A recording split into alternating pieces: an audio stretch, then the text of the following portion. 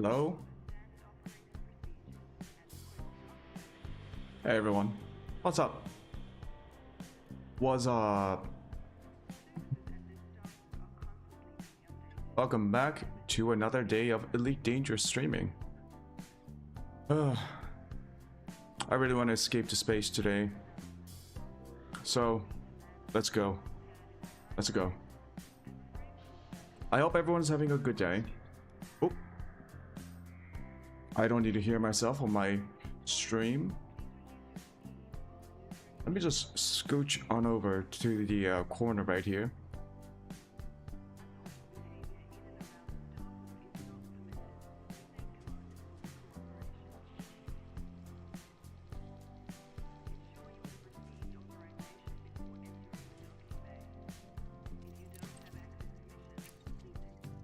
Now, I believe we had some bounty missions. Pirate massacre missions, I believe. So we're gonna go ahead and complete those, and then I'll think about what else to do, because we can go do a lot of different things. One thing is to do the initial power play assignments. So these are like salvage, bounty, trade, and transportation. Or we could buy another ship with all the money that we've made so far, because our chieftain is now pretty much upgraded for most of the core components, at least. In fact, I think the only things that we have left are the smaller, like less significant parts of the ship.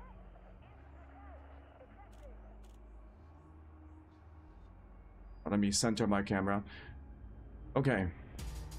We are in LHS 317. I believe we should scan.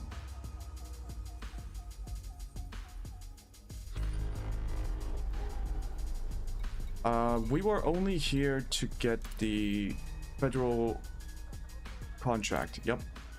Everything else is based on a resource site. So let's go ahead and jump out.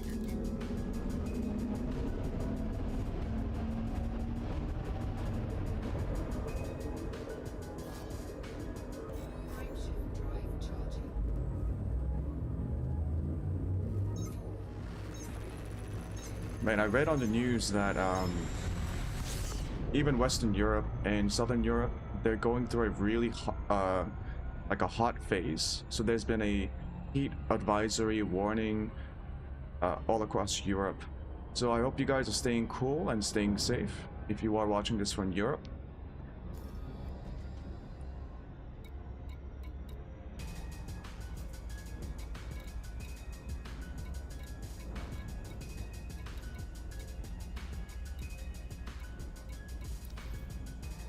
We can push for a high resource site now.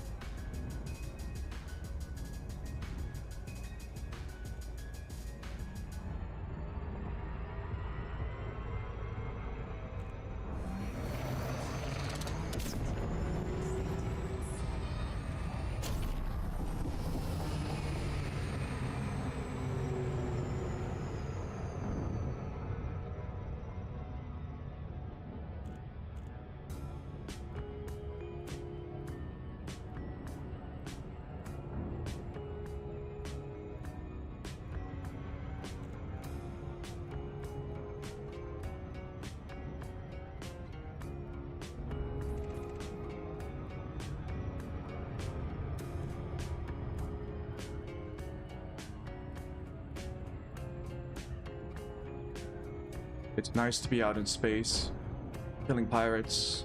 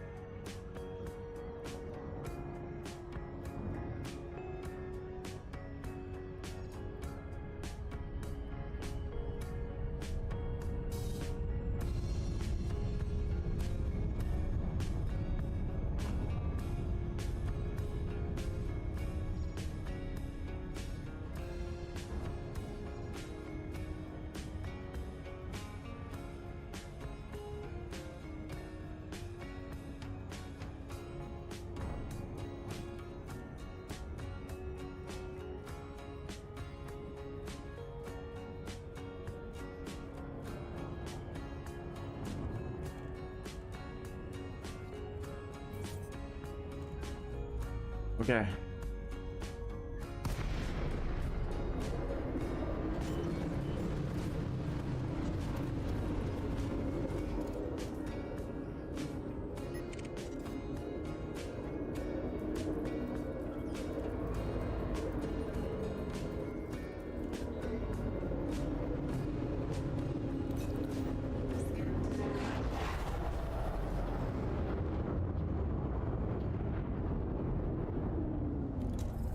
I need my night vision. Yo, can you...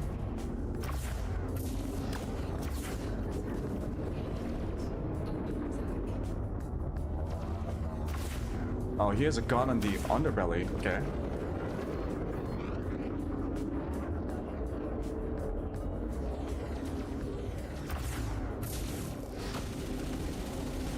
I think I win. Yeah, I can face tank him.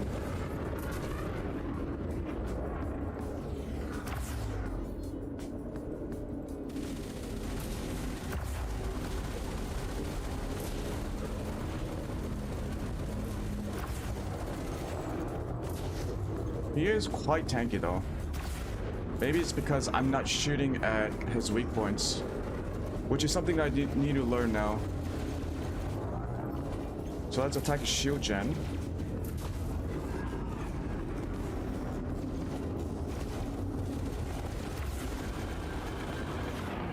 His shield's then his shield gen's fucked.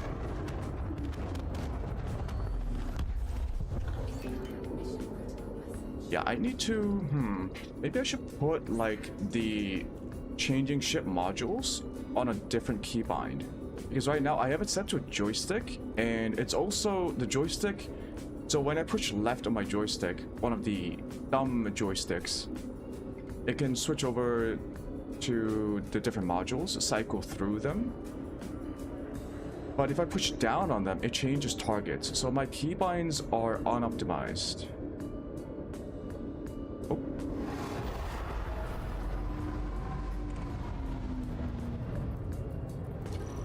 Federal Security Service, why is he not?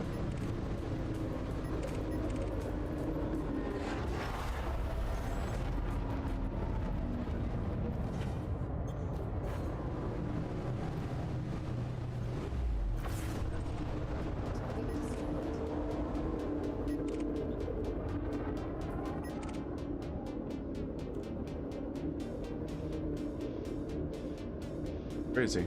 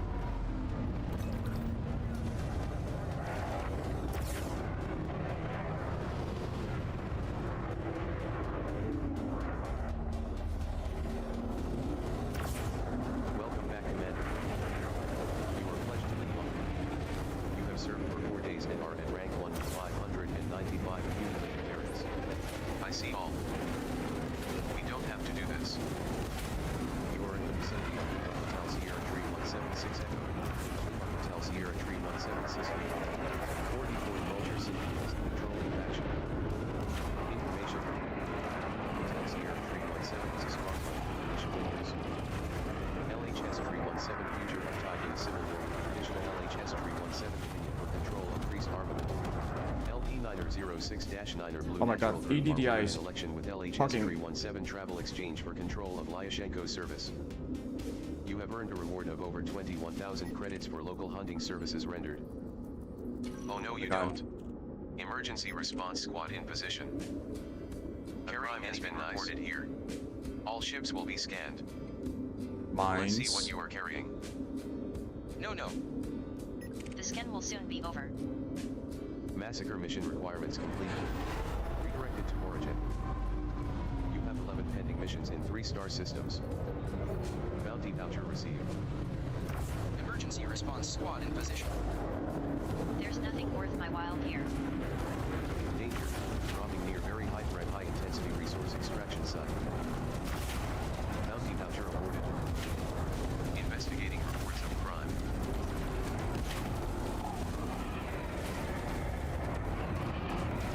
I don't want to shoot the cop.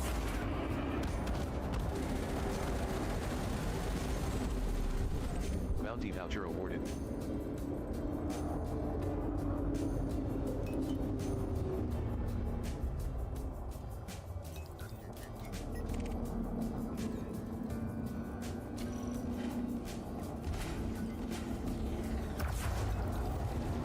Oh, Fine assigned for reckless weapons discharge. that was not the target. Oh. Oopsie.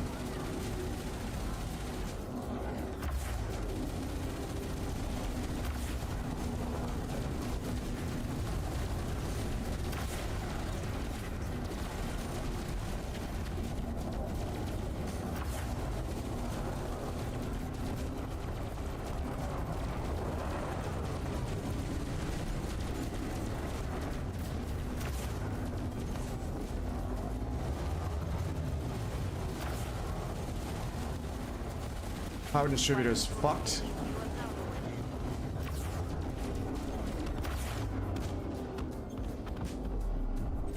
Bounty voucher awarded. Massacre mission completed. Redirected to work.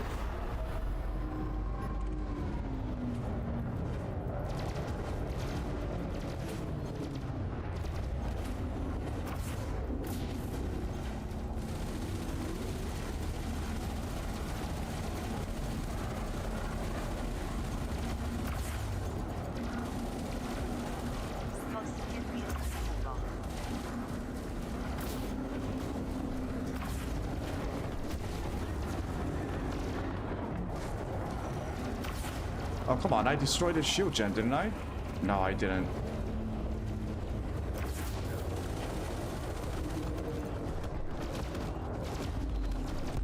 Bounty voucher received.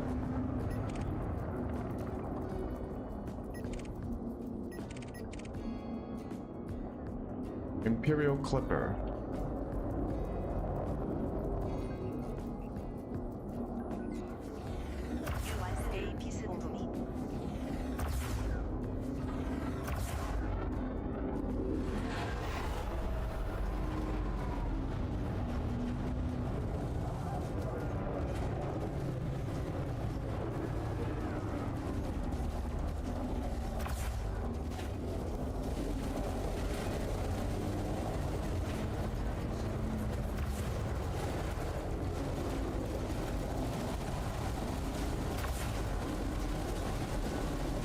Heat levels beyond operating tolerance. Bounty voucher awarded.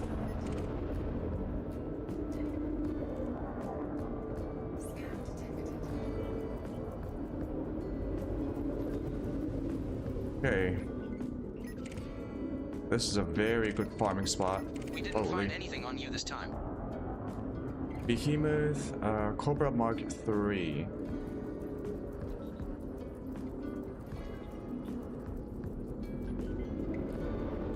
Not a target. What about this guy? Federal Security Service?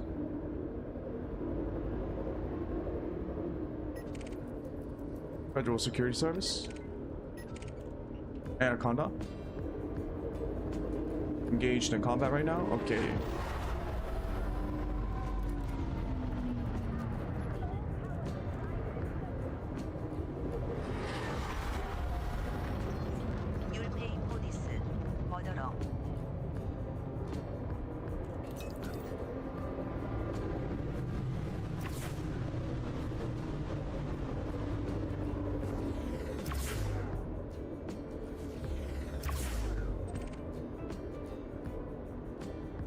Is he dead?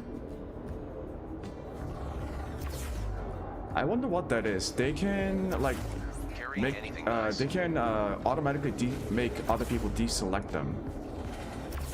Like I lose targeting. It's definitely a feature. They're doing something. Is that what the heat launcher does? The heat sink launcher? It throws off people's targeting?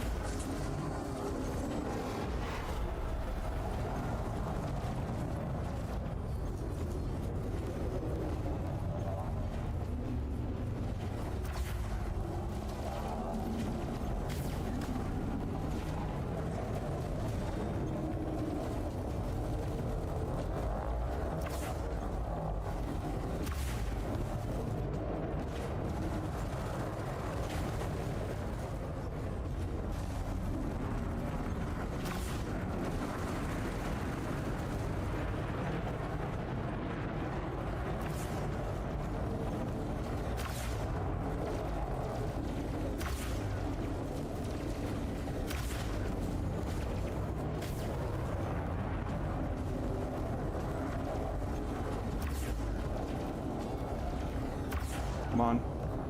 What are you waiting?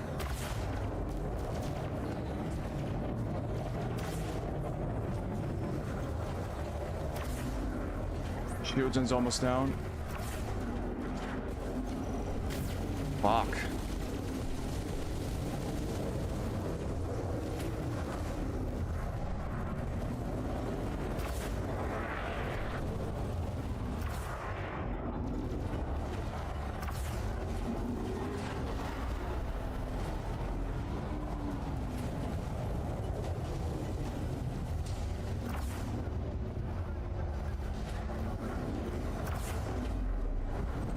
Bounty voucher received. 900,000 for that? Wow.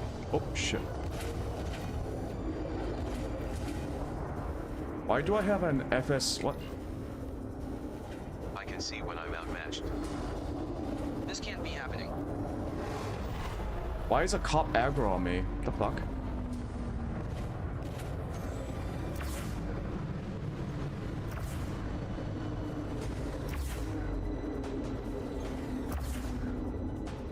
Is he dead? Yeah, he's Bounty dead. voucher received. Yeah, I got a cop aggro on me. Okay, I gotta leave. I'll just come back immediately.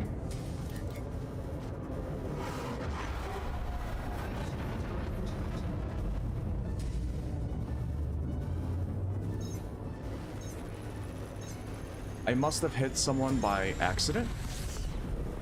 Maybe?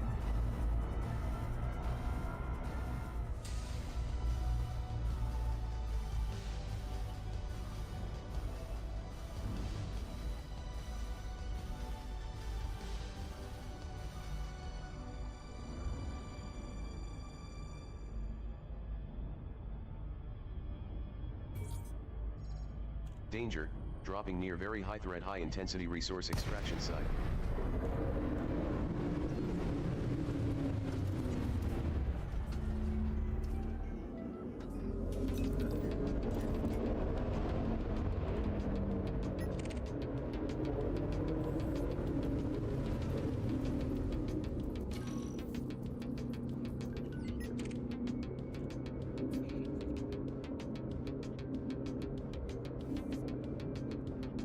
What do you carry, I wonder?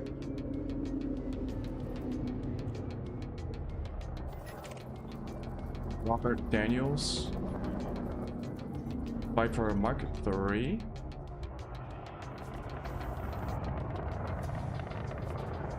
Warning, attack by pirate detected.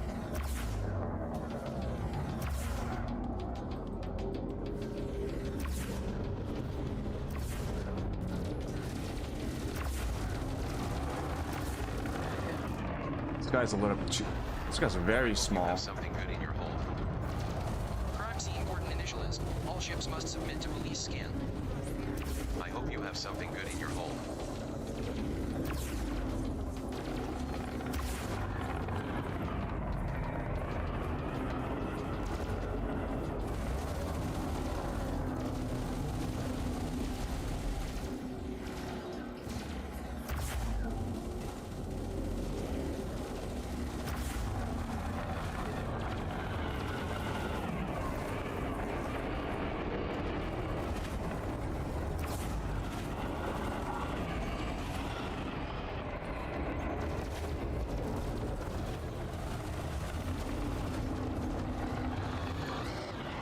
Very nimble. Also, he's using a lot of chaff.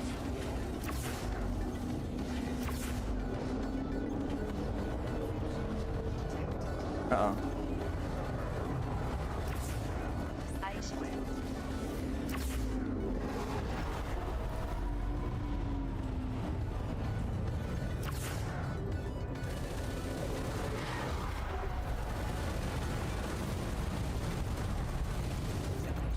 Got him.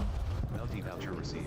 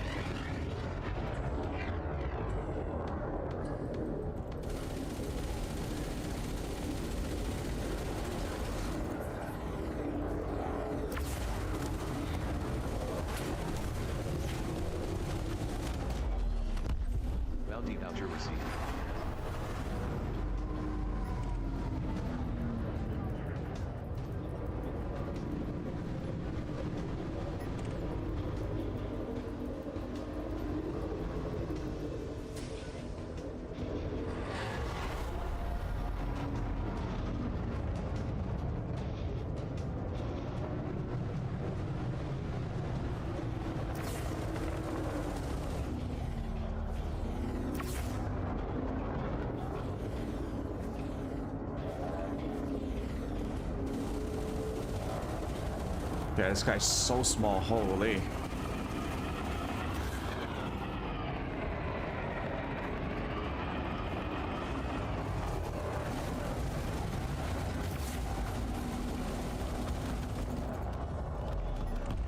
Bounty voucher awarded.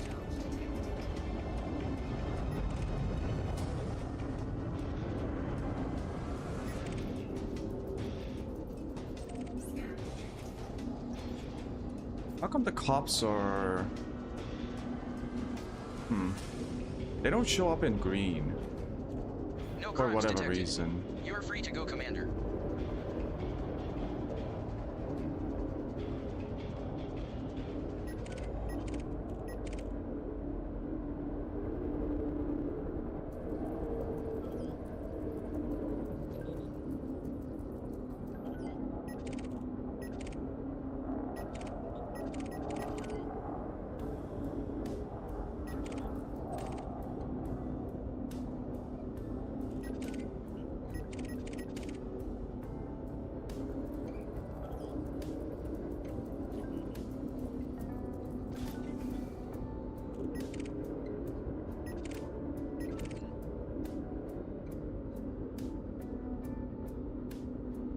Pretty quiet for a high level extraction zone.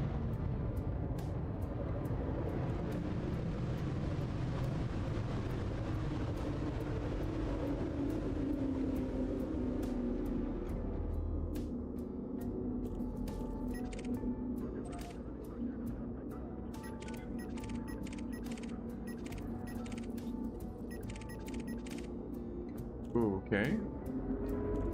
That guy looks promising.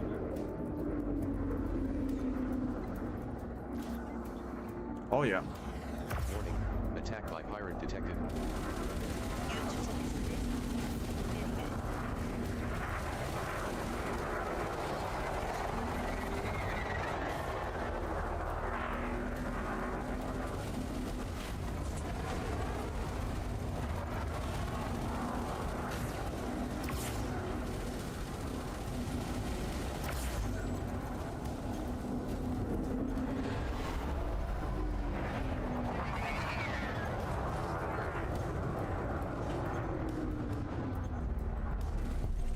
Bounty voucher awarded.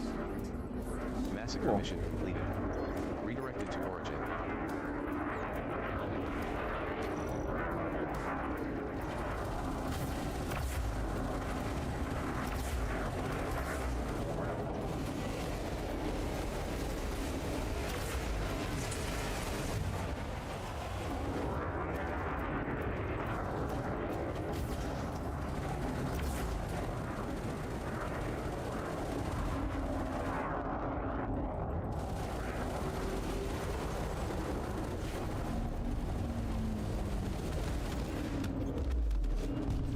Bounty voucher awarded.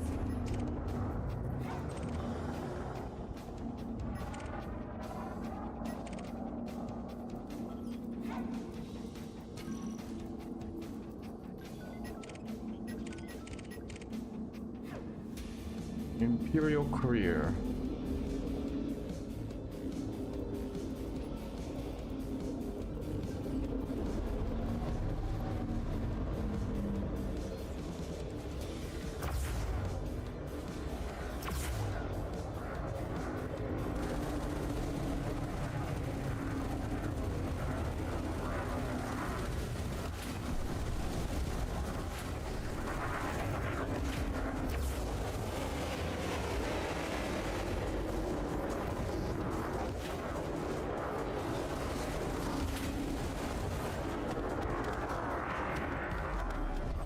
Bounty voucher received.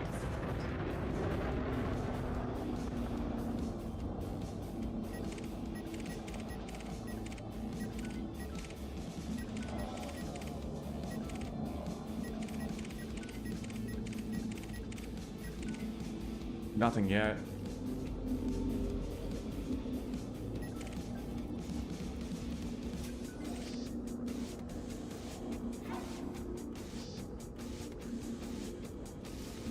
We are very quickly completing all of these quests.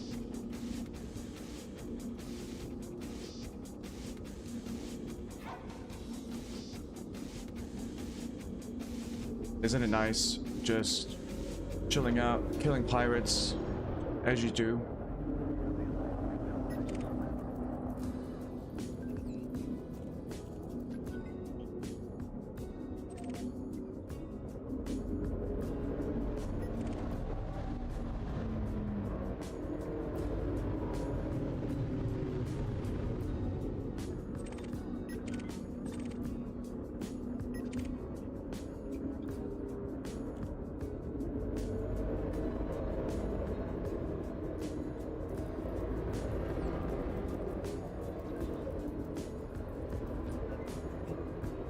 We're in a team. You are a team player? Attacked by pirate detective. You choose death then. Very well. Warning. Attacked by escort detective. We got Reds on the radar. Breaking formation.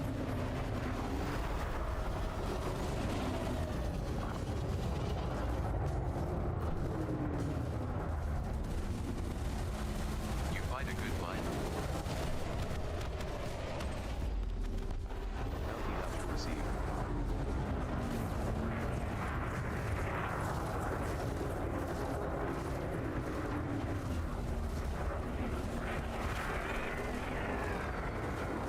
You've scratched my paint.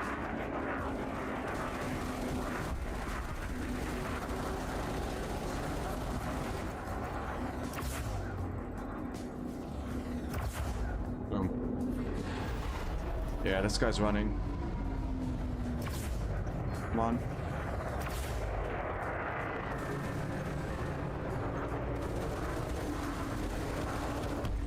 Bounty voucher awarded.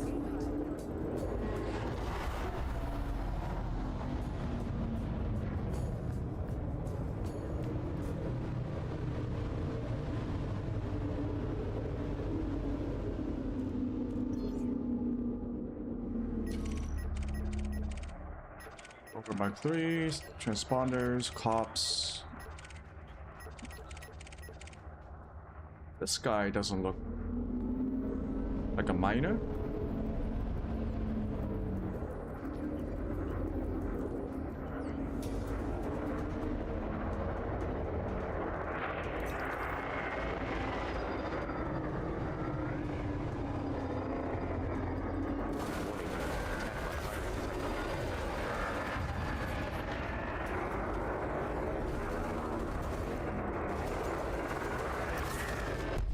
Bounty voucher received.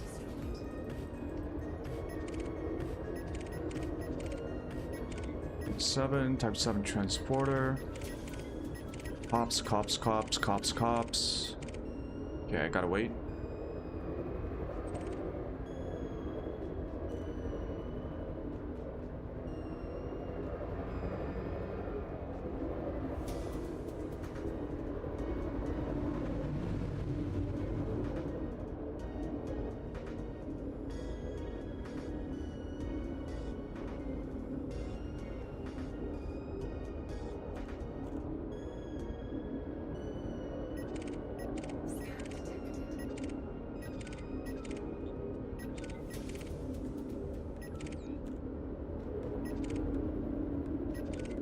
All clear. Carry on, pilot.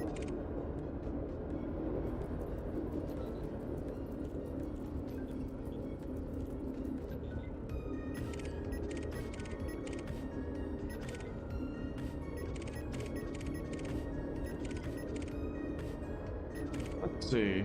Where is everyone?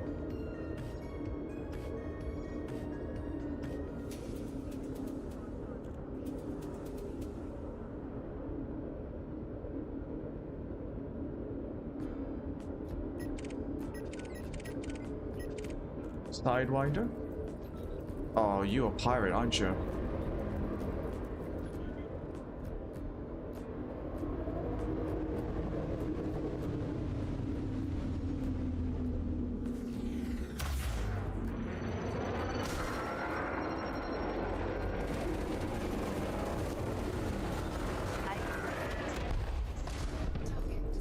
Yeah, I'm kind of looking for larger snacks. Okay.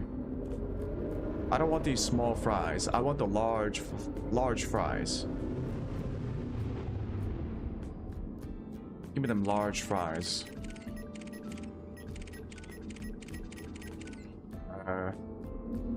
Fries? I don't want the McDonald's fries, I want the Five Guys fries. Five Guys have really good fries. Man, I want Five Guys. So generous with their so generous with their fries too. They always do the extra scoop at the end.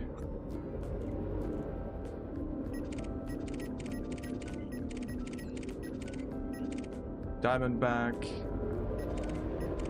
Oh, you know, one of the South Korea, look, all the shit that I talk about, like South Korea, I don't actually talk shit a lot about South Korea, Let's see but what you are carrying. look, I'm South Korean. Everyone has their own grievances against their own, like, country or whatever, right? One thing I think is objectively bad in South Korea is the burger game. Hamburgers here, just not that great. You know, it's always like, there's so many burger places now, and that's always nice to see that a lot of different people are trying to create different kinds of burgers.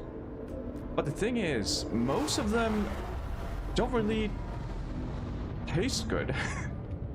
There's always something very off about Korean burgers. Like, sometimes they overly focus on the meat, so they put in all this like grade A1 shit meat in the burger patties, and they're like, and it's like, oh look, we put all this expensive meat in the patty. It's like, okay, but have you thought about the overall, like, Initiating scans of all ships in the area. the overall composition of the burger? You know, What do you have in burgers your cargo aren't hold? just about the meat. And then there are other places where they're like, oh, look at the sauce that we created. So they slather on this custom sauce, and it's overwhelming at the cost of other components of a burger. All in all, it's really hard to find a satisfying burger in South Korea. Like, really hard. Like, there is no Five Guys equivalent of a burger joint in South Korea. You know, Five Guys, it ain't a it's not a restaurant level burger, right? Five Guys. In the United States, if you go to like a local diner, local pub, or local burger joint, there are non-franchise burgers that are really good and that are meant to be a proper meal, you know, for a night out with your family and so on and so forth. But most places in Korea, burgers are just still like, burgers are still just fast food. You know what I mean? They don't really take it seriously. It's like the difference between a Dunkin' Donuts donut versus a local specialized donut shop. You know, Dunkin' Donuts, when they used to sell donuts, they don't, they de-emphasize the donut part nowadays. In fact, I believe they dropped the donut in Dunkin' Donuts, so it's just Dunkin'. But, you know, there's a difference between a donut that is meant to be sold by a specialized local shop versus a Dunkin' Donut, which was really meant for like people who are going to work in the mornings and they just don't want to bother eating like a, you know, like a proper meal, so they just want to eat something while they are driving to work. And so a donut is quite convenient, right? The value of the Dunkin' Donut, the value of Dunkin's Donuts was in convenience, right? And not about quality. In South Korea, burgers kind of feel like that way. There are a lot of burger joints, but not a lot of them introduce them as proper, like, dining out food. You know what I mean? And even when you're talking about fast food, it's still not good. Like, compared to a Five Guys or well, actually Shake Shack actually has their own store here in South Korea now. So, but yeah, even like a Shake Shack level of a burger, it's hard to see a local South Korean burger joint either matching that level of completeness when it comes to a burger taste, or you know, exceeding it, right? You should be able to exceed a Shake Shack burger if you're like a burger focused shop, especially if you're not a franchise. And you don't have to be a franchise. Like in South Korea, everyone wants to become a franchise. It's like, why? In the United States, there are a lot of local restaurants that make incredible food that are not franchised. And you know, they leverage on that. They leverage that. They put a lot of effort into providing quality food. Food that's not fast food, you know, somewhere between fine dining and relaxed diner, like a casual diner environment, right? That's where a burger fits in really well. Yeah, the Korean burger game is really weak. It's always disappointing because I love burgers, you know. I just want good burgers.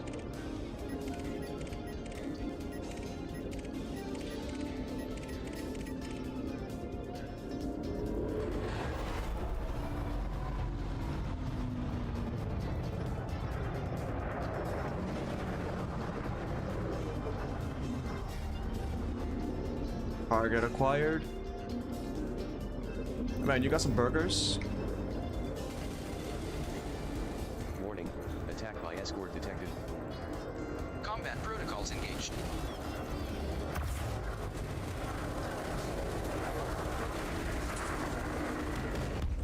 Bounty voucher received. No? You guys don't have any burgers?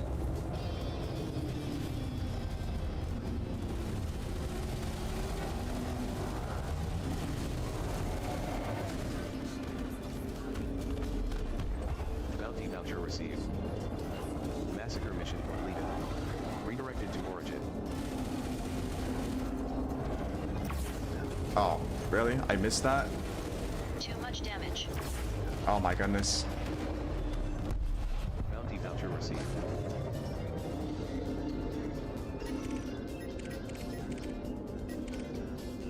I always can't put my finger on why Korean burger joints can't get it right.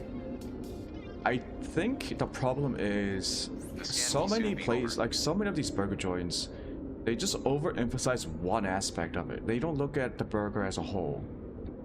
You know, it's a complete package. That's the beauty of a burger or a sandwich, right? It's the whole package that matters. Maybe it's like a cultural thing, because if you think about it, a lot of Korean dishes, including side dishes, of which there are many.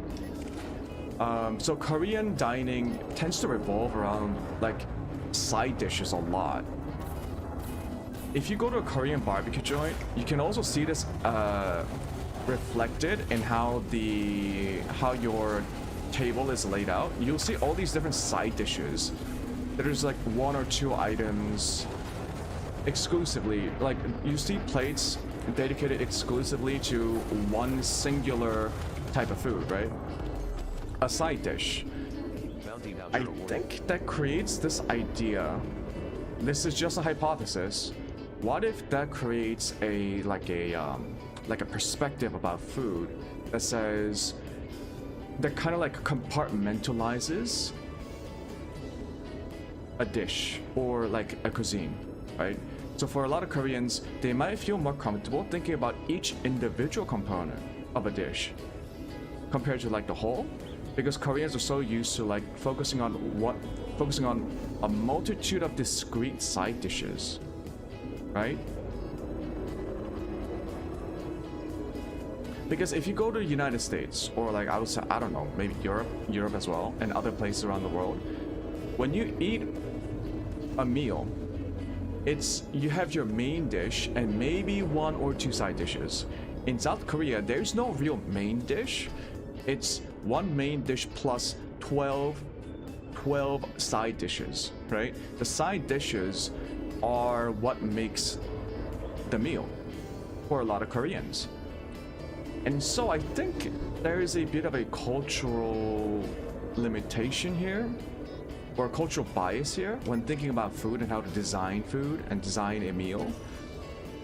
Koreans might be used to prioritizing one aspect, right? A burger is not a complete meal. It is simply one of many possible dishes, right? Or no, that's actually the other way. If that's the case, Koreans would focus more on the complete package of the burger. Jesus, what the fuck? Bounty voucher awarded. I don't know, it just feels like a lot of burger joints, when they advertise stuff, they just overemphasize one thing about the burger. They either prioritize the meat, or the sauce, or the fries, or the cheese in the burger. So a lot of Koreans, apparently they like the Juicy Lucy burgers, where they put cheese inside the patty. I mean, it's okay. I think it's a bit of a gimmick, because it kind of ruins the patty for me, but that's the thing.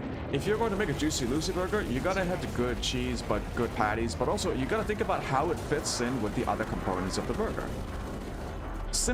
The simple fact that it's a Juicy Lucy burger doesn't make it good. But I kind of feel like a lot of Koreans just think that way.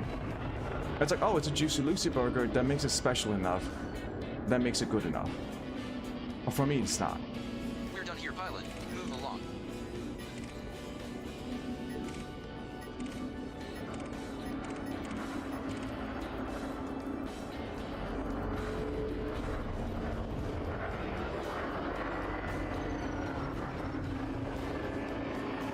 Wanted.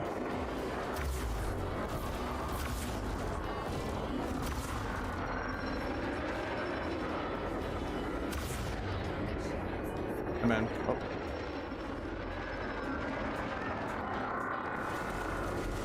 No. Bounty voucher awarded. All I'm saying is I just want good burgers. Oh, I also want some good burritos. There is an absolute lack of good Mexican food in South Korea. I guarantee you, I've never seen a good Mexican restaurant in South Korea. It is a travesty. Can we get some kind people immigrating to from Mexico immigrating to South Korea, please? Because holy shit.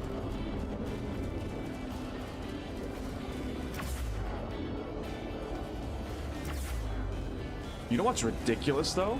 South Korea doesn't even have good Chinese restaurants. Like, there aren't a lot of really like traditional full-on Chinese cuisine restaurant. If there are, it's really rare. So a lot of Koreans actually don't know what proper Chinese food is like. And imagine that the Koreans have been living next to the Chinese for over 10,000 years, you know? We don't have decent Chinese food here? Are you fucking kidding me?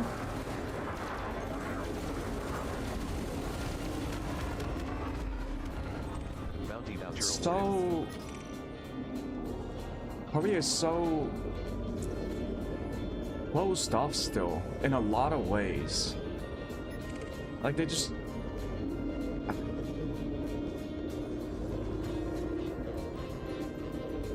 you know there's a very popular restaurant chain that's opened up recently. My mother showed it to me. She's interested in these kind of like restaurant businesses and the food industry, the restaurant industry, but apparently there is a very popular chain that's gaining a lot of popularity and getting a lot of revenues, and it's a restaurant chain that brings in Chinese American food. That's right. It's a Korean restaurant that's bringing in Chinese American. And it's doing really well because Koreans have never eaten Chinese food to that level of authenticity before. I kid you not. It's sad. It is so sad.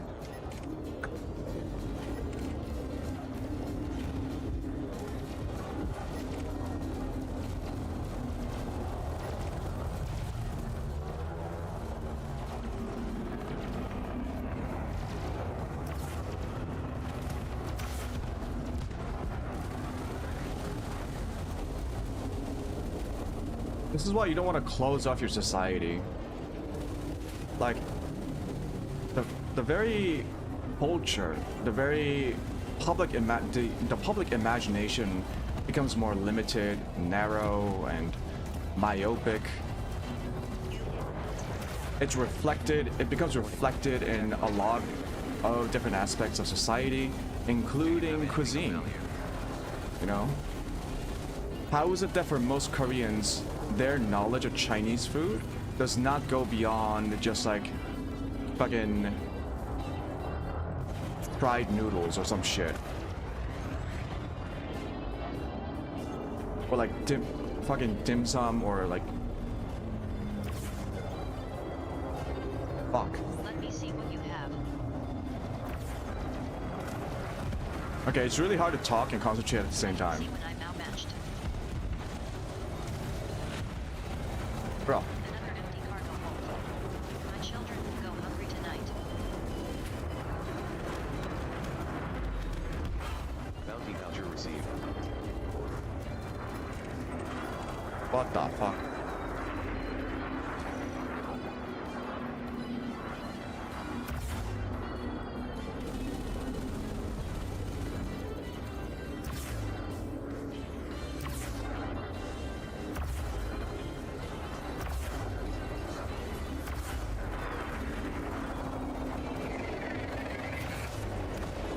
Fuck you.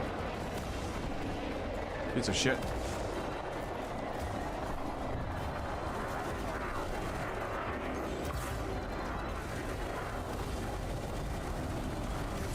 Okay, they're kinda... This is escort to Okay. Lynn. Critical systems damage.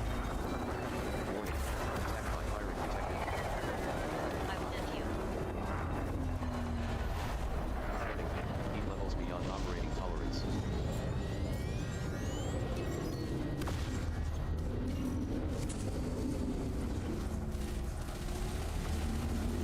Now I need to start using my... Bounty voucher awarded.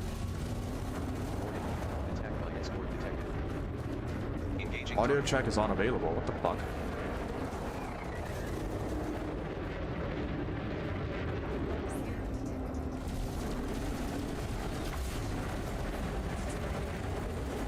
Oh shit, I'm almost out of fuel. It's because my railgun uses fuel. Oh god. Bounty voucher awarded.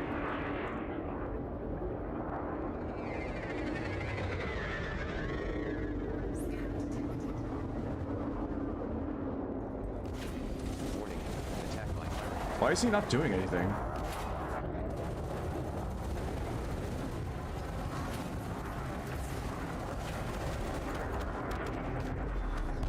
Okay, Bounty I voucher awarded.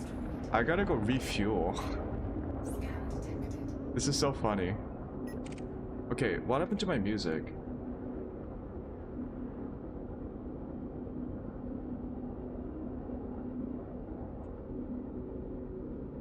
Hello?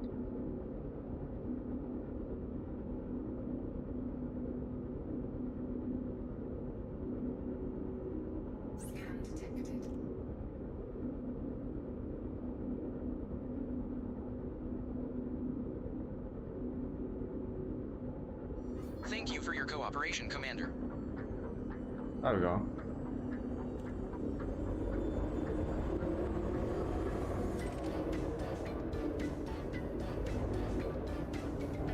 Did I complete the objectives? Still have like 4 more. You know what, let me... I can stay here, just trigger a fight, and then just... Oh. Yeah, I still have some rounds of my multi-cannons. I could just let the cops destroy the shields and whatnot. Although, my multi-cannons do a lot of damage.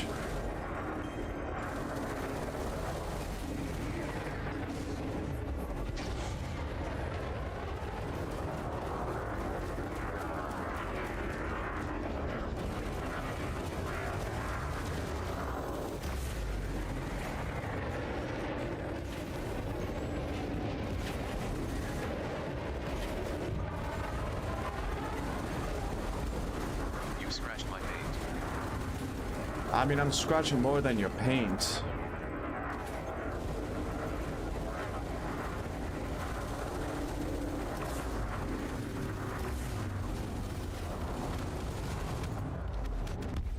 Bounty voucher awarded.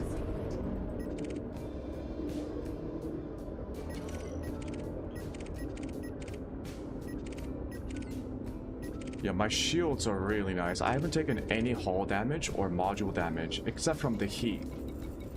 I think I overheated once. Yeah. Because I used my cell bank. Okay, I do need to go refuel now.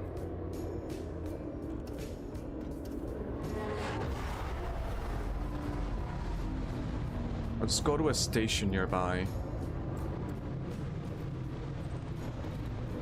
Also pay off my fine. Yeah, as I was saying, just...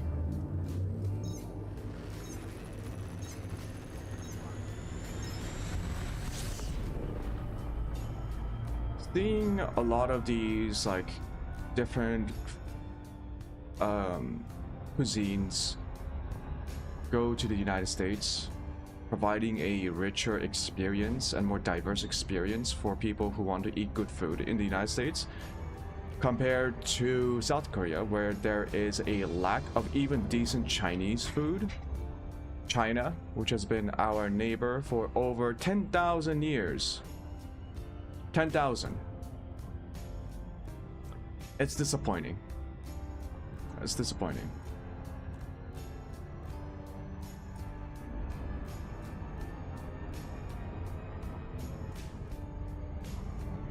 Korean Chinese food game is so weak, like even Panda Express would do well in South Korea.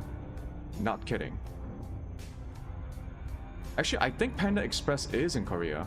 Or actually, the restaurant that I was talking about, the new franchise, that's essentially what they're doing. They're bringing in Chinese American foods. And for a lot of Korean people, they've never seen Chinese food like that. Because they haven't seen a lot of Chinese food, like actual decent culinary, like proper Chinese cuisine. Because for a lot of Koreans, they still see Chinese food as like this like cheap, sort of like dirty, like not dirty, but like very cheap, unsatisfying food. Like lamb skewers, they consider that to be like a Chinese food. Like that's such a specific and small part of Chinese cuisine. Like, what the fuck are we doing? North report.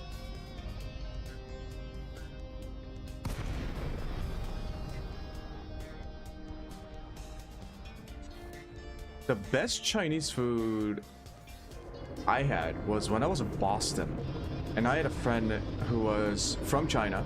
He was also an international student, and he found but actually I had a couple of friends who were either of Chinese descent or from China.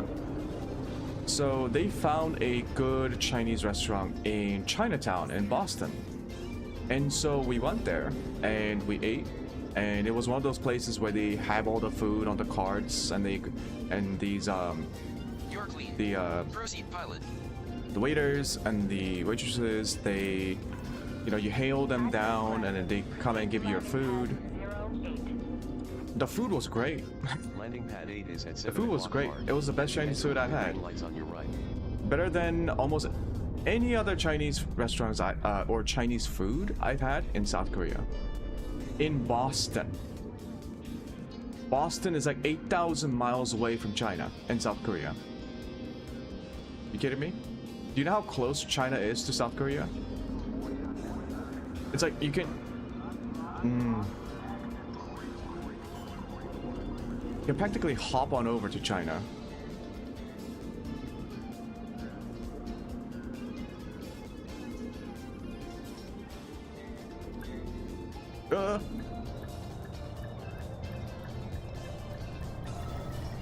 Docking complete. Anonymous protocols are in effect.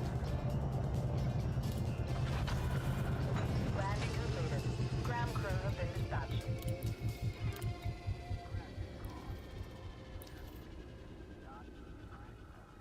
Fuck. What the fuck?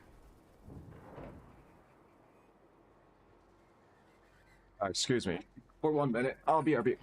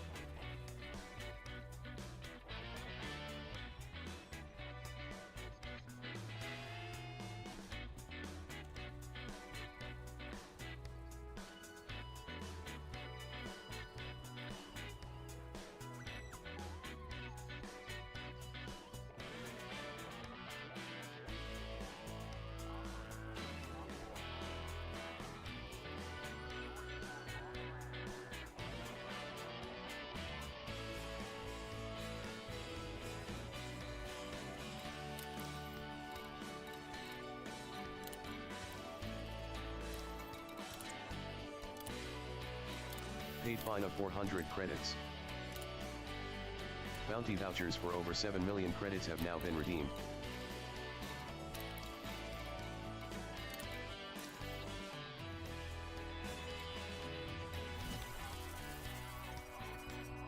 Exploration data for 14 systems sold for nearly 131,000 credits. Fuel at maximum. Your Alliance Chieftain repaired. Your Alliance Chieftain restocked.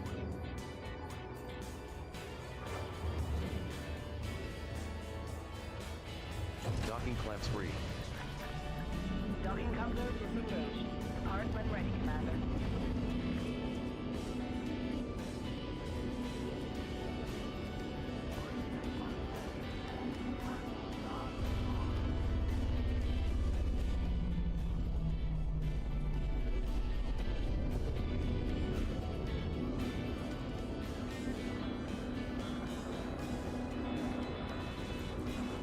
Will this take long?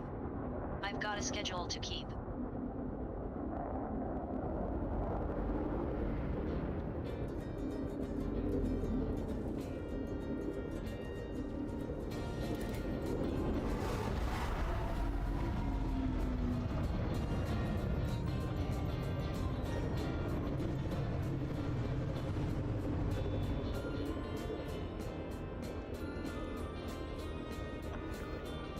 You have the all clear? Watch your six, Commander.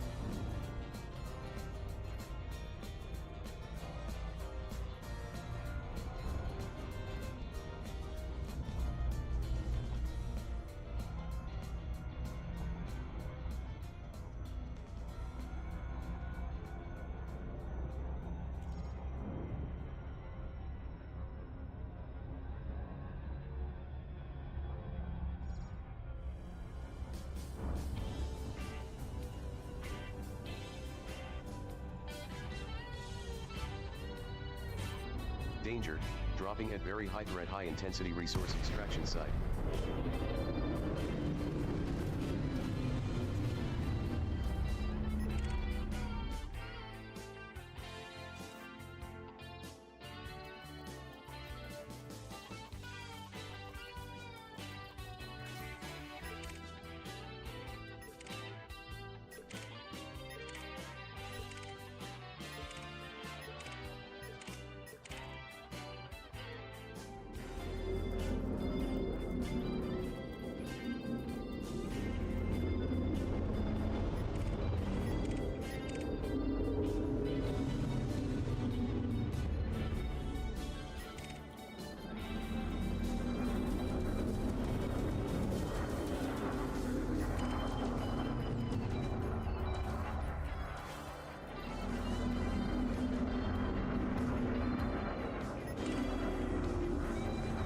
Response team in situ.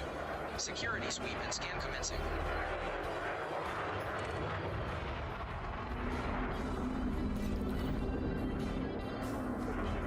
Warning, attack by pirate detected. I'll pick your boat's clean green horn. Warning, attack by escort detected. All systems ready. Preparing for attack run. Heat levels beyond operating tolerance. Crime response team in situ. Security sweep and scan commencing.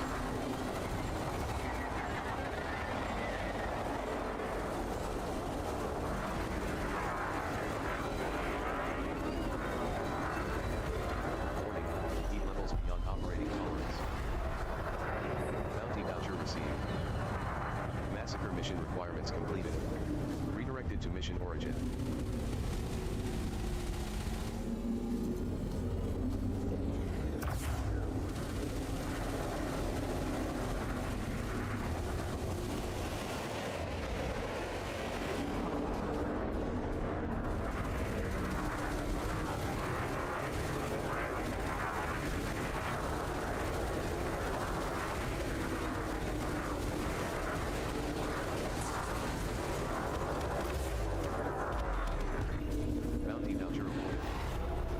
Hostile targets in range.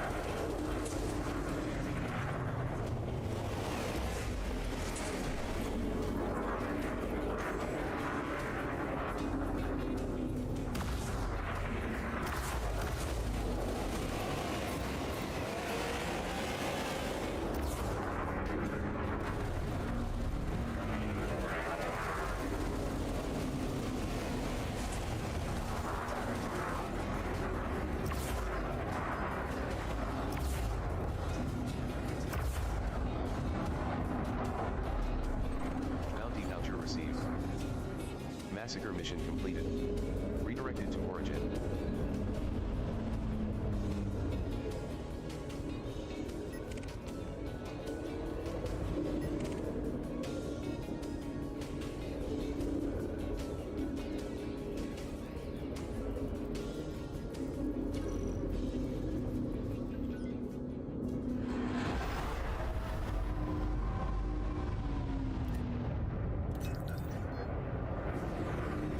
Hostiles in view. Prepare to engage.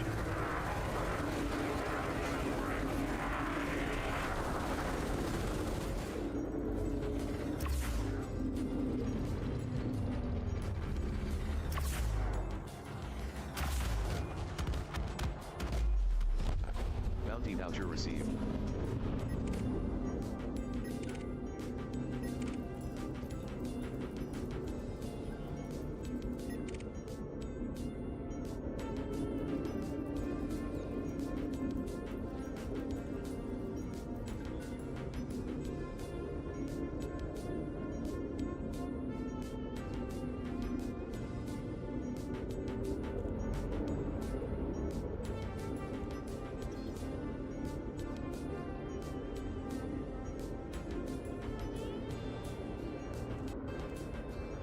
Do you have any shape of value?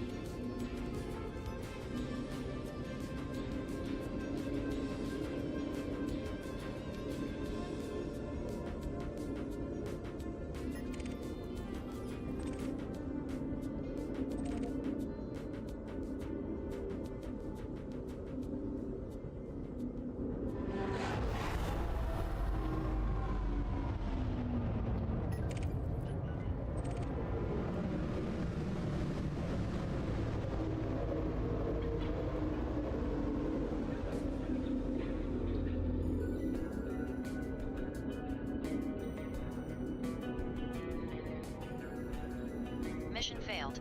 Time for me to leave.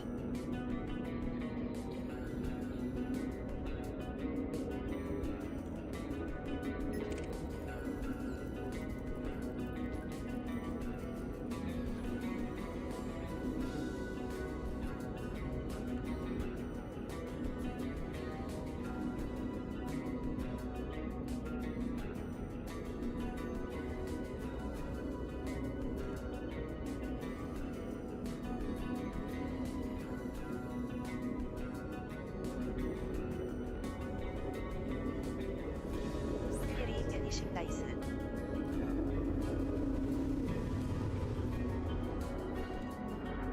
렌트 미시 와트 유니트. 노카오모. 웨리스트 오브 타임.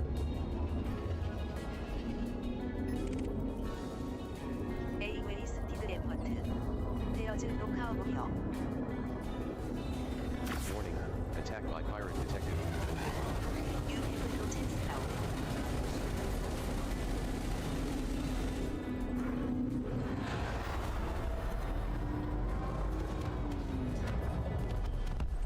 Bounty voucher received.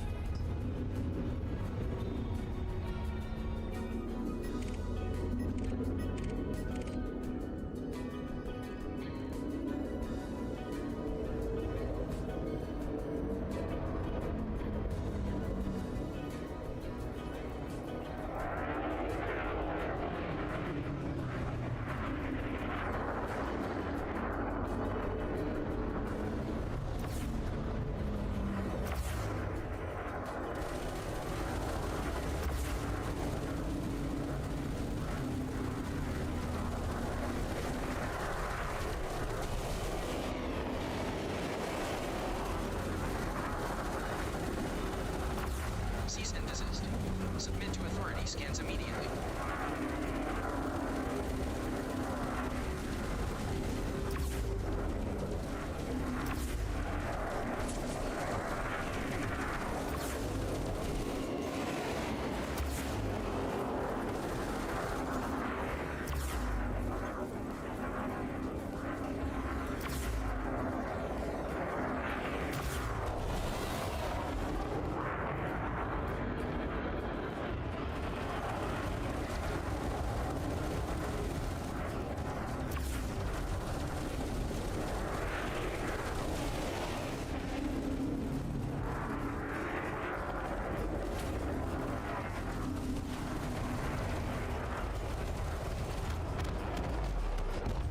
Bounty voucher received. Massacre mission requirements completed. Redirected to origin.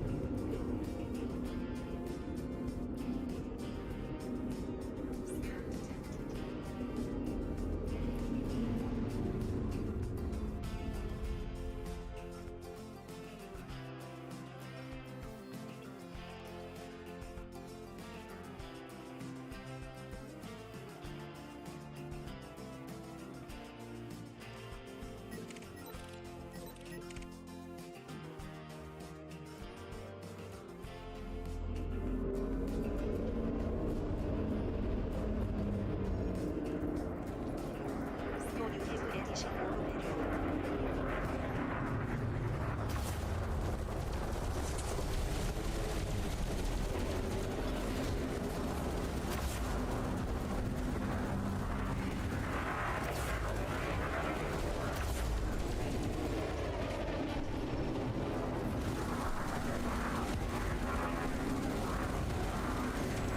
서스 에디에서 Warning, attack by pirate detected. Bounty voucher received. You have no chance now. 녹화하고 뉴스버스 Bounty voucher received.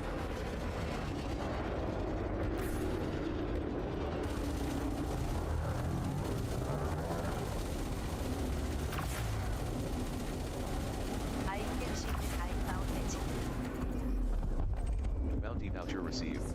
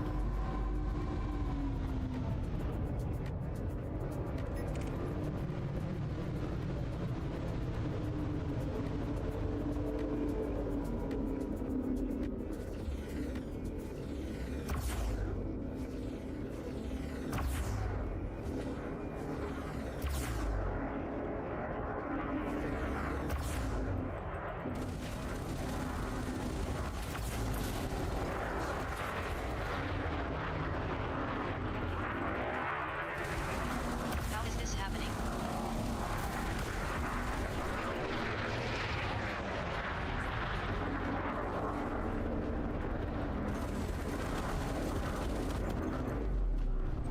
Bounty voucher received.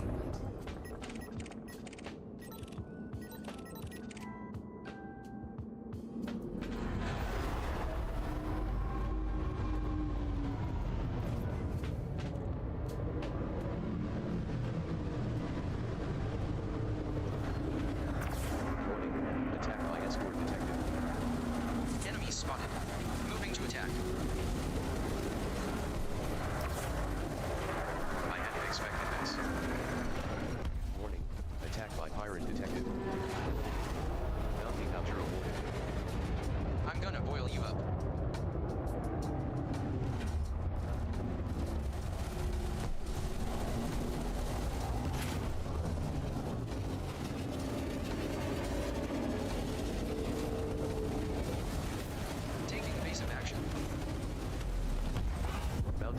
received.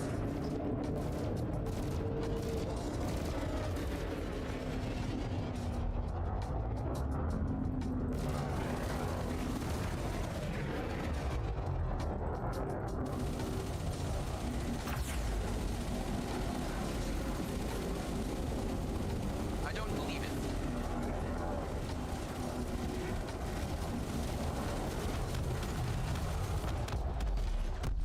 Bounty voucher awarded.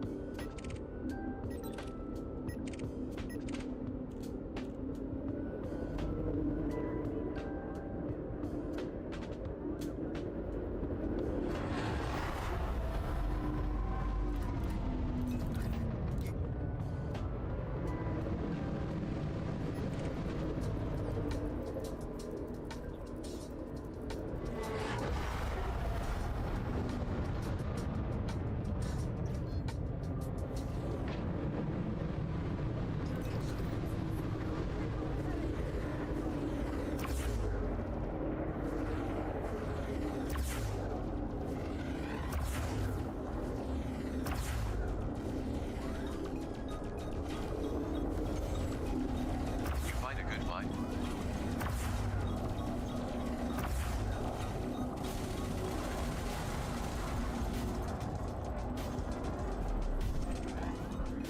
Bounty voucher awarded.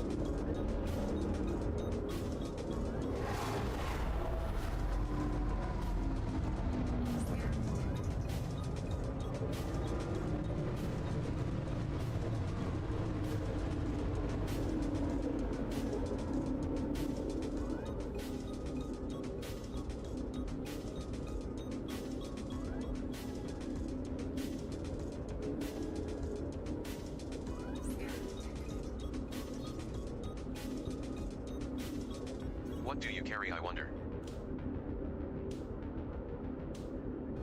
You're clean. Proceed, pilot. No cargo. Useless dread.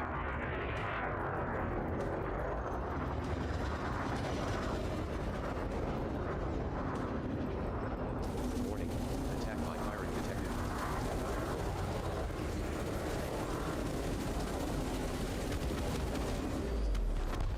Bounty voucher received.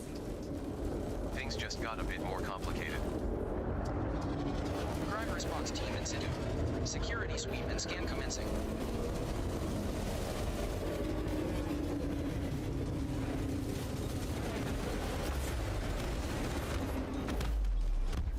Bounty voucher received.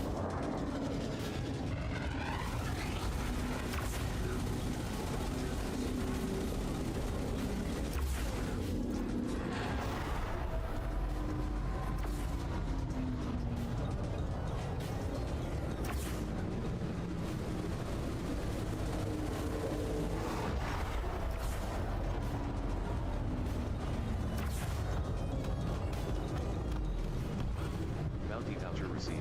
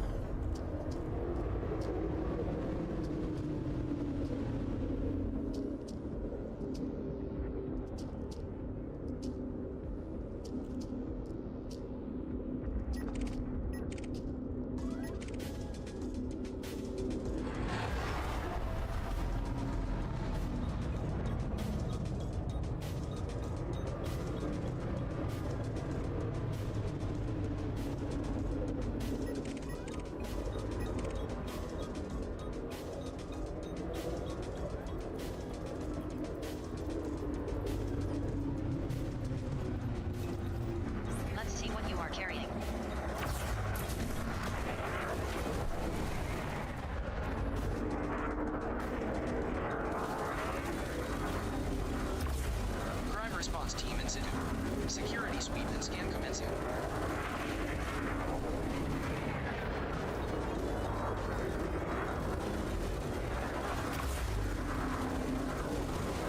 Warning, attack by escort detected. Target locked. Preparing to fire. I don't believe it.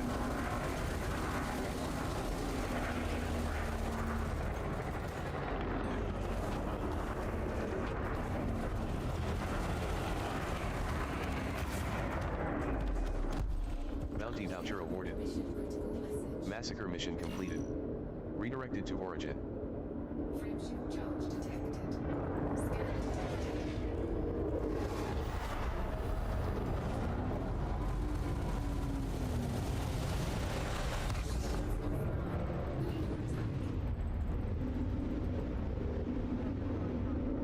Warning, attack by bounty hunter detected. Criminal.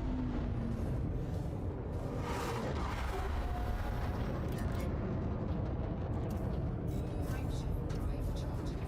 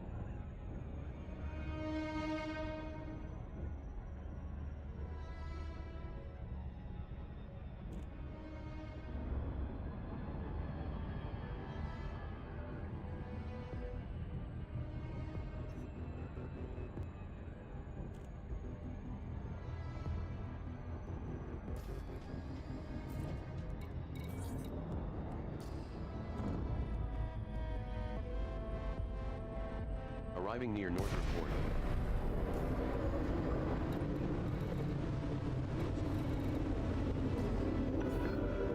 Lakon, Charlie, Yankee, Bravo. This is Federal Flight Control. Submit to random security scans on... Course set.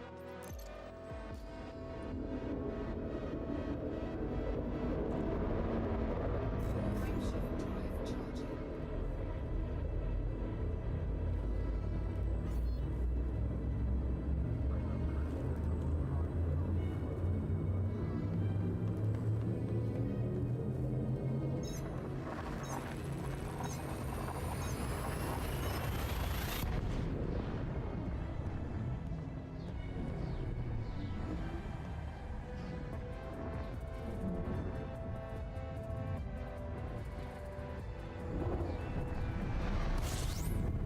Information.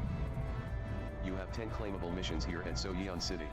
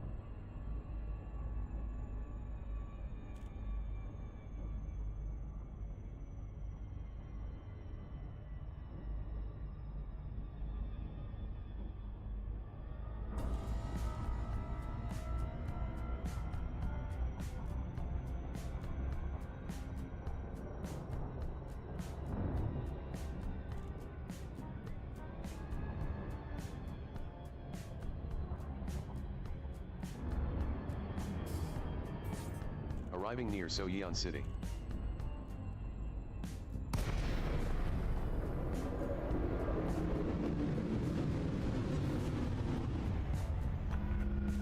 Lakon, Charlie, Yankee, Bravo. This is Federal Flight Control. Submit to random security scans on your approach.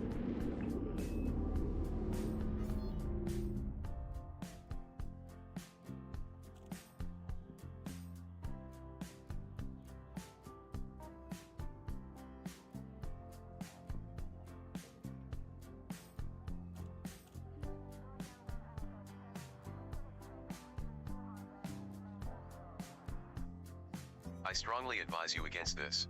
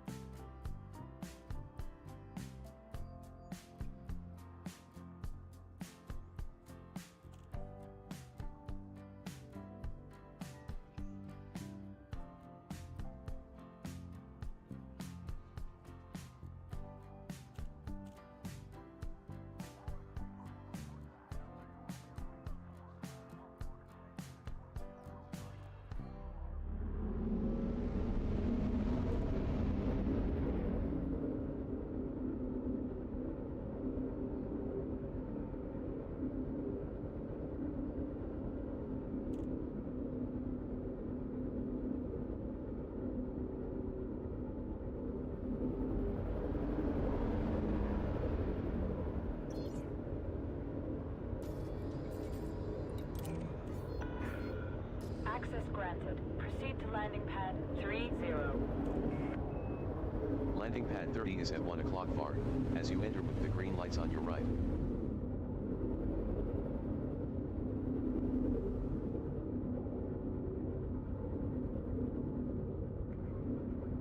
Scan detected.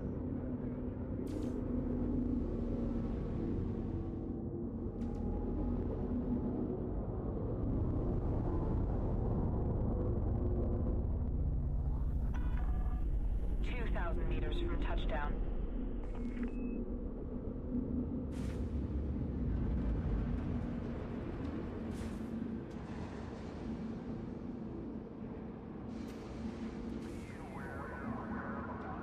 Landing gear deployed.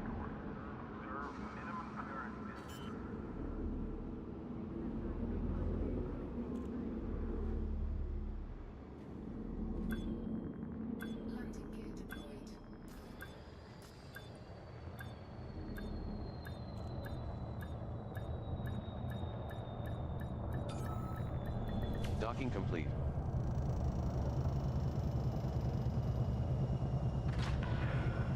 Contact. Deploying ground crew.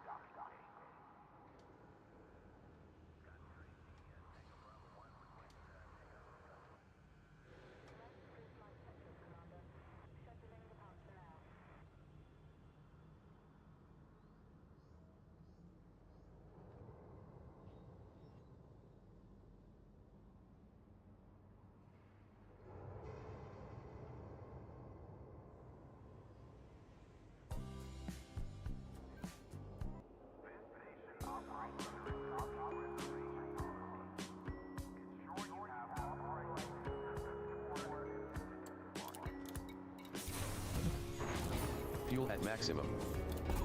Your Alliance Chieftain repaired. Your Alliance Chieftain rearmed. 모두 유도.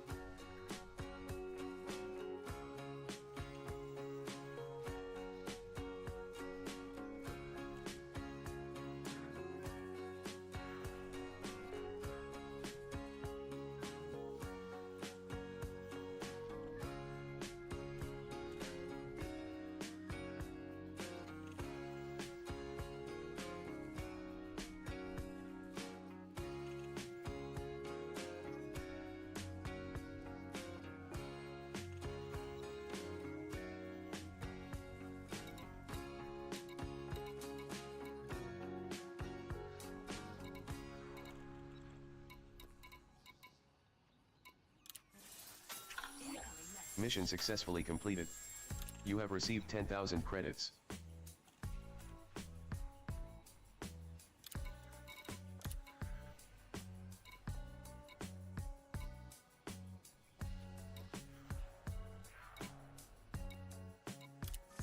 Congratulations, sir. You have achieved the rank of recruit for your service to the Federation. Mission completed. You have been awarded 10,000 credits from LHS Tree 17 Travel Exchange.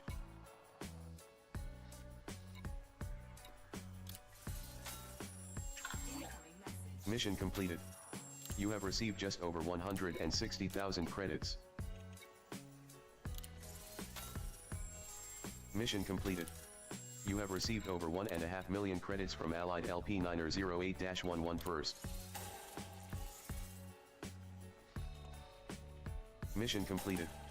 You have been awarded 4 units of exceptional scrambled emission data and nearly 55,500 credits. Mission completed. You have received 60,000 credits. No. Mission successfully completed. You have been awarded over 2.5 million credits. Mission successfully completed. You have received 10 units of grid resistors and 250,000 credits. Mission successfully completed. You have been awarded 10 units of mechanical scrap and just over 250,000 credits from Allied LP908-11 first. Mission successfully completed. You have received 140,000 credits from Allied LP908-11 first.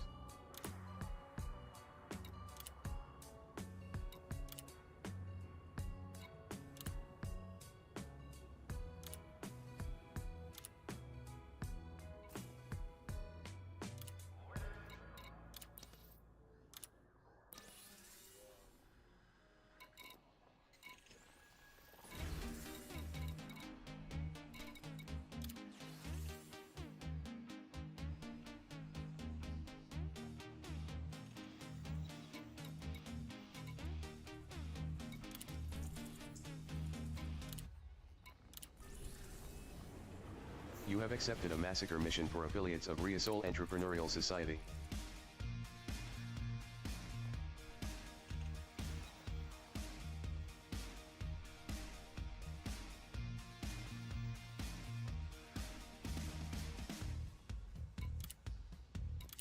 Massacre mission accepted for LHS Tree 17 Future in their current conflict. You have accepted a massacre mission for affiliates of Riasol Entrepreneurial Society. Massacre mission accepted for affiliates of Riasol Entrepreneurial Society.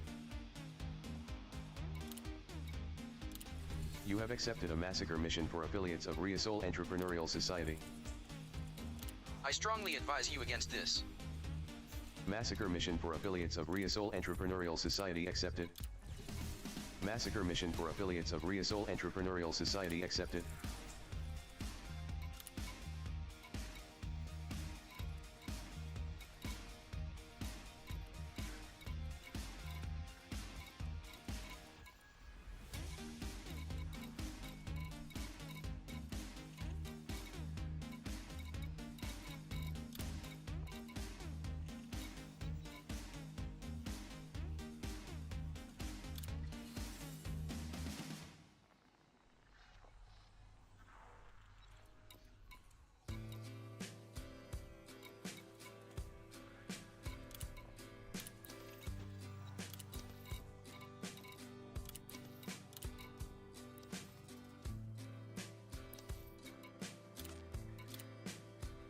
Bounty vouchers for 2.3 million credits redeemed.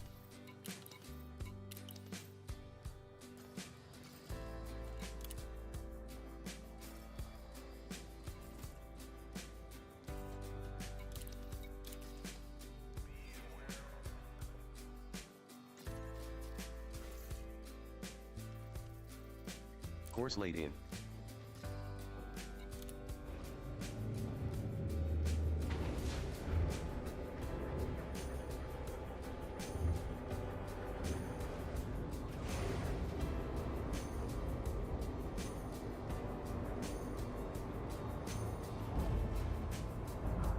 Docking clamps free. Ship released. Observe station regulations on exit.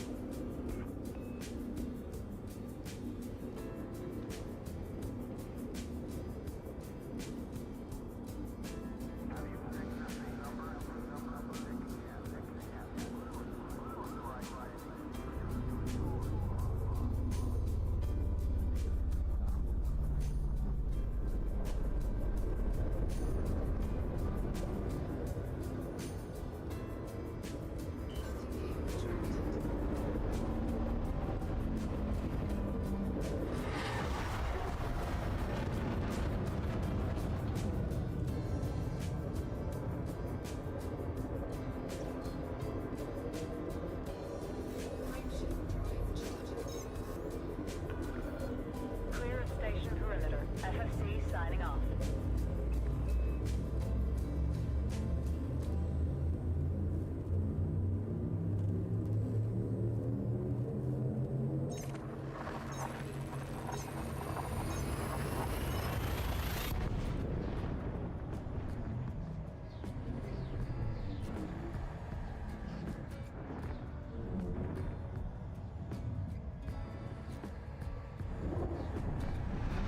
Your Alliance Jeep and fuel tanks now at maximum.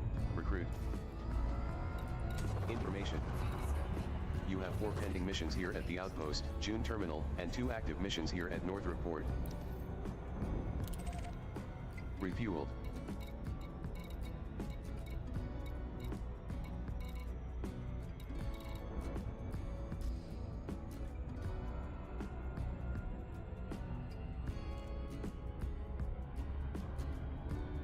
Incoming mission critical message.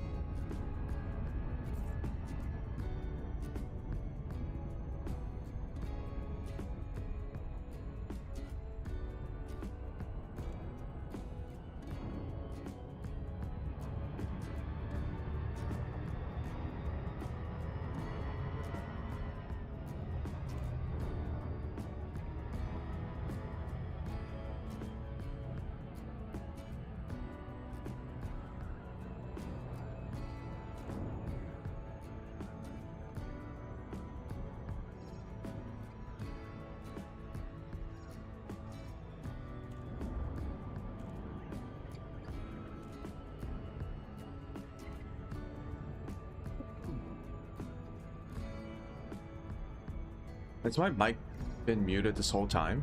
What the fuck? No way, has my mic been... No. I don't think so. Maybe I just muted it temporarily or something? That would be so fucking funny. If my mic has been muted this whole time.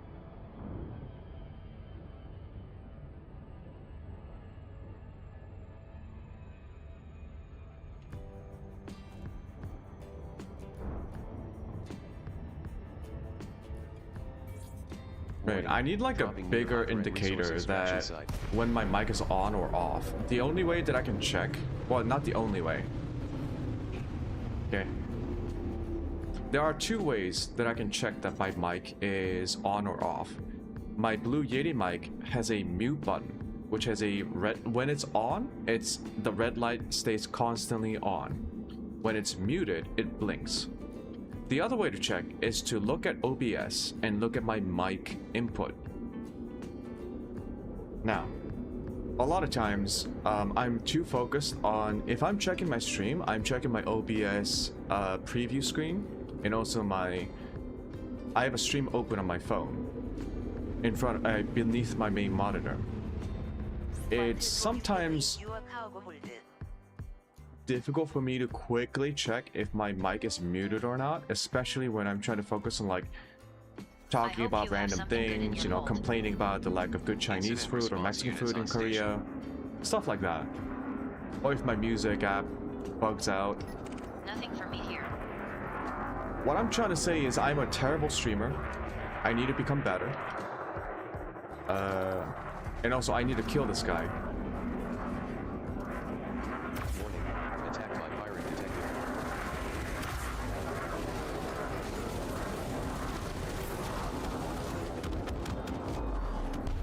He didn't do anything. What an idiot. Like me.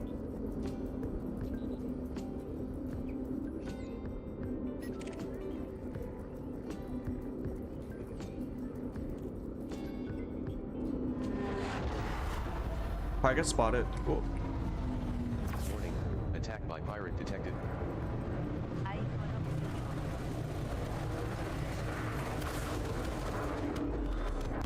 Oh yeah, they die really quickly.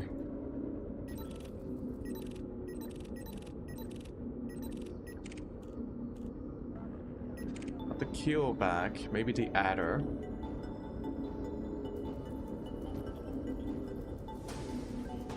Shingi Tang. By whom? Cops? Yeah, the cops. Okay.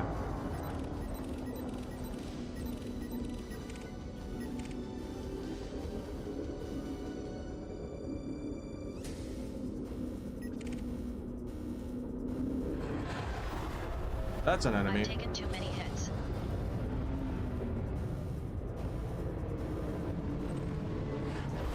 Oh, he died immediately.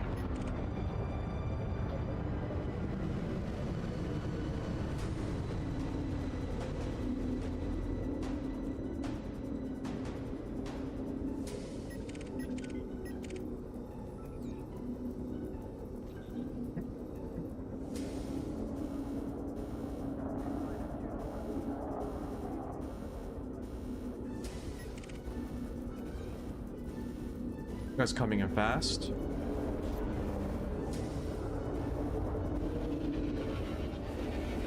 Warning. Attack by pirate detected.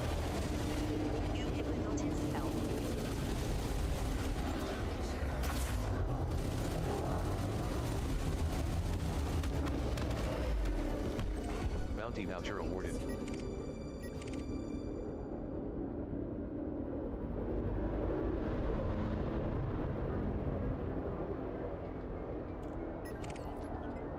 Peel back.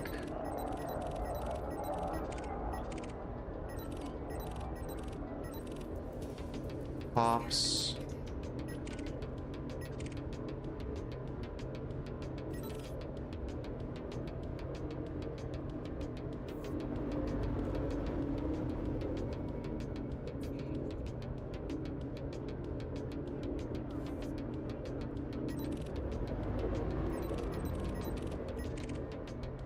Adder.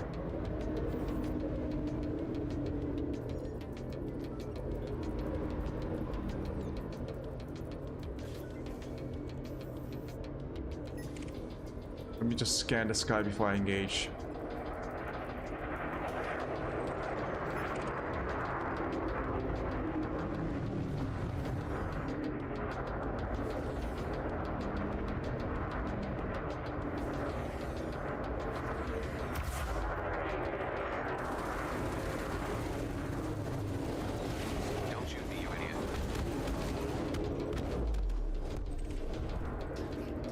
voucher received.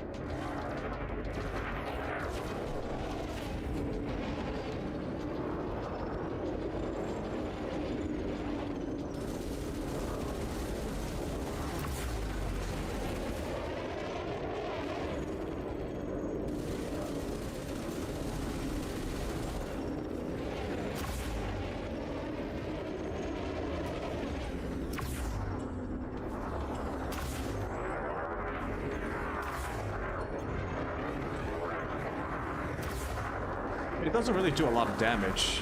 That's kind of weird. My railguns. Maybe I'm supposed to like hit specific parts of the enemy ship. Bounty voucher awarded.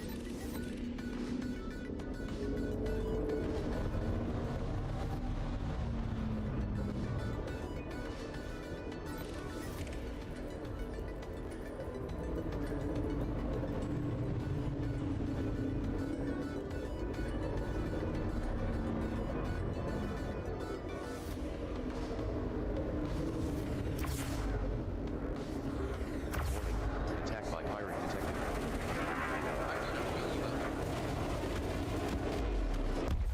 Bounty voucher received. Massacre mission completed. Redirected to mission origin. What traits do you carry?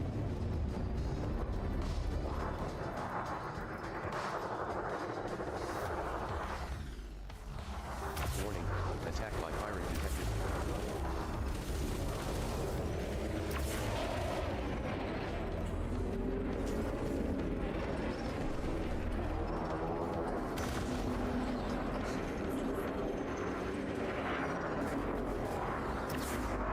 Shit. Bounty voucher awarded.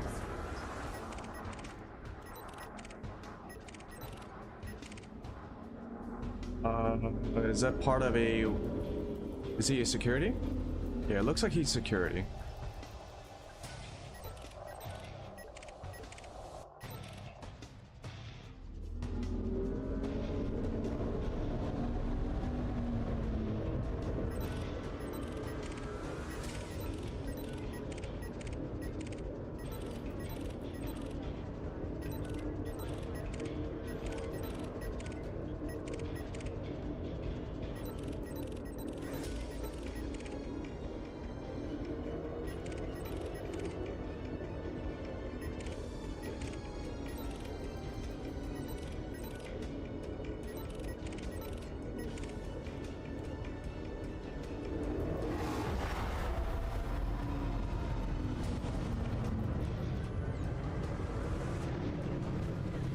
Warning, attack by pirate detected.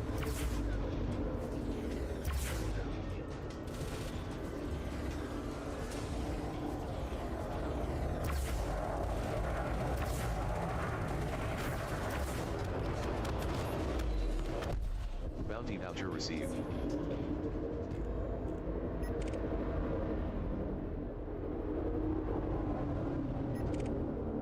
Adder, Honda, transporter. 4 new contacts. Scout.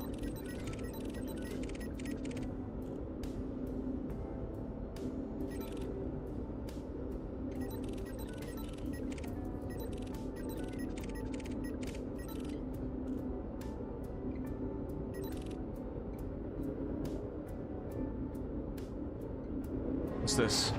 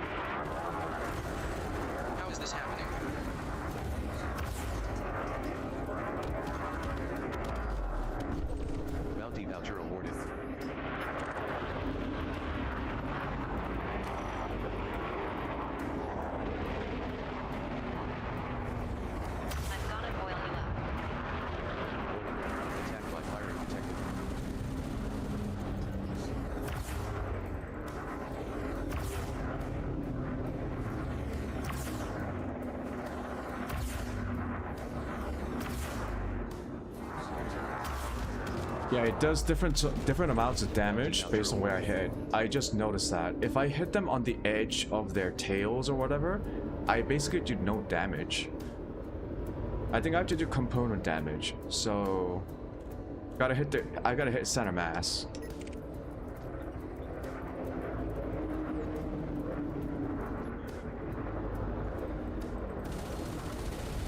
Warning. Attack by pirate detected. 알비니와 목줄 클릭.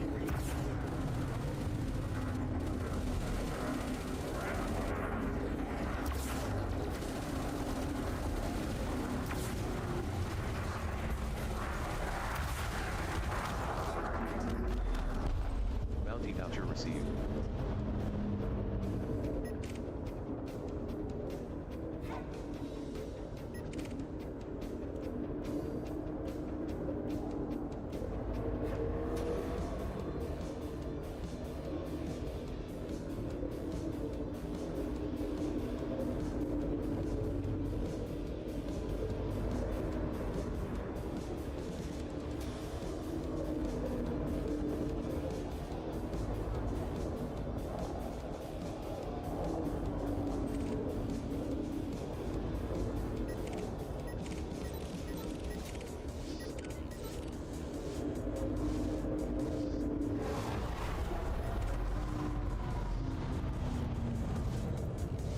Man, the sensor upgrades are so nice. Now you die, victim. Warning. Attack by pirate detected.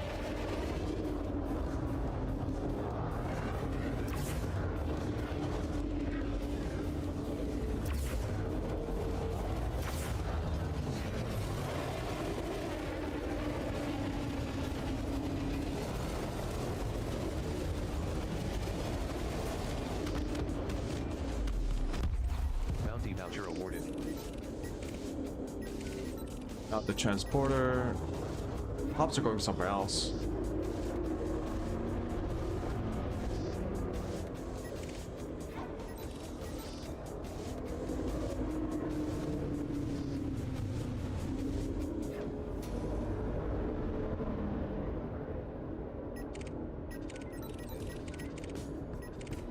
Scout, adder.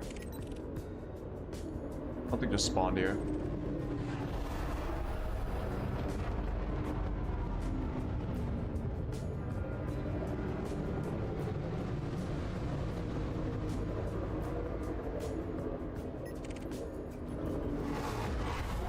Fuck.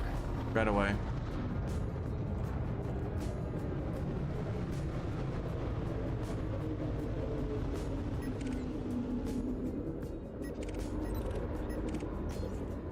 Viper Mark II?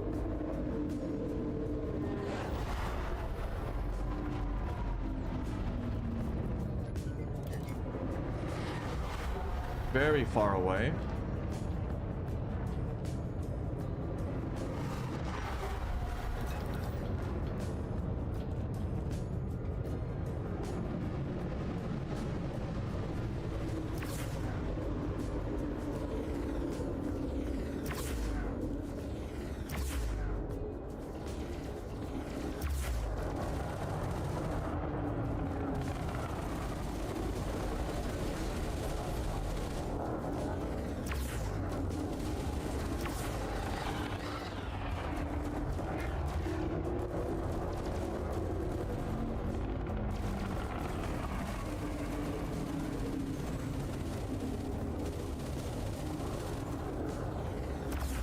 Boom.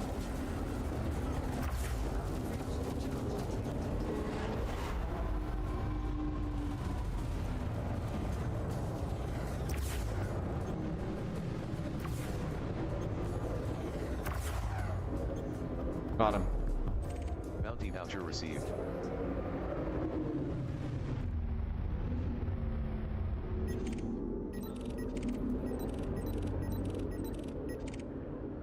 That's an eagle.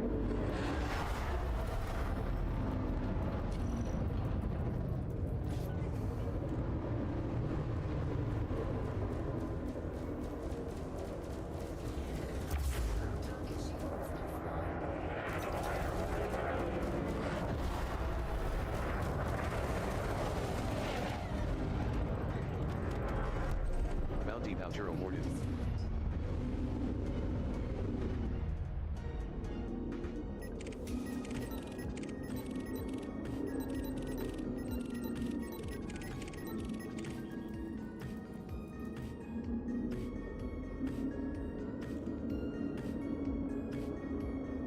Someone's taking damage over there. What the fuck?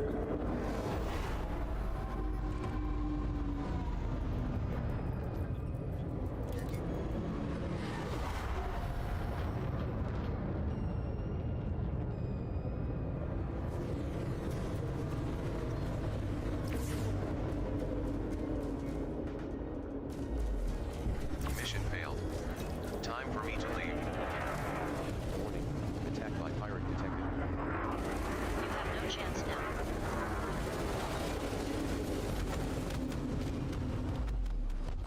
Bounty voucher awarded. Massacre mission requirements completed. Redirected to mission origin. Proximity mine.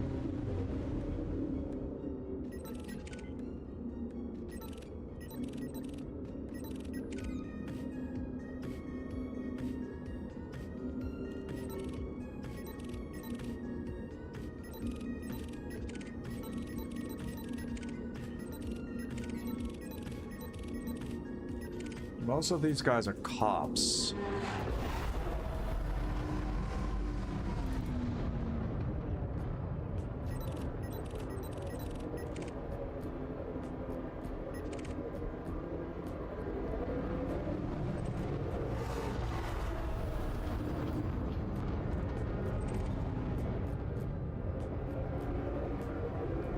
I think it was over here.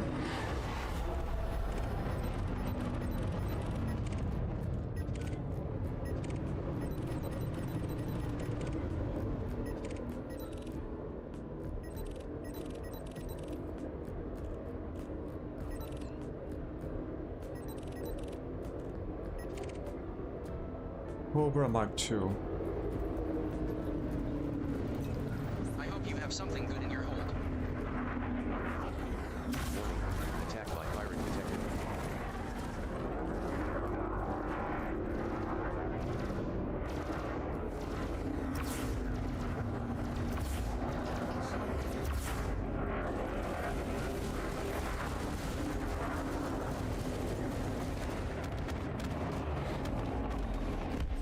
Bounty voucher awarded.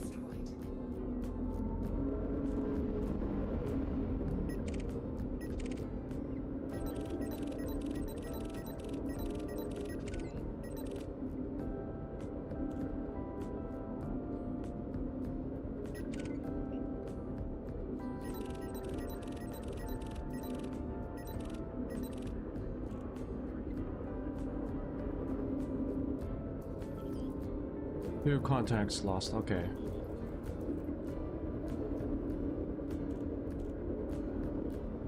New contacts.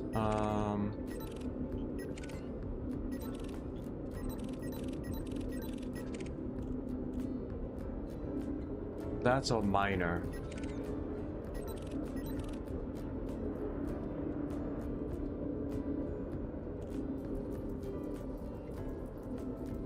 Friendship charge detected. Cops are leaving.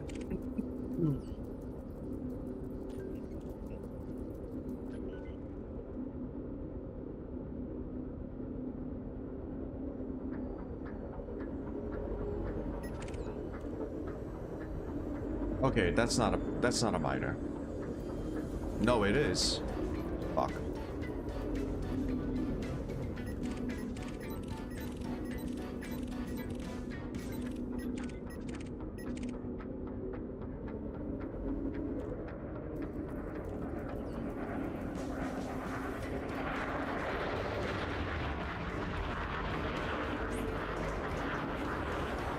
Hostiles in the raid.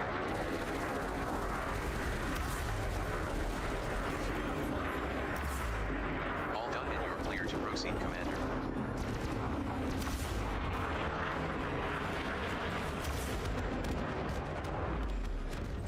Bounty voucher awarded.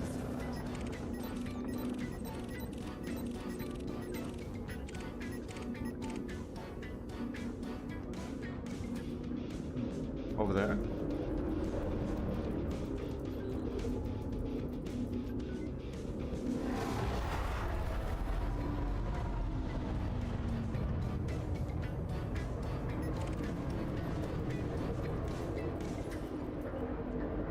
I hope you have something good in your hold. What are you? The scan will soon be over. What is it? Warning. Attack by pirate. Bounty voucher received. No cargo. Useless dread. I hope you have something good in your hold. Heat levels beyond operating tolerance.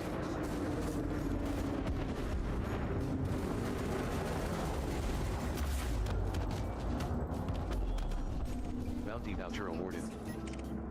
I am also trying to be economical with my multi-cannons a little bit because I don't want to run out of ammo too soon.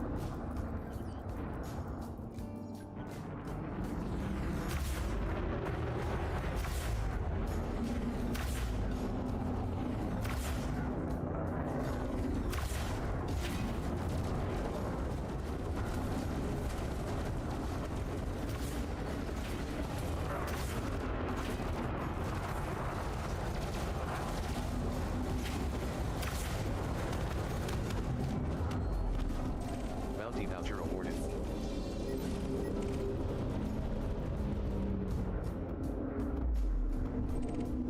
Target destroyed.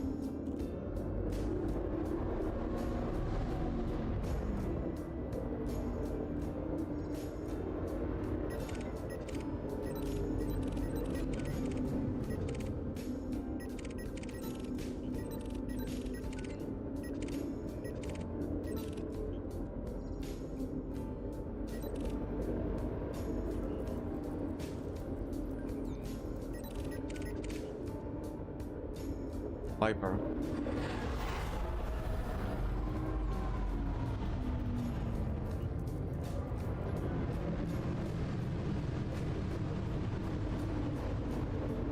Which one is it? Is it this one?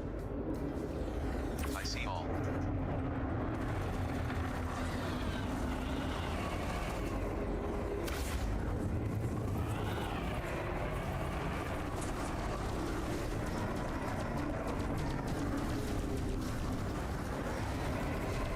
Guys, so fucking slow.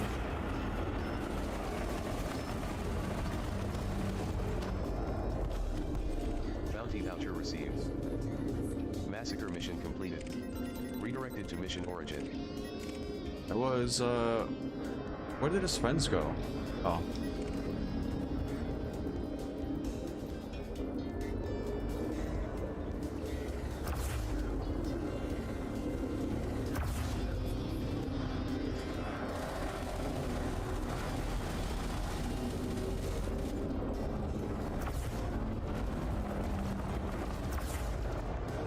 Okay, he's still not dead. Fuck.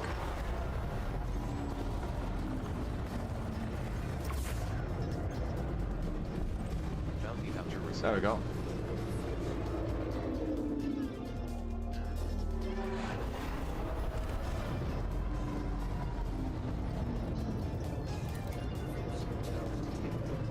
No, you don't. No, you don't.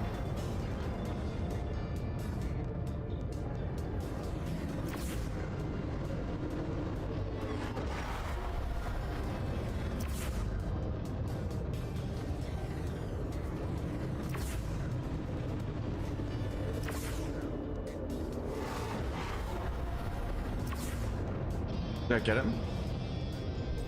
Yeah, I got him. There's no escape for you, pirate.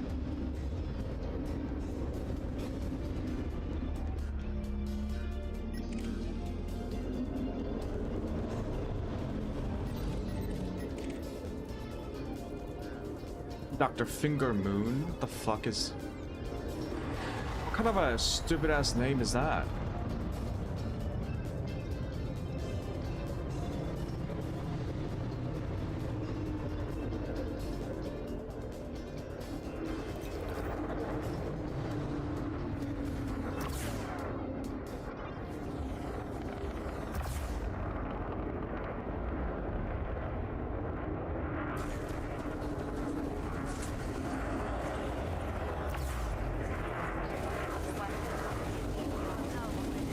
Are you really trying to scam me while I'm trying to kill you?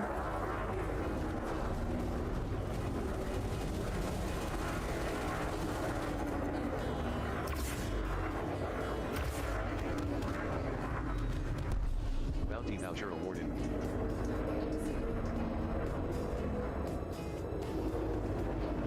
Someone's on my ass here.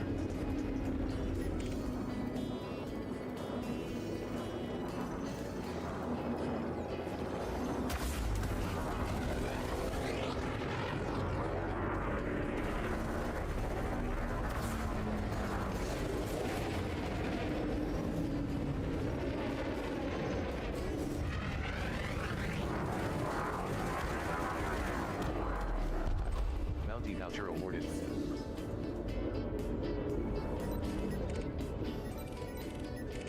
Come on now.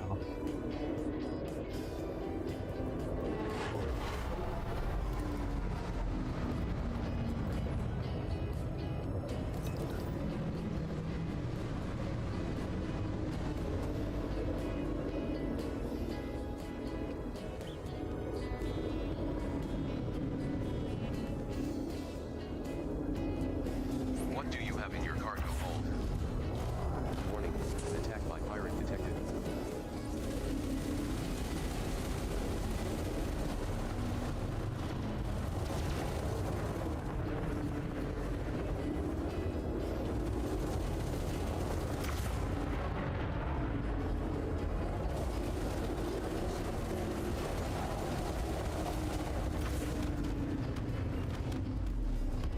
Bounty voucher received.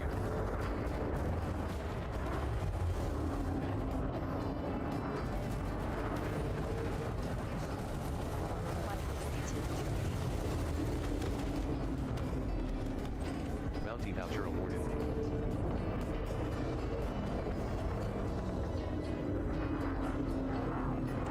Oh, this guy's just coming to me, huh? Yeah.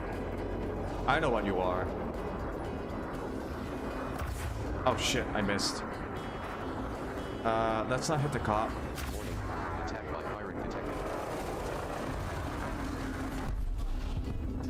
Bounty voucher received.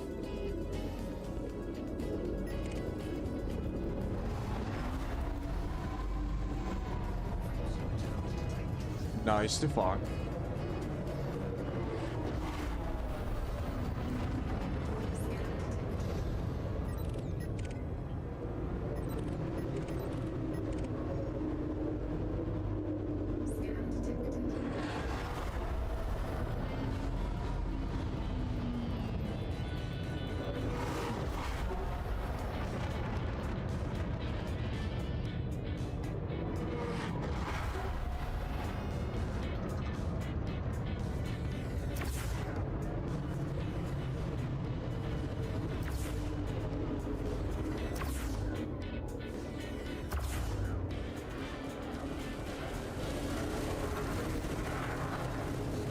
Impossible. Lol, I rammed it and it died. Received.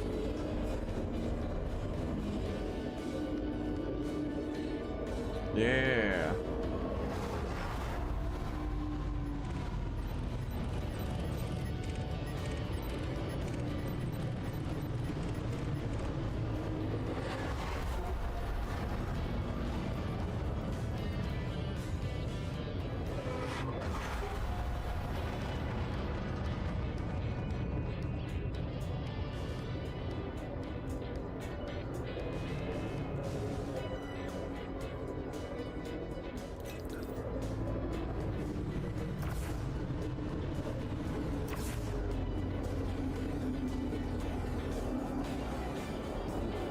Okay, you wanna spin around and pirouette? You piece of shit. Warning, attack by escort detected.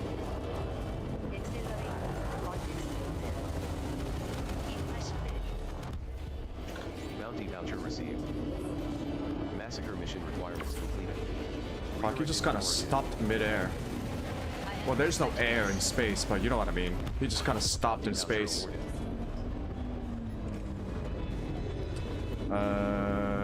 This is not the one.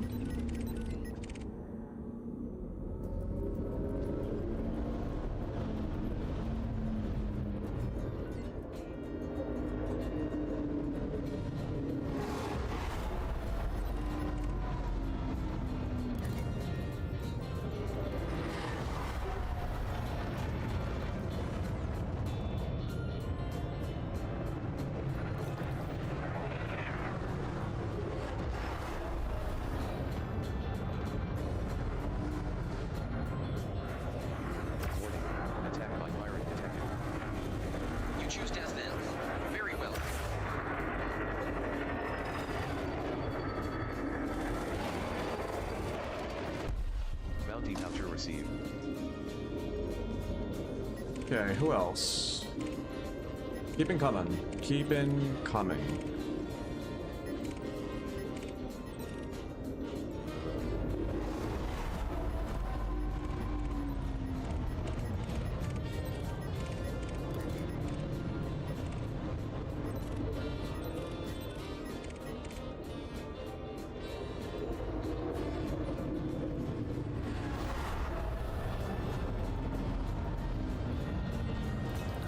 What are you hauling?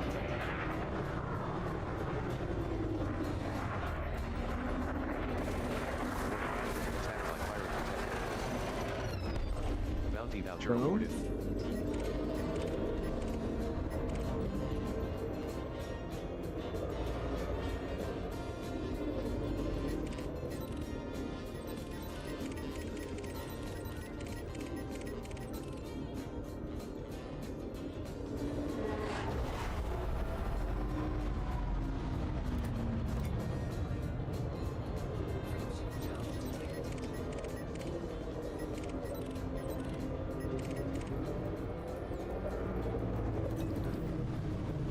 I hope you have something good in your hold.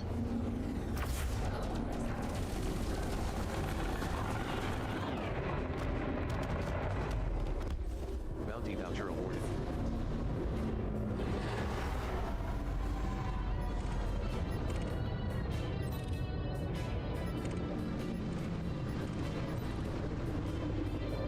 Okay, gotta wait for the guys to spawn in again.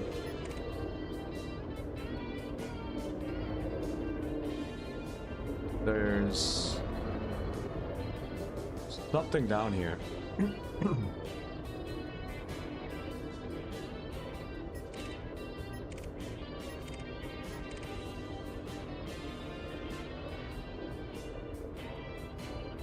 There they are.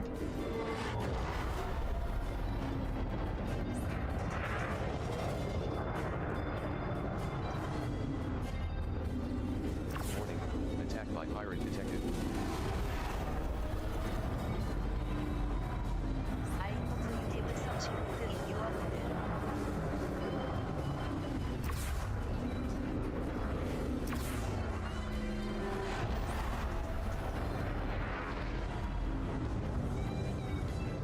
All citizens must submit to authority scans.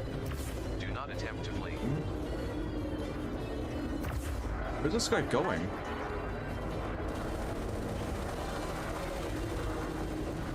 How is this happening?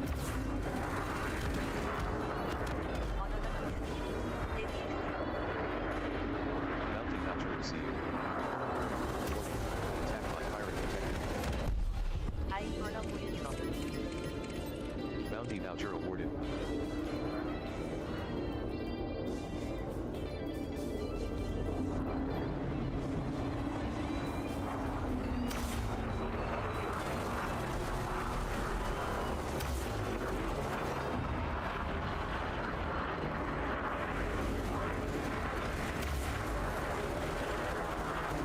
How is this happening?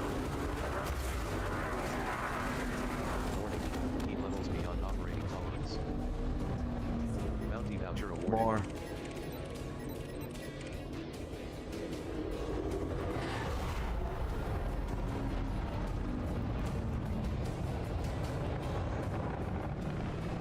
I see all.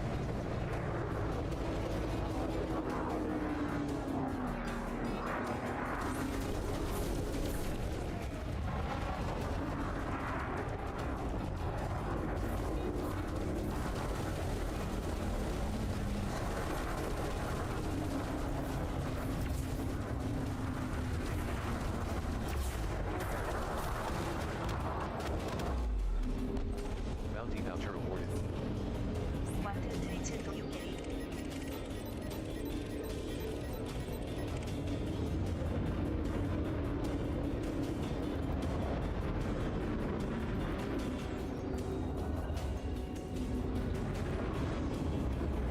Warning.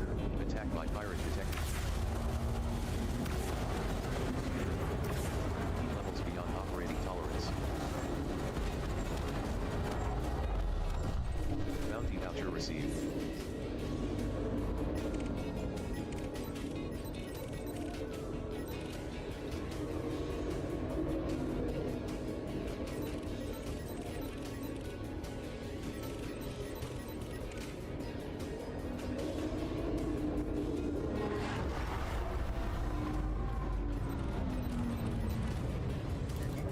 Okay.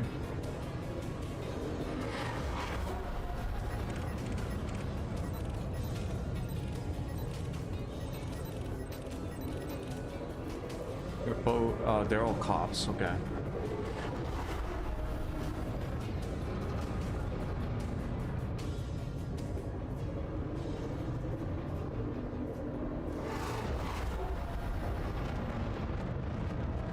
Cops, okay.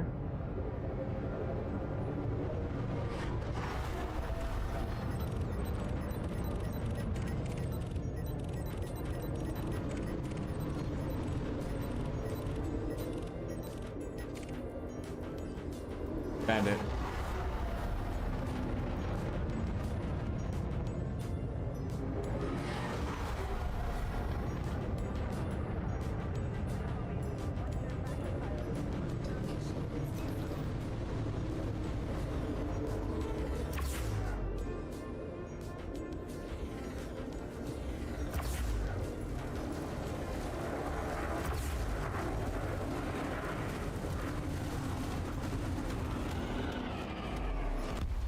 Bounty voucher received.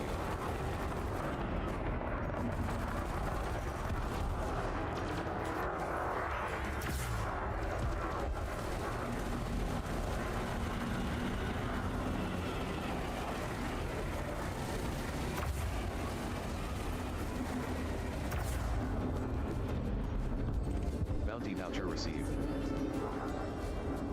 What do you carry, I wonder? What treats do you carry? On scan. Ah, Next shit. time you should fill your hold with gold. Next time you should shut the fuck up. Another empty cargo hold. My children will go hungry tonight.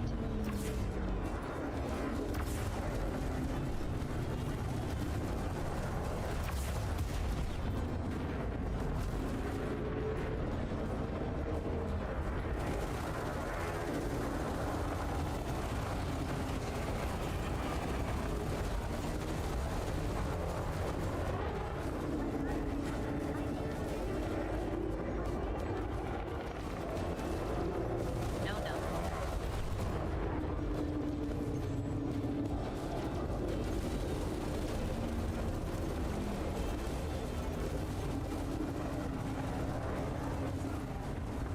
What do you have in your cargo hold?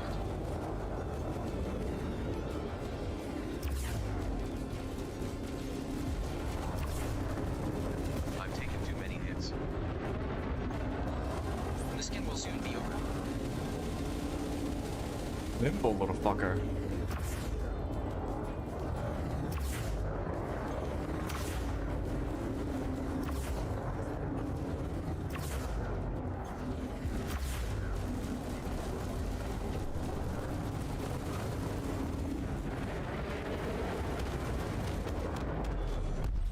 Bounty voucher awarded.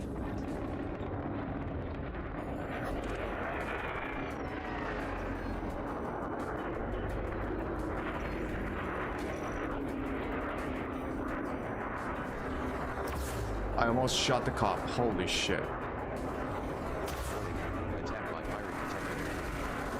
You have no chance now.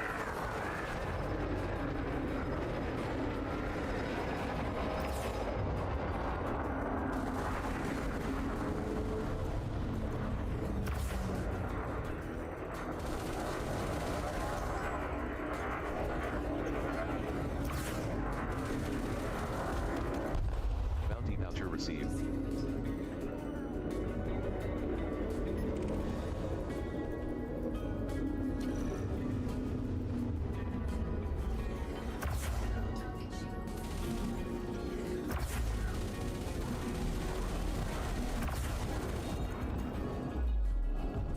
Bounty voucher awarded.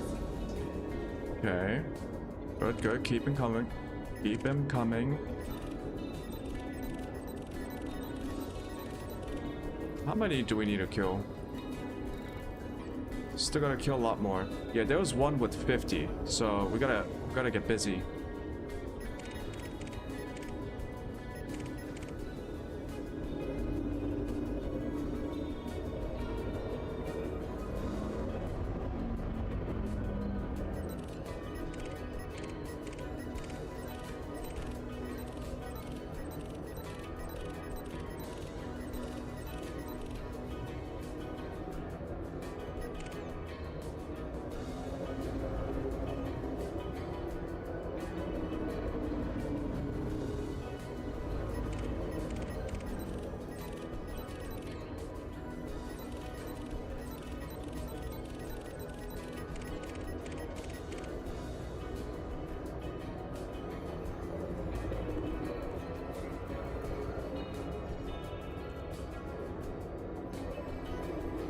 Maybe. Carrying anything nice. Oh yeah.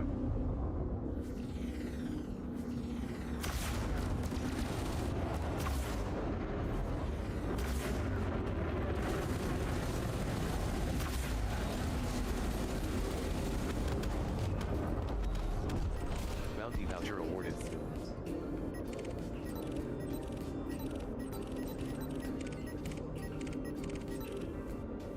And who else? Who else? Who else?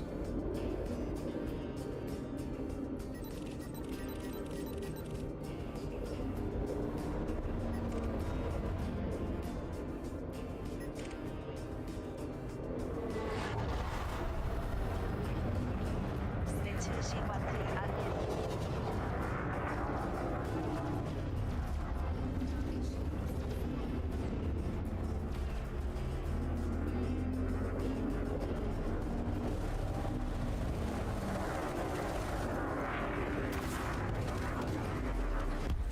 Bounty voucher received.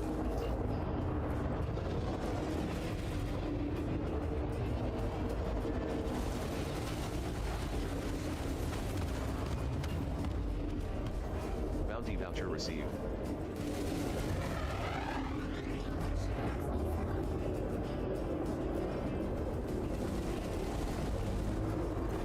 UIA 오토타임.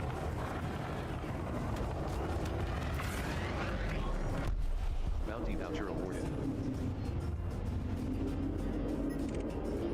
Who else? Come on.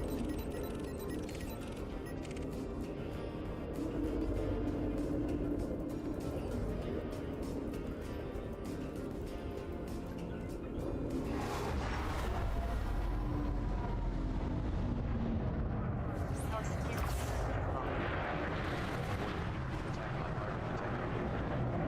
Now you die victim. Oh shit. 매트시 마트의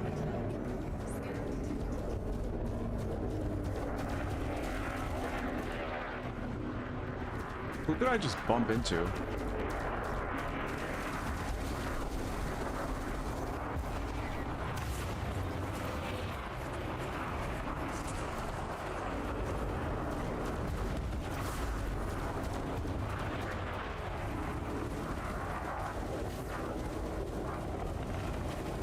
You scratched my paint.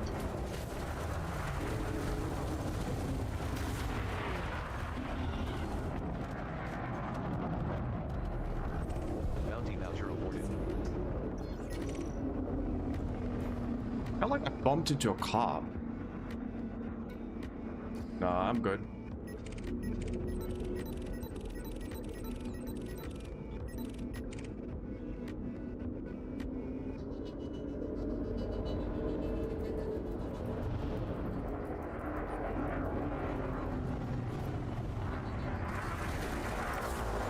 Impossible.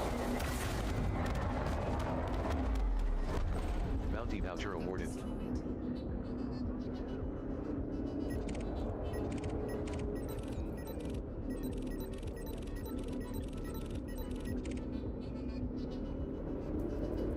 There we go.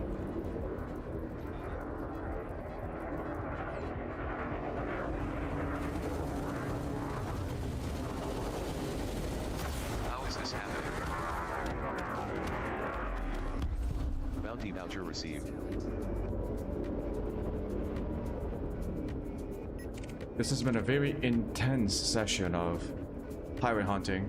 How many do we kill? We still need to kill a lot more. And not just for the one with 50 kills.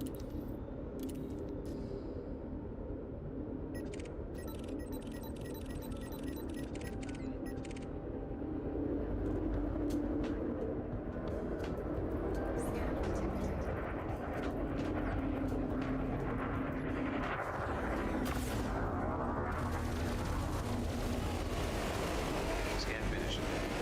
Be about your business.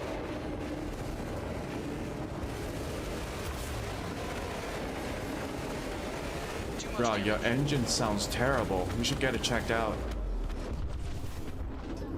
Bounty voucher awarded. Especially with a very loud engine.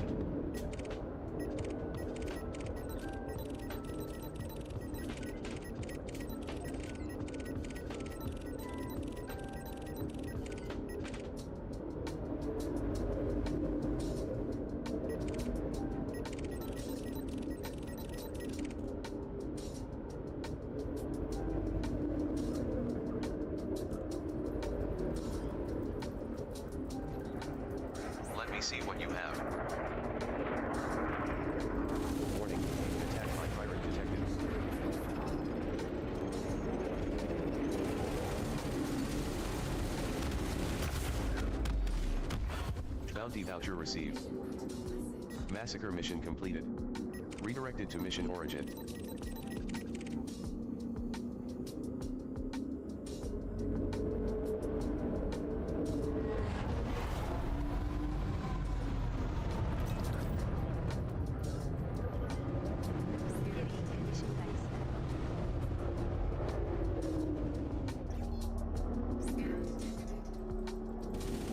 Warning, attack by pirate detected.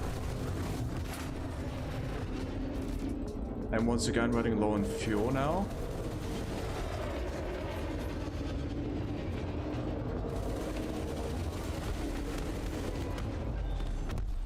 Bounty voucher received.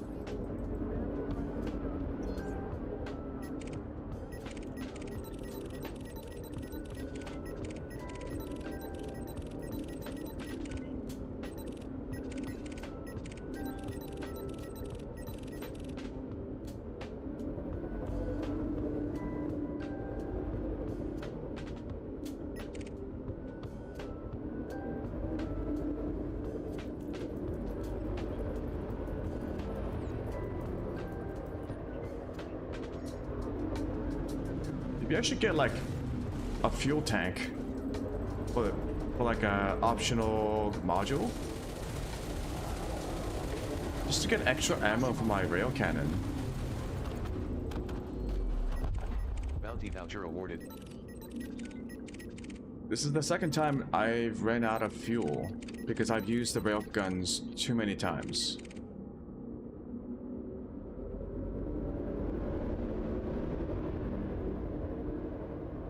I could just use the multi-cannon a lot more.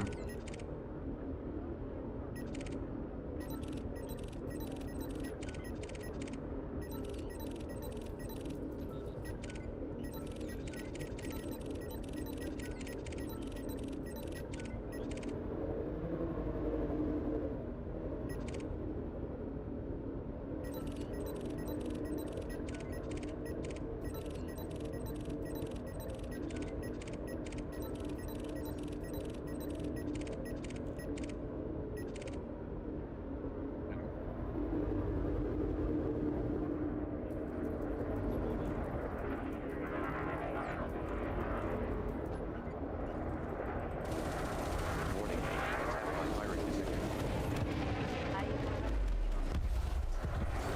Bounty voucher received. Massacre mission requirements completed. Redirected to mission origin.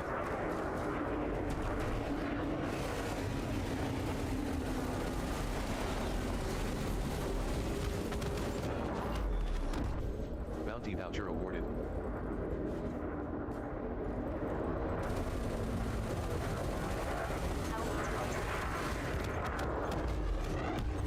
Bounty voucher received. Very weak.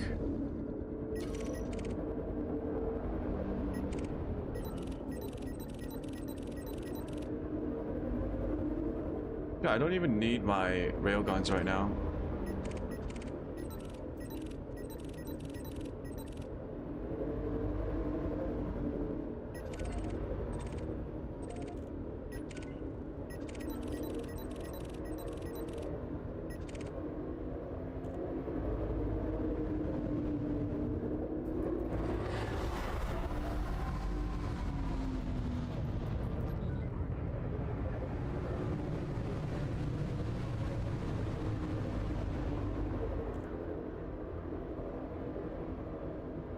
Want to shoot the cops?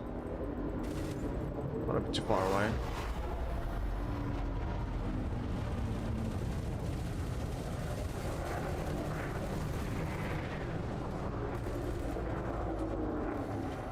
Target shields offline.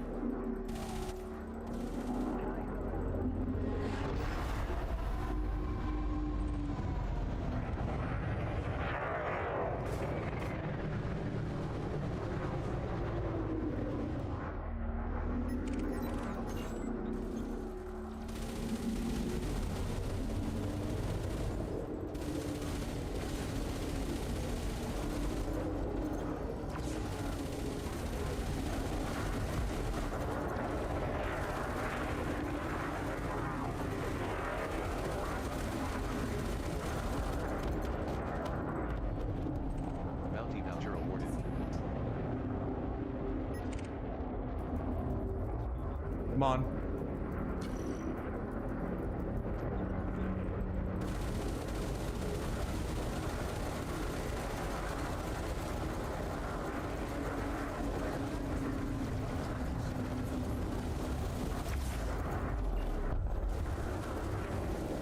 Bounty voucher received.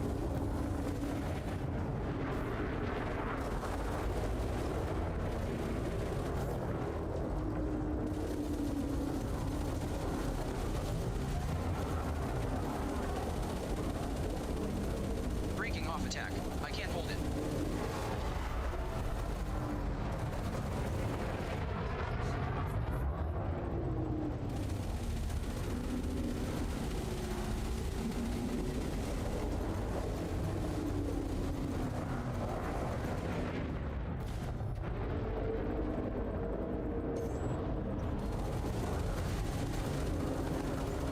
I don't believe it.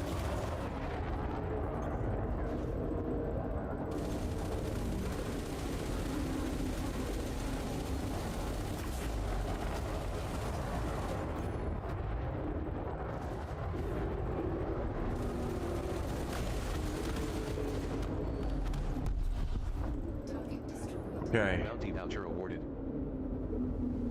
Now these are not our mission targets, but they do give us a little bit of bounty each time. My music didn't bug out. I just needed to get more. Move on to the next page. What do you carry, I wonder?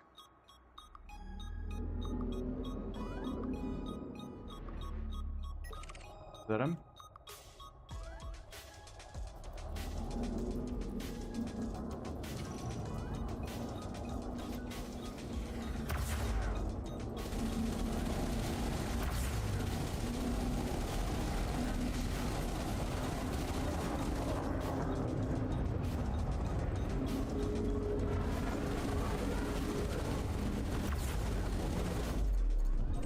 Bounty voucher received. Okay. Oh, they're just coming right into my lap.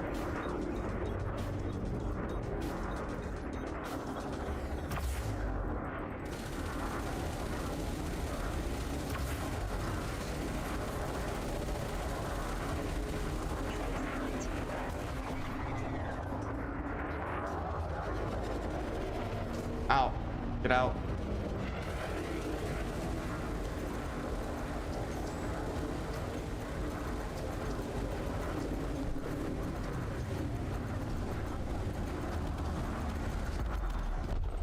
Bounty voucher Okay, received. I do think I need to go back and rearm. I'm out of ammo. I believe that's my class 2 multi-cannon. Yeah, now we just have the 50 kills left. So let's go ahead and rearm, refuel.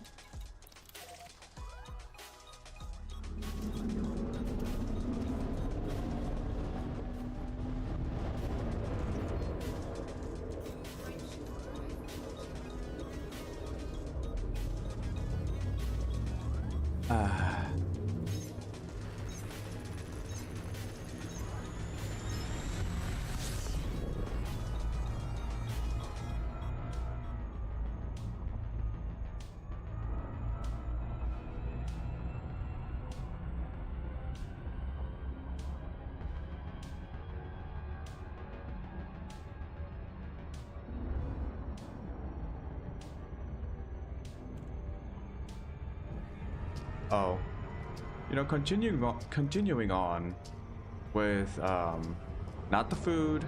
I'm done with the food. But like a recent show that I've been watching. So there's a new show on I believe it's Apple. It's called Murderbot. It stars one of the Skarsgård. I believe it's Alexander Skarsgård. He plays a, I would say he's not a complete robot. Even in the story, he's like a cybernetically engineered android. So he's more like an android than a full-on robot. But yeah, the show's called Murderbot, and it's about this well, Observe all Saturn documents. android security unit that gets stuck with like protecting a exploration slash scientific research team. Okay, Commander. Make your way to landing pad 03. It's a very strange show. 6 o'clock bar. Very strange show. It's strange in a couple of ways. One is with the very dry sense, the very dry dialogue that the main character, so the murder bot or the sec unit as it's called, Heavy traffic within the area. the sec unit has a very dry sense of, not a dry sense of it just has a very dry All I was personality, doing was mining. you know? And spoilers for anyone who is watching Murderbot, this Your approach is good, Commander. this Murderbot Landing checklist. watches like soap operas in its off time. And okay, this is a horrible way to explain the show. So the show is about a murder bot, a security android, right? Who secretly hacked its like controlling module so that it gained its free will. Attention, But in Commander. order to not get Landing gear hunted not down deployed. and like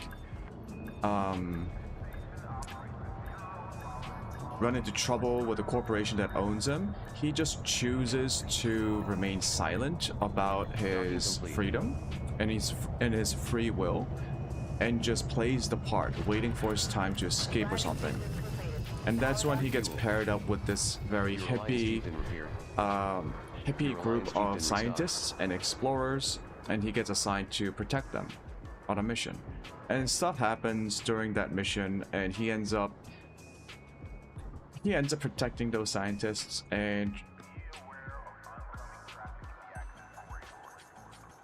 the funny thing about the show is it's like there's something off about the show, which is that at times it feels like the show assumes that the audience hasn't watched stories about androids gaining free will, right? So the very dry sense of presentation from the android, and the android does a lot of monologuing. In fact, I would say about almost half of the dialogue in the show is just listening to the robot's internal monologue. It's weird in the sense that as an audience in the current day and age, we have seen a lot of stories about androids gaining free will, and that kind of interplay between, oh, how do robots interact with humans, how would humans interact with a free-willed robot, blah blah blah. At this point, it's like almost a cliche, but the show doesn't assume that it's a cliche. I think that's the weirdest thing about the show. It assumes that this is a very like, it assumes that the audience hasn't seen something like it before, which is strange. So when I expected the show to be a bit more clever about this kind of a story, android gains free will, you know, has a very cynical point of view about life, doesn't really know a lot about human social skills, so he gets all of his knowledge about socialization from watching soap operas. No, it's, can you make a show like that right now without really thinking about how everyone has seen it before? Something similar to it, right? So for people, it won't be that unfamiliar to see that kind of a story. And I guess my question is,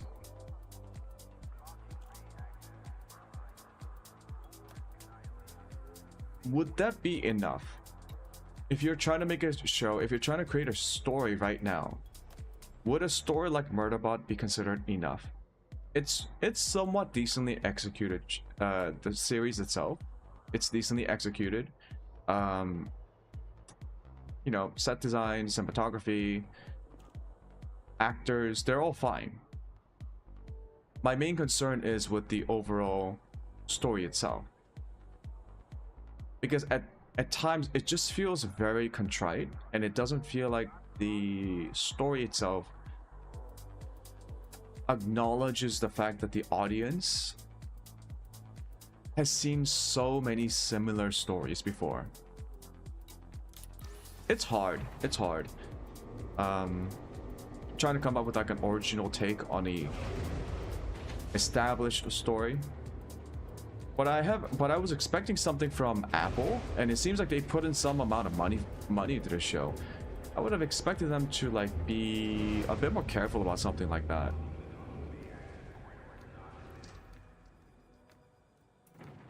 Also, I didn't mean to press that, but it's watchable. Like, for sure, you can just kind of enjoy it. It's a very Bounty vouchers for over relaxing 6.5 million show credits in a have now been way. redeemed. A lot of the music's toned down. It almost feels like watching a Disney Star Wars show, you know, like, or a Disney Marvel show. There's a lot less color. Everything looks clean. Everything looks a little bit bland and subdued, which I'm not sure that I appreciate in every show that I watch. That's one of the main reasons why I don't like most of the Marvel shows, is that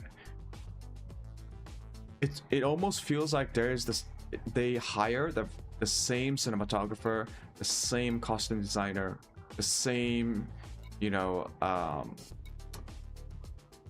lighting people. I don't exactly know how they do it, but the color grading, the lighting, they're all the same for every show, and it's all very clean, very bland, very sterile. And Murderbot has the same problem, even though it's made by Apple. Combine that with a very familiar story about an android gaining free will, being cynical about people, but then being forced to expand its horizons and try to live and interact with other people.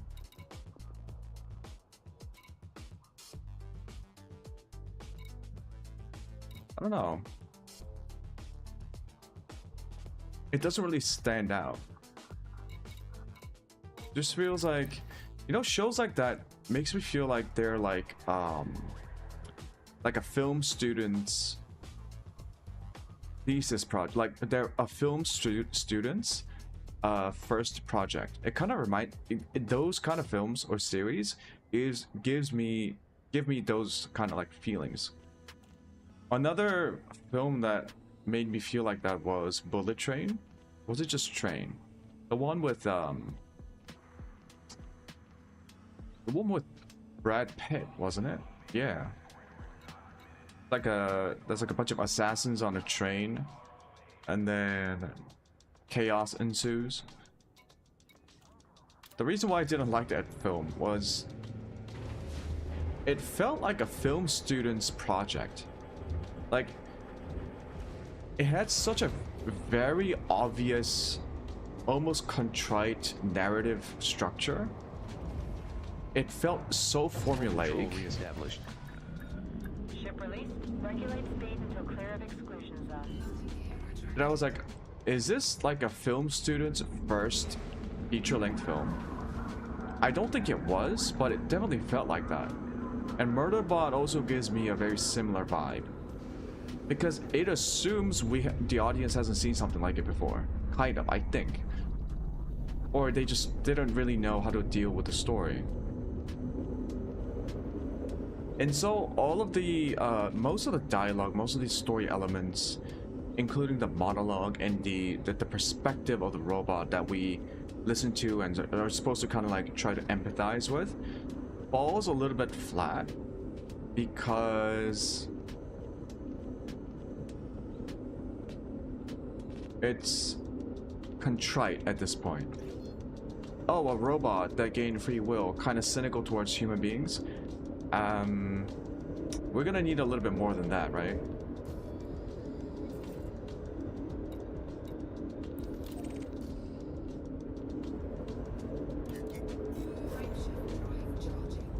But all in all of the other stuff's really well done. I do like what was his name? The standout actor for Murderbot is actually who was that guy? What was that guy's name? He was the polka dot man in Suicide Squad. Yeah, he was really good in. He's really good in this show.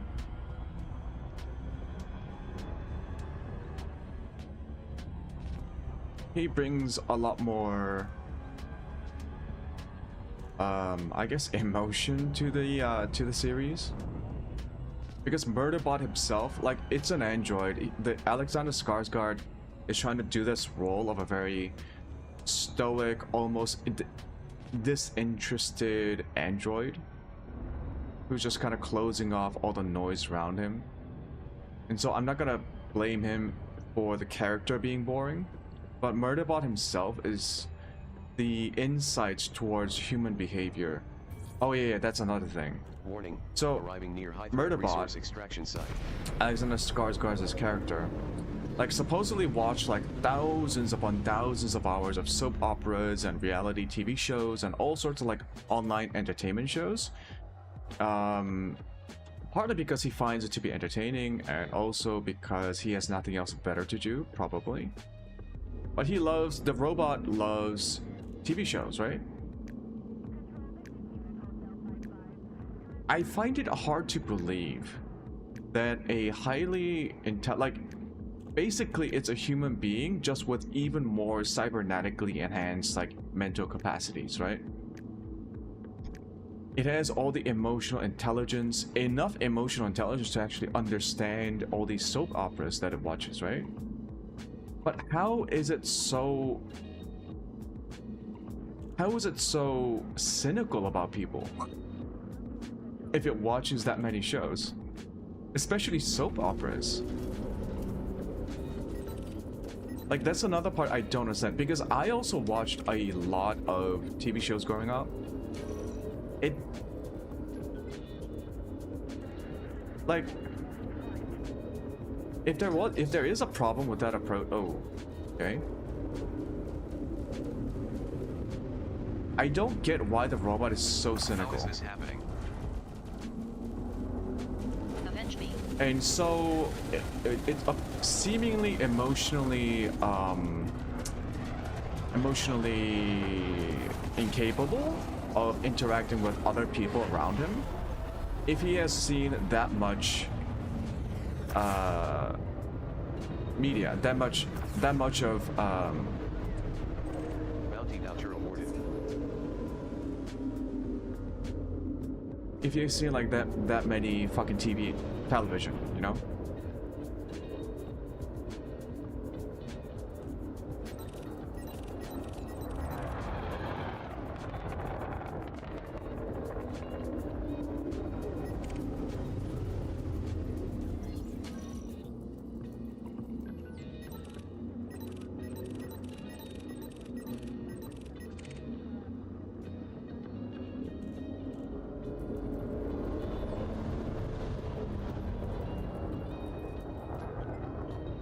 Like, I feel like an android would be smart enough to interpolate human behavior, realistic human behavior, and understand human emotions. If you have seen tens of thousands of hours of soap operas, if you're a particularly unobservant person, even that won't help you. But then this show assumes that this android is actually quite intelligent. Like, it's very intelligent. It's very intelligent. And it watches shows about like love and drama and messy human relationships, and it enjoys watching that, right? But then again, it turns around, and when something similar happens around the people, when something similar happens, like people getting to drama about love and jealousy and envy and misunderstandings, he just gets disgusted by it. But then it's a very intelligent robot. It's emotionally intelligent. Shouldn't it be able to figure out that the stories that he watches, the stories that he consumes in those soap operas can give him some insight about how real human beings might be able to act, and how that's not necessarily disgusting or, you know, some like inferior or illogical. Because he makes some kinds about like the robot makes these like snarky comments about human beings all the time, and it just doesn't work for me because The scan will soon be over. all of those things that he criticizes about human beings in real life is even more should be even more extreme in soap operas and the stories that they usually tell. We're talking telenova type of situations here, okay?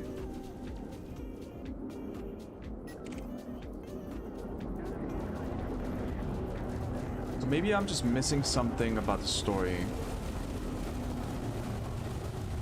I think it would have been a little bit more persuasive if...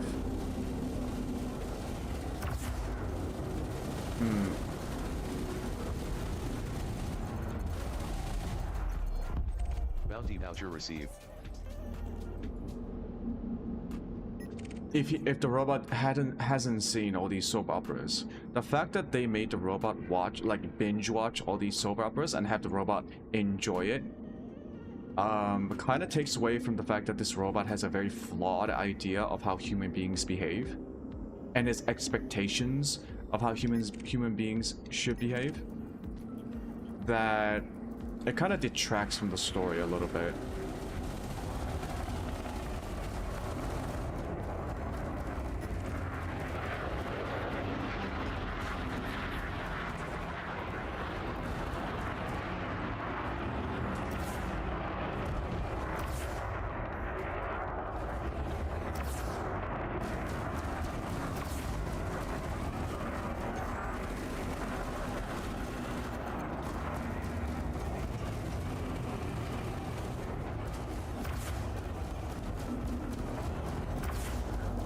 Fun. Out of all the people shooting at you, you're gonna shoot at me.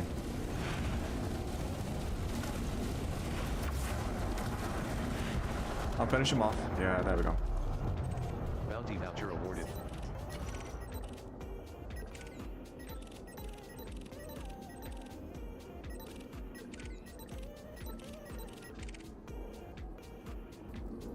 Mark II. Mark III. I keep saying Mark II.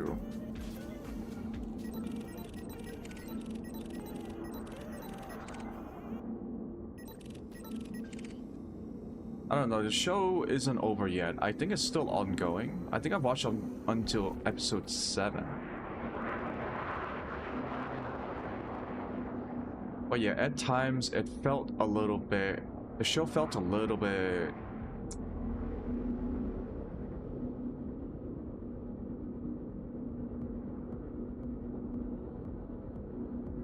I would say it feels a little bit like... I don't want to say naive. Naive is not the right word here.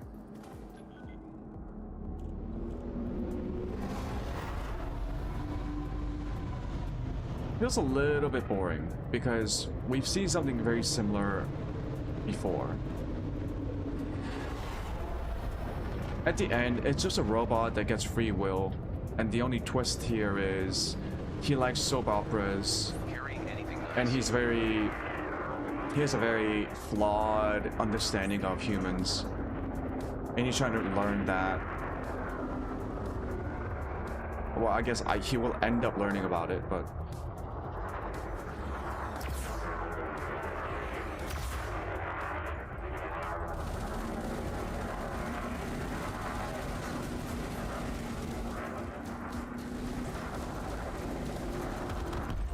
Bounty voucher awarded. The scan will soon be over. where is he? Oh. Hans Gruber. Hans Gruber, yippee-ki-yay, motherfucker. Warning, attack by pirate tank. I wonder how many Gen Bounty voucher Zers haven't seen Die Hard. The first one. I bet a lot of them haven't seen Die Hard.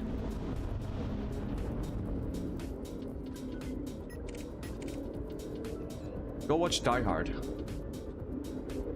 It's a very fun Christmas movie. Can't believe people like got into a debate about that. Whether or not Die Hard is a Christmas film or not. Who gives a shit?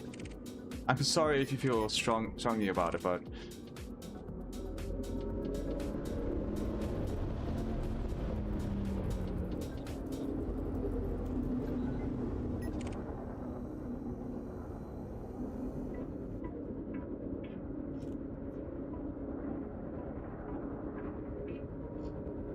Crime scene cordon initialist.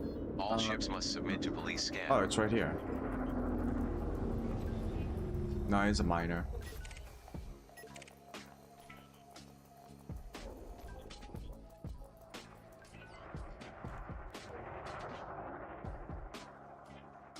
Like a guy. Yeah.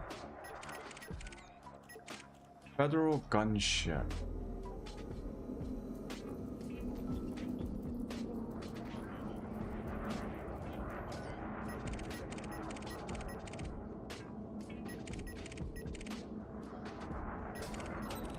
These guys in the 3 stacks are all civilians.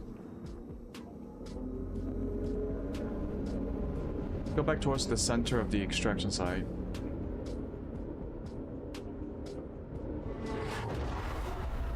There we go.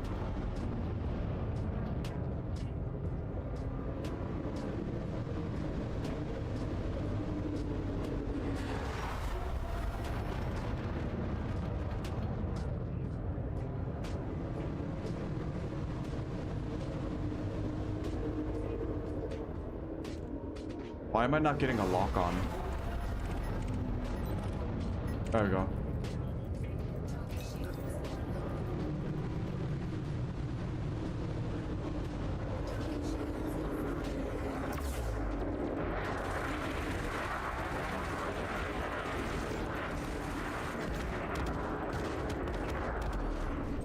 Bounty voucher awarded.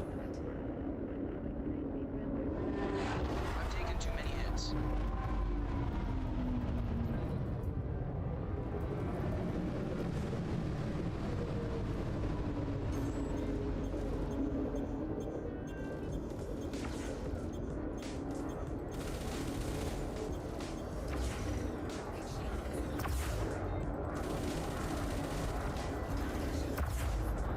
Boom. Bounty voucher received.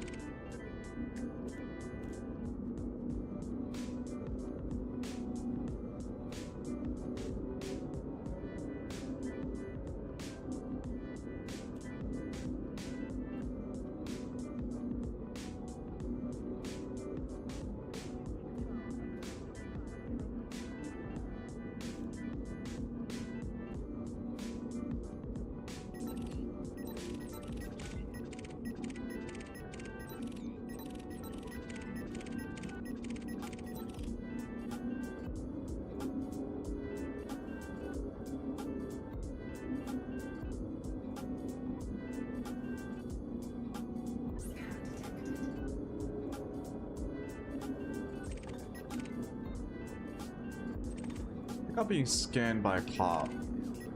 Scan finished. Be about Yeah. your business.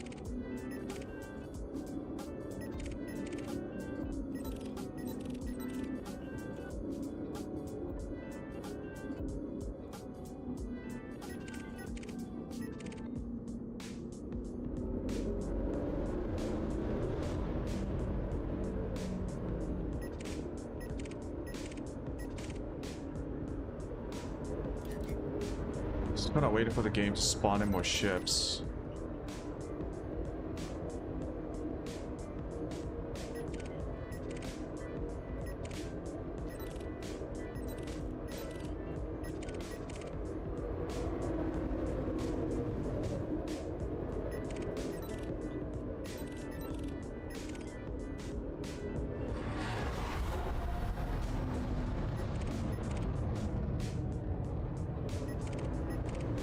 No, that's a new one right there.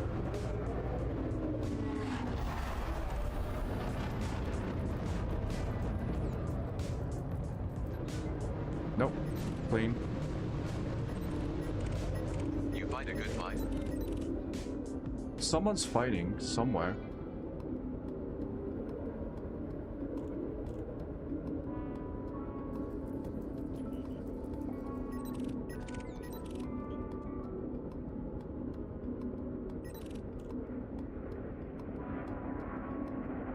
Let me see what you have.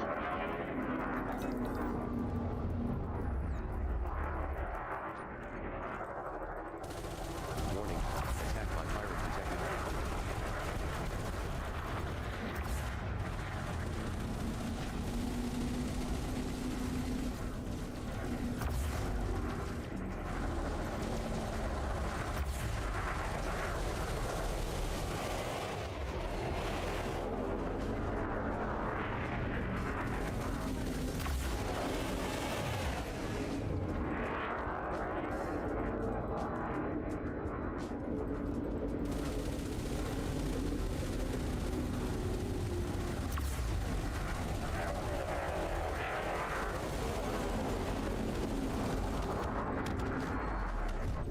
Bounty That was voucher easy. awarded.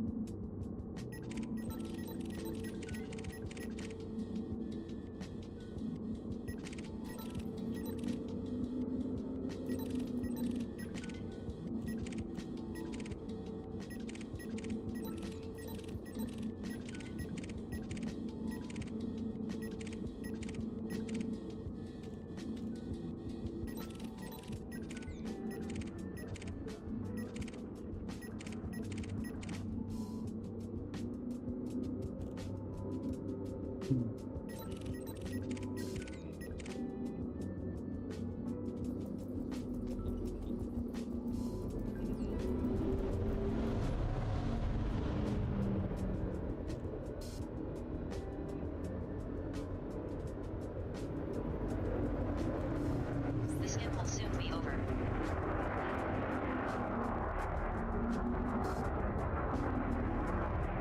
Come on, look away.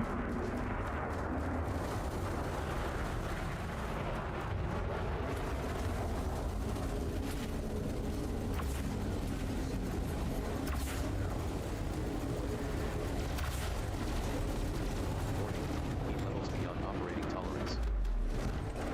Bounty voucher received.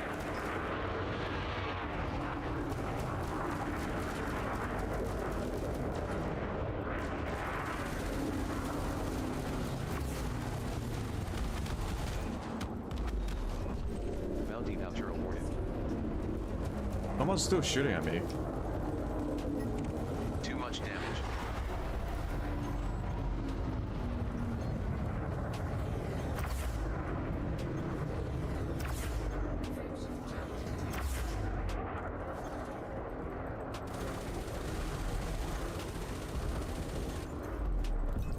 Bounty voucher received.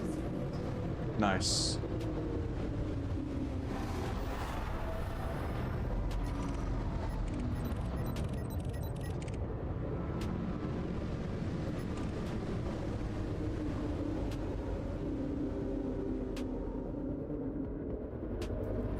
I feel like I was watching another show.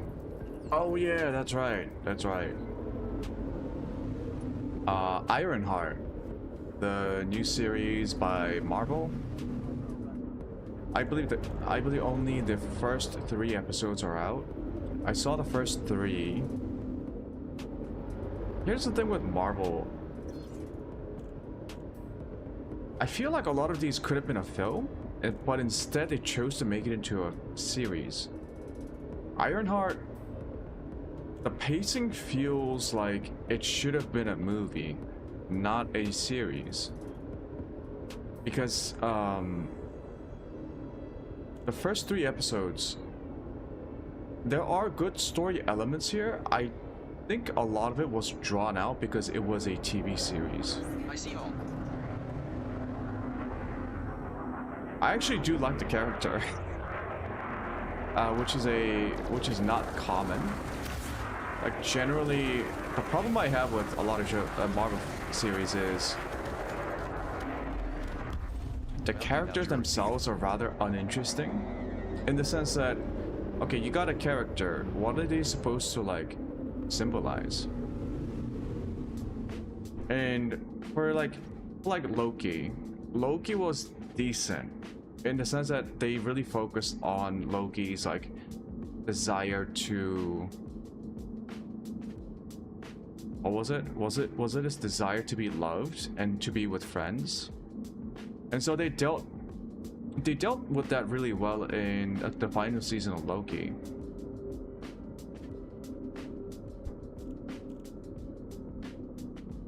But with shows like Ironheart, and what's the other ones that came out recently? She-Hulk? Yeah, also She-Hulk to some extent. And what was it? She-Hulk, Loki, She-Hulk, Ironheart. What's the other one? Daredevil? Daredevil doesn't really count because it's a continuation of the Netflix Daredevil. Yeah, you know, just focusing on Ironheart, I think it's an interesting dynamic because the character, what was her name? Riki.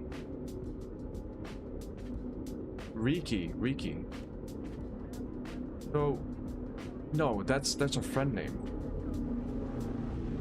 Fuck, I always just call her Ironheart. That's why I don't remember her name. Hold on.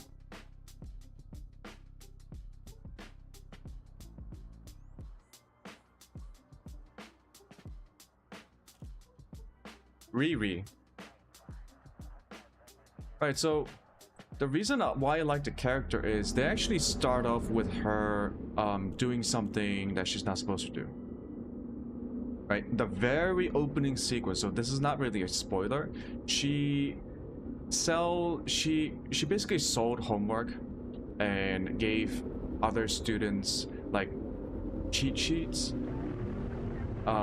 so that she can sell that and make some money for her research program and her Iron Man suit program. And she basically gets expelled from MIT. That's like the first 5 minutes of the show. I like it. I like it because I don't feel like we've seen a lot of shows that Marvel storylines that try to really go back to the roots of how we should. What the fuck am I talking about? I like it because they made her flawed immediately, right? She's a kid. She doesn't really... Oh. You know, she did it for money. She was desperate to get her program started.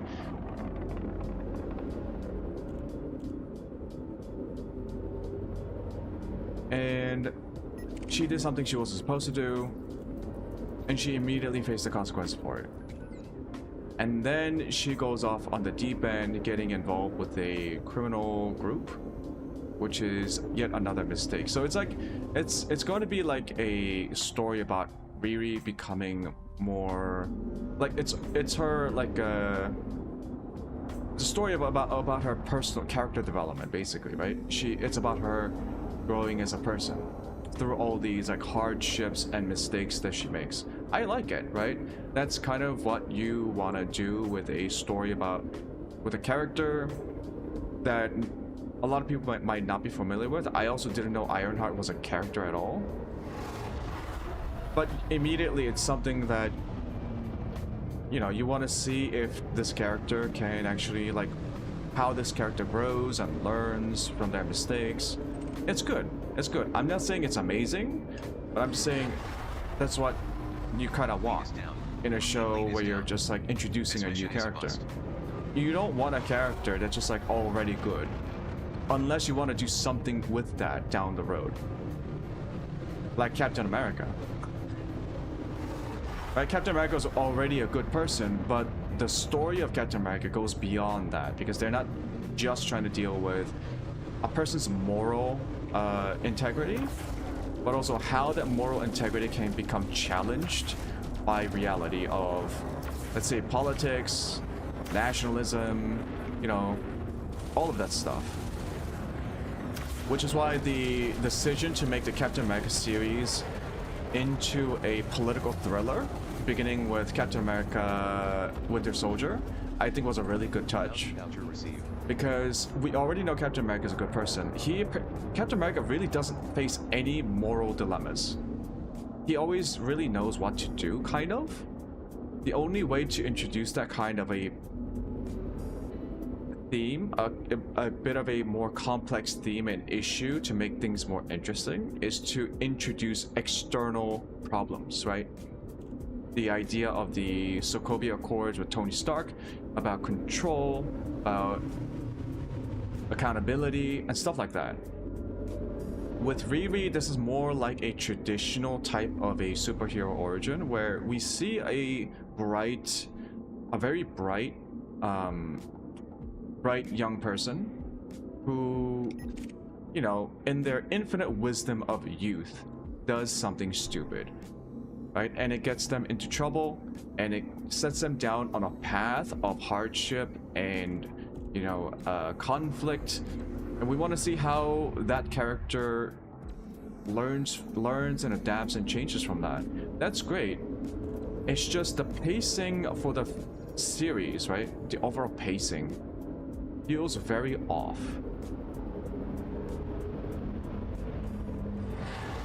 And it's worse than Loki. It's worse than She-Hulk. Because the first 3 episodes, it feels like it could have been done in 2. Or even just 1.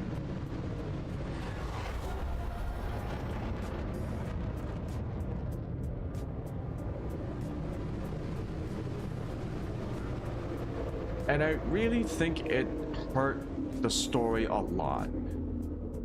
If Ironheart was a film, I think it could have been much better. Just from what I've seen in the first 3 episodes. And there's also a lot of like hand waving away a lot of the elements of the story. Like, she gets an AI, which takes the persona of Riri's like childhood. I believe it's her best friend, and was it her stepsister? Yeah. But then the show kind of like hand waves around like how that happened, and you know, like Riri accidentally creates like an incredibly unique and advanced AI by accident, and it's not a big deal.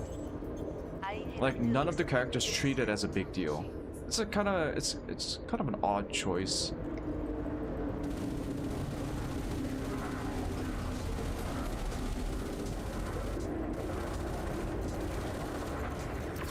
Aside from that, Bounty voucher awarded. yeah, I feel bad because I actually really like the way they set up the character and how we begin with the story of Riri making all these mistakes, and just like we can see the audience. Oh yeah, she's making a mistake. She's gonna get into trouble. It takes a while for the story to move on to get there. Like, we're still watching her getting into trouble. But it's like, okay, fine. what happens next.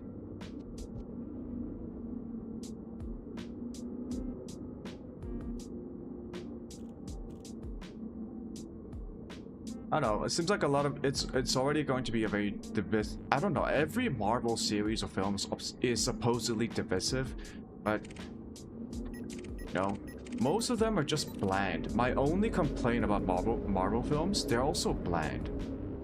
And I think it comes down to a lot of different things that went wrong.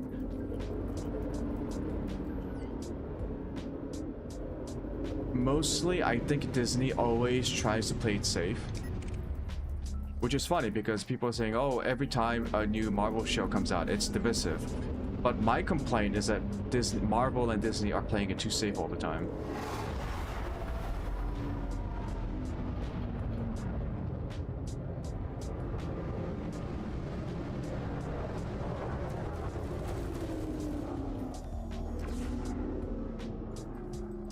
How come I'm not really seeing my mission targets?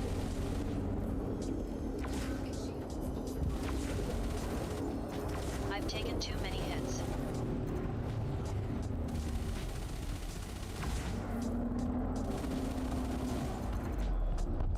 Bounty voucher awarded.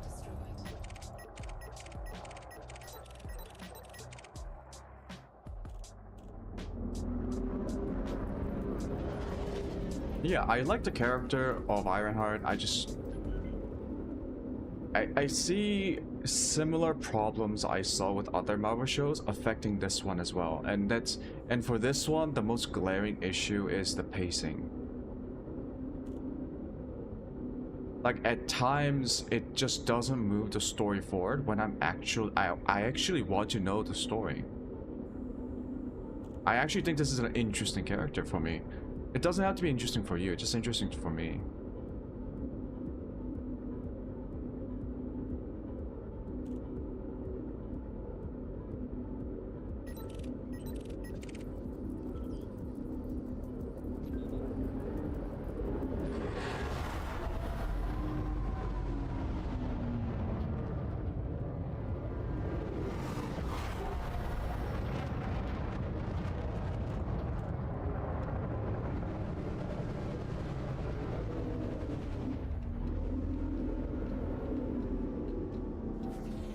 And snipe him? Ah, shit.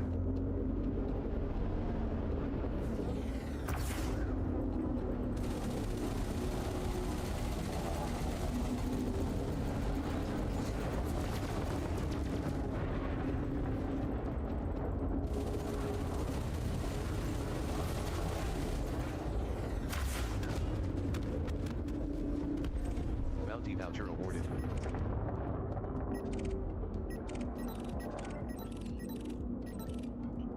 Oh, one impressive thing about Ironheart is that they got the suit like pretty frequently in the film, in the series. I can only imagine that it takes quite a lot of effort and money to actually animate that suit into the scenes.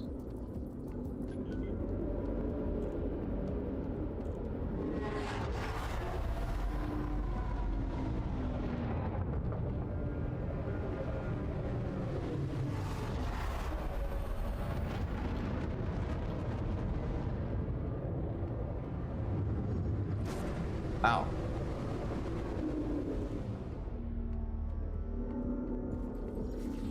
Warning. Attack by pirate detected. Now you die, victim.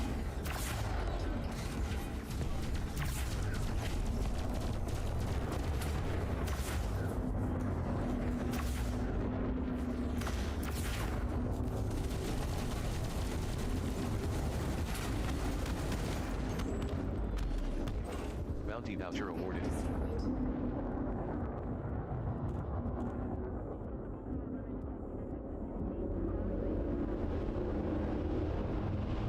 We'll see. I mean, it still has 3 more episodes left. I don't know if it's going to be like 6-parter or a 9-parter or a 12-part series, but you know, it's still got a decent ways to go. It still hasn't reached, in my opinion, the middle part of the story. Nowhere near the climax of the narrative. It's still like setting it up. So.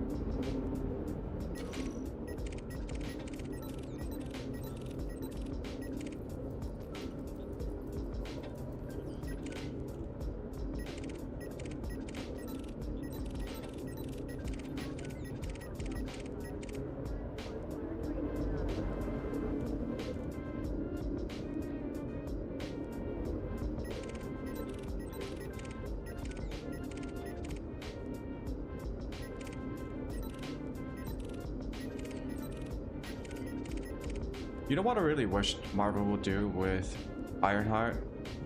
Go back to traditional stories about heroism.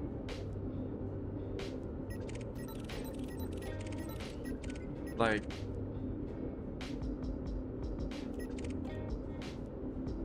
Loki's story was not really about heroism. Neither was She-Hulk. Neither was what do I call it? Man, I feel like I'm missing someone.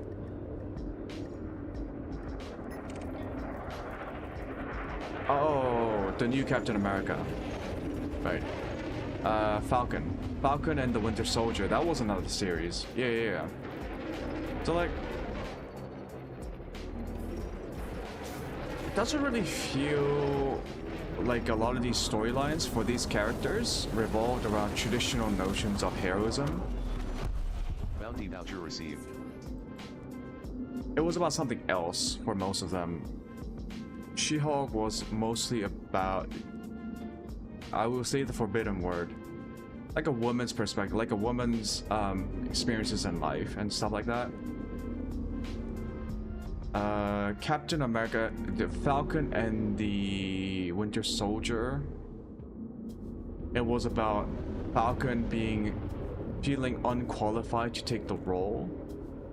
Not necessarily something that I would consider to be a traditional tale of heroism. Loki, it was more like a story about personal development. But overcoming his insecurities, fine, but also not really one about heroism. We haven't really seen a real story about heroism in a while. Which is funny because these are all what you would call superhero characters, right?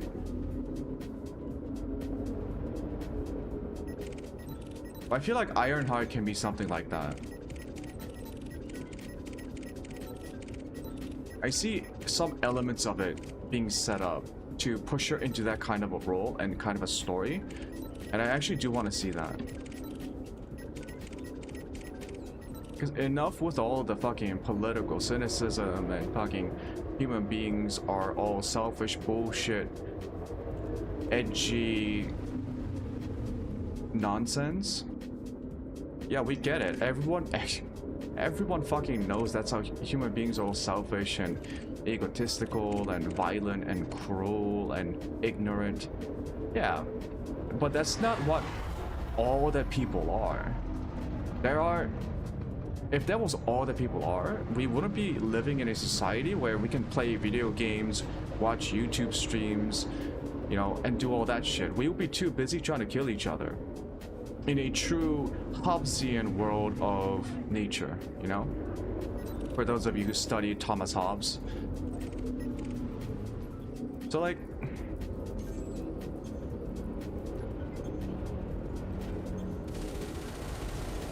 we should talk about what makes a hero, you know? How is this happening?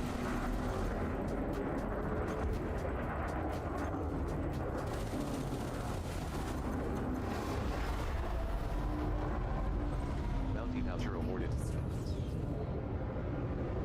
Oh yeah, the biggest culprit of that, where a so-called superhero character doesn't do anything, has nothing to do with heroism, was Shang-Chi.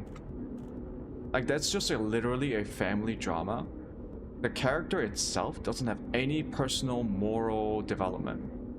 Not really. And so I really didn't like Shang-Chi. That's not like a hero. He's just a dude who just like solving his family relationship.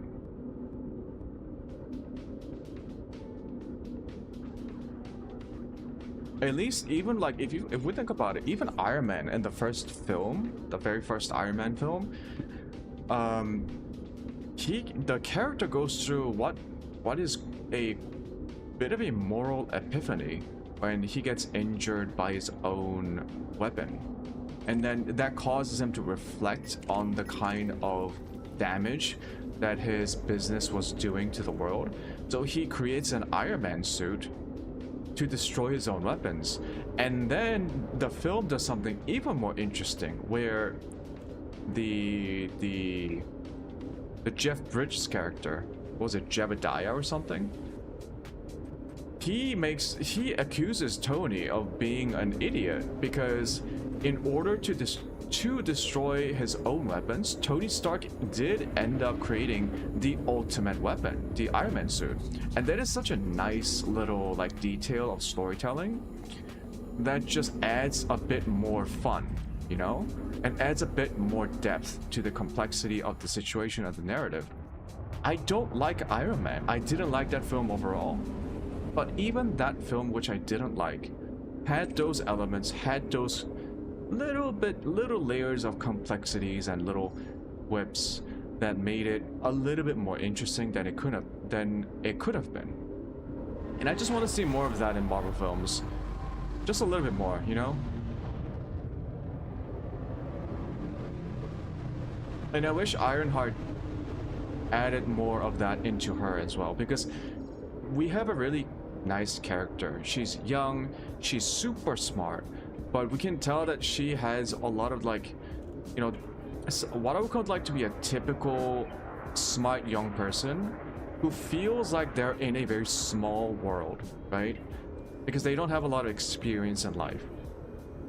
And so we already start off with a character who has plenty of room to grow, plenty of things to learn, and to become a really like a true hero. And I just wish the story would lean real hard into it and not into their personal fucking dramas. Because I think that would be a waste. What do you carry, I wonder? Like Loki. Loki, that's like all personal drama. They told the story well, but it's still just personal drama.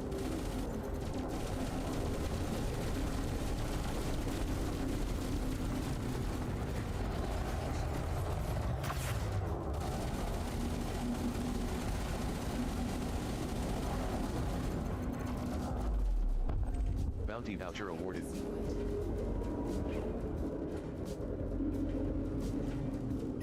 I will take one too much energy.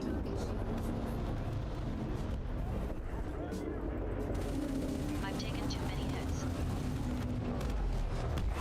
Bounty voucher awarded.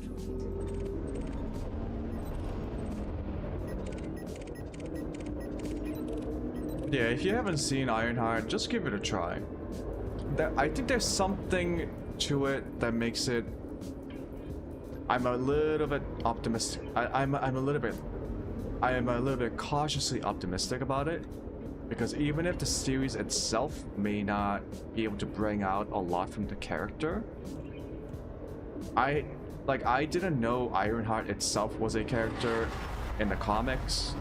I'm not a big comic book fan.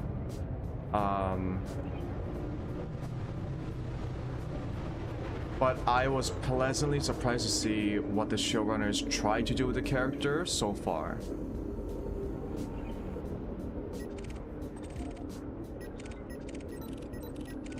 Oh, another thing, right, so Black Panther. Black Panther, cool character, not really a hero, is he? He's a ruler. And the story is more about like, oh, you should not close off your... It was actually more of a political, I would say, story than it is about heroism. If I really had to draw the distinction between the two. So yeah, it's like a lot of these Marvel films and shows and stories, they don't really deal with a lot with heroism.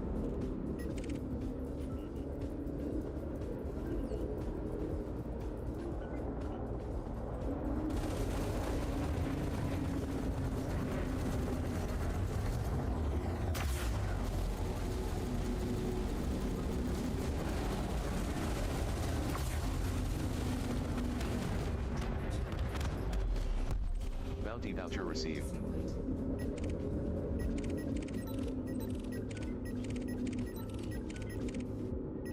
I think I've spent so much time talking about Ironheart. Fuck.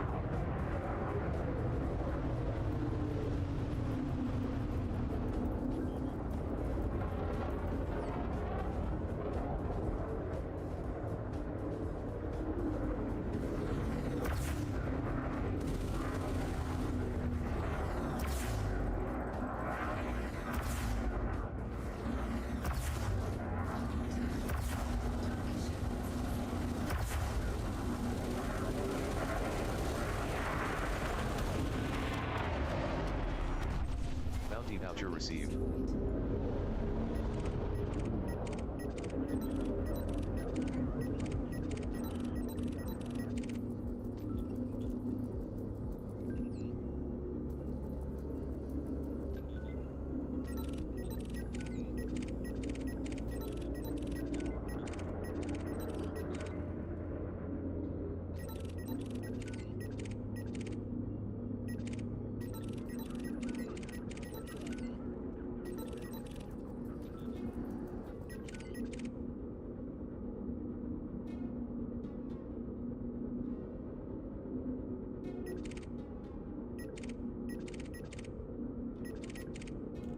I feel like if Ironheart was made by a Netflix team, it would have been better.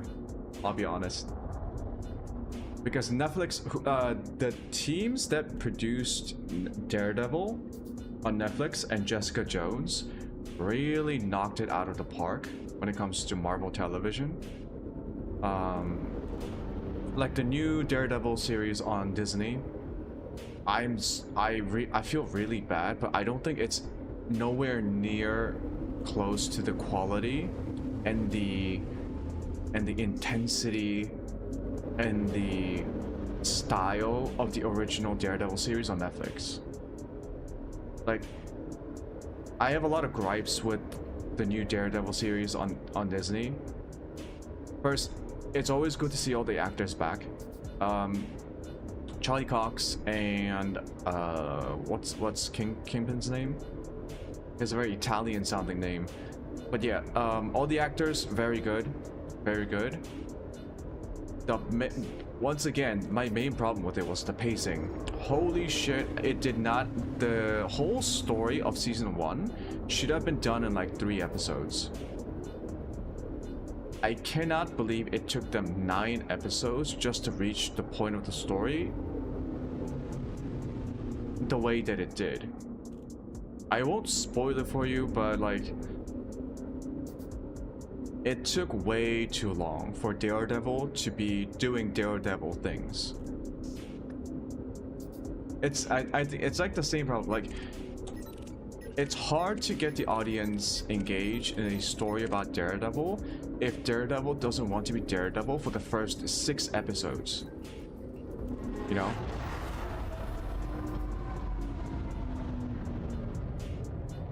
If Daredevil doesn't want to do Daredevil things, why are we watching it?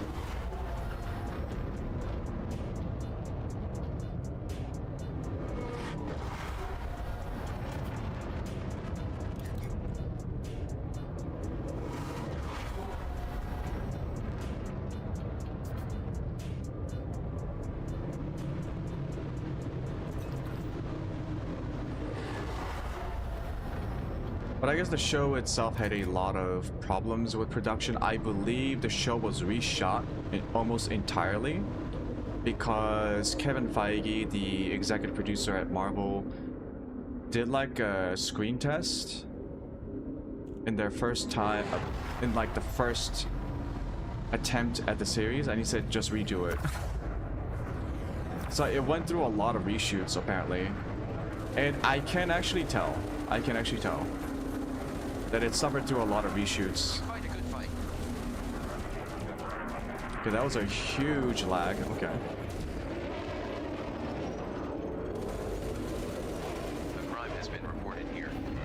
All ships will be scanned. And it has the same problems that I had with all the other Marvel shows. It's way too clean. The cinematography is... It has that same, like, you know, very bright colored, very crisp, clean, sterile feeling that does not fit well with Daredevil. Netflix, if you watch the original Netflix show, the director for the original Netflix Daredevil series, they did a lot with color grading and the way the shots are framed. Like, I did a side-by-side comparison trying to show this to my parent, and like the differences are so big, like are so I hope you have something good in your hole. stark. In the original Daredevil series, the action sequences are much more gritty. There's a lot more handheld cam. Fine, people don't like handheld cams now because it's a bit overdone, but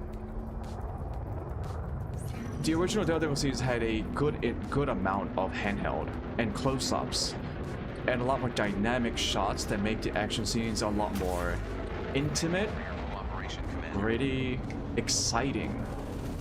The action sequences in the Disney show doesn't feel as exciting as the action sequences in the Netflix one, because they're all very pulled back. They are all very... It has a very blue... You know what I'm talking about? The kind of bluish tint that makes things look very clean. If you've seen a lot of Netflix Disney shows, I think you know what I'm talking about. They use the same thing in the Star Wars series. It's like everything has that kind of like a bluish tint, a very slight bluish tint. Everything's very clean and crisp. Like it's been like digitally enhanced or whatever. And everything is pulled back. There aren't that many cuts in the action scenes, where I think for this one they should have done a lot more action cuts, because the fight choreography is not as good as the Netflix one. But I can forgive all of that, right? What I can't forgive was the pacing. If I had a problem with Ironheart in the first 3 episodes, I have a problem with the entire season of Daredevil on Disney. It took way too long. Way too long. I tried to watch it with my mother because we watched the original Netflix Daredevil series together. It was pretty fun. She stopped watching after like the first 2-3 episodes. I don't blame her. I almost stopped watching myself because it was like, okay, we've seen 3 episodes. Let's see some Daredevil things. Like, when are we getting to the Daredevil part? And I'm not necessarily talking about like the suit. I'm talking about the character. Why is Matt Murdock spending the first 6 to 8 episodes talking about how he doesn't want to do it? I'm exaggerating it a little bit, but I'm not too far off from the mark. We don't need to see that many episodes of the character refusing to do anything related to Daredevil. Crime response team in situ. Security sweep and scan commencing. Oh shit, I need to eat lunch. Fuck. The only time the show actually got things moving was when the Punisher showed up. Yeah. Punisher was the breath of fresh air, moving things the fuck along.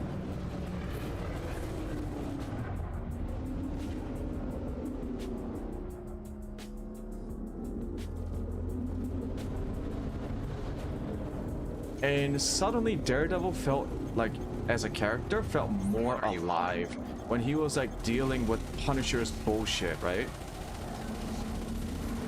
Some real like emotional reactions, some real conflict. You know, Punisher pushing Matt Murdock's buttons, that was perfect. They should have just had Punisher show up in episode 2 and move things the fuck along.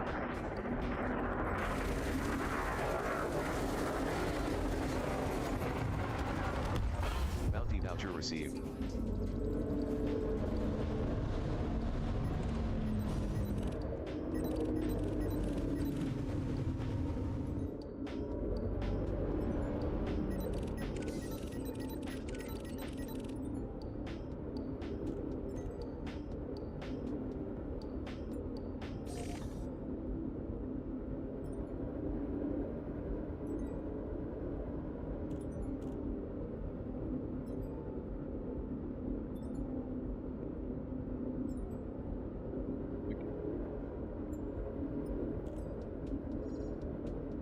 I don't know, like, I'll keep watching Daredevil because I feel kind of, I want to see how they end the story at least with Daredevil.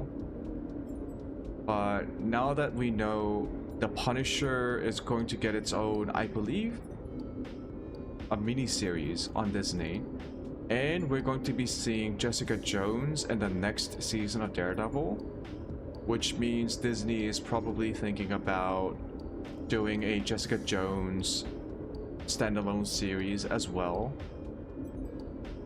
I really hope they fix whatever the fuck problems they're having with the production and just let the team do what it wants to do. Don't Disney-fy the series, please. It makes the show a lot worse.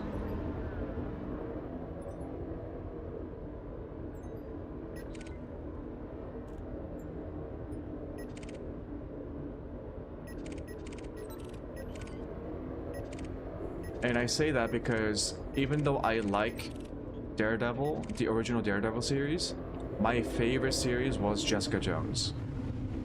Out of all the what the fuck were they called? The Defenders?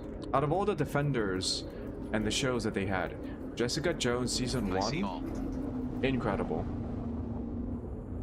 Fucking detective noir featured in New York with Jessica Jones's snarky ass character. Hell yes. Hell yes. I loved it. All ships will be scanned. But now I'm worried about how Disney might fuck it up. I thought Kristen Ritter was incredible at playing Jessica Jones. Too much damage. Fuck. Bounty voucher received. I really hope they don't fuck it up.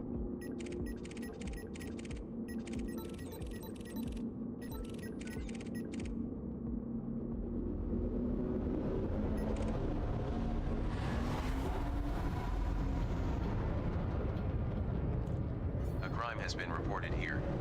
All ships will be scanned.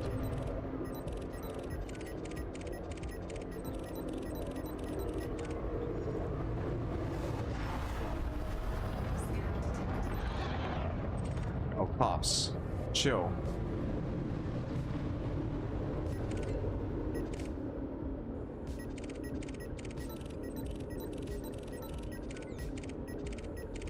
I should go to a high resource site. This is taking a little bit too long.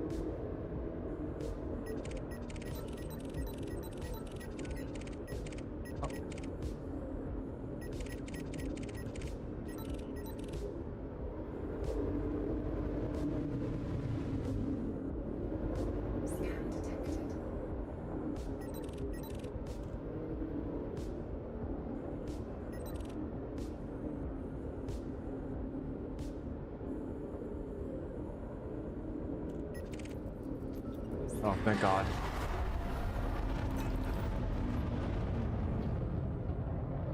The scan will soon be over.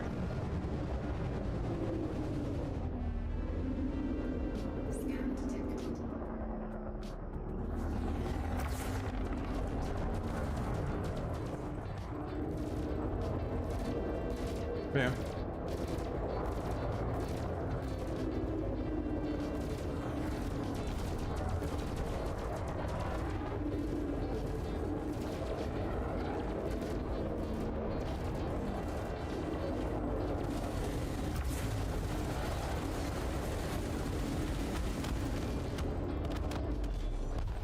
Bounty voucher received. Yeah, moving to a high extraction zone.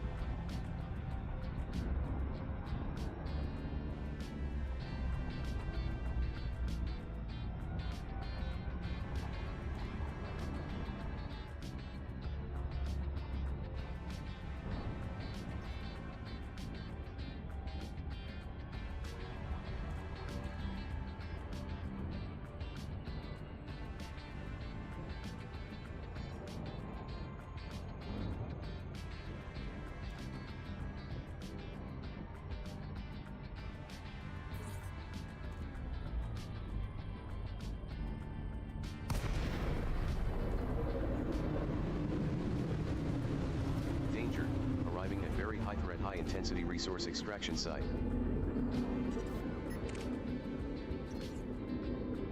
I'm in the back.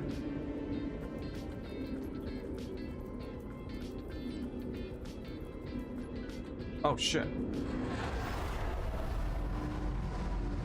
I see all.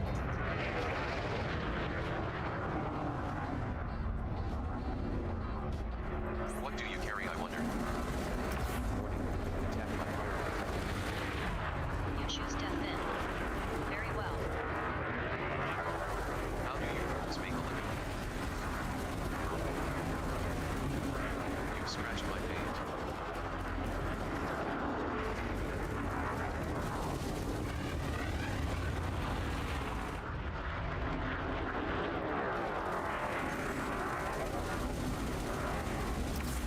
Stop squirming around. Bounty voucher awarded.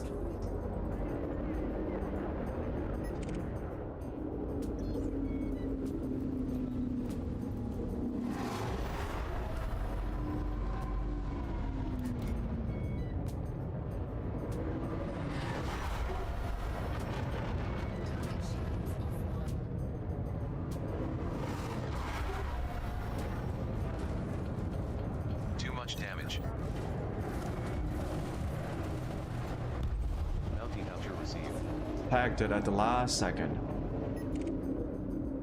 Target cargo dropped.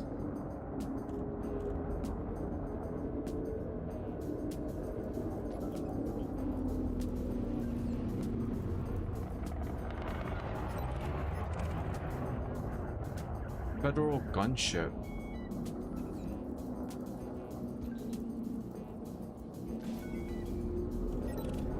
That's just a protection convoy. Oh.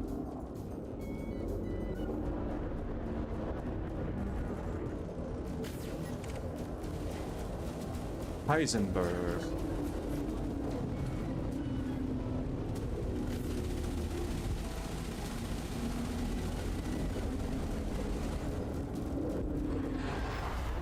Yeah, this guy's a lot further away than expected. I hadn't expected this.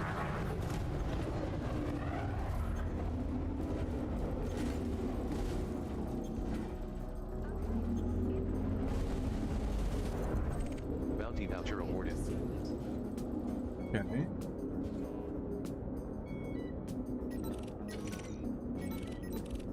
Got the entire goddamn police precinct with me.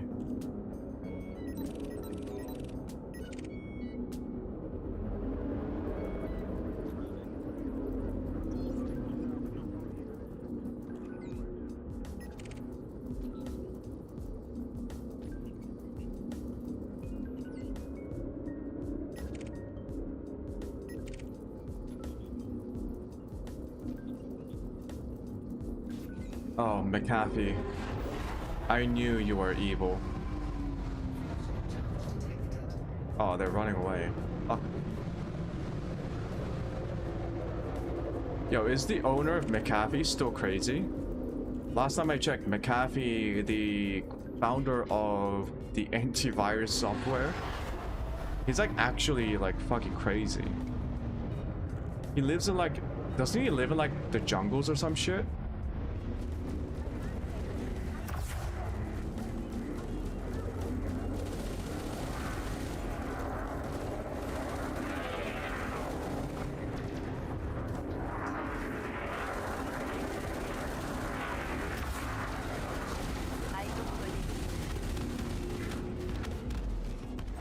Bounty voucher awarded.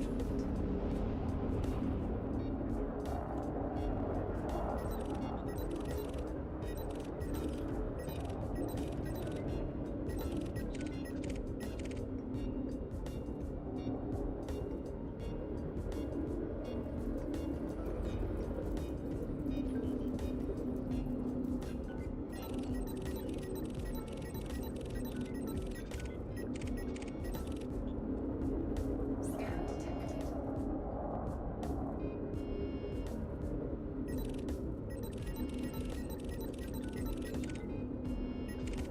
You're clean. Proceed, pilot.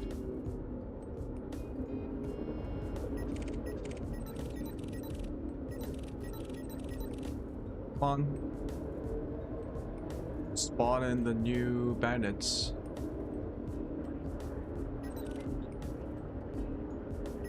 Thank you.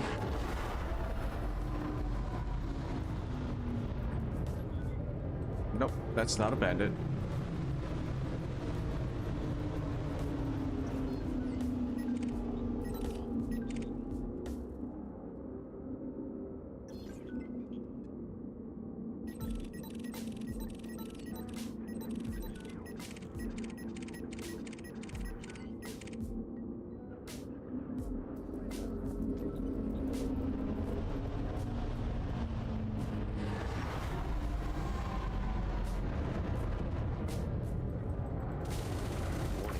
Attack by pirate detected. You choose death then. Very well.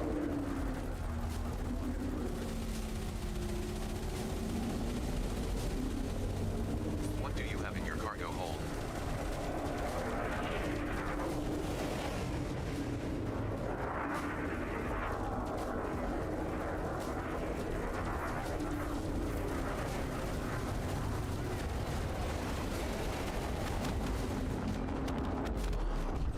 Bounty voucher awarded.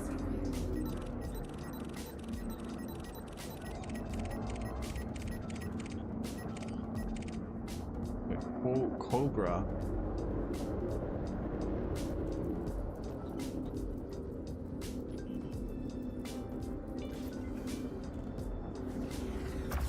Is the game actually gonna spawn in the mission specific enemies?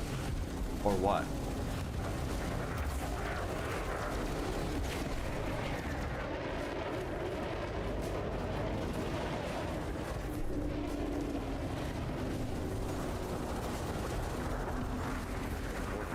Attack by escort detected. Target in my heads up. Locking on.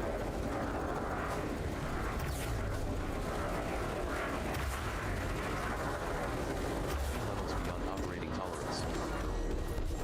Bounty voucher received.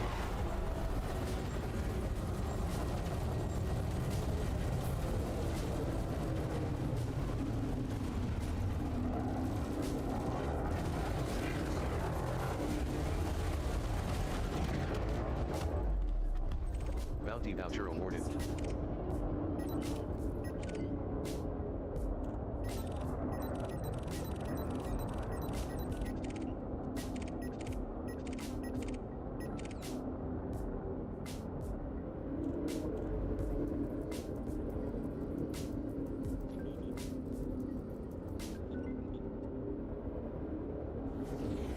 Warning. Attack by pirate detected. I'm gonna boil you up.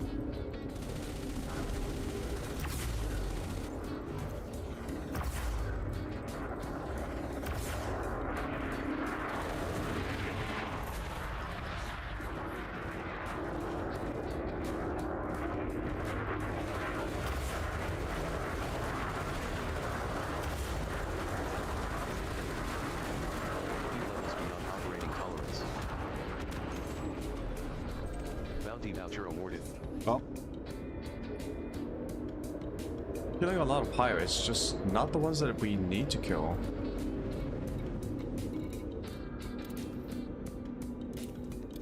Am I in the wrong place? LHS 317.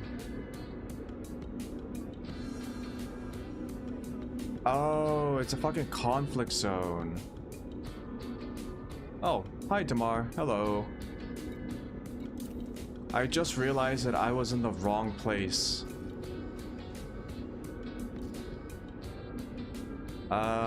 Yeah, let me go to a conflict zone then. I actually do want to try it.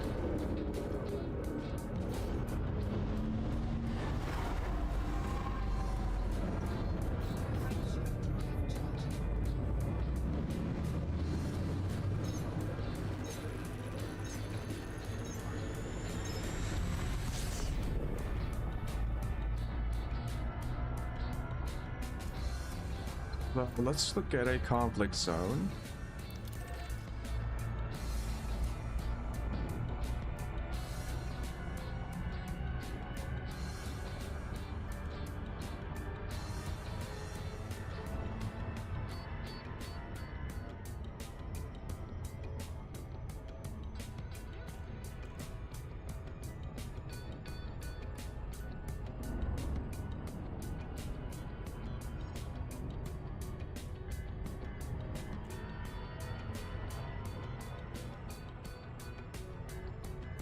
What's going on over here? Because I might not be able to finish the conflict zone, but I just want to see how frequently these guys spawn in. I have to kill like a specific ship. The traditional Dominion faction, okay.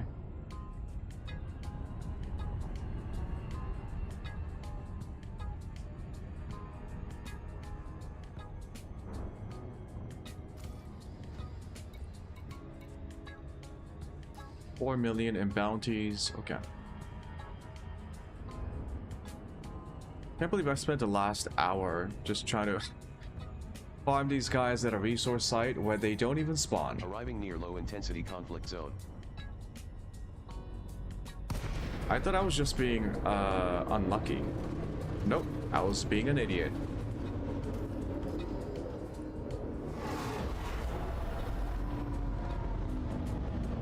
Yeah, I do want to see how my weapons stack against conflict zone people.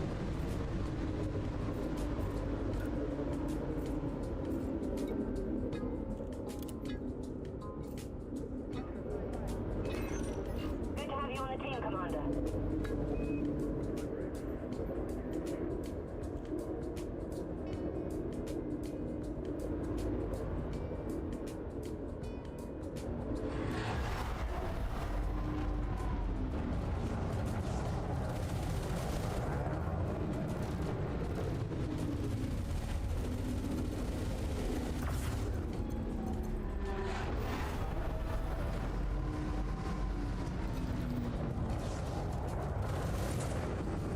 Am I getting attacked by multiple?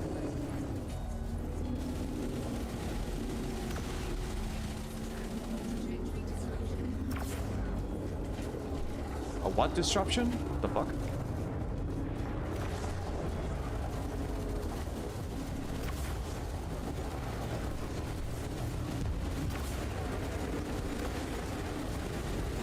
Warning. Heat levels beyond operating tolerance.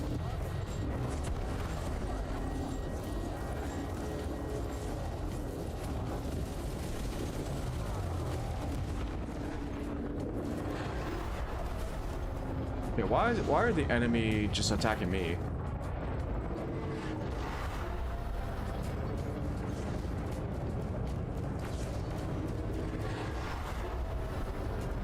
What's going on here? I got 3 guys on me.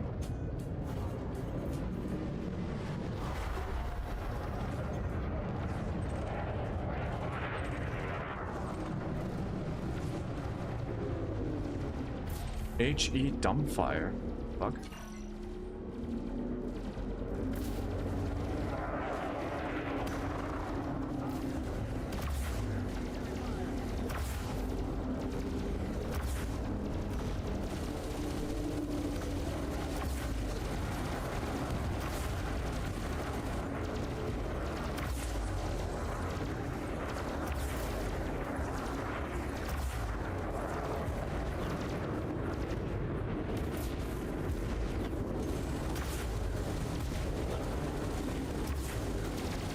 Wow.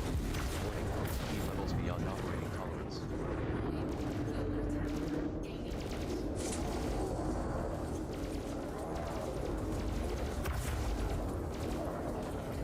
Man, these guys are tanky as fuck.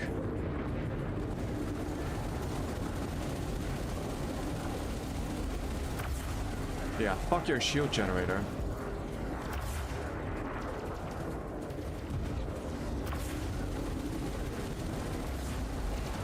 Add more pips to weapons? Does that increase my damage?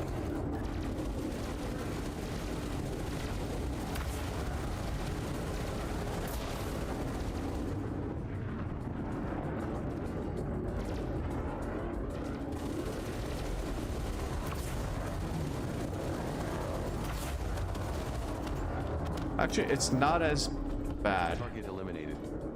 It just still takes a little bit of time. You've got them. Well done.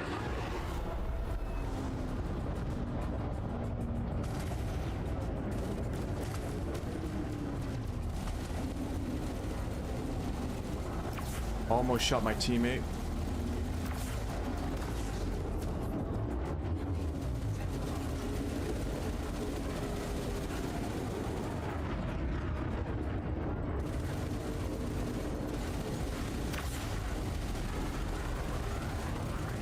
The shield generator? This guy's not moving.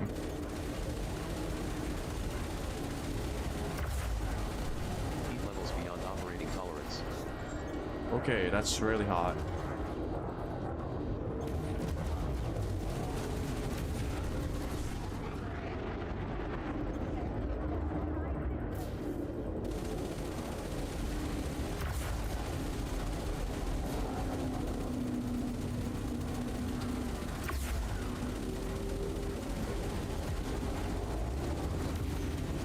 Oh, I see. Where did it go?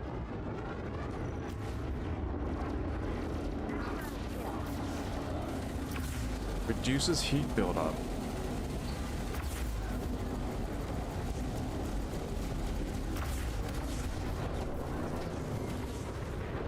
Ah.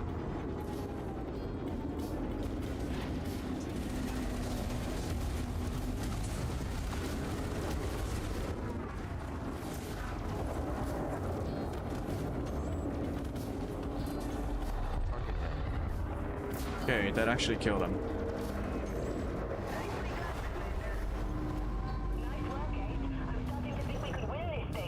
Gonna wait until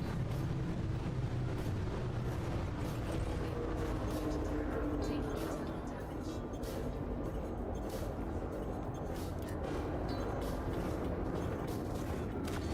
I just took a missile hit, but I need my shields back. Thank you.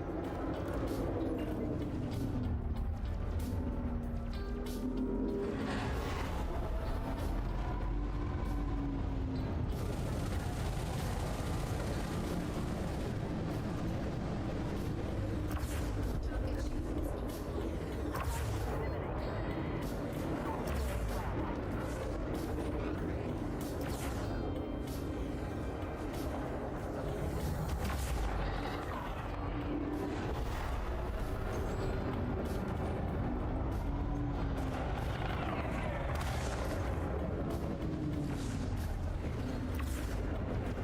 Ah, this guy's so little. Come here.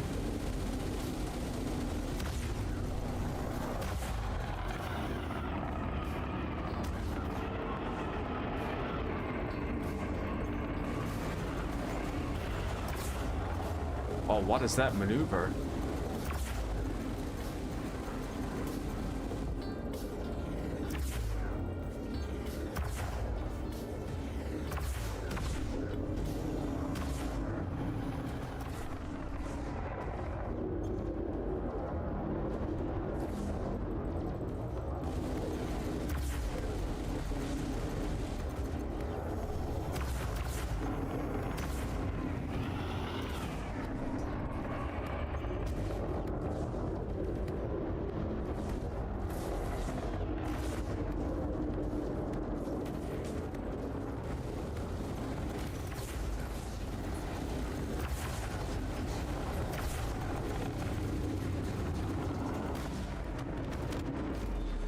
Target eliminated. Okay.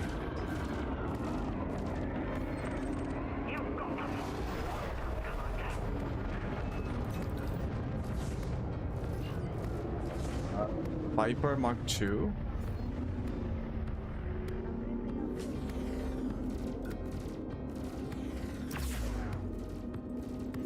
I'm running low on ammo, so I can just dip out. Not particularly interested in finishing the conflict, but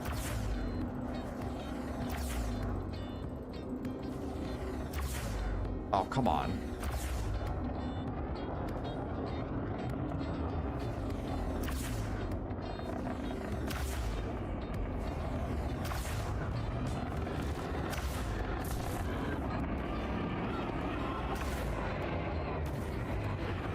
Oh, this guy's spamming the shield cells. Fuck.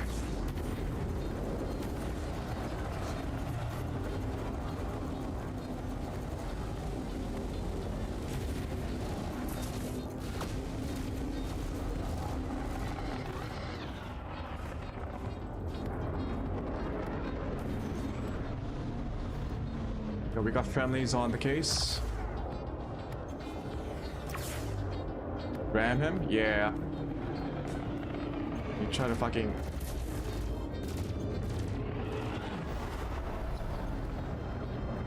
Come on, let's joust properly.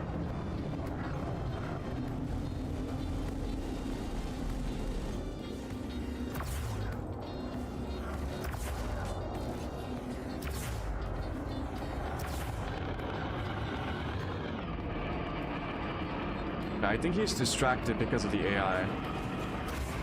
I'll just use my railgun.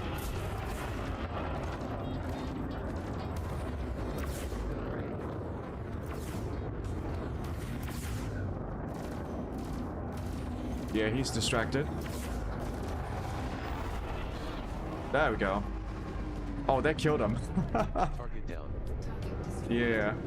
Good shooting, Commander. Oh shit, that doesn't do any wait. I took I took like barely no damage from that. Huh.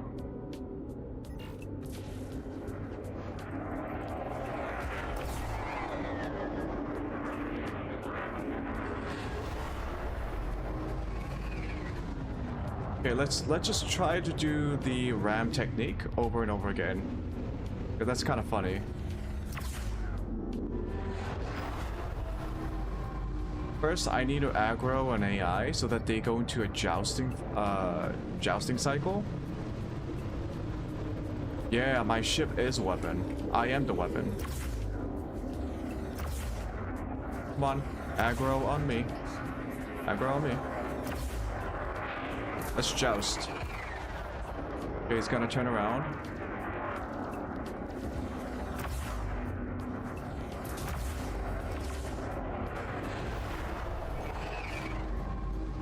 Did I get him? Yeah, I got him. I grazed him.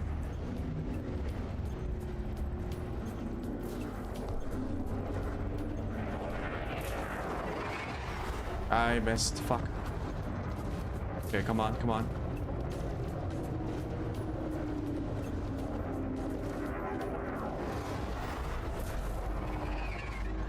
Got him.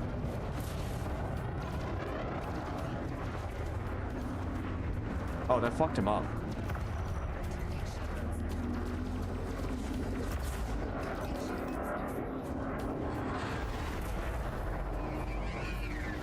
Got him again. 4%.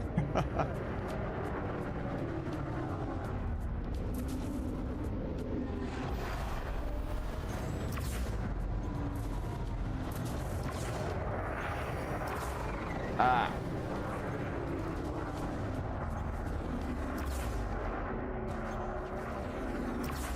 Oh my god. There we go. Target destroyed. Another one down. Looks like I can go for like a bigger target here. Viper Mark IV dropship.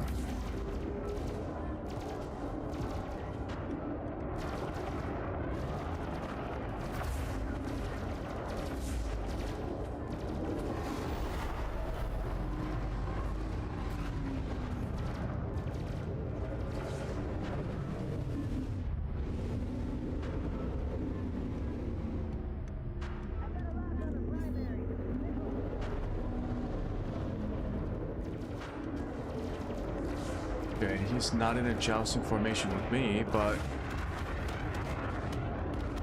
he is dead. Okay. Enemy ship destroyed.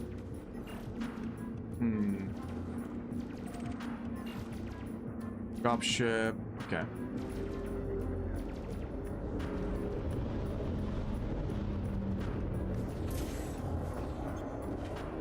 Yeah, he's weak. If I can tag him, I also get the credit for the kill.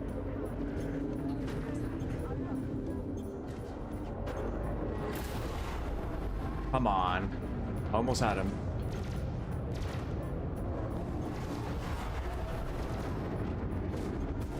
Yeah, fuck you.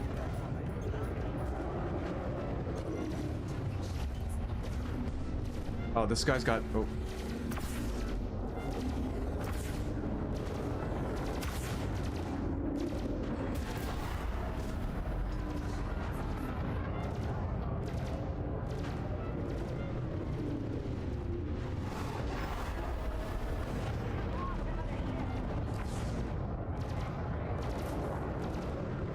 Okay, now I'm completely bingo on ammo.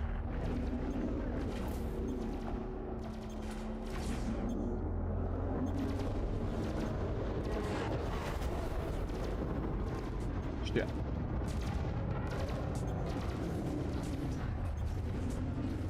Getting shot from someone else.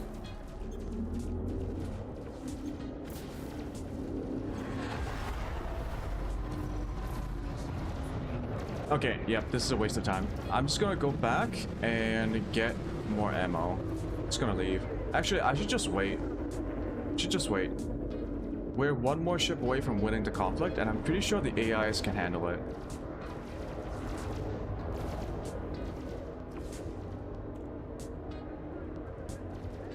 Yeah.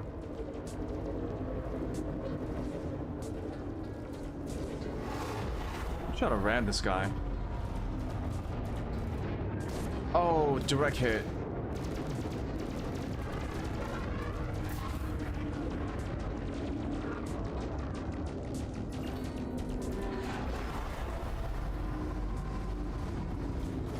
Boom.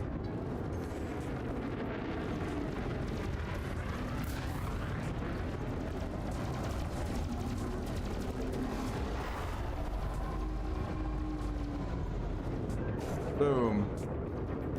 How do you like that?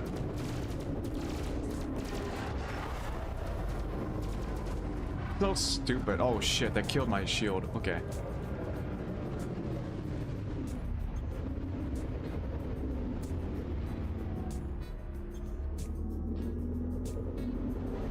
I do have shield cells. Heat levels beyond operating tolerance. Come on, AI. All we have to do is just kill one ship. Oh, it's a big ship. Oh, that really doesn't do anything. That is a big ship. Why is it so big?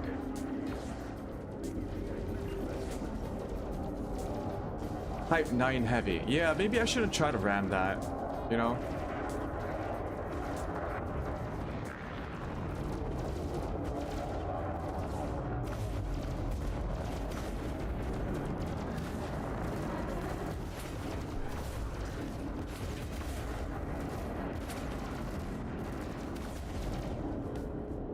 Are the AIs doing anything? Come on, guys.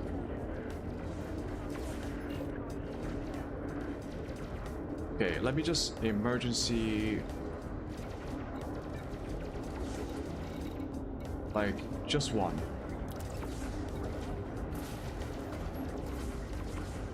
Synthesis complete. Just to help out a little bit. This guy's weak.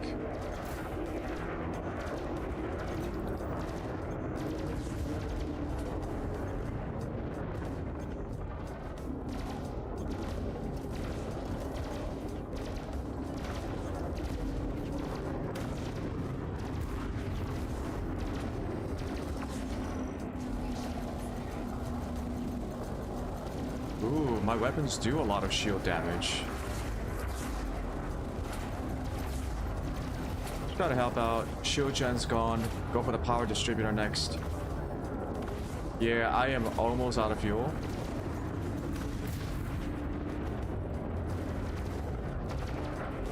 We just need to kill this guy. It's this guy. We can kill him. I got 2 other ships on it. His power distributor's gone. He's dead in the water.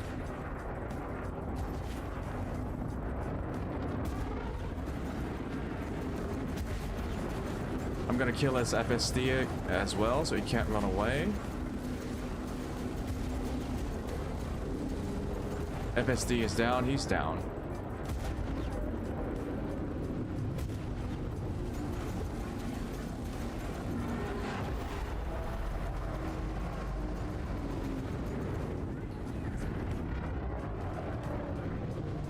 Come on now.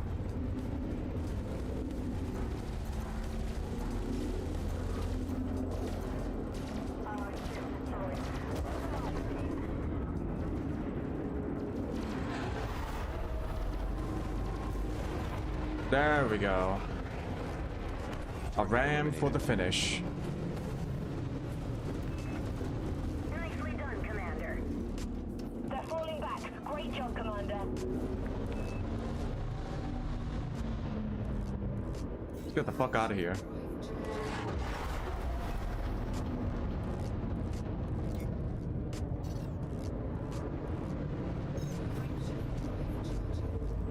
Okay, so the conflict zones aren't that bad now. I just need a lot more ammo.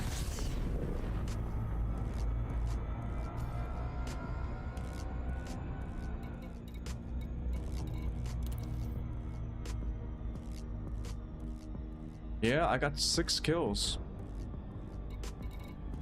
This one gives me 12 grade 5 emissions data. I do want to get that one. Let's head on over to the port.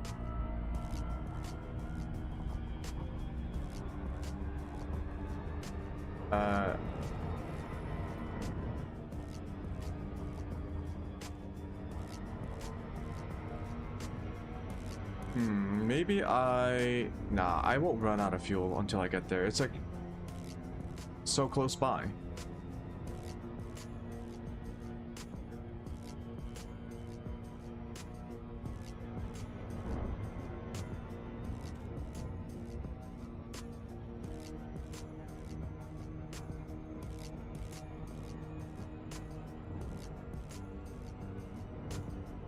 It seems like the ramming effect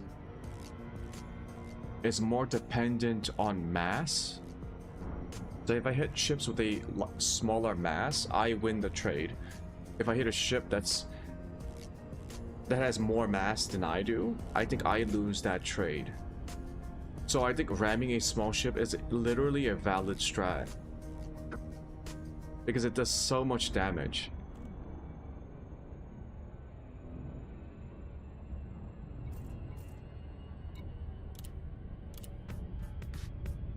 I assumed it would do a decent amount of damage to my own shields, but it doesn't.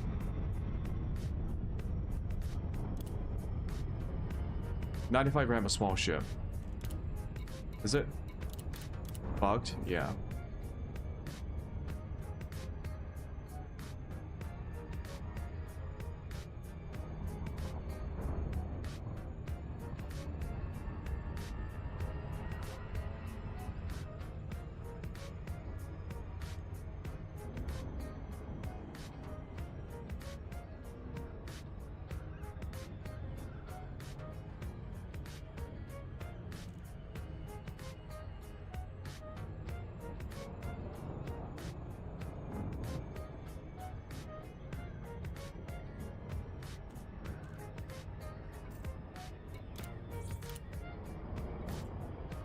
Dropping near North Report.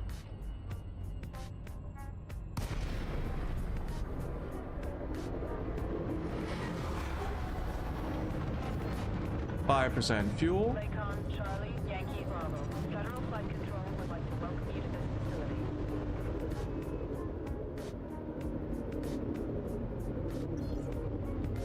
Did I get?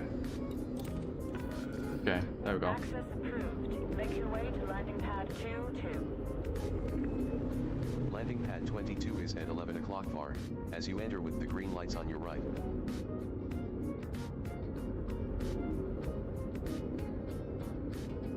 Nine o'clock far.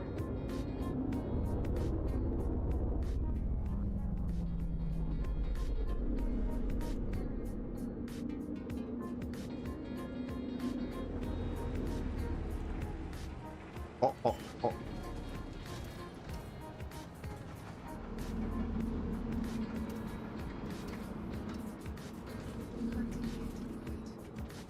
Pulled out my guns for no reason. Whoa. Docking complete.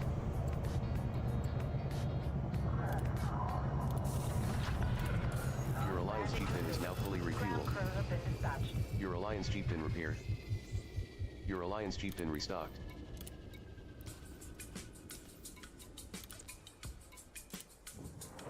Bounty vouchers for over 4.5 million credits have been redeemed. Combat bonds for just over 890,000 credits have been redeemed. Got a message from someone.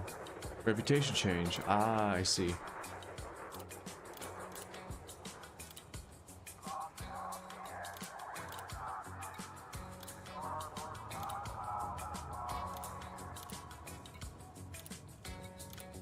They don't disappear.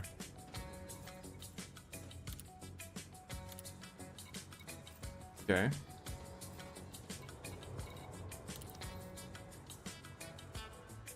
Well, I do want to continue, at least finish this mission, so it's going to be conflict zones from now. But let me get a quick cup of coffee. I'll be right back.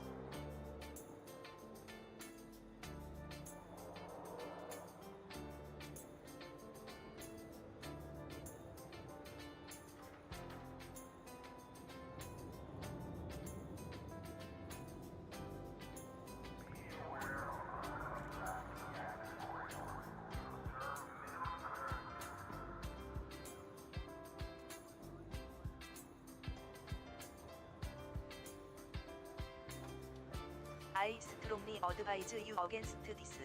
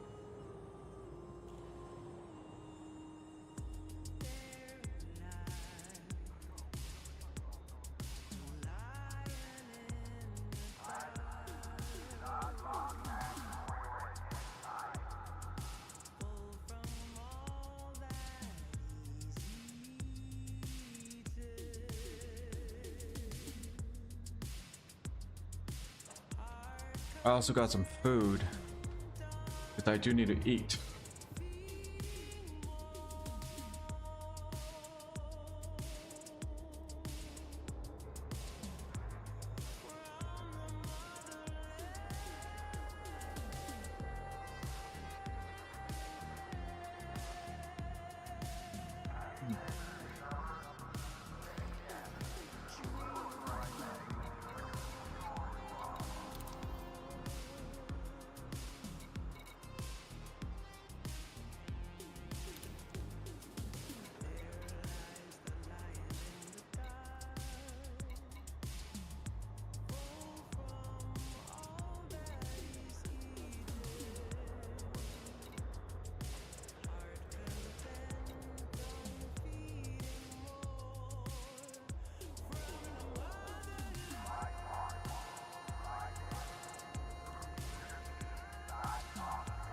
While I'm eating,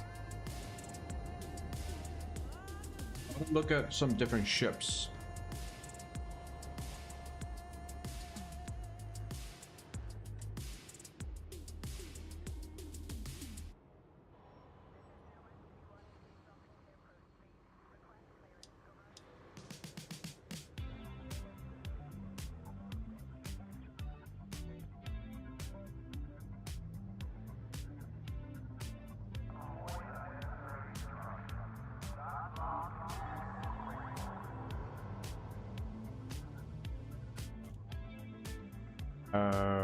Ships.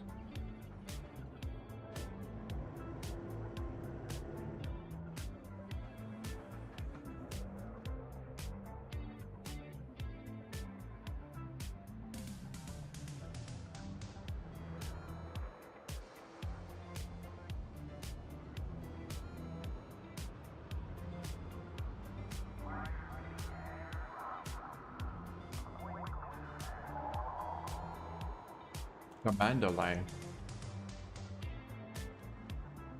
It's an exploration vehicle.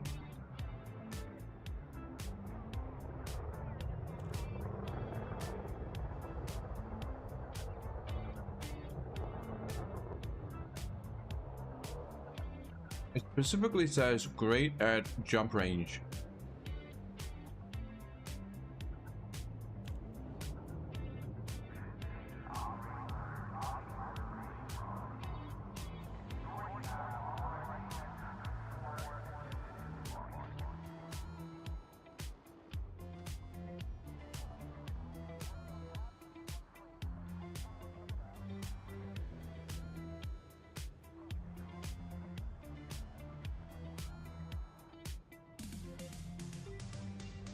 Oh.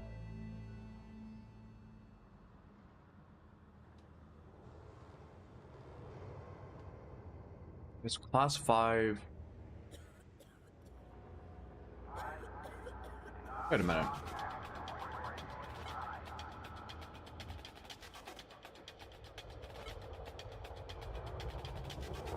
Oh, okay.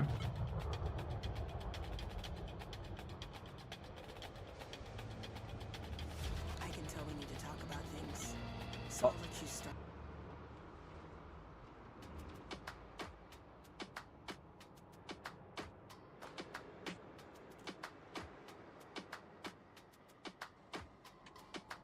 Flipper.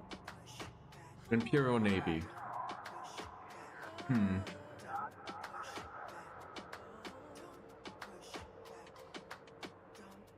These are all like combat ships, aren't they? Yep.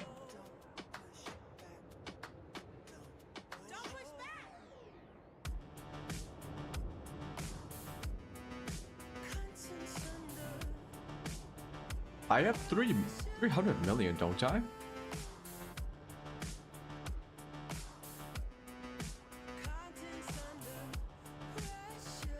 Yeah, I have 300 million. FDL hard points.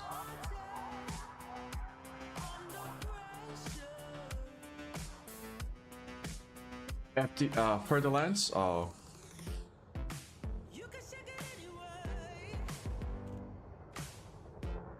Oh shit. 1 huge and 4 medium. Whoa, it is a lot of utility mounts.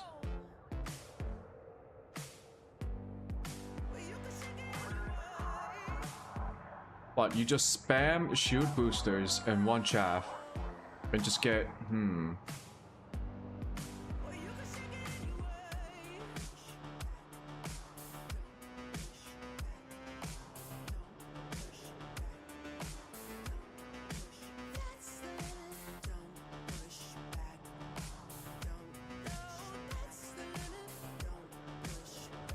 crazy.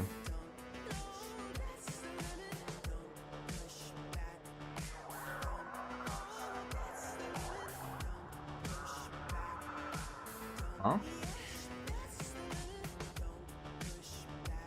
It's faster than the Chieftain, but it has one huge or medium.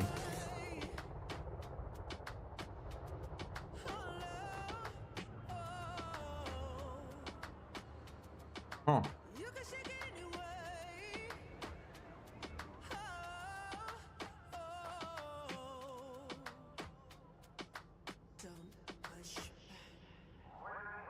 Bamba is a racer?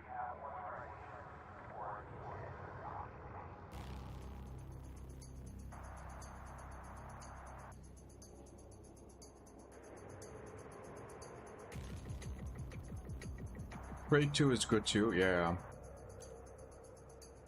But didn't you say like the end game PvE is like... Did you say it was like the Python or the Anaconda? I feel like it was the Anaconda. This is like the end game PvE, right? Just gotta sit there and just zap everyone.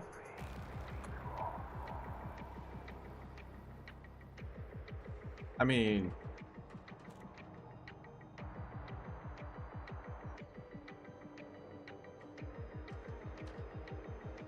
Oh, don't these ships like... These are so large, they have, you can put a fighter on, right? Not those like little fighter, but like an actual, like one of these. Can you like have one on this ship? It can take hits? Yeah. Oh, Rear Admiral, okay.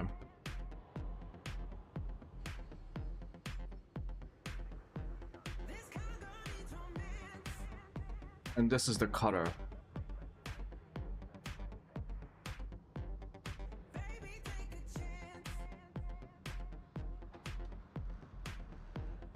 I see. It is quite slow, but not really meant for dogfighting. Just meant to be like sit there, take the hits, and shoot back with harder guns.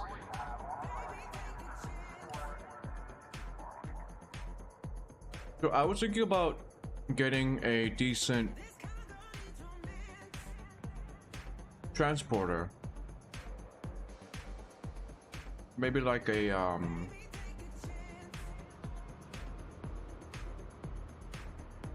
Anaconda is better.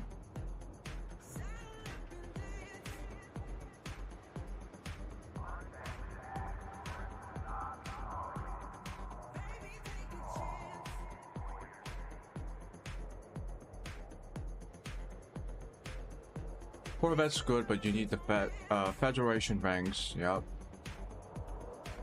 Large cargo space. Very large cargo space.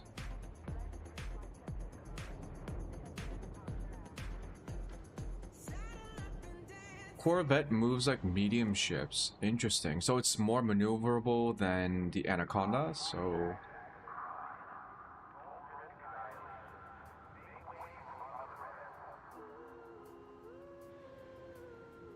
It's like dependent on the upgrades. I guess this might not be the full like stats.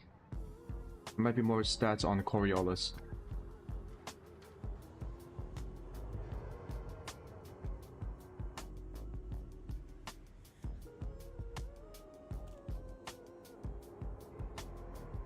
Oh. What's this one? Multi-role?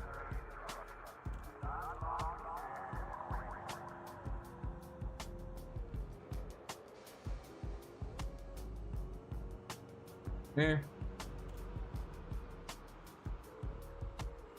Oh, it's got a very decent cargo capacity. Okay.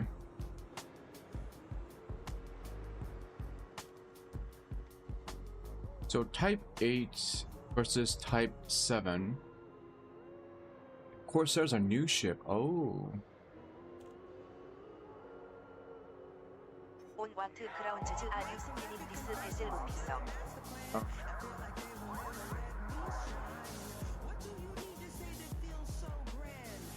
Unlocked with ARX in the game store first, it will be available later for Odyssey owners for credits as any other ship.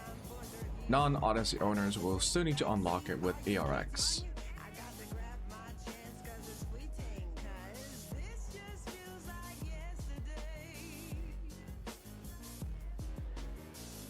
Mid-range transport.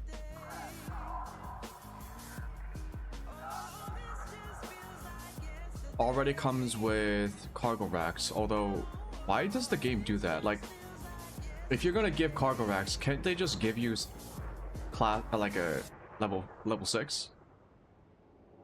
Are there no level 6 cargo racks? I thought there were. This feels like a little bit of trolling, you know? It's like, oh yeah, the ship comes with a cargo rack, but it's like one class lower. Absolutely nothing in terms of weaponry.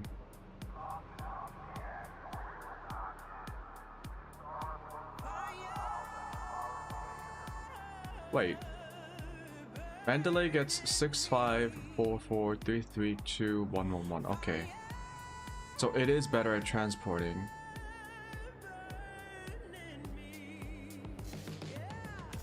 I don't know, maybe I can stretch for the Type 8 and not the Type 7.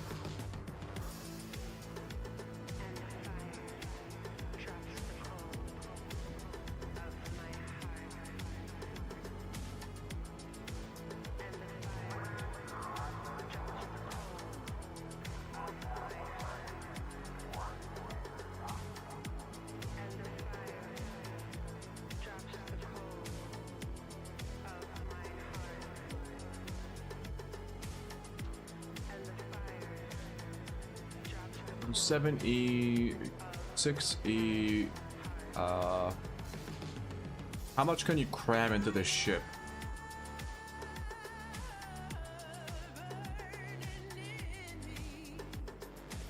Fuel gen.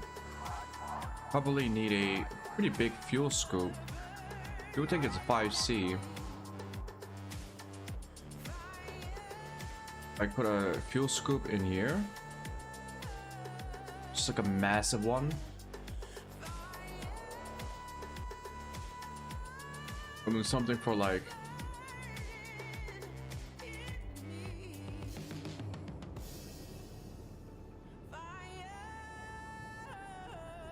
actually yeah, like an emergency or something. There's no mass requirement. Okay. Cargo racks don't get any engineering upgrades. Okay. Yeah, you can carry a. Ooh.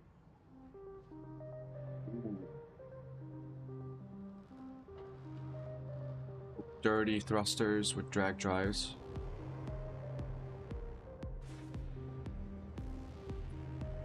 Ooh. I see. Oh, it's not even 5A. Never mind.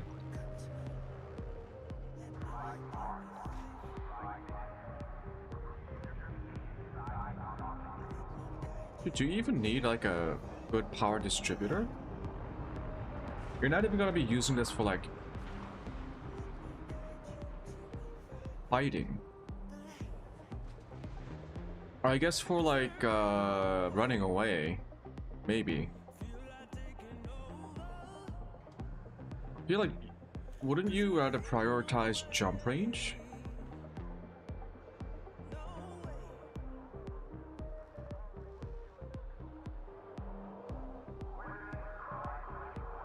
If I were to run from pirates, right? Let's see, what does that look like?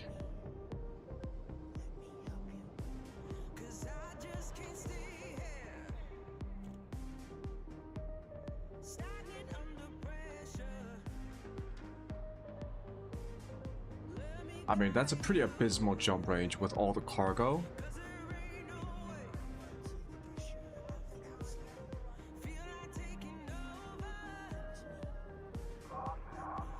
Oh, no need for shield, right. Go for the maximum cargo.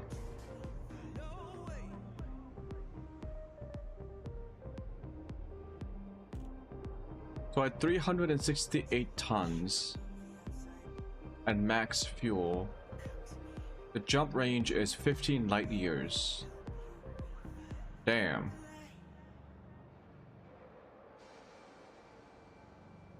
Go overcharged with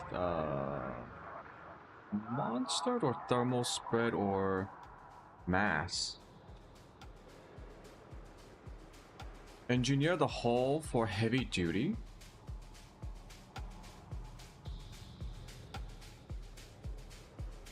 Oh, just the light alloy? Wait.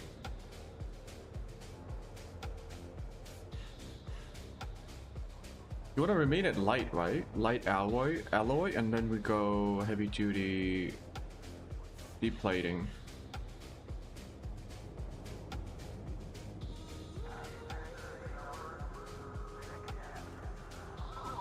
Oh no, you don't. So what do you do with this abysmal jump range? Do you only use the jet cone?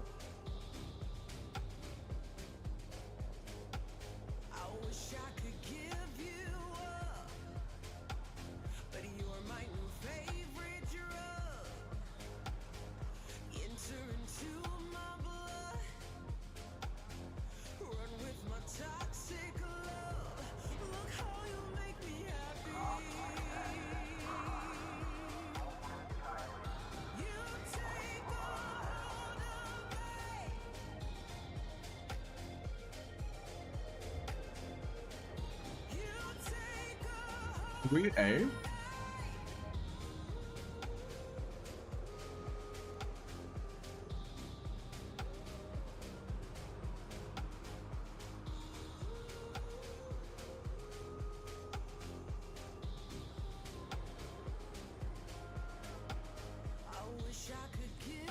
Okay.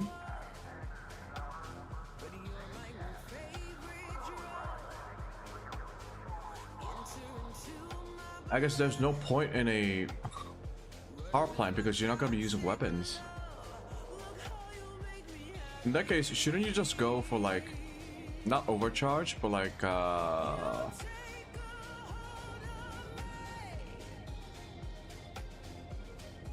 like low mission?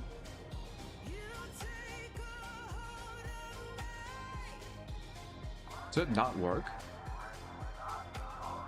Oh shit.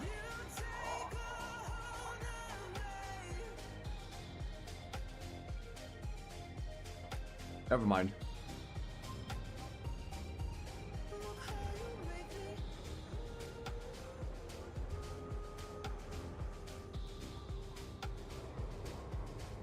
Ass manager.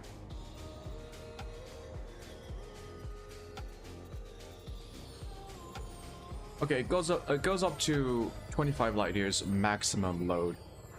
Hold on, one sec.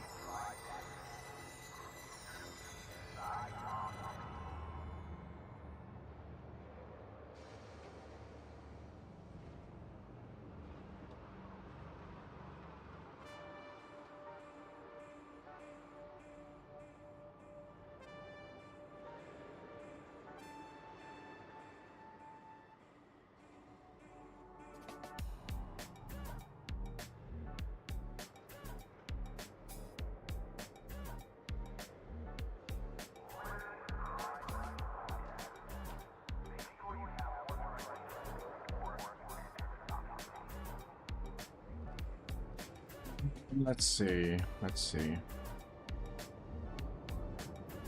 Just for the lulls, imagine we get rid of all the weapons.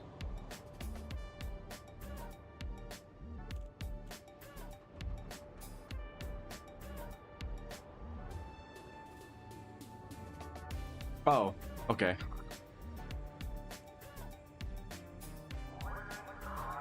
So 384 tons maximum load.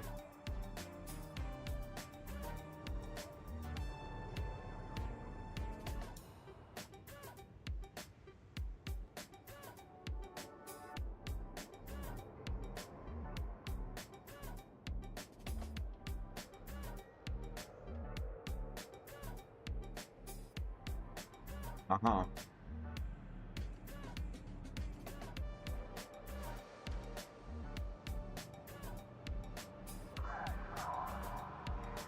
I mean,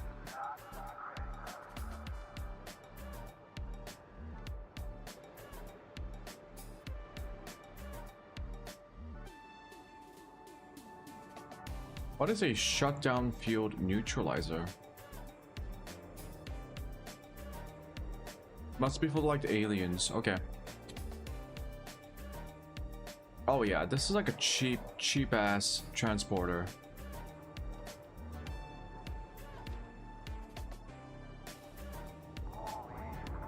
Well, my ASP does 120 already. Can I go even higher? So let's say okay, I'll let this be. So that's type 8. What's the next one? Not the Mark II. What about like an Orca? And then you replace everything with cargo. Let's 6555.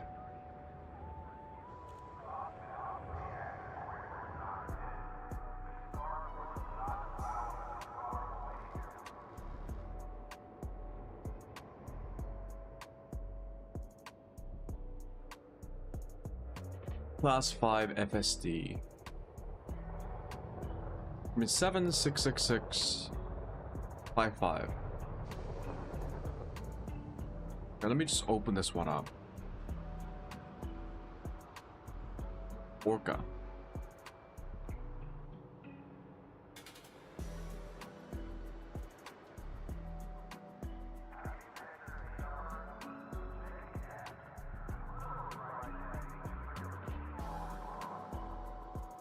Yeah, I don't think this is really meant for cargo.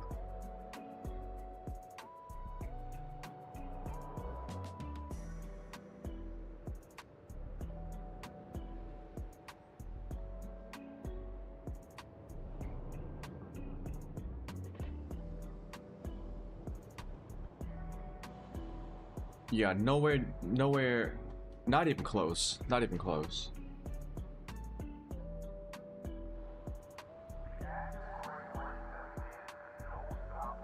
About the Type 9 Heavy. Large freighter class. Ship is built to transport large cargoes, a job it does very well, but it doesn't stand up well in a fight. Although adding a fighter bay improves its combat capability considerably in the right hands. Oh yeah. Type 9.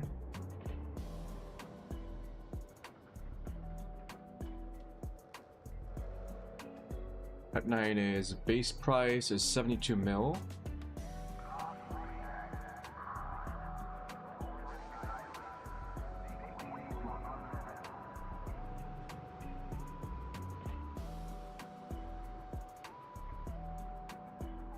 I hate this. I hate that the game default gives you one class lower cargo racks. Just don't give any. It's just like there's an initial bit of confusion every time I look at this. It's like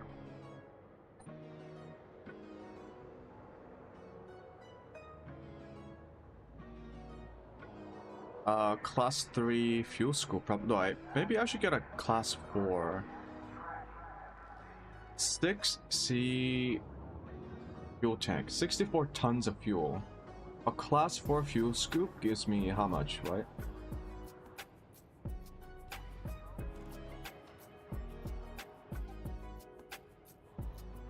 What's a fuel scoop? Fuel tank fuel scoop.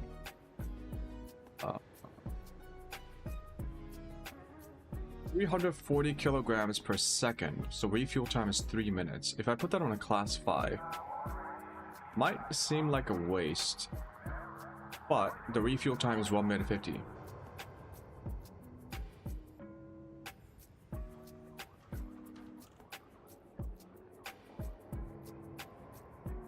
We are already at 724, okay.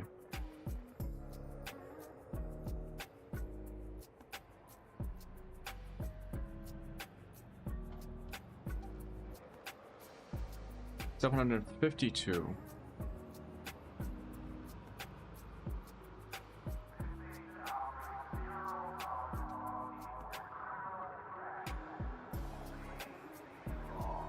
Monstered. Lightweight with blah, blah, blah, blah. Deep plating. Thrusters, we go for yeah, we go for jump range with 30. I'm just a simple miner.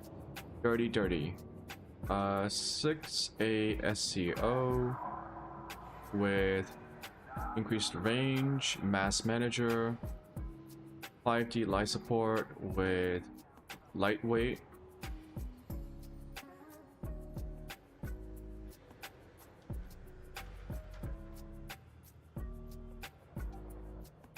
Lightweight power distributor with... Oh, just go for engine capacity, right?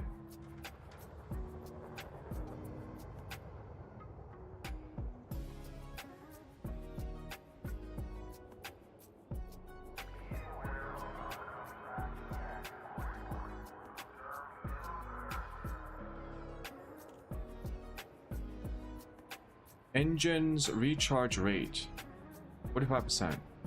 Engines recharge rate 44%. It also gives a more engine capacity. What if we go engine focused? Sensors D for lightweight, go lightweight. 2 at AFM just for emergencies, and 1 with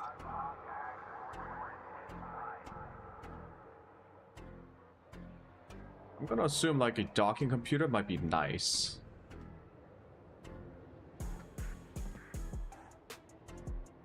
Get rid of weapons.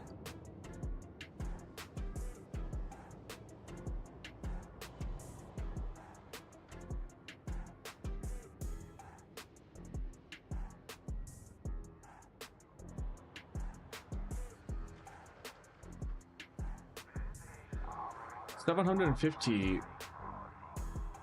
If I get rid of the fuel scoop, I can get more cargo. So if we go 5, that's 784. Can make a 20 light year jump range. 64 tons of fuel.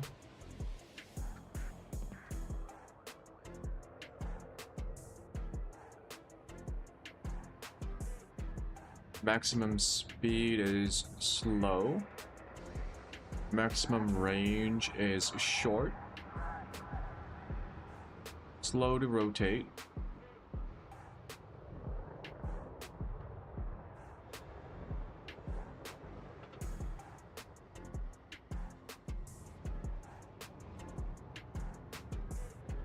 But yeah, that's like 784 tons of cargo. That's still a lot of cargo. I want to make sure I got everything right. Power is well within range. Sensors are lightweight. Power distributor.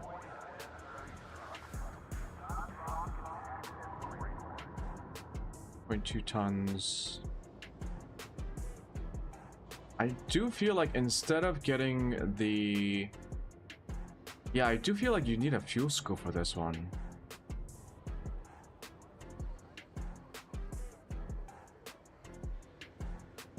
Because you only lose like 30. Hi Max. How you doing? I'm just looking at the Type 9 Heavy and see what it looks like with a cargo build.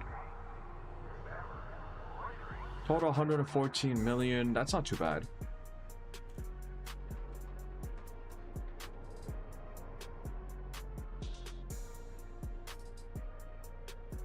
Type 9, let's say cargo. NG. I'll save it. Okay, so I'll give this one a little bit more thought. For now, since I have had my lunch break, I'm gonna finish this quest. It's gonna be the combat zone.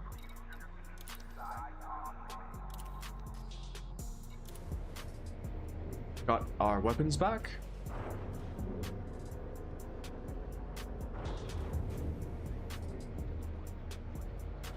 Docking clamps free. Ship released. Go for departure.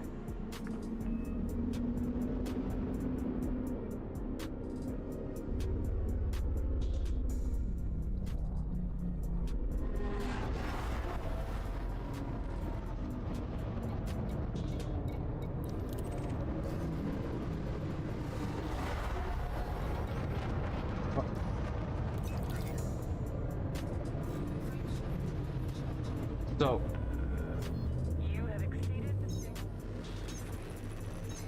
I probably want to buy 2 ships now, so I can go for the Mandalay as an explorer and the Type 9 Heavy as a transporter and cargo for cargo hauling.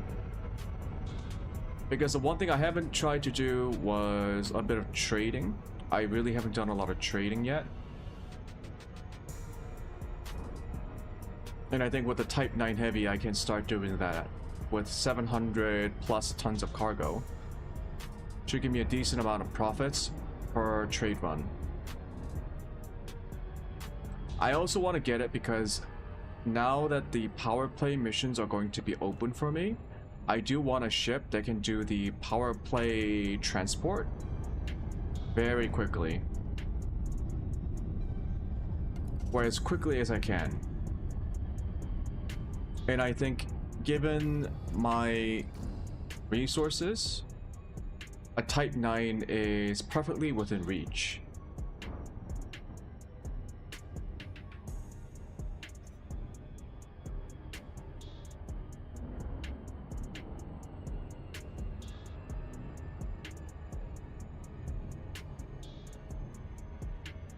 For now, we're just gonna Dropping at low intensity. see how conflict zone. many ships we can destroy here. These guys are definitely more challenging than pirates. Like, they're tankier.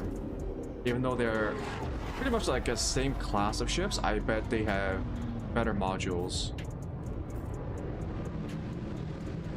So I should be able to start seeing it pop up. Yep. Fight for the future.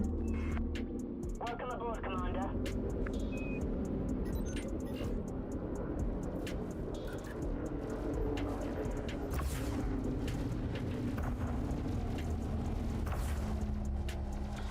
Gonna sit here,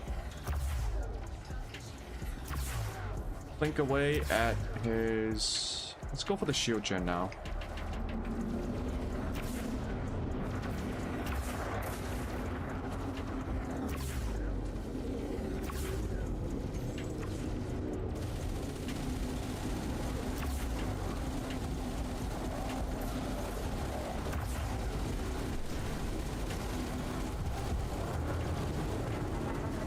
Okay, he fucking rammed me? Really?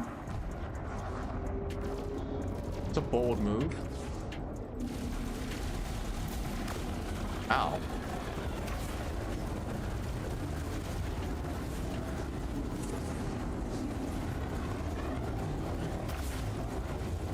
Your shield generators are fucked. Your distributor next.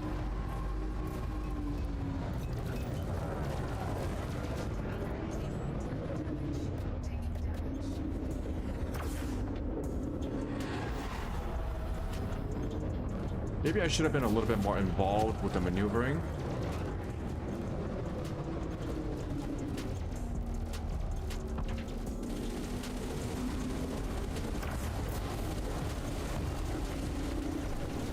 Okay, my shields are back. Good.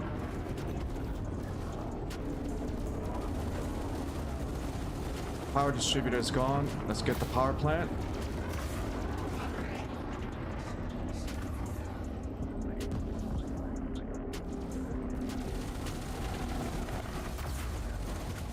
And he's done.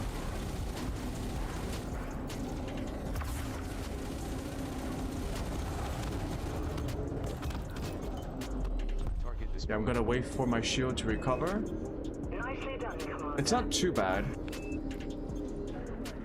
I think none of my components... Okay, so the sensors got some damage, but that's fine. Gonna wait for the shield to come back. That is a nice, fast recharging shield. What about this guy? Let's go for the shield generator first.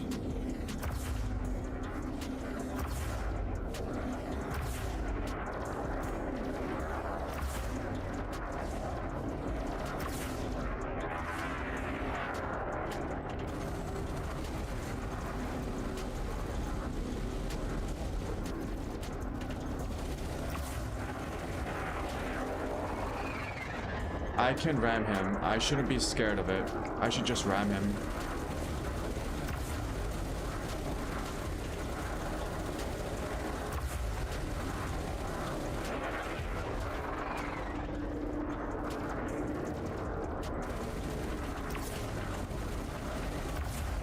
Come on, destroy shield gen. Is it like on his underbelly? Is it what's going on?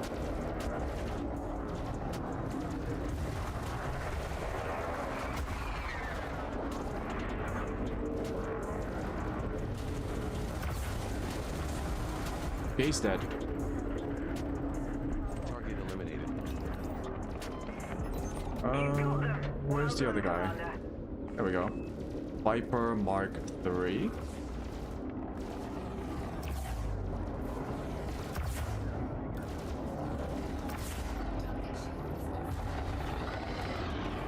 Okay, let's destroy his shield.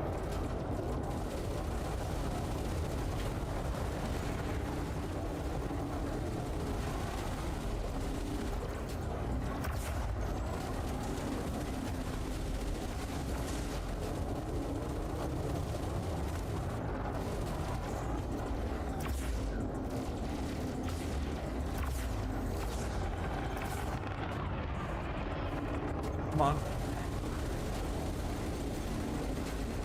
Okay, he's dead. Oh shit, this is easy. You got him. Well done, Commander. Explorer. Let's go for the shield gen. Actually, fuck his shield gen. Let's go for his chafe launcher. Oh, he's already dead.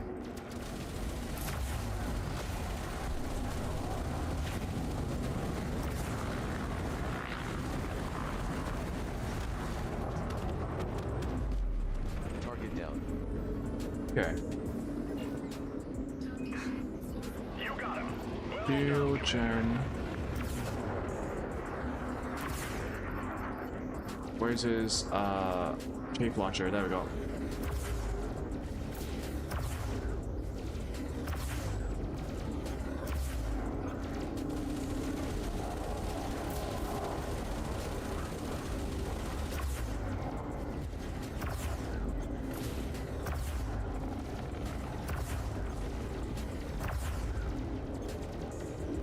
I'm not damaging his chafe launcher. It looks like it's on his ass. Not completely sure. Bro, where's your chafe launcher? It's on his bottom, okay.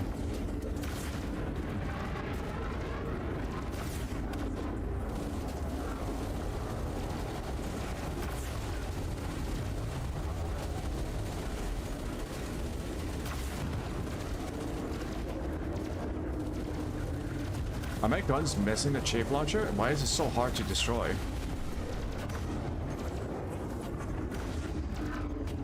Come on, you piece of shit. Stop spamming chaff.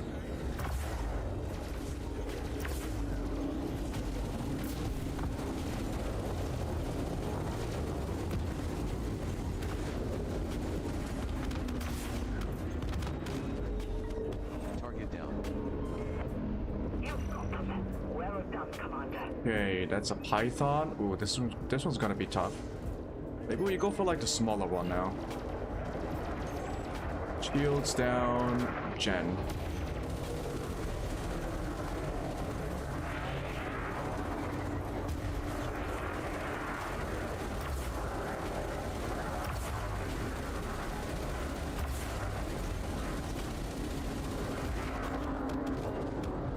Done. Target down. Another one down. Keep going, Okay, Commander. Explorer, let's go for the shield generator again. I'm loving my railgun right now. Loving it.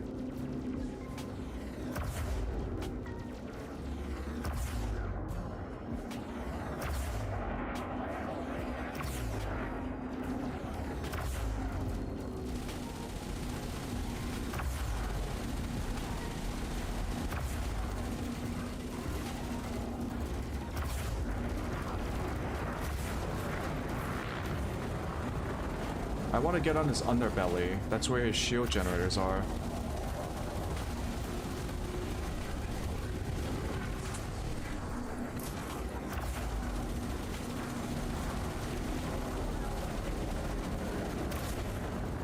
Although my shields are really good. His shield gens are dead. Let's go for his power plant.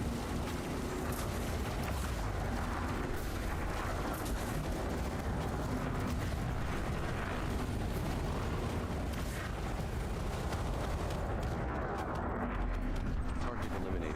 Done. So we can 3v2 this guy. Great work, Commander. You really made a difference. Oh, we won the battle. Oh shit. Well, that was easy. Okay, so ammo check. We're actually good with ammo. Chafe is fine. We can go for another conflict zone immediately.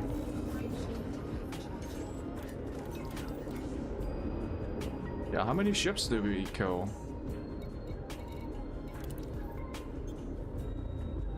Did we have 9? So we killed like 4?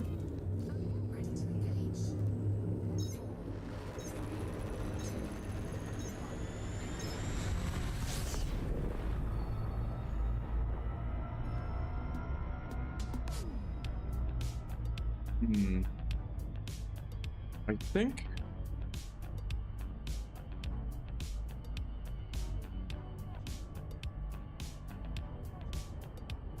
I think I want to change something up with my. Yeah. Let me just do this. I don't want to accidentally hit my targeting buttons here. I believe this was.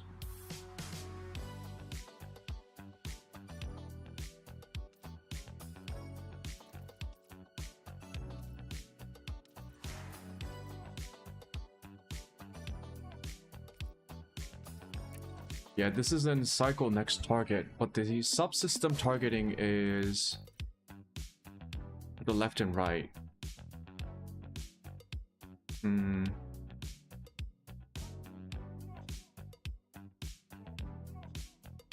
Trying to figure out which buttons to use.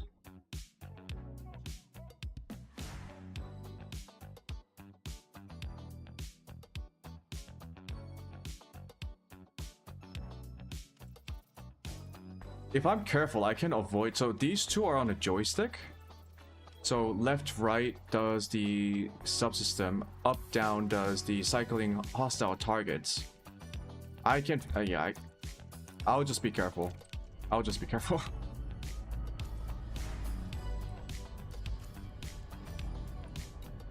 If it becomes a problem, then I'll actually try to change it. But for now, it seems like I can manage just fine. Oh, do I just go back to the same place?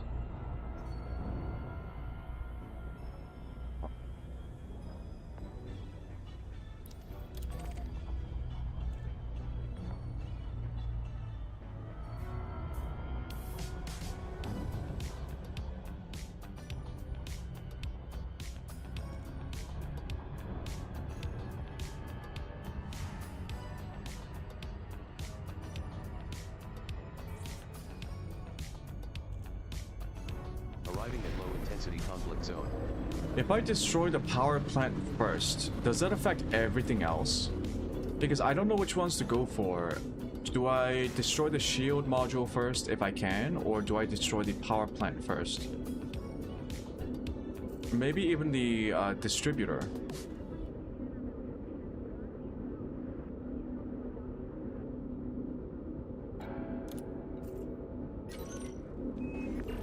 Welcome aboard, Commander. That's gonna be a bit of a... Go for the Explorer.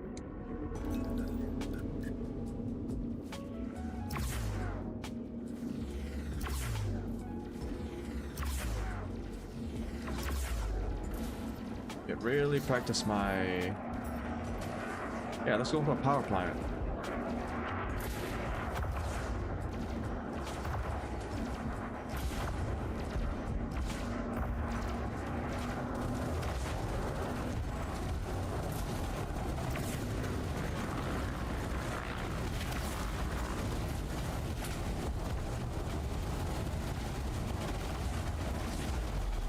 Target destroyed. Oh yeah. Nicely done, Commander. Viper Mark II? Mark IV? Okay. Bit of a fast ship, but... Gotcha.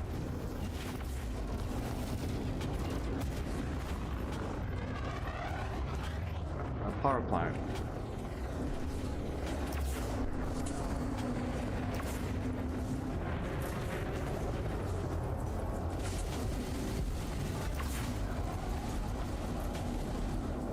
Okay.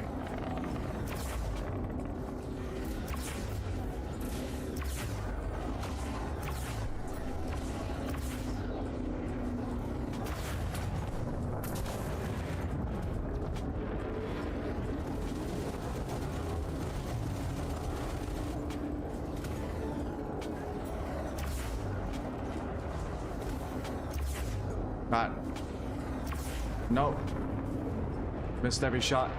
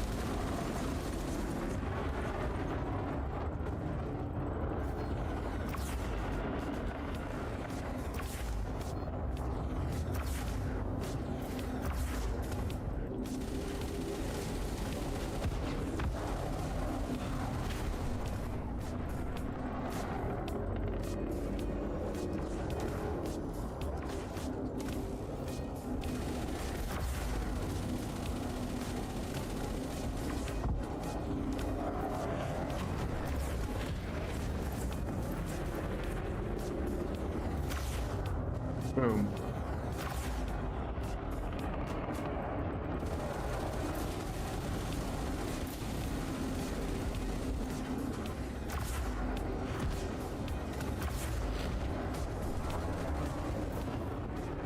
My shields are fine.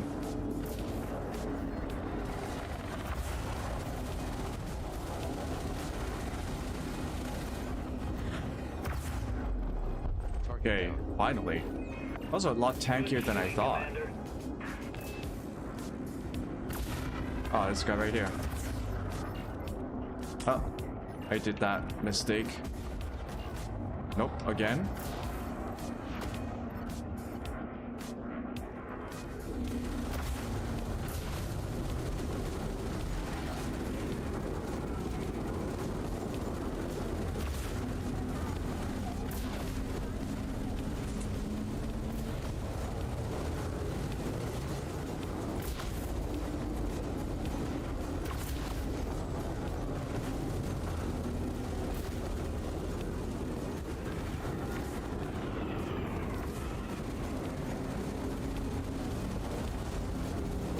don't want to take any more hits. Fuck you.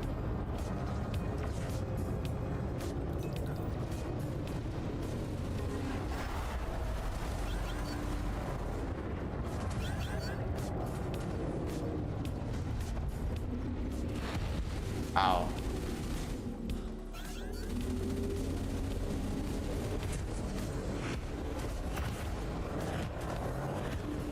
The fuck are those?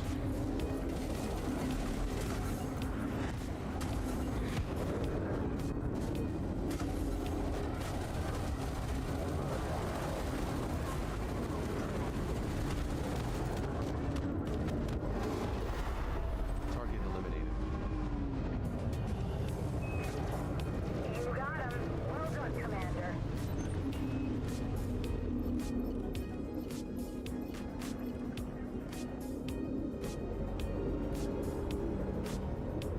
I'll make shield recharge just a little bit. What's that? Corvette. Ooh, no. Oh, thank you. Yeah.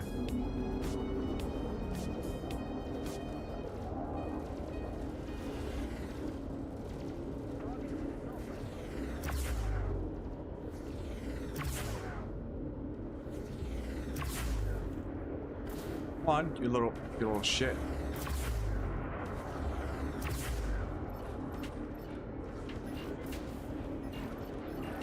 Okay, I do have to switch it out. I keep pressing the wrong button now.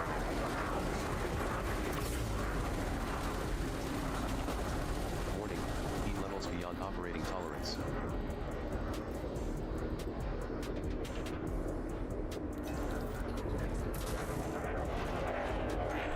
Okay, take the hits. Maneuver.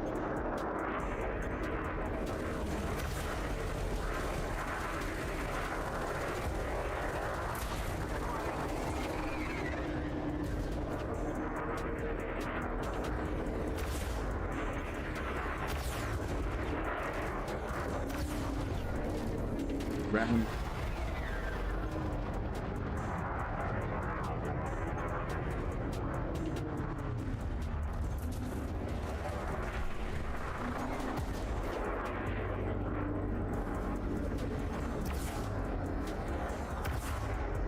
Come on.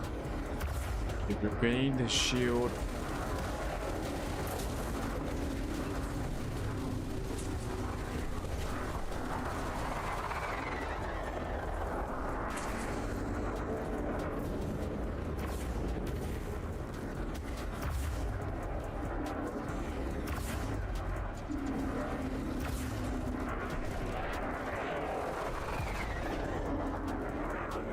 Shields are pretty low.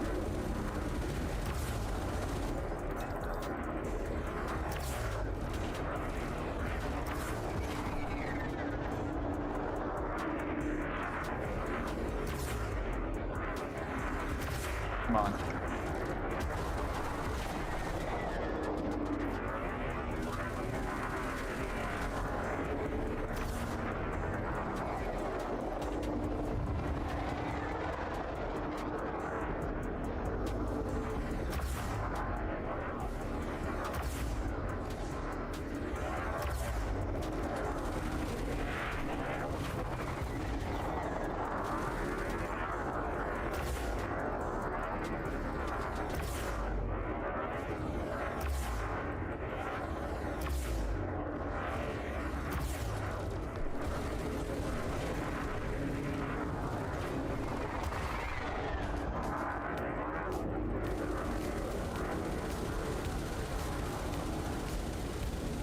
This guy's taking a while to kill. Come on now.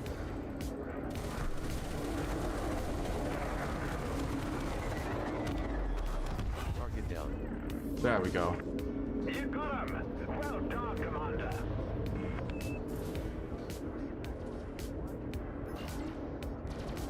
Vulture.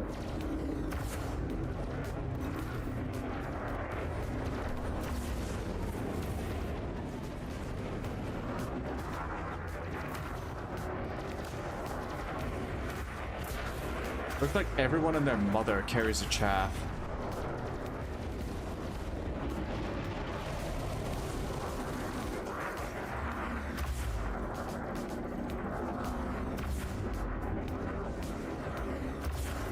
Running out of fuel now.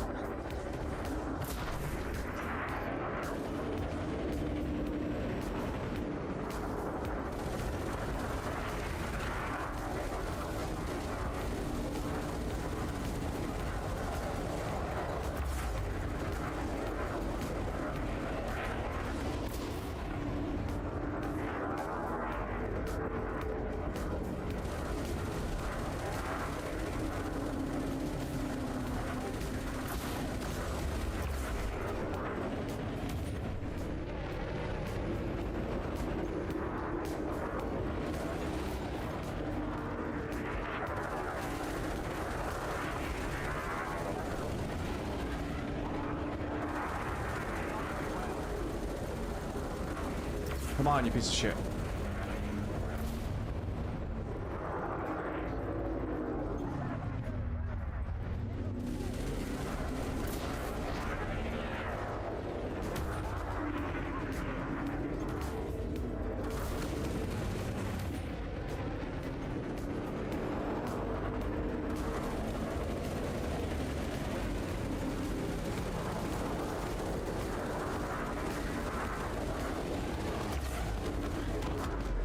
Gotcha. Eliminated.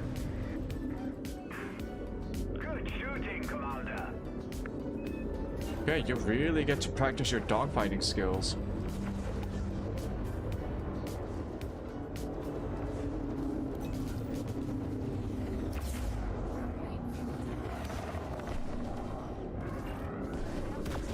Attacked.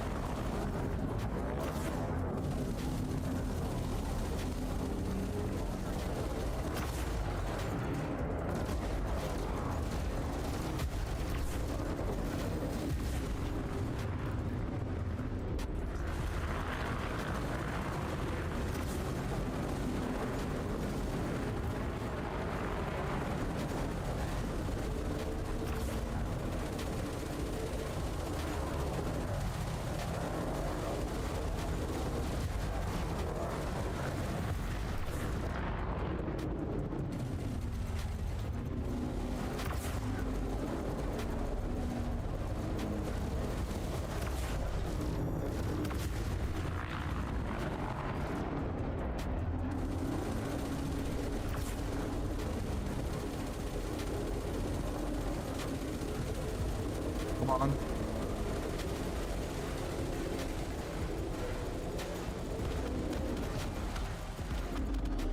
Target destroyed. Ooh. You got them. Well done. And we won. Gotta go back and rearm and refuel. Okay, this is fun. This is fun. It's definitely a lot more to combat. The engagement, each individual engagement is more drawn out than a pirate combat. Because these guys are more heavily armed and they also spam chaff. But it's a very good way of practicing dogfighting and trying to maneuver myself so that the AI doesn't do jousting all the time.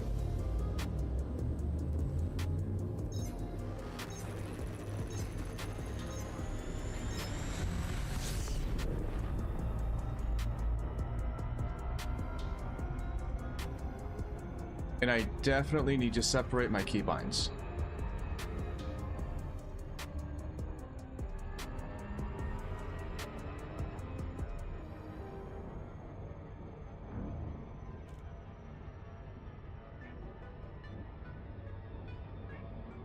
I could try going for like a modifier key so that I don't have to search around for... Why am I so slow? Oh, gravity well. I got enough fuel, right? Whoa.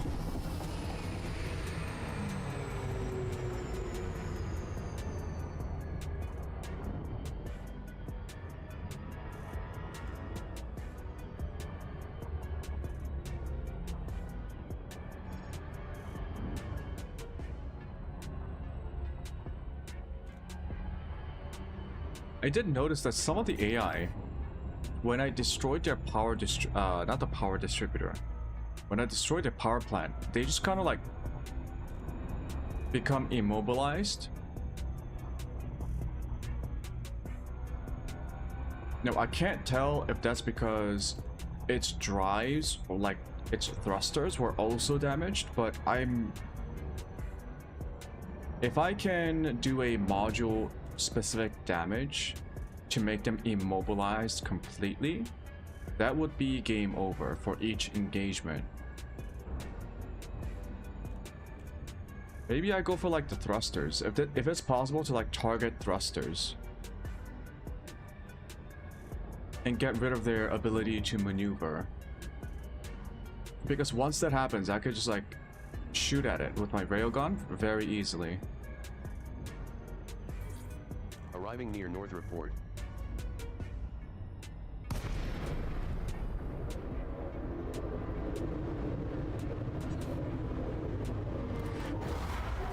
Recon Charlie, Yankee Bravo. Welcome to this federal facility.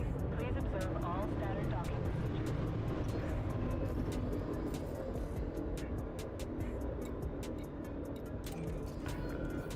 Access approved. Make your way to landing pad 26. Landing pad 26 is at 1 o'clock near, as you enter with the green lights on your right. We don't have to do this. Plasma accelerator next? Yes, I was thinking about that.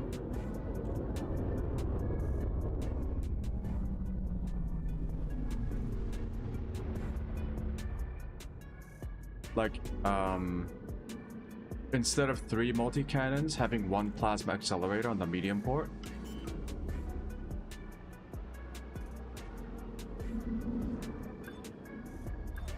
Or maybe that's not a good idea. Now that I think about it, don't the believe target, like the whatchamacallit, Docking complete. like the chieftain's aim points are grouped with the 3 small ones. The railguns are tightly grouped. The middle is somewhere off, like in the bottom, and then the top, the 2 large weapons are also at the top with the railguns. Plasma accelerator, How is this it's a happening? fixed weapon, isn't it? It doesn't have any gimbals. Avoid unnecessary destruction. Do not block the access corridor.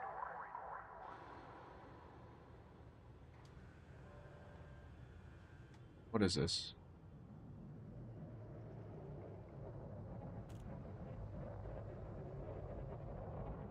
Yeah, it's fixed only.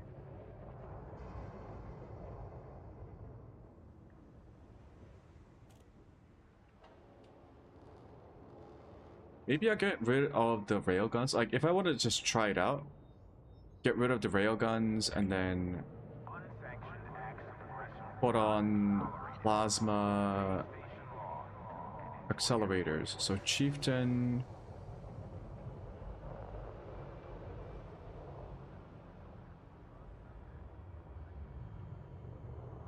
Because if I do want to switch out, maybe I should switch out like one of these.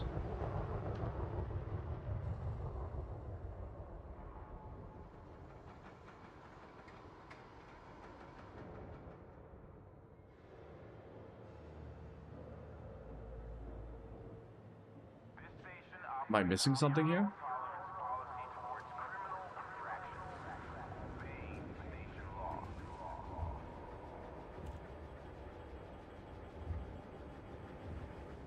Is it not available on a small port? Oh, it's not available for class 1. Okay.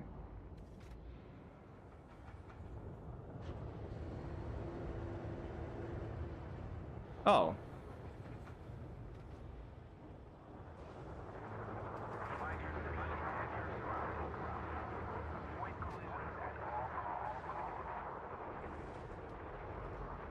Energy per second higher.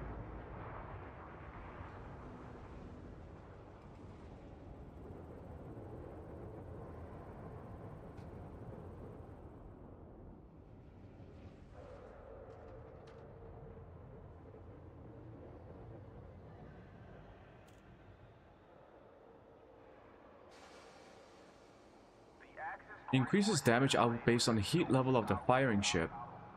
Blockages will be removed using lethal force.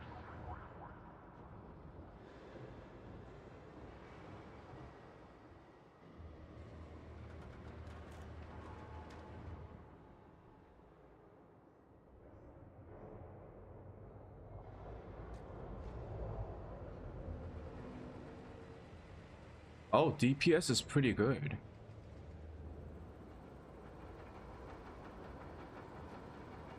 Fly smart. Fly safe. Reduce your speed inside the docking bay. It has ammo.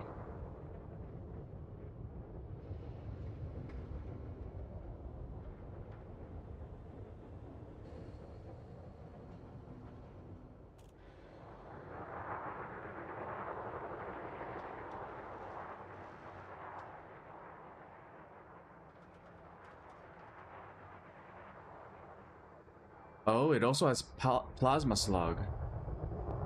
Blocking the docking bay access. Interesting.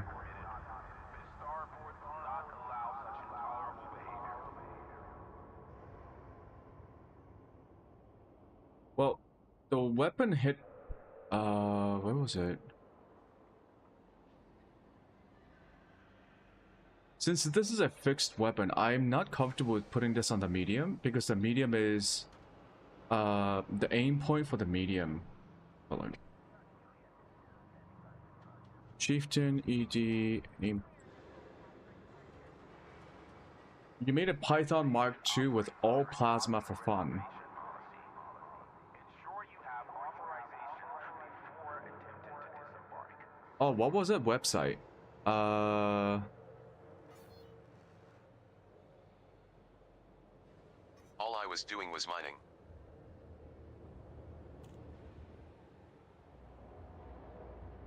There was like a website that had the ships, Loitering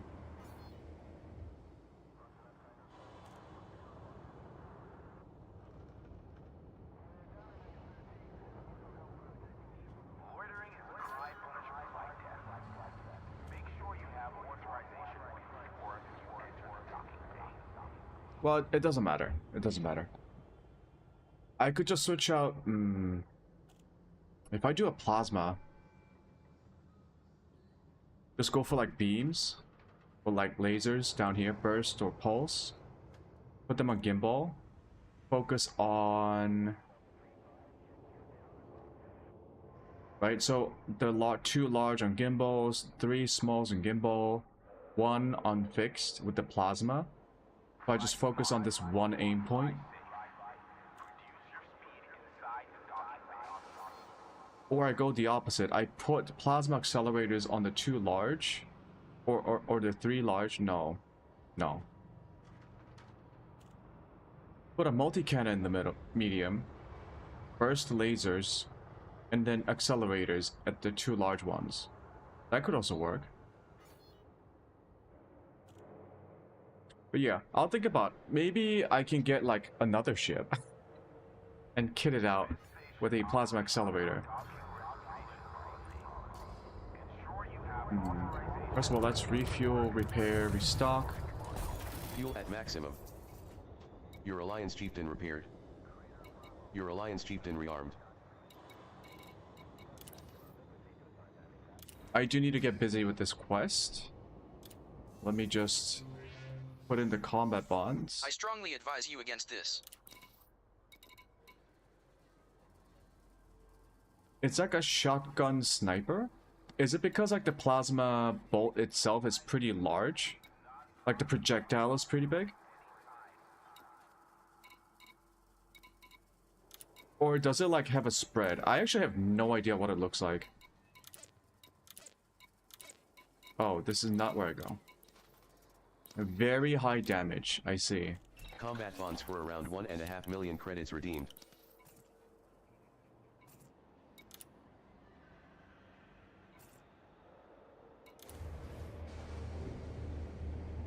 Well, that sounds like fun.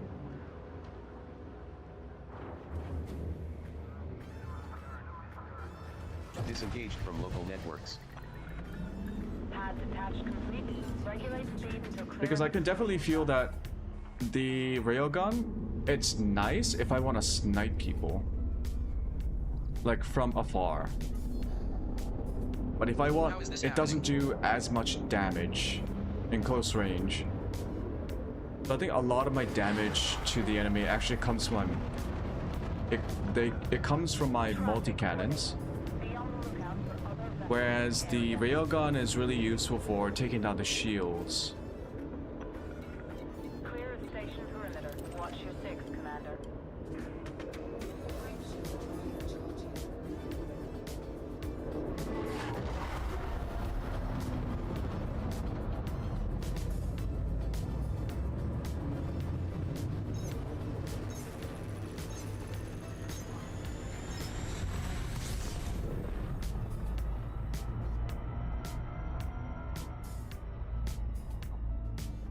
Very high damage because of the hardpoint size. Right, it's the damage dealer, so it needs to be on like the bigger ones, huh?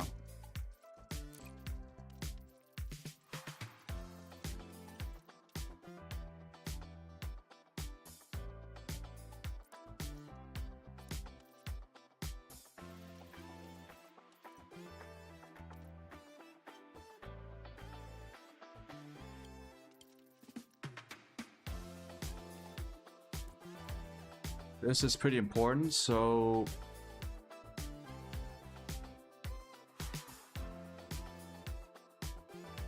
I don't want to put it...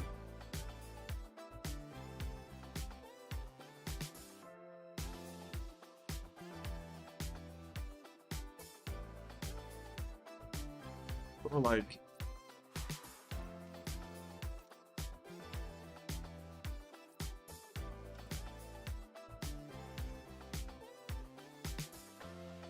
Actually,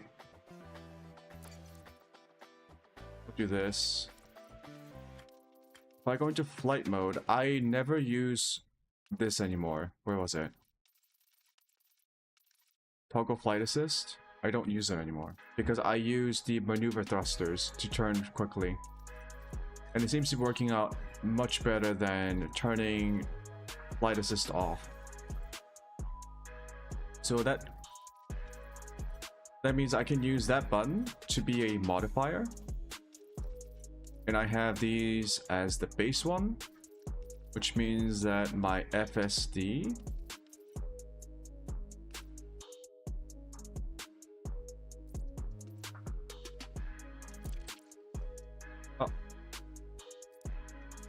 there we go. Like that. Actually, oh, did I do...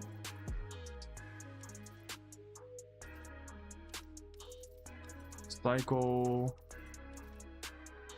Hostile target, I'll put these on there. Yeah, I'm gonna try this.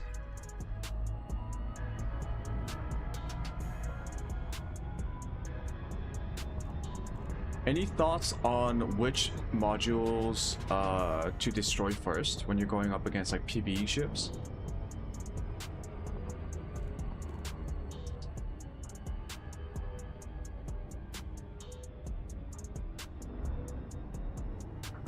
I think destroying like the power distributor or the power plant would be pretty good. Instead of going for like a shield gen.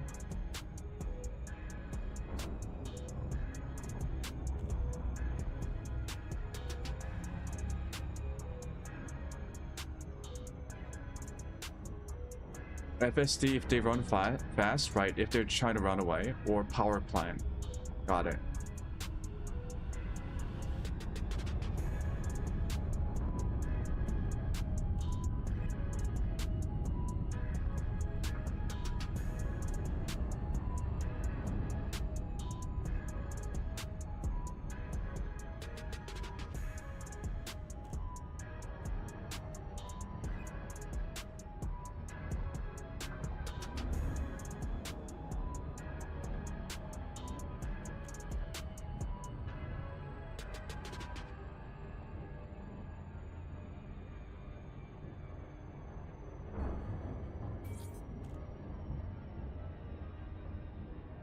Oh, right.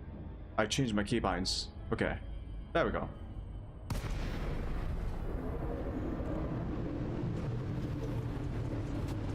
Dropping at low intensity conflict zone.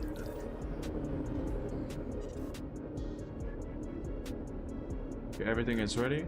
Oh, I should get my chaff upgrade so that I get more ammo.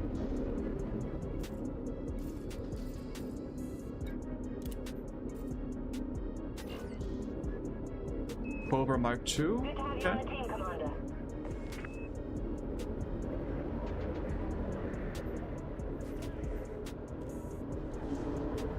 It's a little bit far away. Okay, now it's only very close.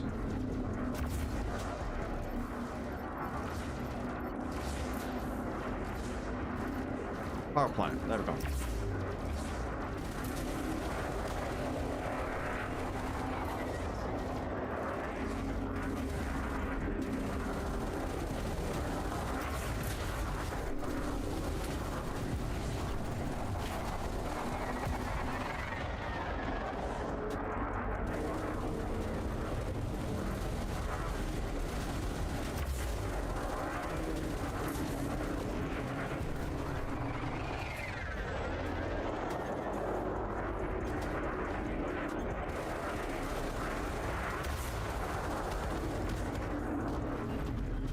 Target destroyed. He's done. Choom, Commander. Viper Mark II.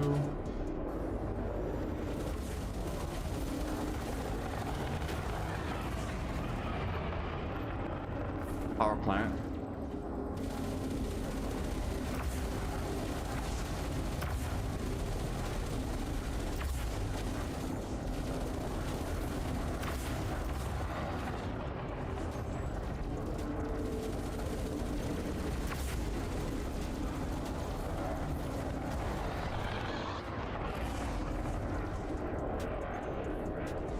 Yeah, just keep circling around.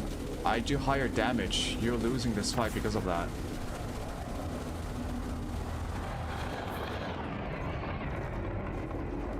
Giving me plenty of time to shoot your side.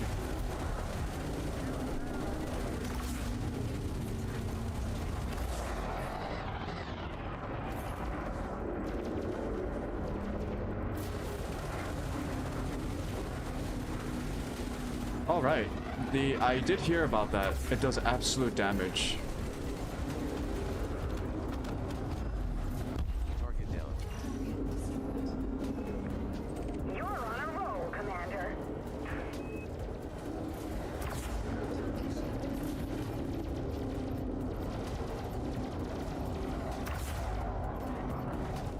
Oh my god, where the fuck is the power plant? There we go.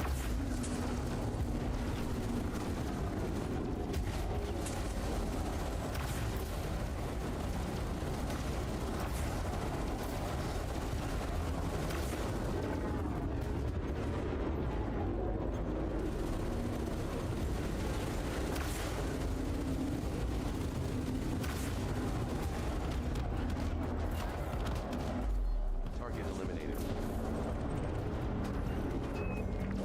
Another one down. Keep going, Commander.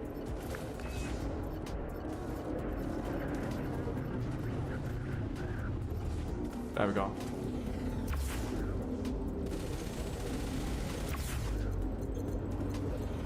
Are you fucking running away?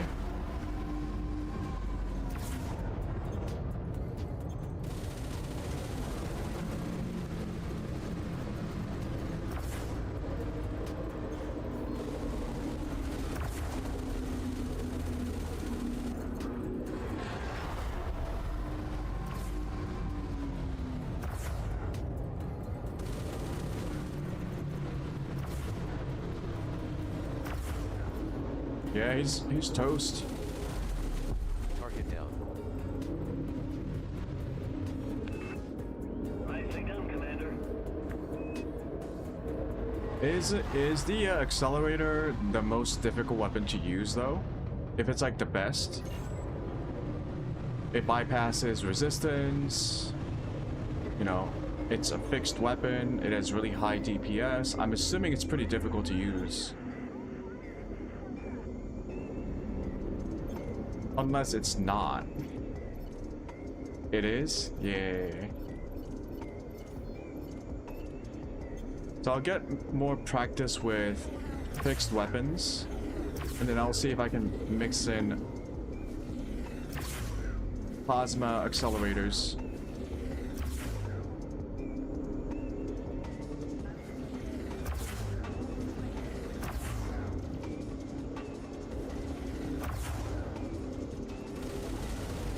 Oh yikes, I do not want him to shoot at me.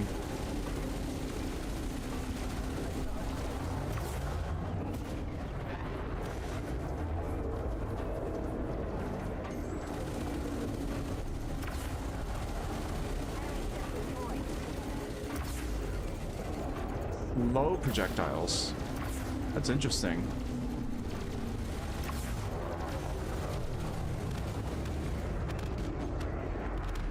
Target destroyed. Another one down. Keep going, Commander. Oh my god, having to scroll through their entire module list is kind of frustrating.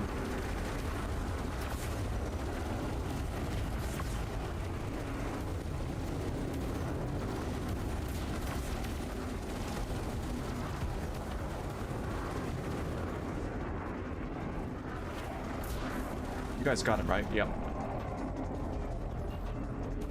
Target destroyed. Under attack from whom?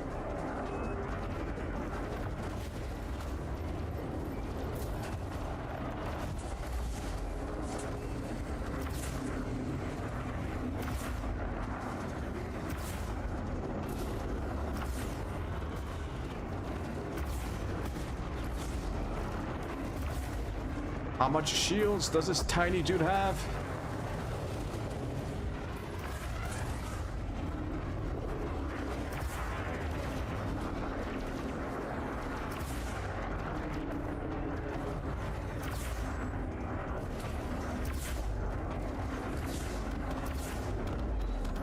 Target eliminated. We won. Another one down. Keep going, Commander.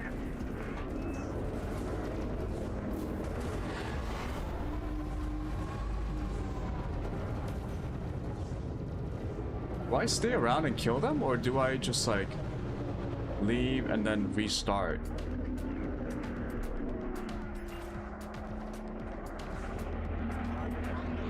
Oh, they're running away. Okay. Let's leave and restart. Drive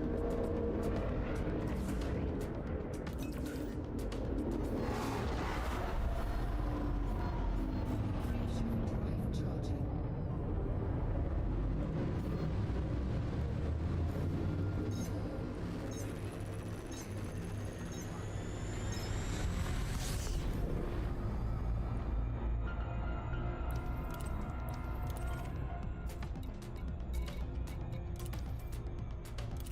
Already halfway done.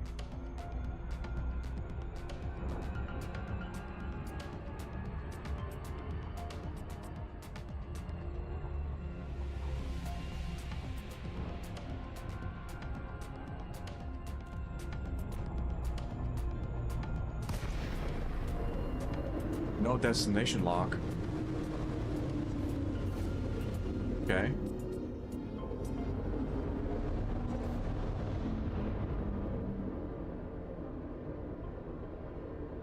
Frameshift drive charging.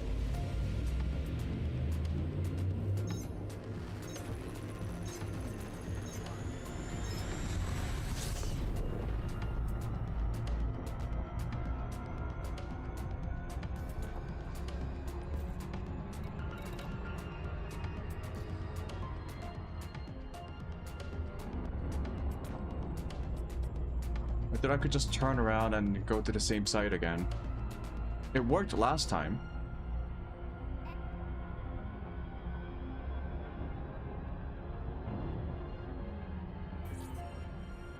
Arriving near low intensity conflict zone. Yeah. I just had to go out of the blue zone. Okay, I got chaff.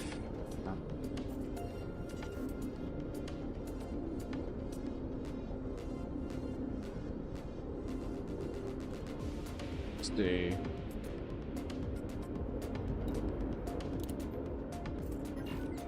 Not that one. No, no, no, no, no, no. Not the Corvette. Yeah, the Viper.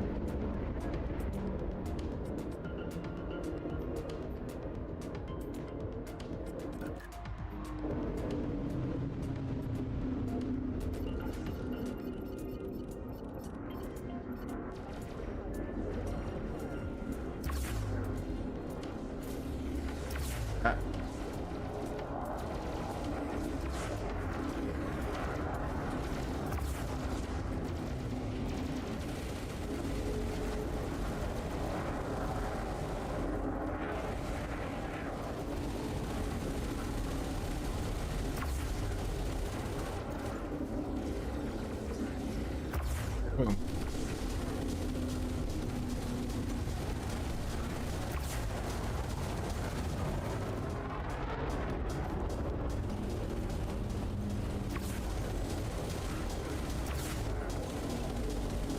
Okay, he's starting to recharge his shield.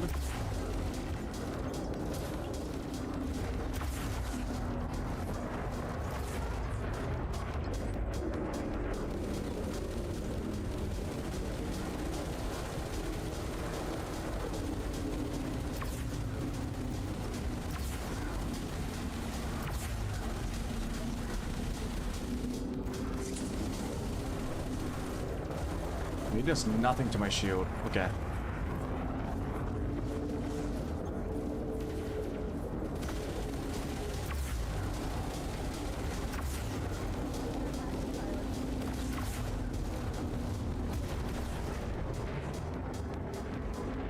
Got him.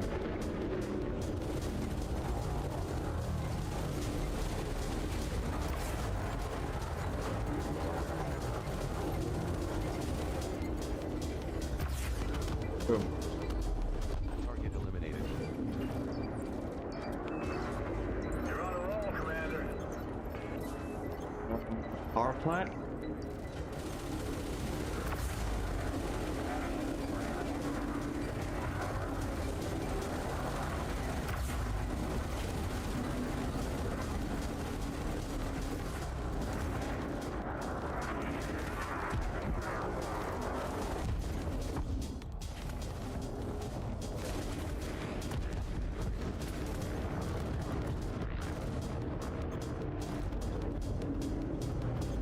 Okay, kind of lost him for a second there. My teammate got him. Good. You got them. Well done, Commander.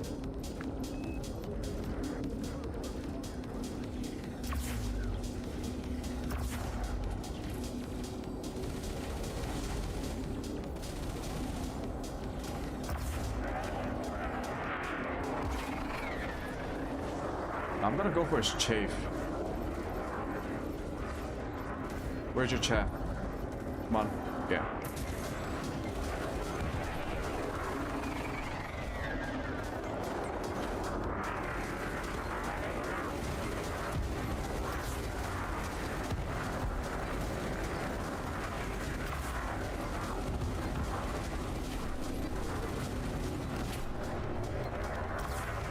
I'm also noticing that when they flatten their profiles towards me, like when they face me directly head on, they have a smaller profile, like a smaller profile. When that happens, my multi-cannons do miss. Like I don't see the visual effects of my shots hitting it.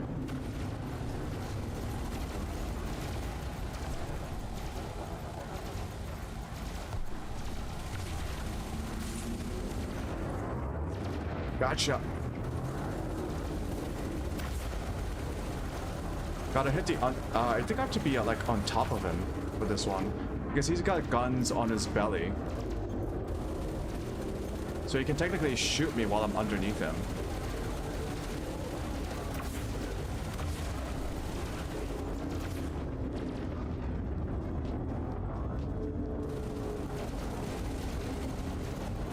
I should try to like.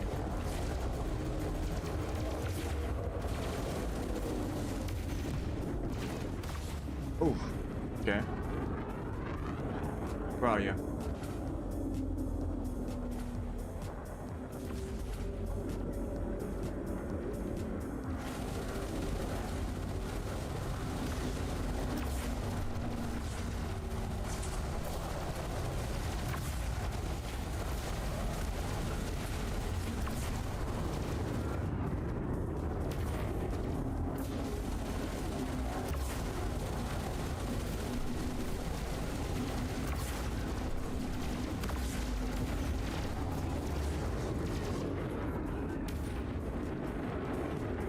Come on.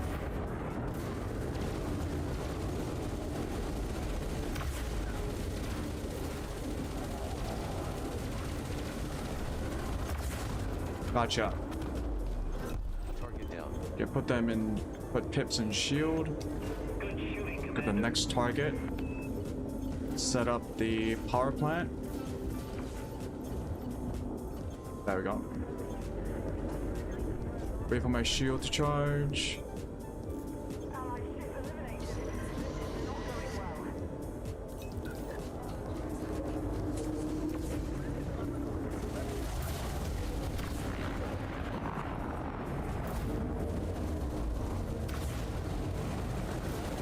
Got that close range.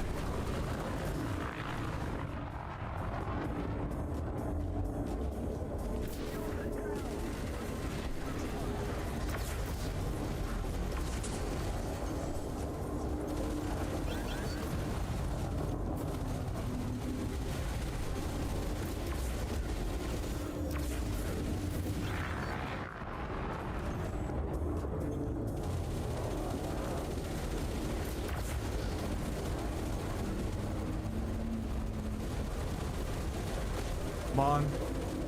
Okay, taking a bit of damage. Should have waited for my shield to recharge. Target down. I'm also taking damage from this guy. Fuck this guy. Victory is close. I can feel it. Keep up the pressure.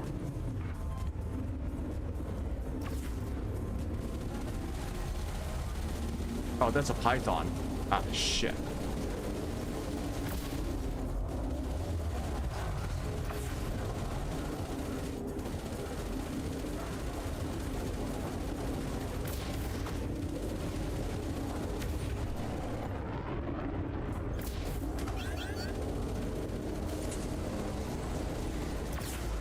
Cave malfunctioning. Fuck. Fuck. I gotta outmaneuver him.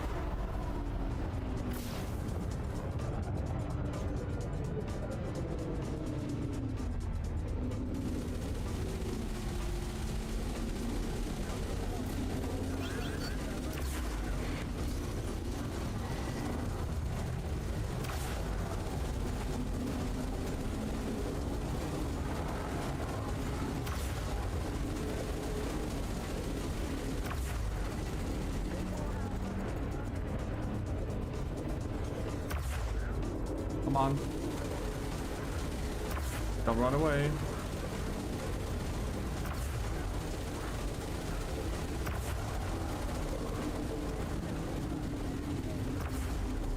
Target down. Gotcha. You got him. Well done, Commander.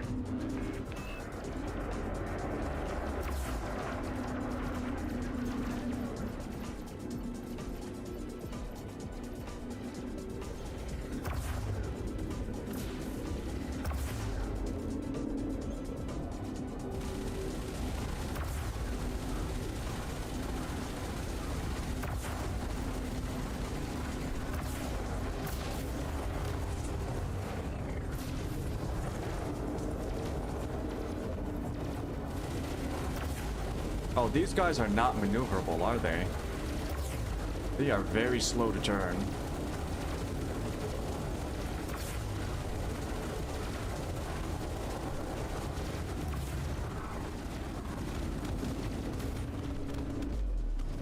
Target destroyed. You're on a roll, Commander.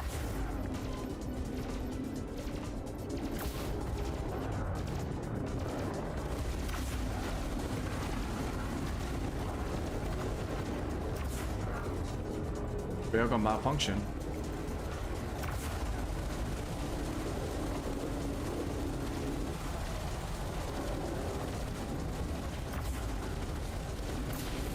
Out of ammo for my chaff.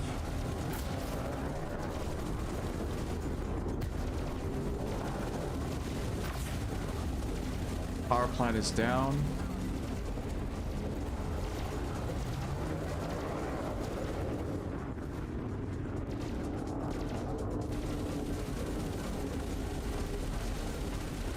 Power distributor is down.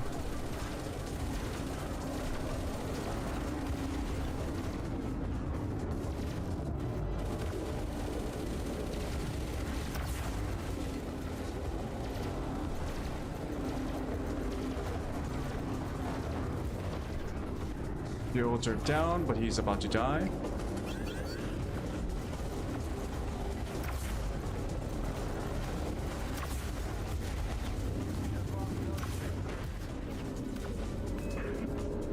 And we won the battle. Good.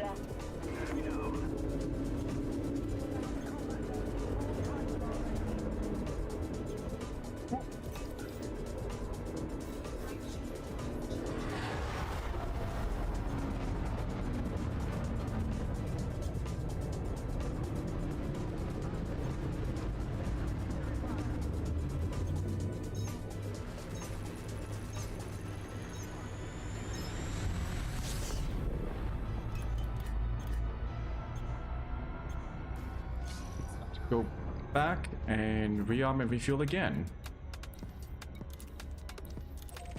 Okay, it's kind of fun.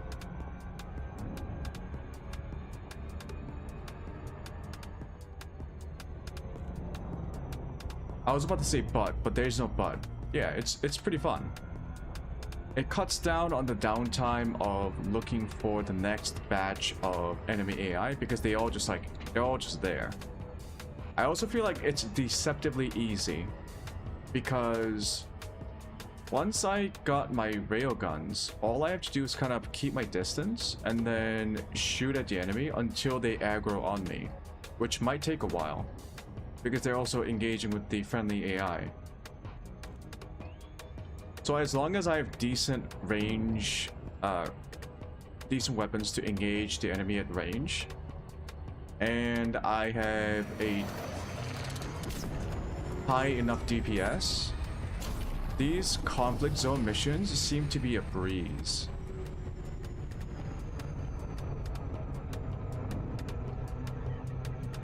Although I did realize that the bounties are not worth as much. Yeah.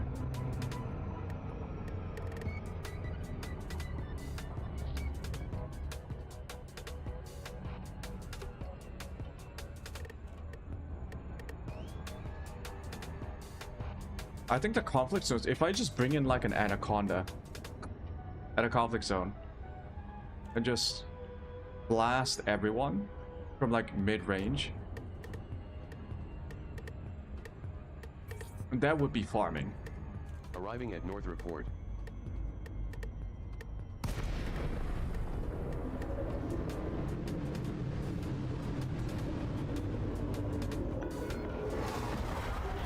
Yankee Bravo. Submit a docking request and a landing pad will be reserved for you, Commander.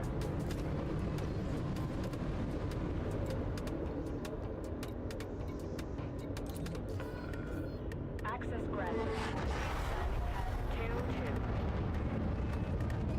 2-2. Landing pad 22 is at 11 o'clock bar, as you enter with the green lights on your right.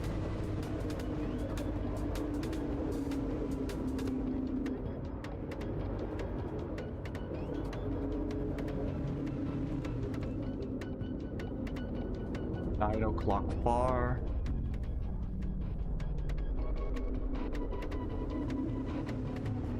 Maybe it's at 10 o'clock because it looks more like a 10 o'clock than a 9 o'clock to me. Attention, Commander. Landing gear not deployed. I know. Docking complete.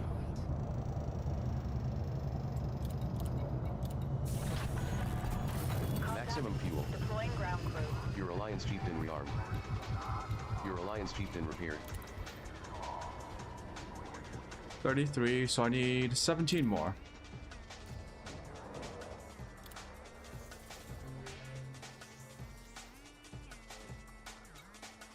Oh, the game really makes you work for those rewards, huh?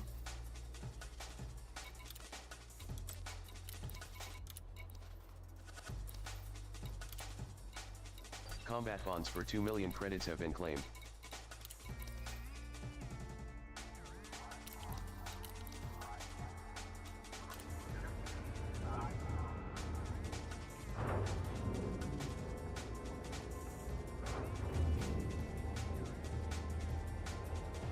Full control re-established.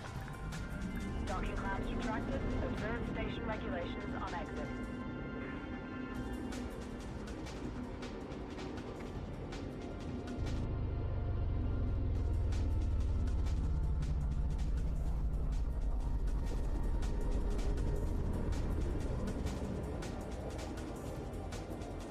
Why am I...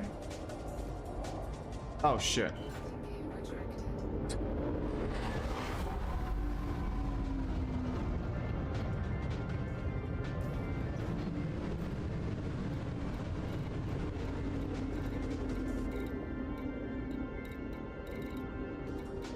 So what's a high intensity? Just more dangerous? How many ships are present? Let's just go to high intensity one. Let's see what happens. It's not necessarily difficulty because more number of ships also means more number of friendly ships, right?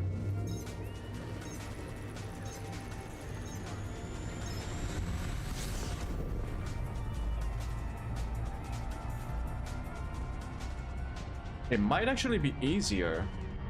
If I can take out the small ships really quickly, it might free up my friendly AIs to gang up on the next targets even more. If there are indeed more ships.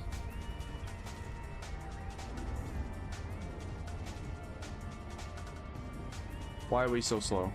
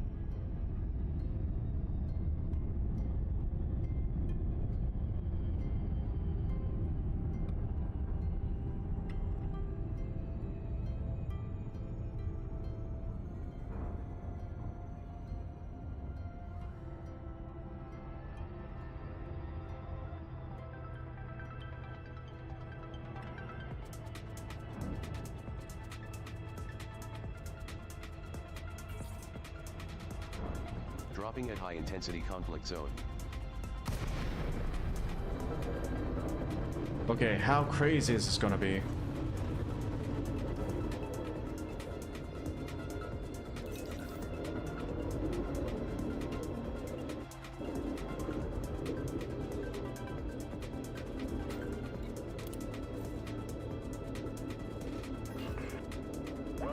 Commander. I still see the same, like a vulture.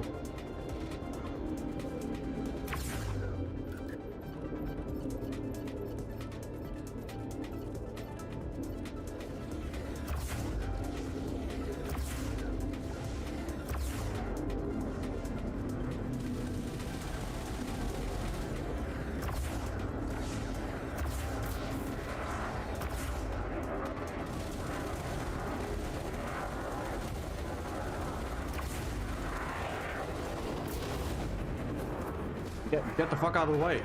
Fucking moron.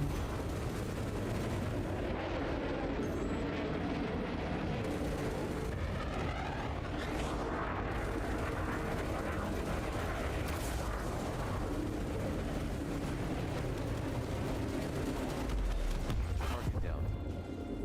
How come he died when he had a bunch of whole health left? What was that?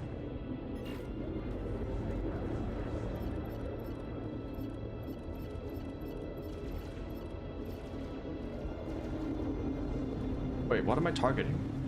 Oh, this guy.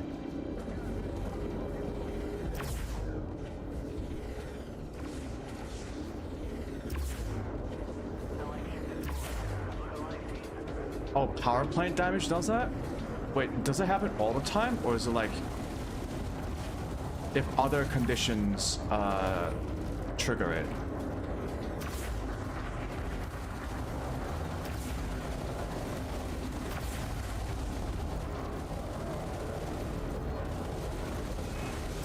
A propaganda vessel just dropped in. We don't want them spreading disinformation. Move to intercept.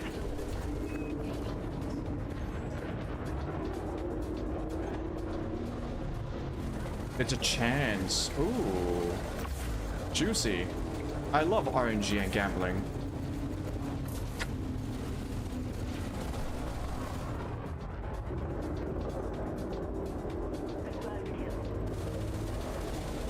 In video games, you know, not in real life.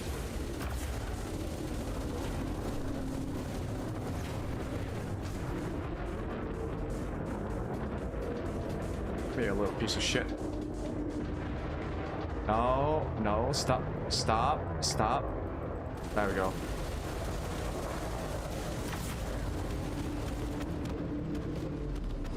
Target down. Yeah, I think this is easier. Nicely done, Commander. Like, it's a bit counterintuitive. When you hear high intensity, you think it's harder. But if you kill everyone, if you kill the small ones, the enemy starts to get outnumbered. Oh my god, where is the power plant? Power plant. There we go.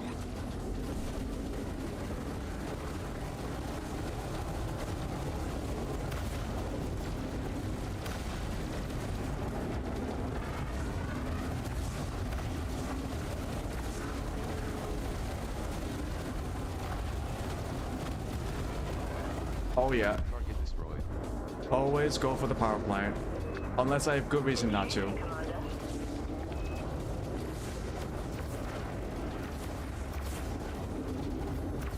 These fools are getting demolished. Holy.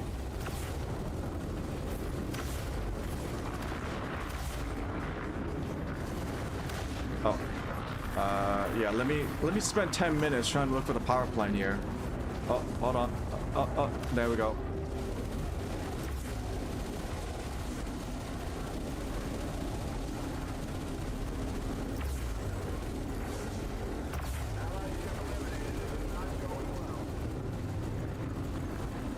What do you mean? Defeat enemy spec ops wing? What the fuck? Target destroyed. What the fuck is a spec ops wing? Nicely done, Commander. I have sub objectives here.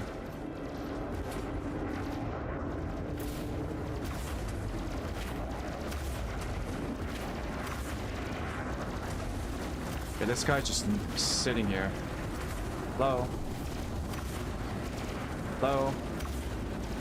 I'm right here. Okay, this guy's so preoccupied with the other guy. Oh my. Target down. What the fuck?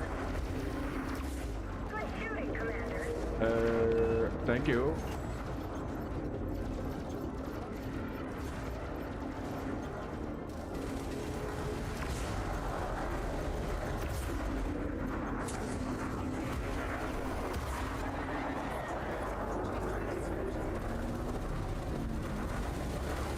Computer said something, but I couldn't hear it.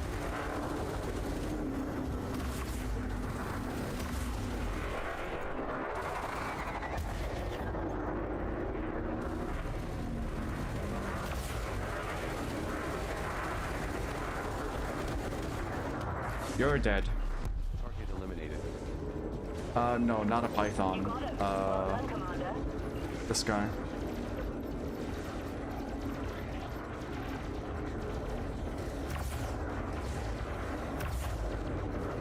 This guy has chaff. Okay.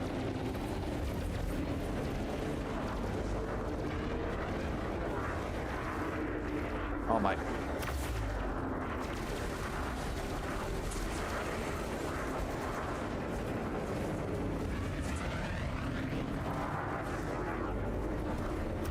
Come here.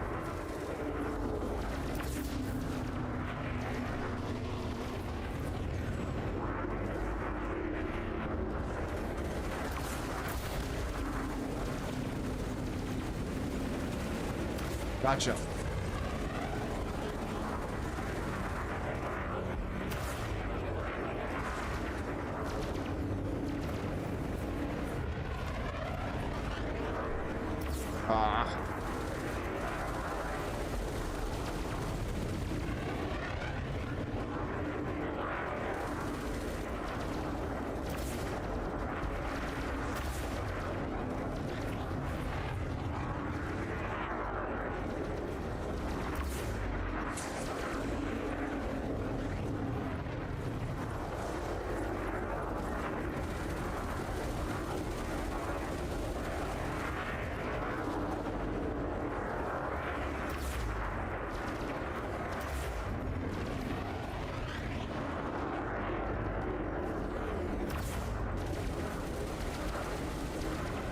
Oh, he's so stubborn.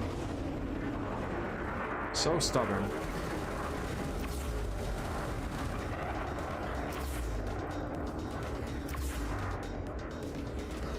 Ow.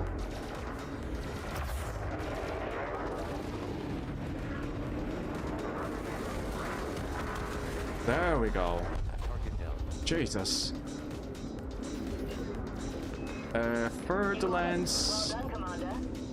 He's preoccupied. If I'm lucky.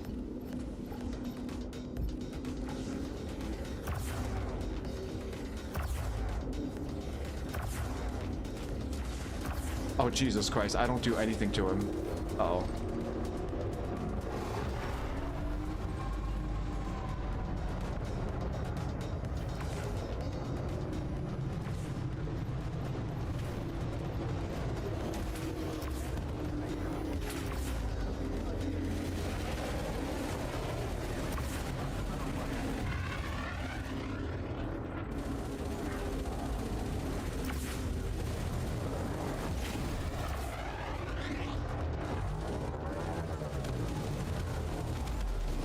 Target down.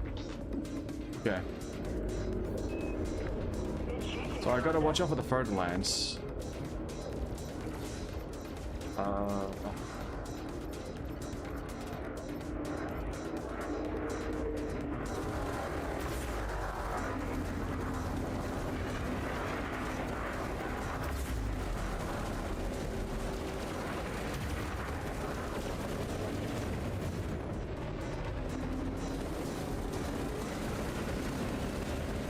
Come here.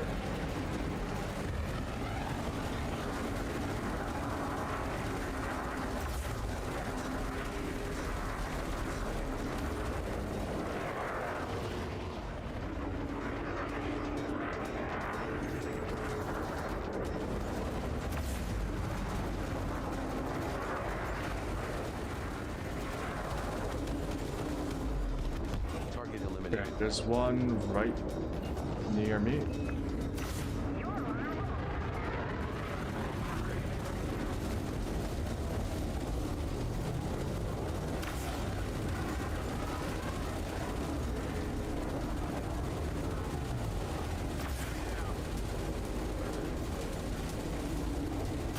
Why is he not doing anything?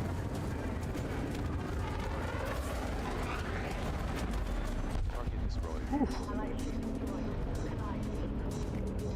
Holy shit, I'm only 50%. Roll, Commander.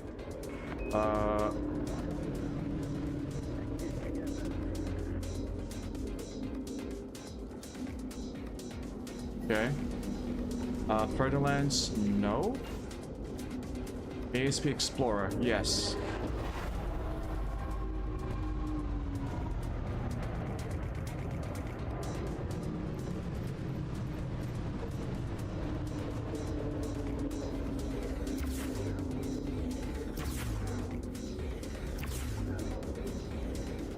On. I'm a little bit too far away. Get on his ass. Get on his ass. Come on.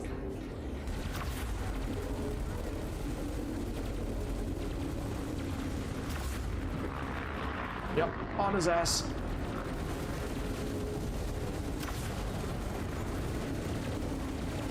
Now we unload on his ass.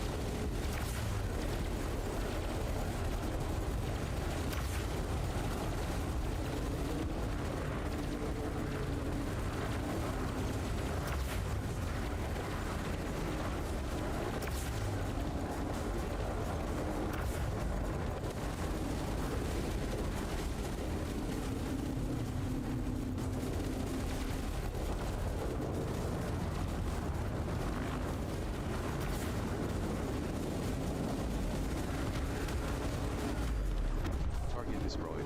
Okay. Furtherlands, nope. Wing, no, there's a guy shooting me right now.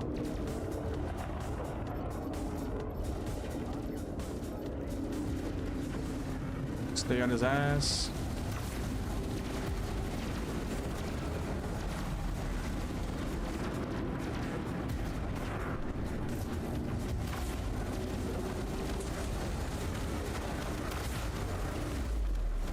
Target eliminated.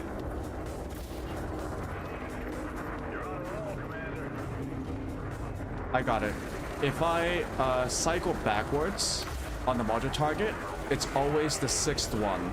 So it's set. Which means that I don't even need to look at the menu thingy. I don't need to know which one. I don't have to visually check.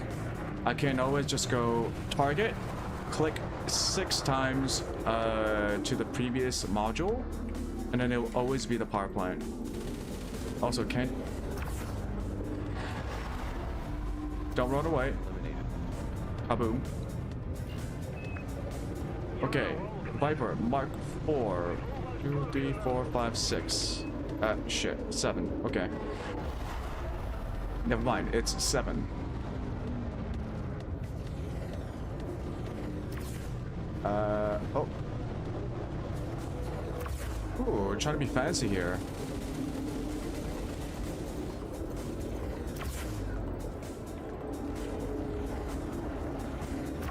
Gotcha.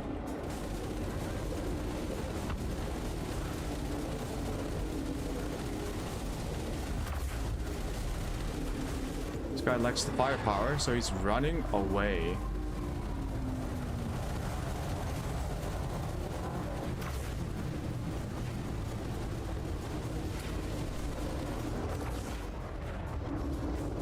Yeah.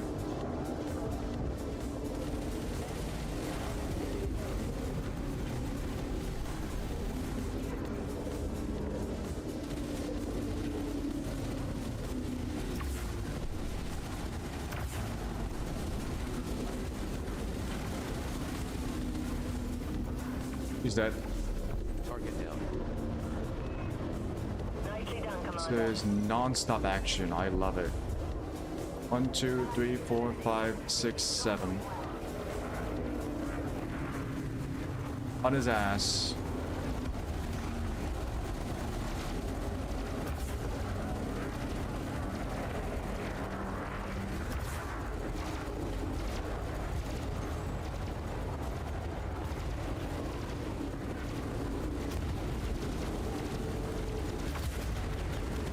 Boom.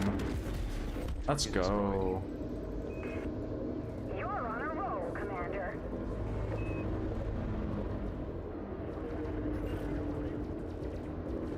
Federal gunship. 1, 2, 3, 4, 5, 6, 7. Oh, 6.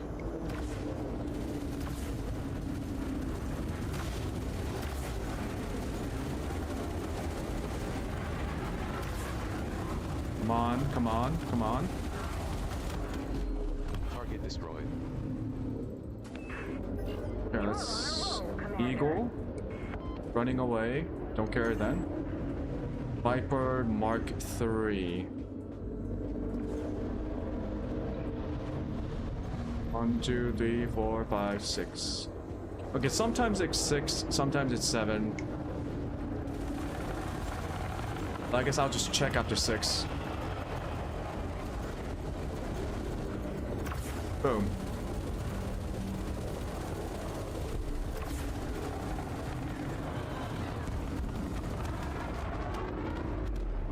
Target Ow, you fucking idiot. massacre mission requirements completed. Holy shit, I killed 17 ships right now. Oh my god.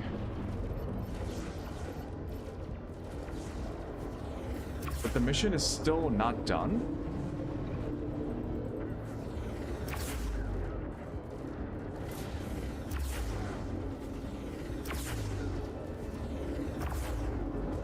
Time to get on his ass.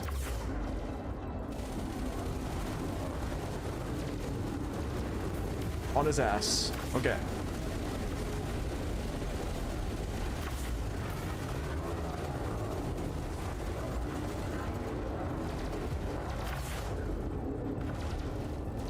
Is he dead? Ow. On his ass.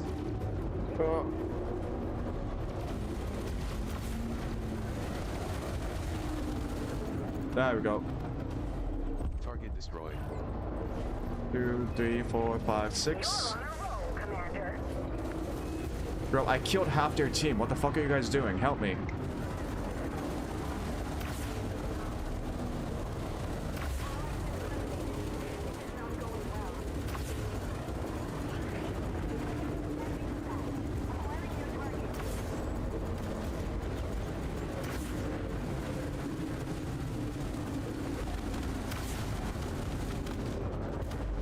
Target eliminated.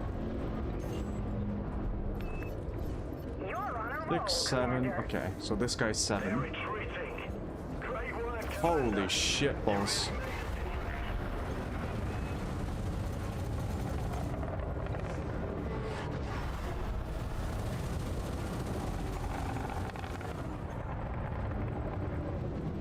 Do I get extra shit?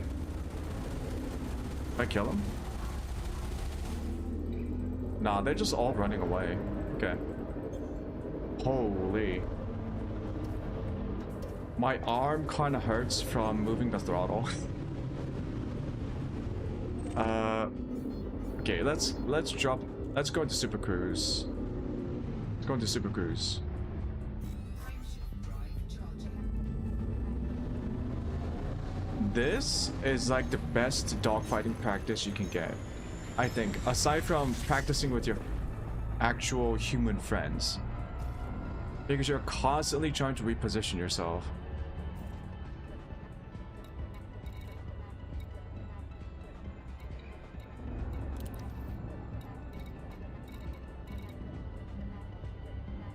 Also, that battle, it takes so long that I was like almost out of ammo. Gee. Okay. Let's go back and turn in our mission. Course plotted.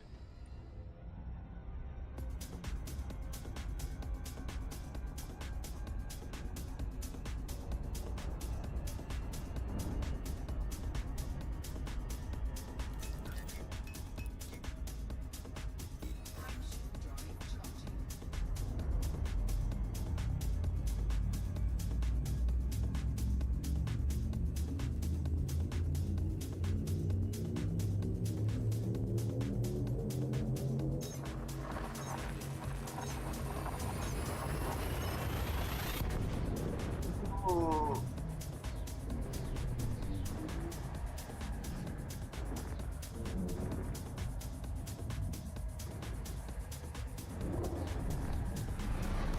tanks are at 32% capacity.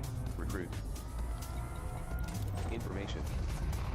You have 7 claimable missions here at the Coriolis Starport, Soyeon City.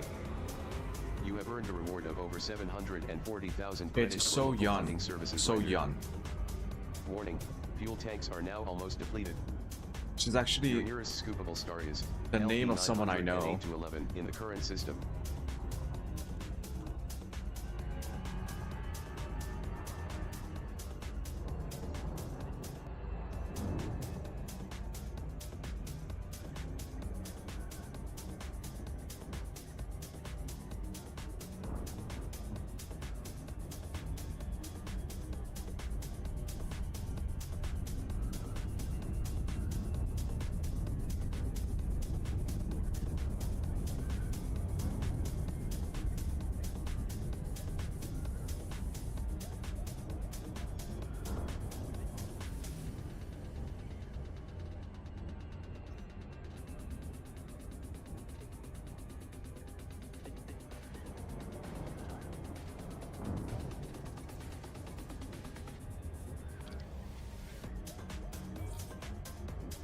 Dropping near Soyeon City.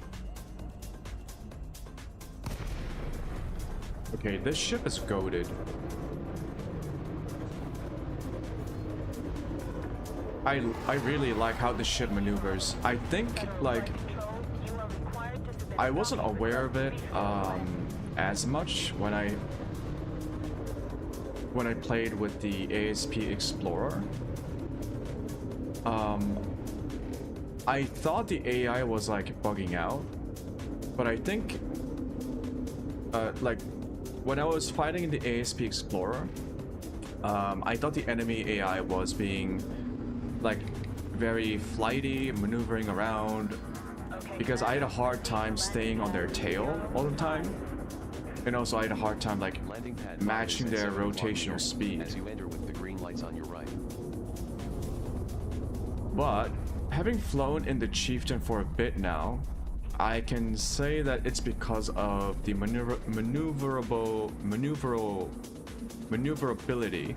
God damn it.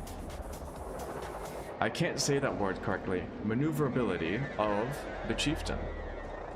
The enemy AI isn't freaking out. I'm just being much more like I'm able to position my ship a lot better. Attention, Commander. Landing gear not deployed. So the AI isn't freaking out. It's just that this ship can keep up with the other combat AI ships.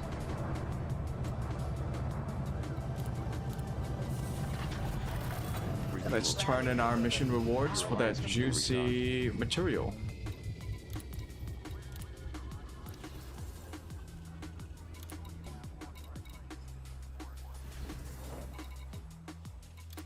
This one. 12 units of abnormal compact emissions. Yes, please. Mission successfully completed. You have received 12 units of abnormal compact emission data and around 3.5 million credits from LHS Tree 17 Future. Mission successfully completed. You have received well over 1.5 million credits. Mission successfully completed. You have received over 4 million credits from affiliates of Riasol Entrepreneurial Society. Mission completed. You have received nearly 831,000 credits from affiliates of Riasol Divergent Entrepreneurial scan data. Society. 18 units of grade 4. Yes. Mission completed. You have been Yes. awarded 18 units of divergent scan data and over 640,000 credits. Improvised components. 16 units. Yes. That's what I'm talking Mission about. completed. You have received 16 units of improvised components and well over 1 million credits. Mission successfully completed. You have received just over 216,000 credits. 66 combat missions available. Okay. Okay, before... Wait, hold on. Combat bonds. Yeah, you don't get a lot from combat bonds. were around 2.5 million credits redeemed. Pirates give you more. Okay. So, before I do that...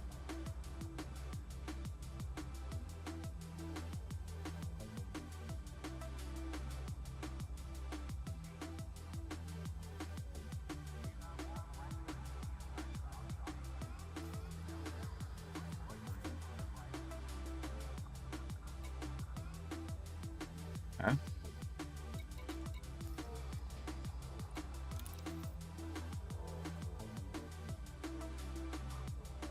Oh, it's at Patterson. Okay. Yeah. Okay. I think I'll take a little bit of a break from the conflict zone and try to do these. These are the power play assignments. So sell any 9 rare goods in acquisition systems.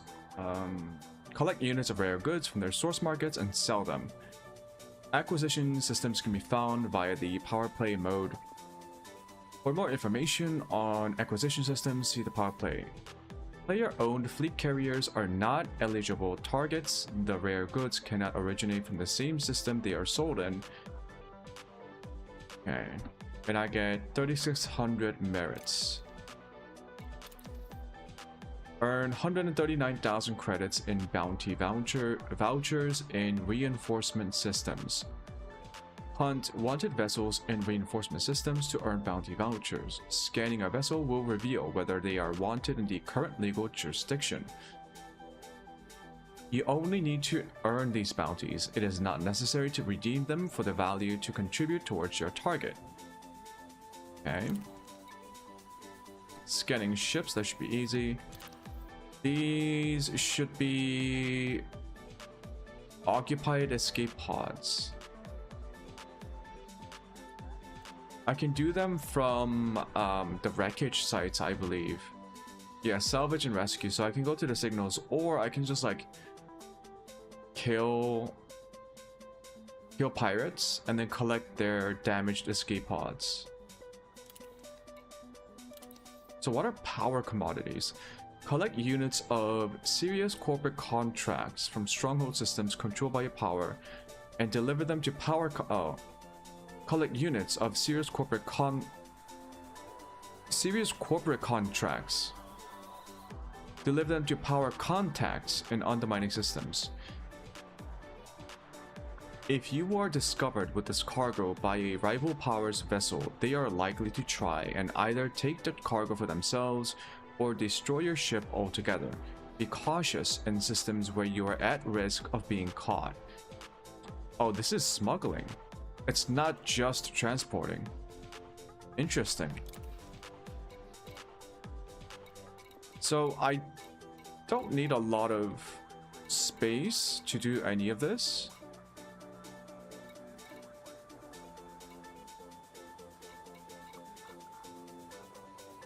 In fact, don't I already have a bit of cargo space?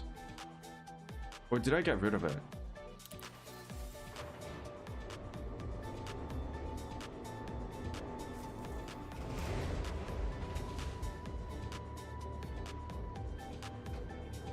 Because if this is like a hostile transport mission, I might be better off with a ship that I can do combat in.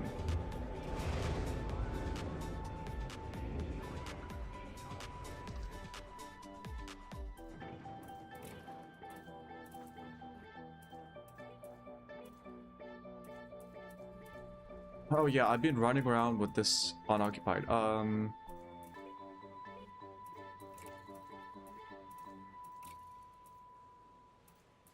What do I use? There's nothing to do here.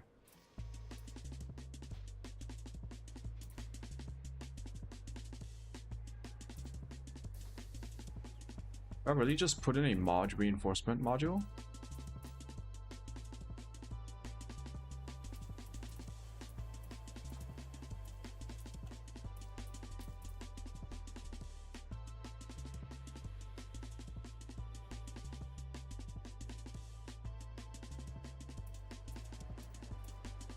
It's only 1 tons. And I don't have anything else to put in there, so... Yeah, so I pretty much don't have any cargo space.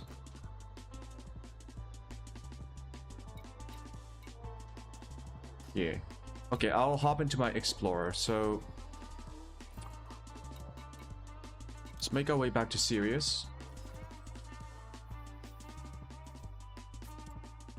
Course plotted. Only 2 jumps. Oh! Game. Where did you take my frames?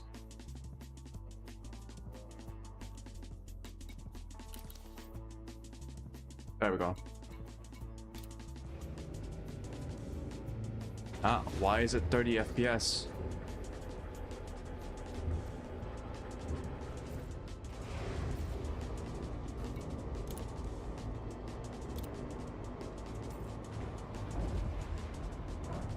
Docking clamps free. Docking couplers disengaged. Depart when ready, Commander.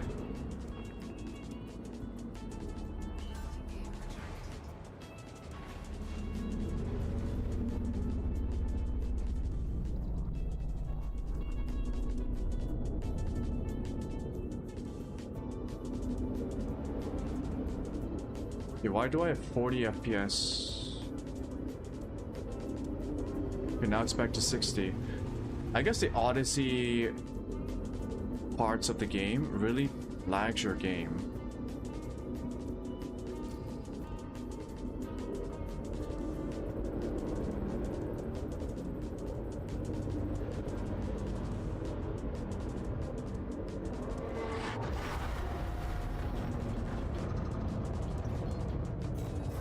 We don't have to do this.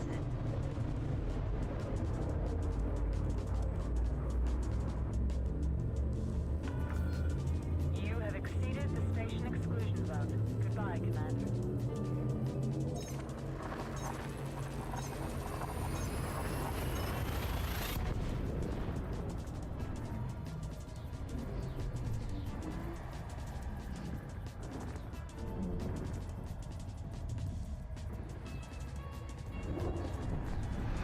Fuel levels are now at 77%, Commander.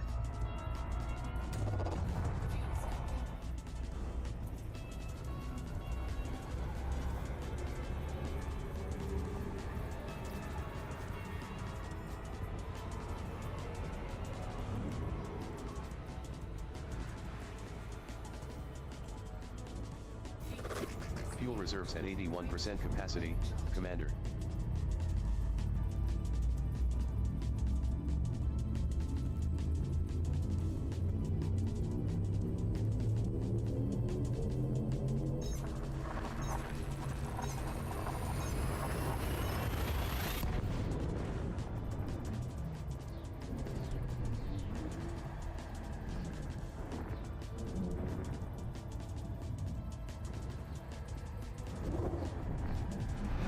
Fuel reserves are at 51%. Okay. Information. We have to visit Systems Patterson home to Marco first, Quint, and then we who go improves power to plants and power distributors. Stronghold Carrier. Find Marco Quint at Quint Research Base. You have one claimable mission here at Patterson Enterprise. Fuel reserves are below 50%, Commander.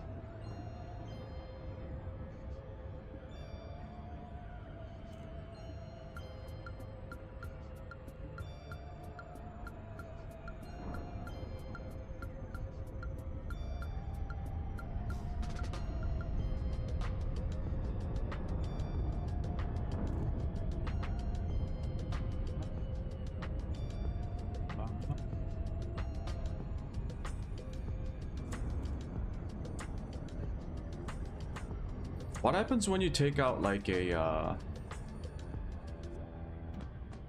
really tanky ship, like a Type 9 heavy, fit a bunch of fighter aircraft hangars, and just like spawn in 3 or 4 fighters? Is that a valid strat? Does that even work?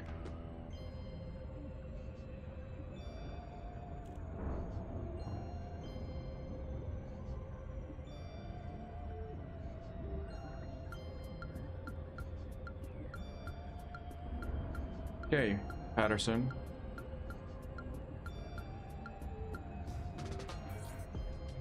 Dropping near Patterson Enterprise.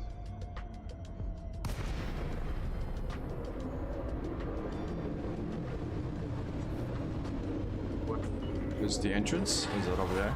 Yankee Bravo, good to see you, Commander. Throttle down and commence with docking.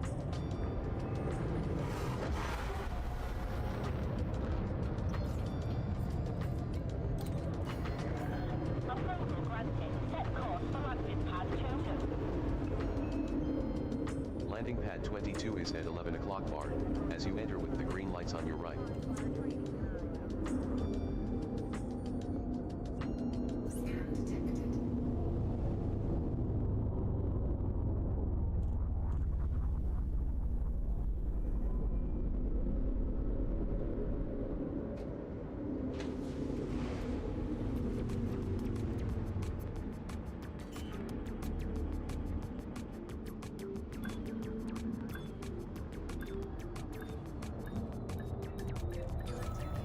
Docking complete.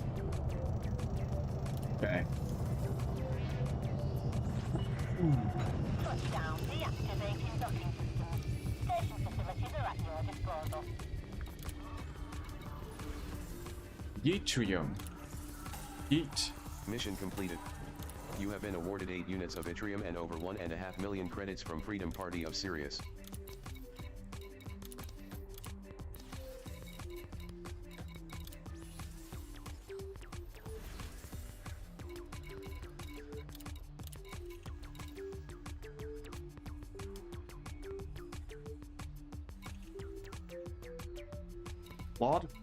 Flawed crystals, isn't that?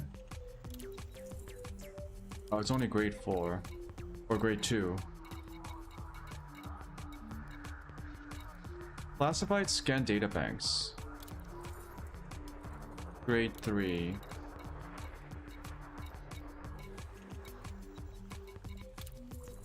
Thermic alloys.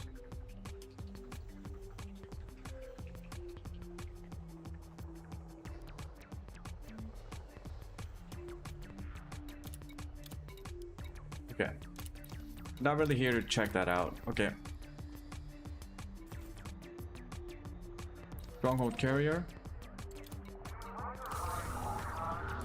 Maximum fuel.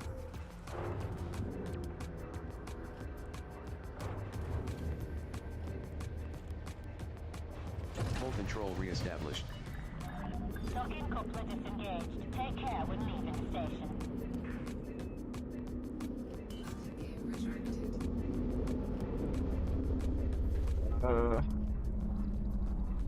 Made it.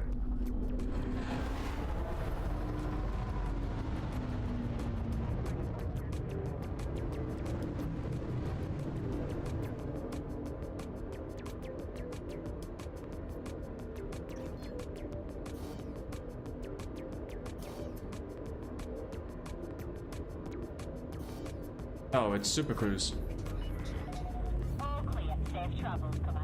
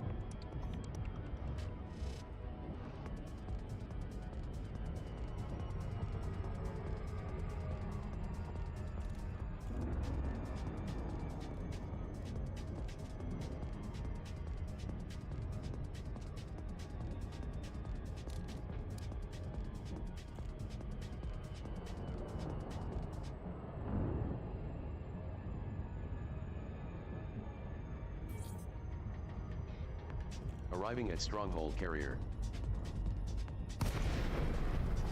Ah, it's good to be back home.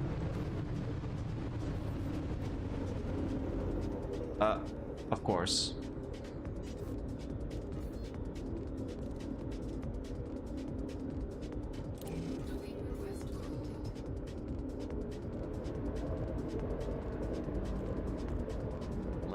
6 ready.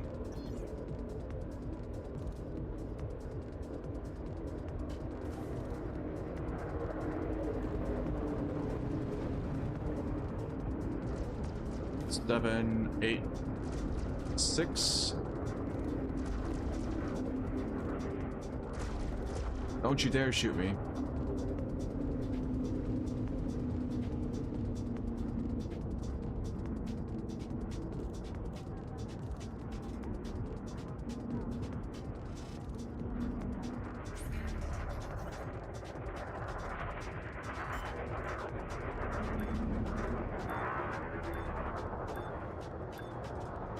Thank you for your cooperation. Always good to see one of our own. Thank you for your cooperation. What are we in? Robocop? Docking complete. Oh, I actually wanted to play that game. Your Alliance Jeepin is now The at Robocop maximum video game? capacity. It looked fun.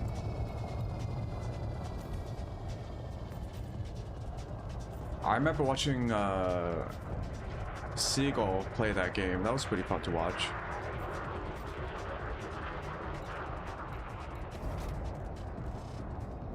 Right. I wanted to switch out to my Explorer.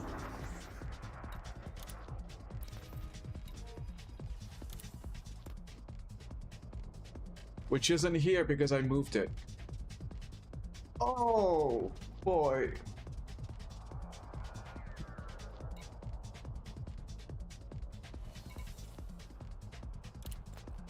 Of course.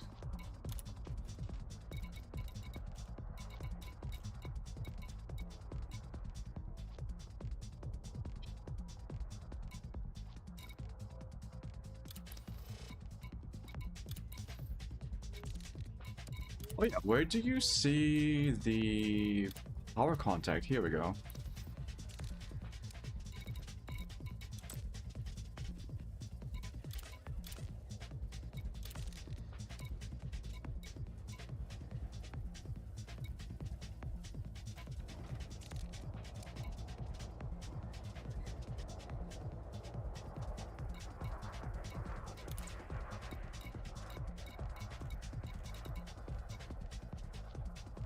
Huh.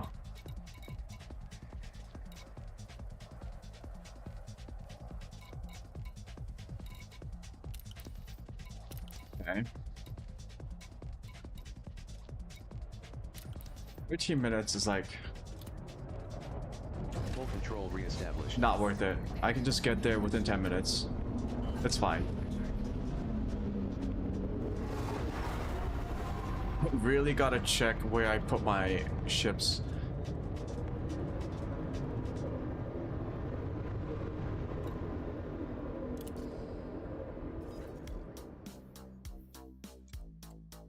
Course set.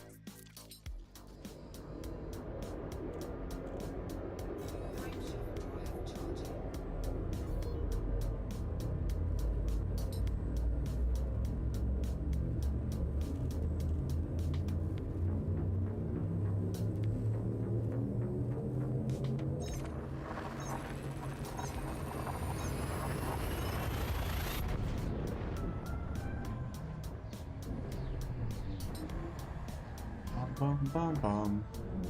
Bum bum. Fuel tanks are now at 69% capacity. 69% capacity. Nice. Never gets old.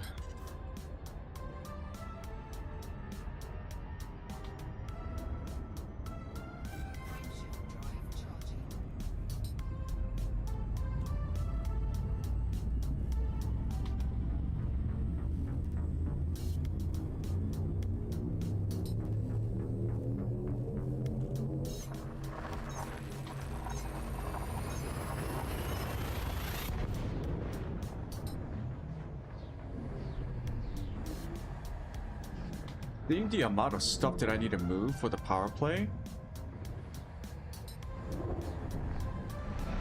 Fuel levels are now at 47%. I'm going to get the Type capacity. 9 Heavy. Once I unlock all these missions.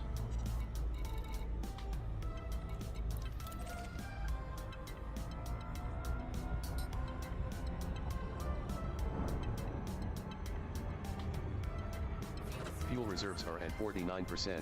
Recruit. Maybe I should save a little bit more to get something better than the Type 9. But I don't think there's anything better than the Type 9 for the time being, though. I'll let you check again.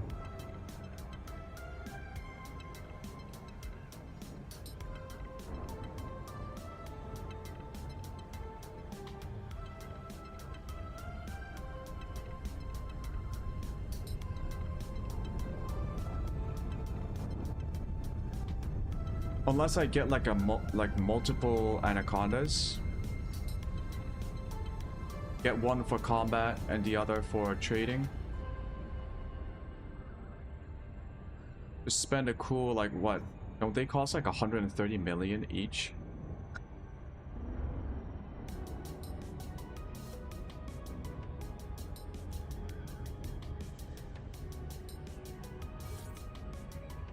Dropping near Soyeon City. Here's a question. Aren't I in the middle game now? The mid game? I think I moved out of the early game. Lakon, Charlie, Yankee Bravo. This is Federal Flight Control. You are required to submit a docking request immediately.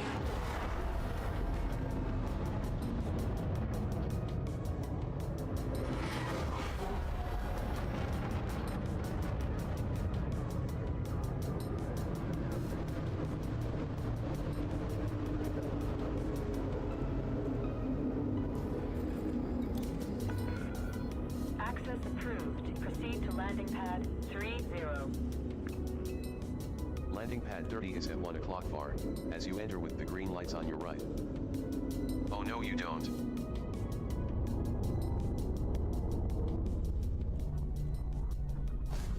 Ow.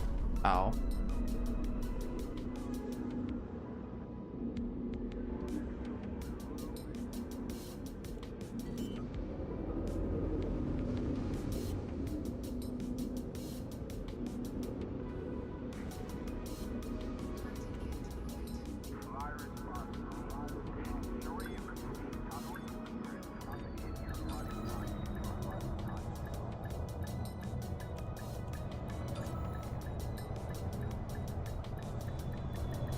Docking complete. Made it. Docking completed. Ground crew have been dispatched. Parking your Alliance Chieftain and moving to your ASP Explorer. You have a size 2 Sierra Romeo Victor hangar, holding 1 Scarab SRV, with dual plasma repeaters. Reminder, you have a limpet controller but are not carrying any limpets. Right, so I do want to take limpets, chaff, booster,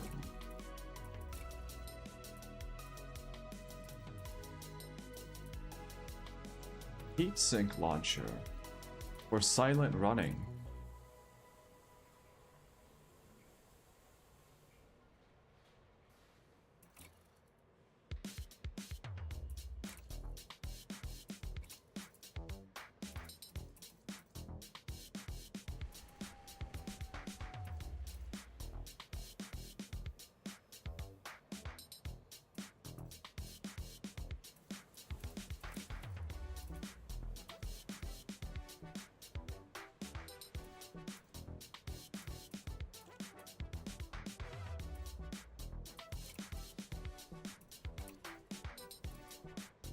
They need these anymore, but I'll just keep them on. All I was doing was mining.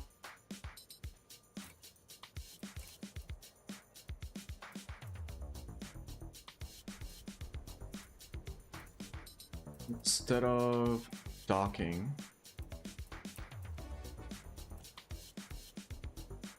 I don't have an emergency AFMS, do I?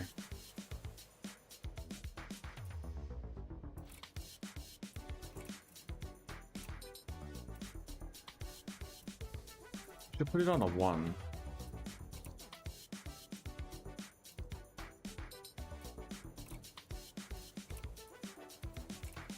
Don't have space for 1, so I'll just do...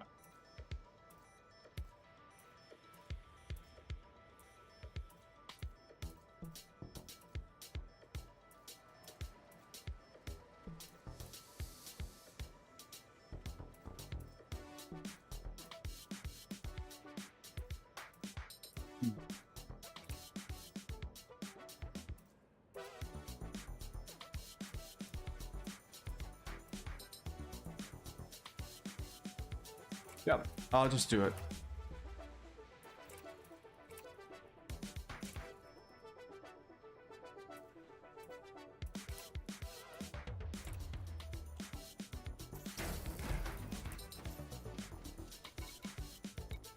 Okay. Frames. Thank you.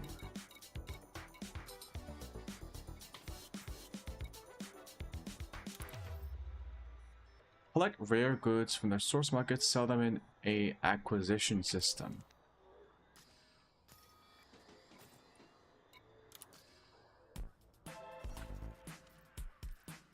Mode, power play.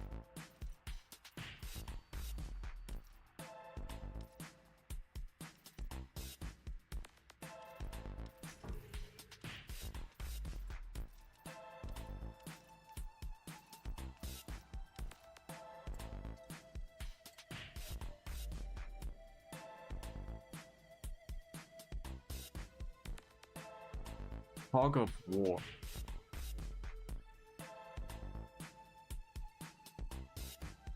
Stronghold of Felicia Winters. Okay.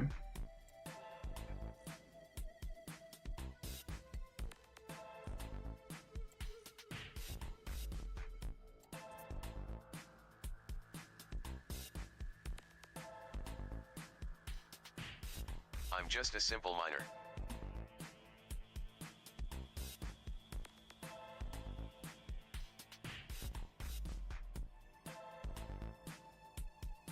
Did it say acquisition systems are whatchamacallit?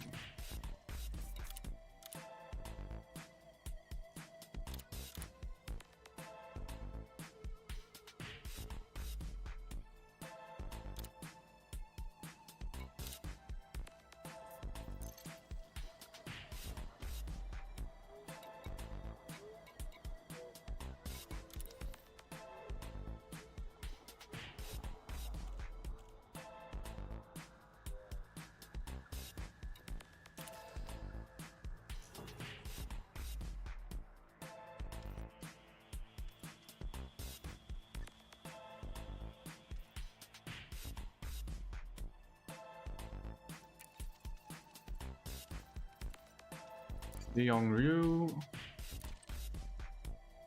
acquiring.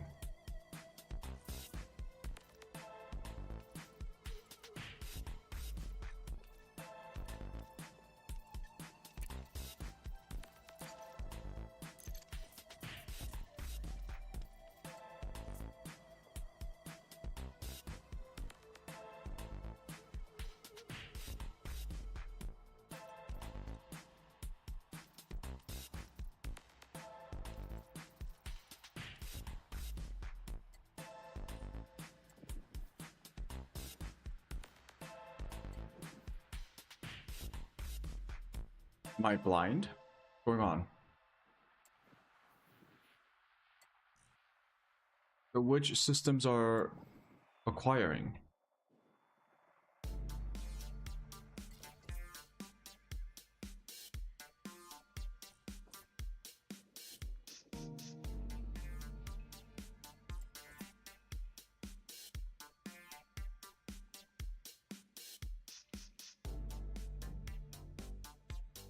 Maybe Inara has a better UI. This is a bit confusing.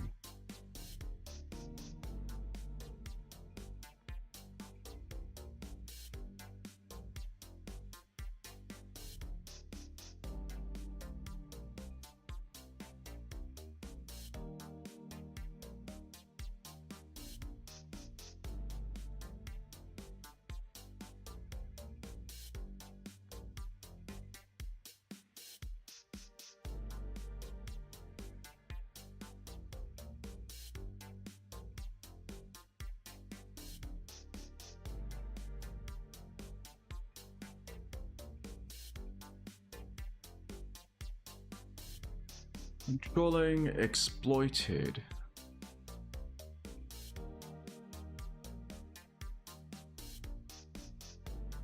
Heck.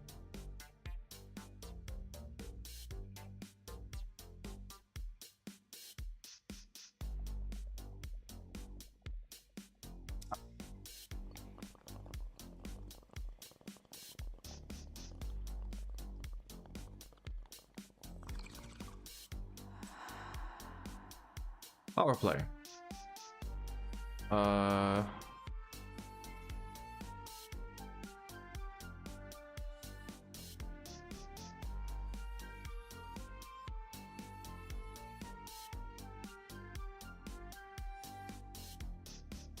Cargo system must be prepared for expansion.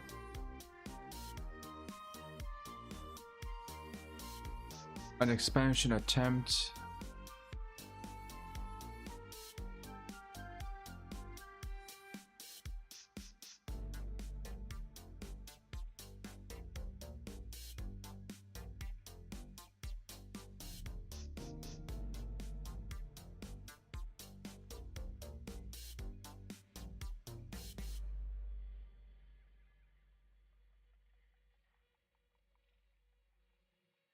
Power play mode in the Galaxy map contains two submodes: the power play mode and the power play activity filter.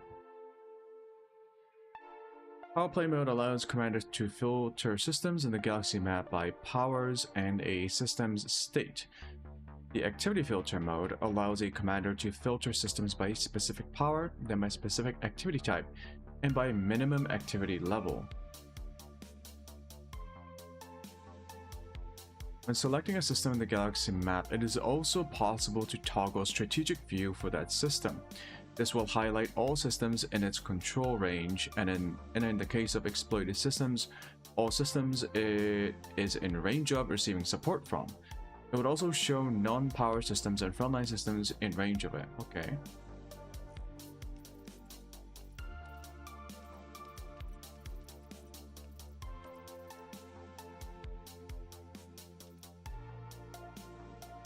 What the fuck?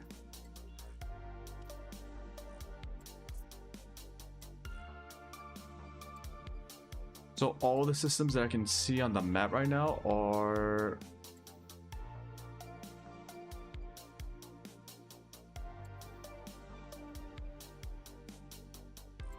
like here. Unoccupied, Liangyu, Alicia Winters.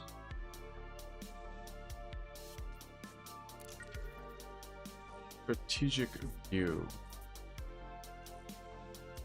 What the fuck is going on here?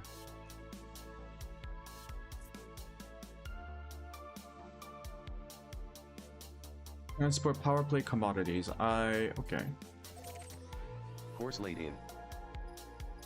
LHS 273. So this is an acquisition system, right?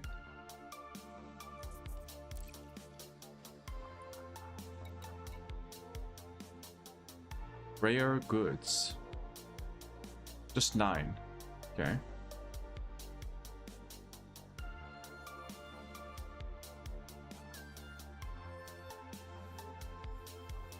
Why are the language, like the terms, different?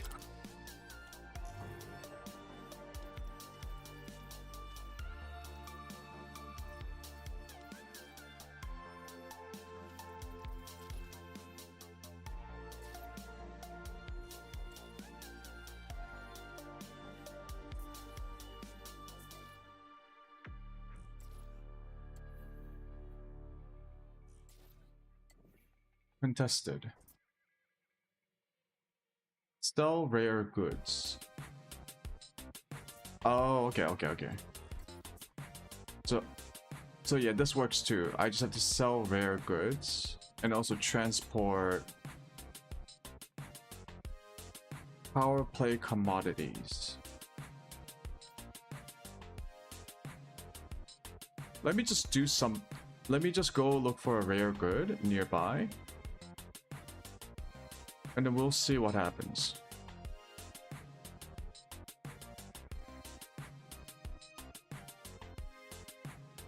Rare,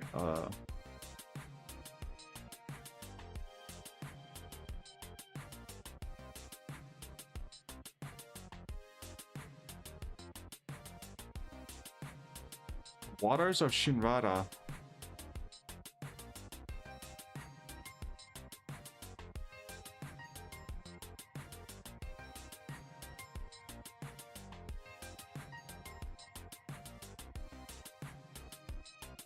Puzzle box.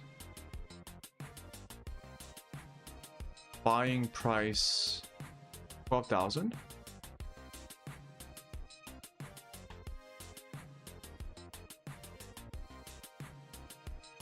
No, this is way too long. Lube. Nope.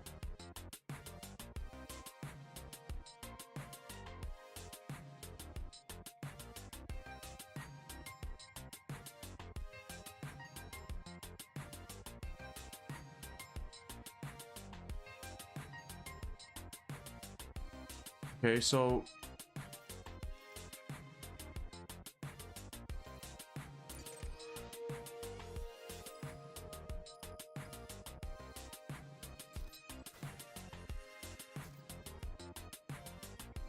insufficient jump range.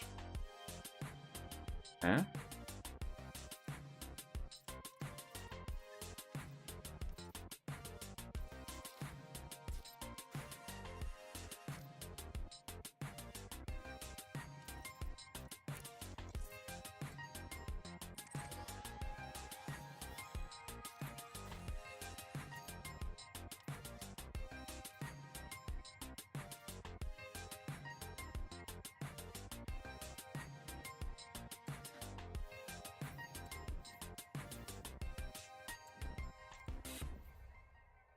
Why do what?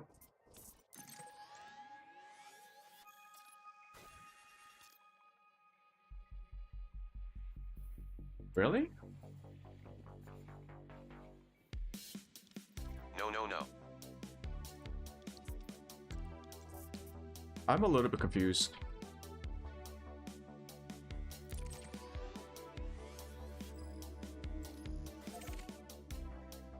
Course set.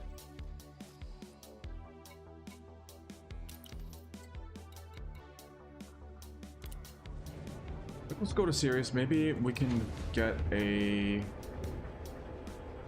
power play commodity.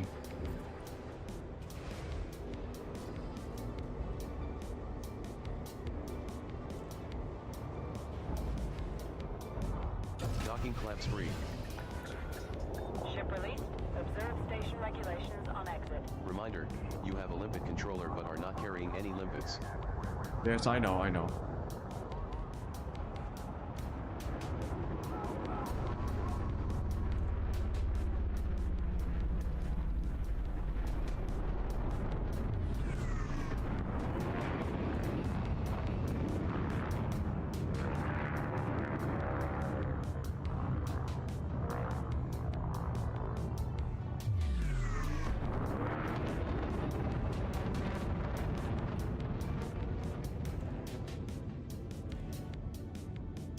Okay, so let's go to serious and do the power commodity first.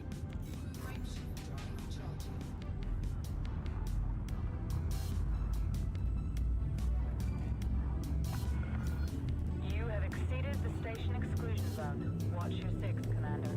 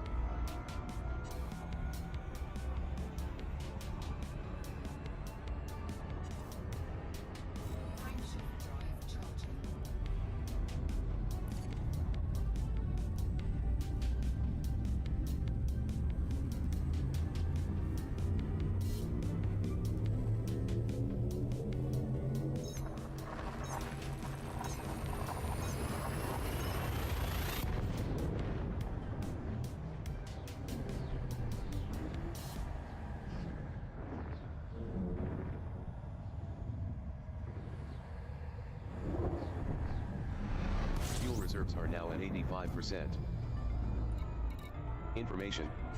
This system is home to Marco Quent, who upgrades power plants and power distributors. You can find Marco Quent at Quent Research Base.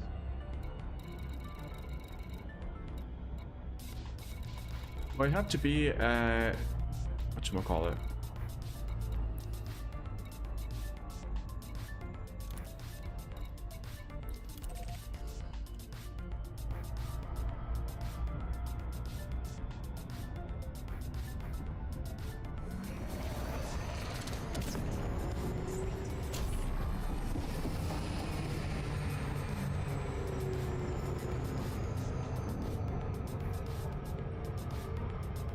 Can I be at any of these stations? I'm just not completely sure.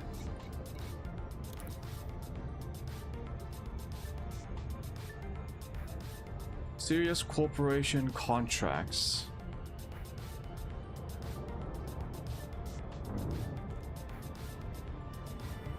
I don't think I have to go to the stronghold. Do I?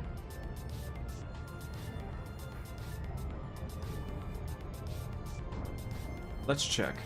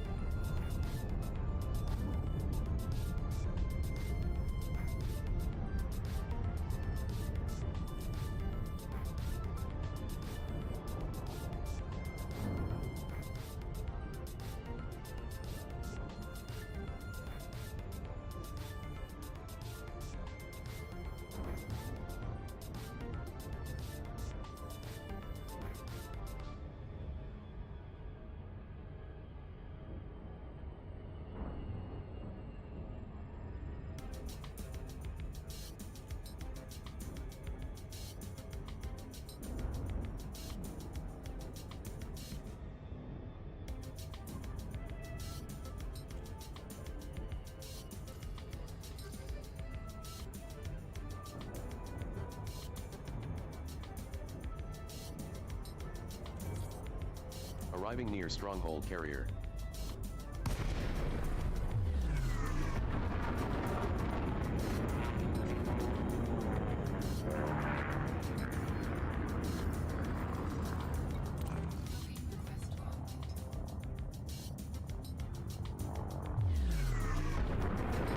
Landing pad 4 assigned.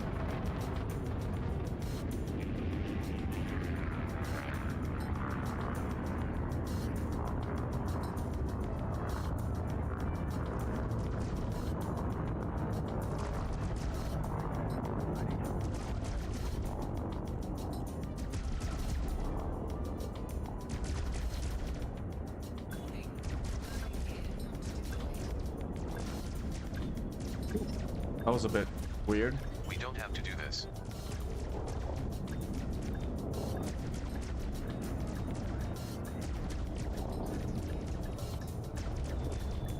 Docking complete. Reminder, you have a limpet controller but are not carrying any limpets. So we get contacts, power contact.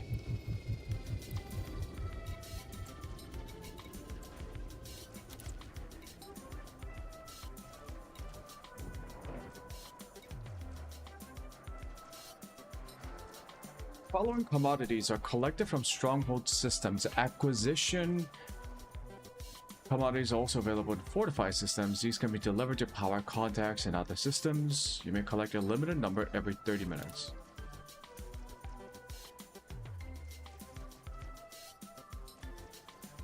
To any power contacts in any rival's powers controlled system. 15 units of serious corporate contracts obtained for Li Yongrui. Oh, you just get one? Okay.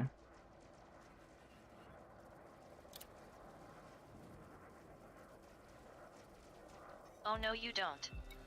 Power injection malware. Data ports. We don't So have to do surface. Okay.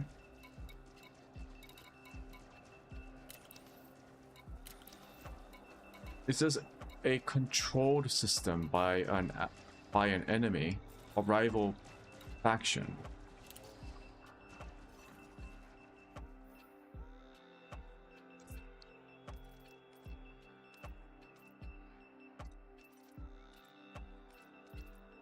I hadn't expected this.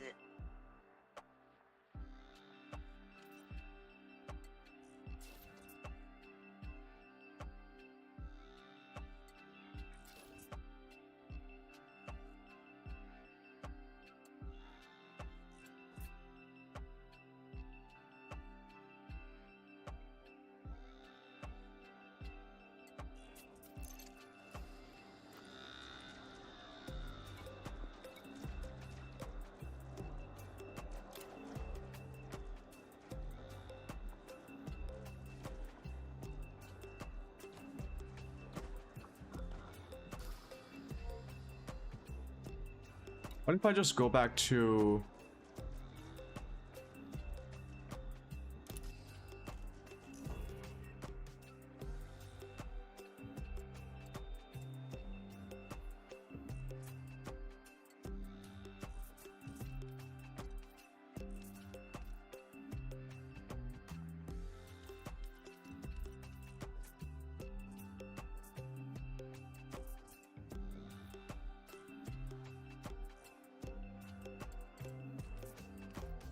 Oh, it's a stronghold. Okay.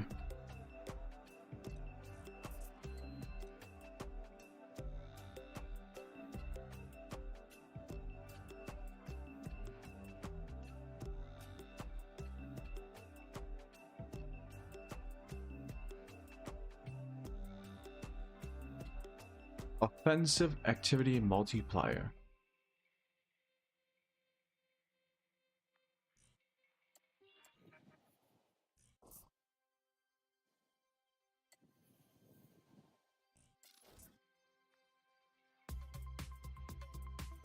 Transport power play commodities.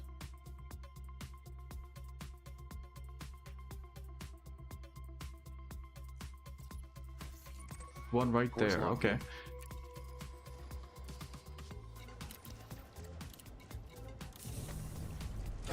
Maximum fuel. Docking clamps free. Reminder, you have a limpet controller but are not carrying Oh, I any didn't buy limpets. limpets. It's fine. Commander, your auto field maintenance unit has arrived at Soyeon City in the Lima Papa 908-11 system.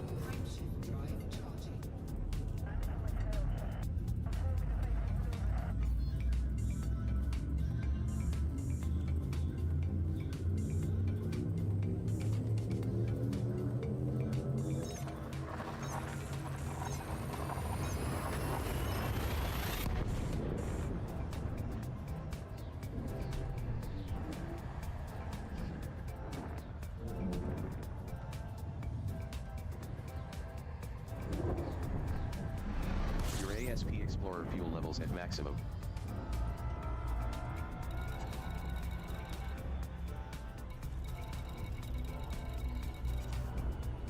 Jesus.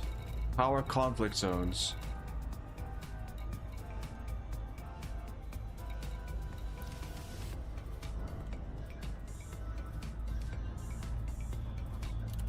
Why is this marked? Is that where I need to go?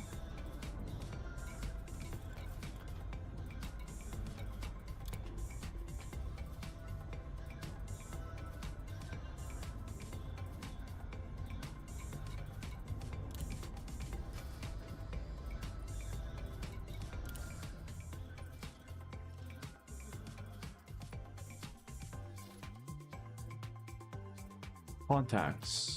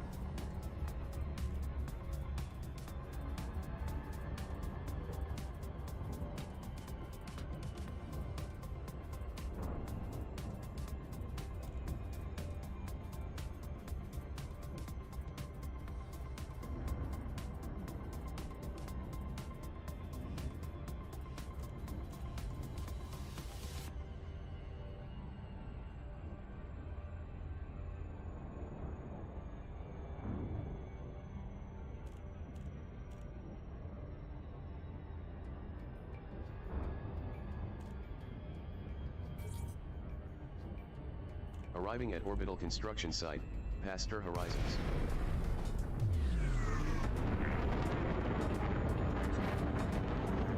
So, question. Is the dark going to kill me? Like, are the security forces going to, like, attack me? Because this isn't illegal.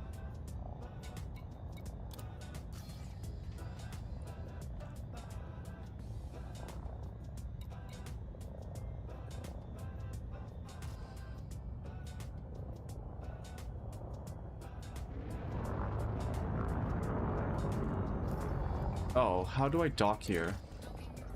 Oh, okay.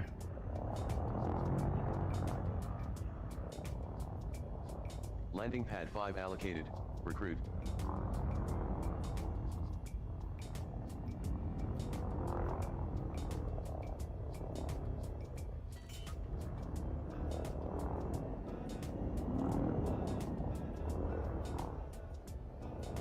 Landing gear deployed.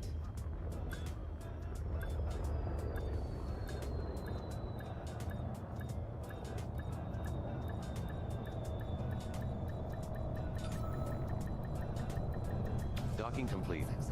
Reminder, you have a limpet controller but are not carrying any limpets. Construction is 14% complete. Recruit. The most needed commodities are 4,669 tons of titanium, 3,979 tons of steel, and 3,656 tons of CMM composite.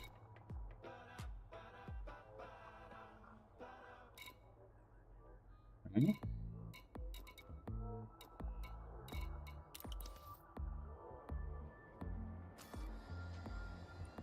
Oh, a player is building this one.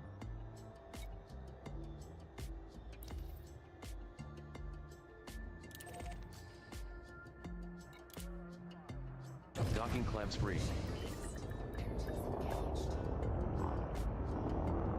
Reminder, you have a limpet controller but are not carrying any limpets.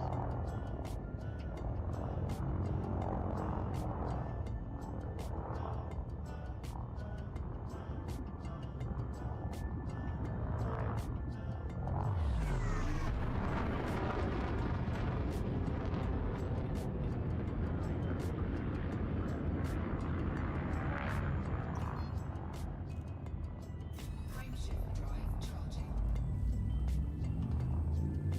4, 3, 2, 1.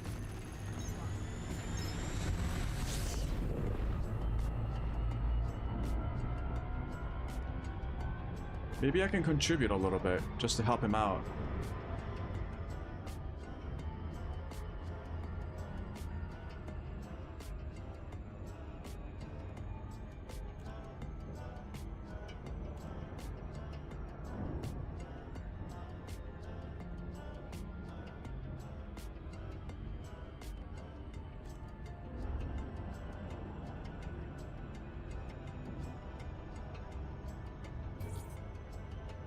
Dropping at Pasteur Hub.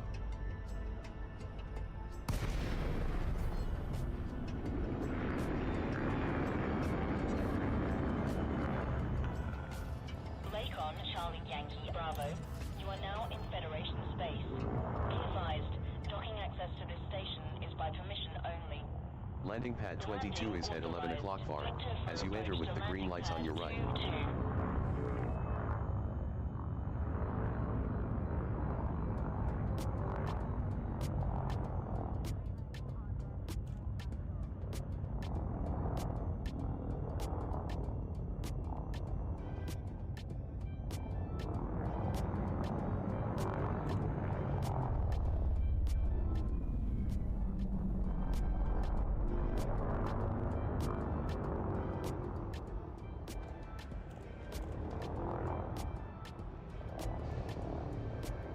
This place looks fancy. Well, Landing gear deployed.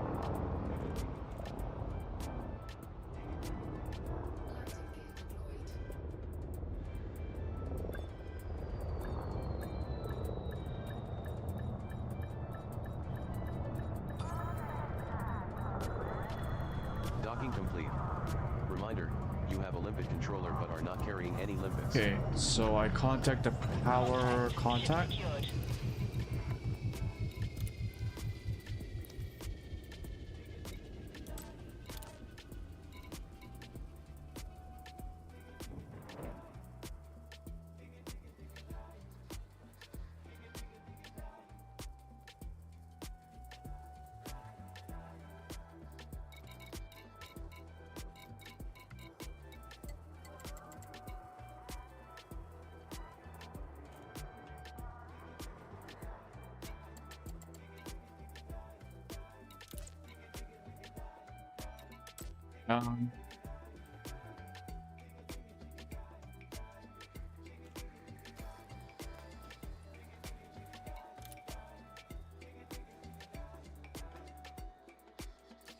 Okay, good to know. I need to be in an actual place where... Okay.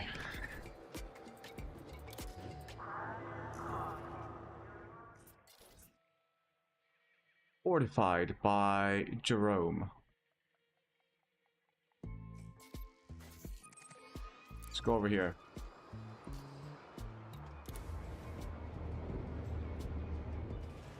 Course locked in.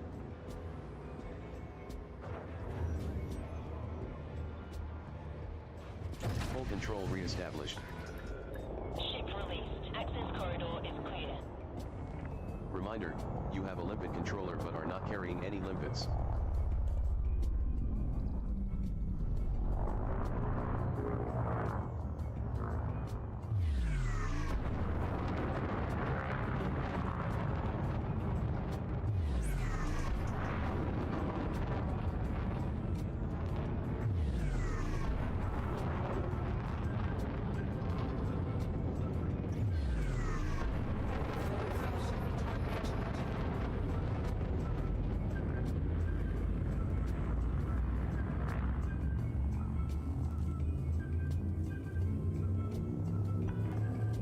Way ahead is clear. Stay safe, Commander.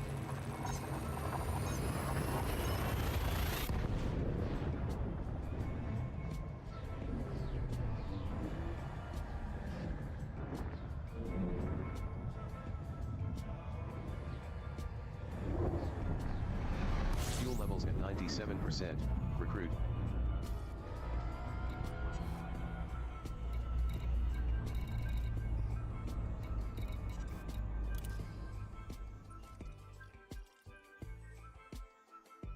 I can't go to a fleet. What is this?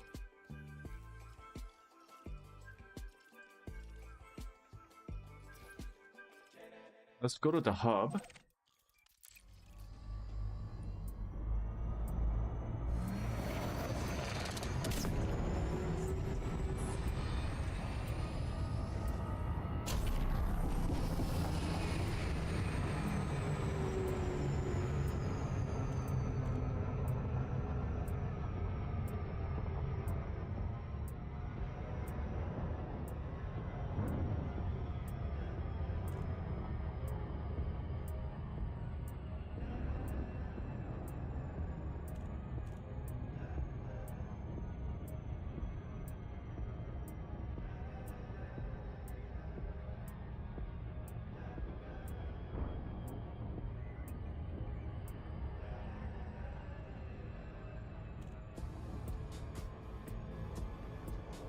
Planet 6 is notable, with depleted metal-rich and rocky rings.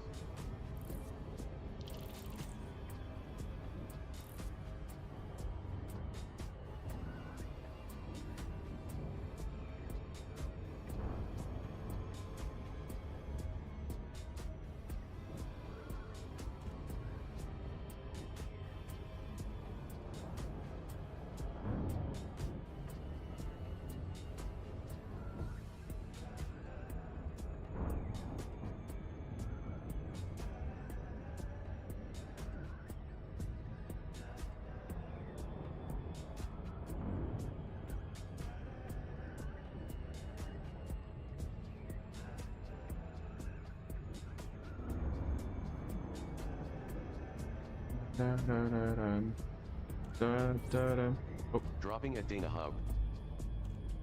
okay, it's been kind of a slow start to the power play because I was a bit confused. Hopefully this is what I need to do.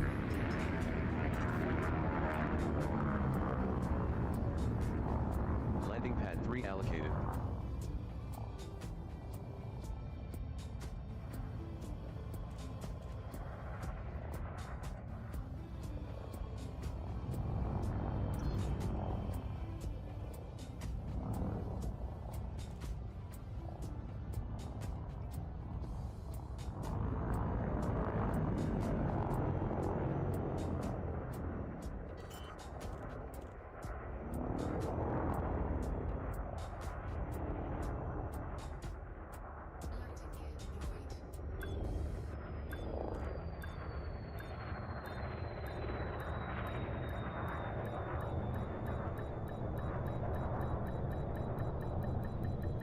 Docking complete.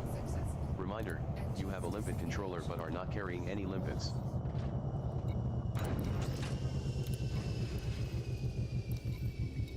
Hand in. There we go.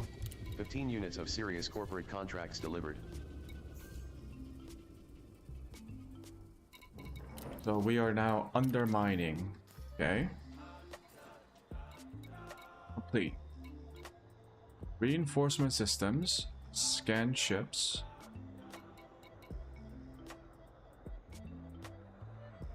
I also need to collect bounties and reinforcement systems. Okay. Limpets.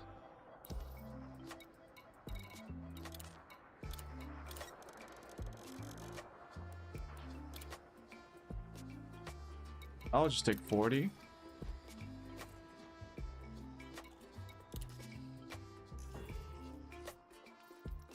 We go to power play.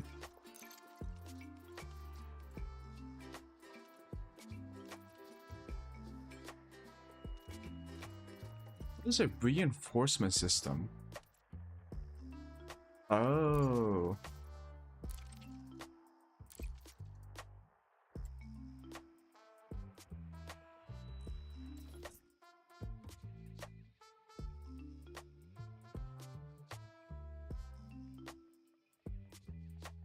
But is a stronghold the same thing as a reinforcing system?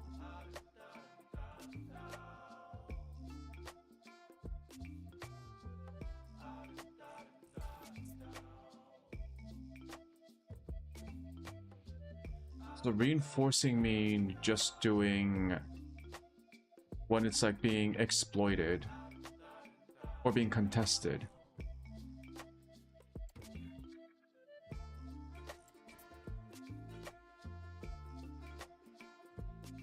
But even in strongholds,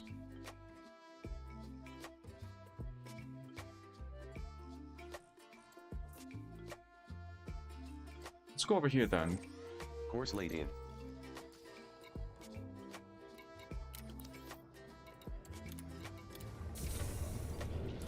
Maximum fuel.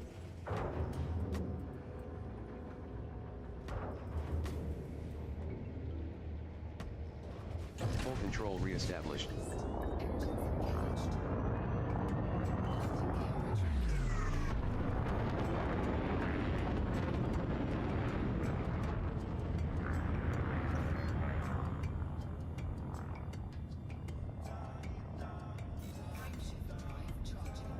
Low security.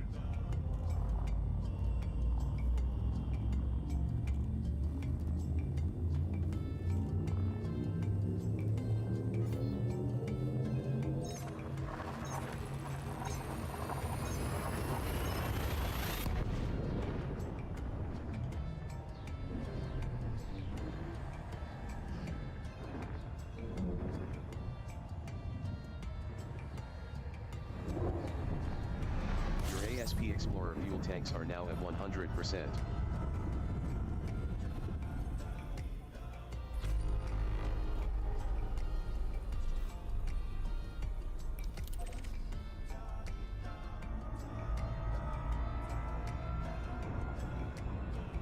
I'm gonna go to nav beacon and get all the signal sources.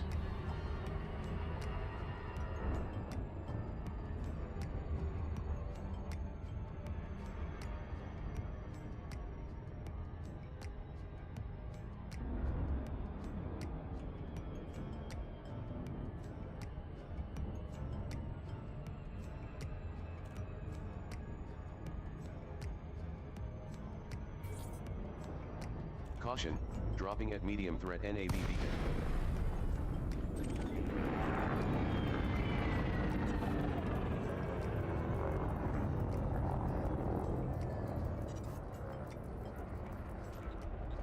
Details on 9 bodies in the system received.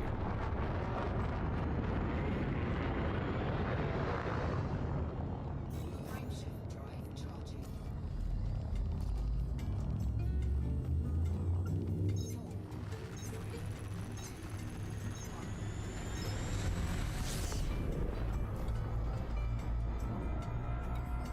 With distress call, search and rescue.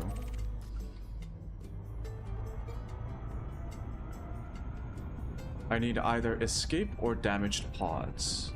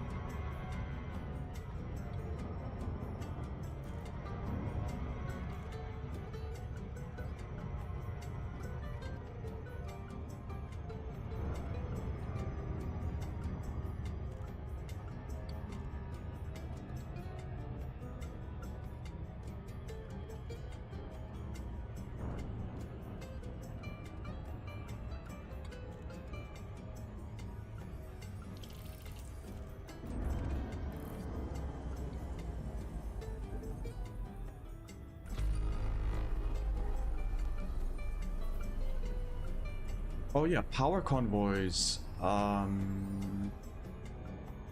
convoys also drop like pods, don't they?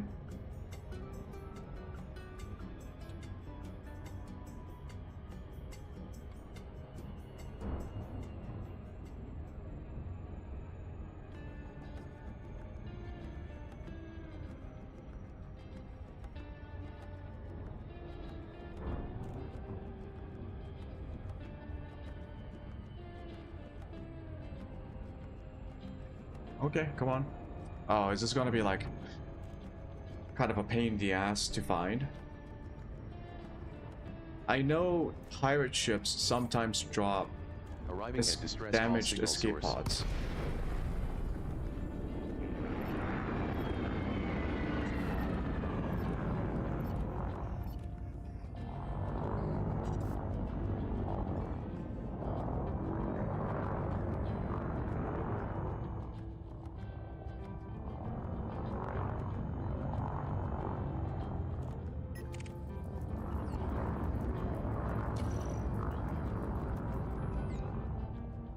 The enemy?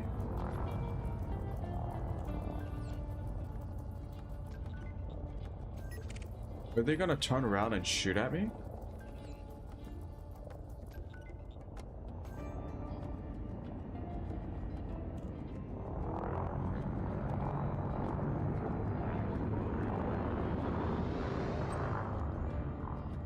Who sent out the distress call?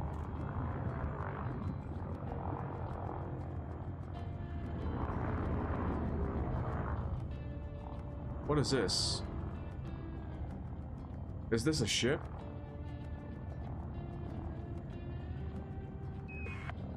At last. Please tell me you have some spare fuel. I miscalculated the length of my journey and now I'm dry. Oh. I need to... Oh. I need the fucking refueling in a bit.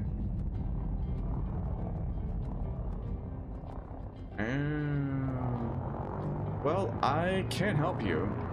I'm sorry. Frameshift drive charging. So that's what that is. Okay.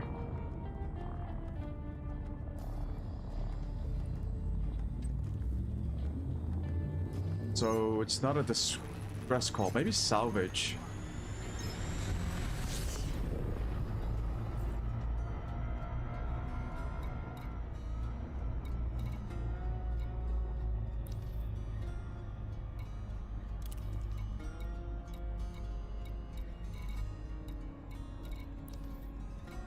Piracy, degraded emissions.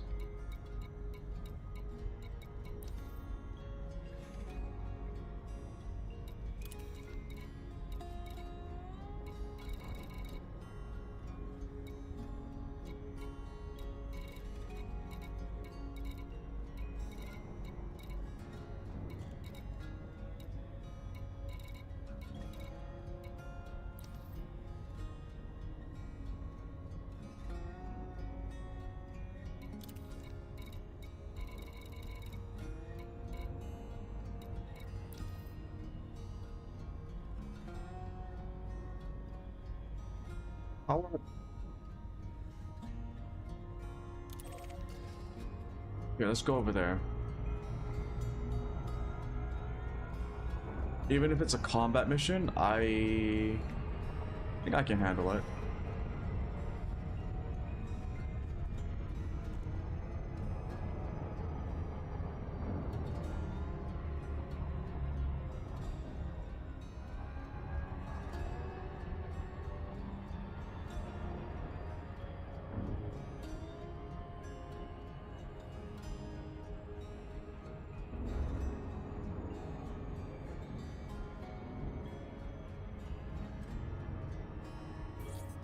Dropping near power wreckage signature signal source.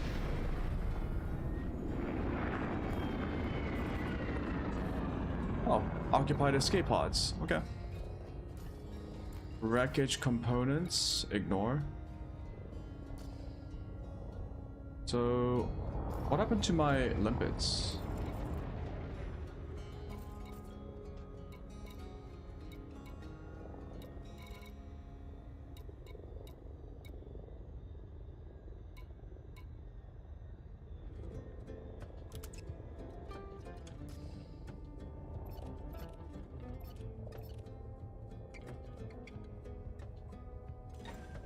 Cargo scope deployed.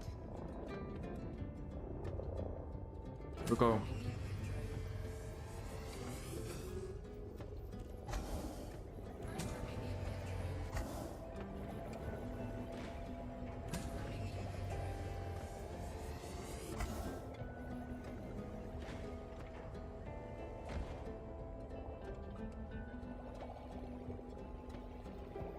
Occupied escape pod now on board.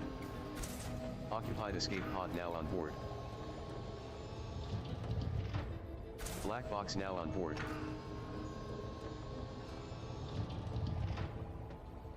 Occupied escape pod now on board. Occupied escape pod now on board. Cargo scope retracted.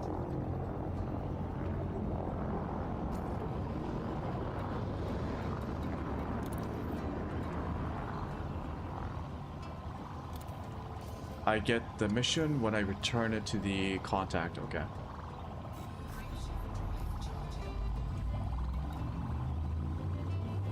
I need 12.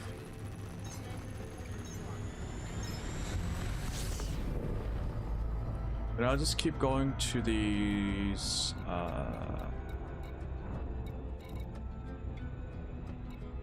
level 3 is a bit too hot.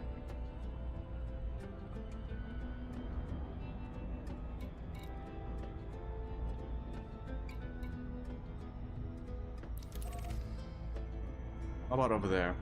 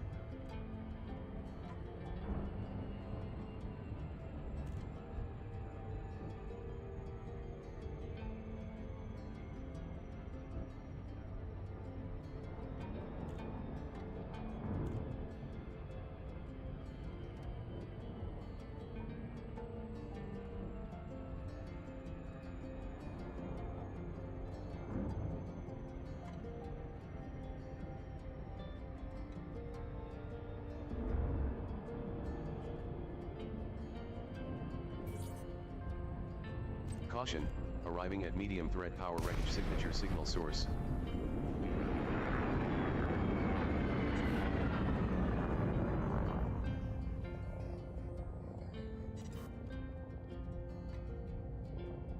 Don't see anyone.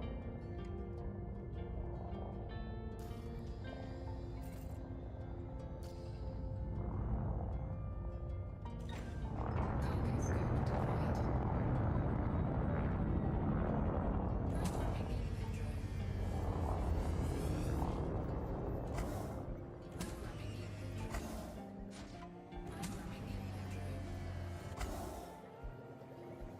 Occupied escape pod now on board. Maybe they Black don't box spawn now on in board. enemies. Damaged escape pod now on board. Occupied escape pod now on board.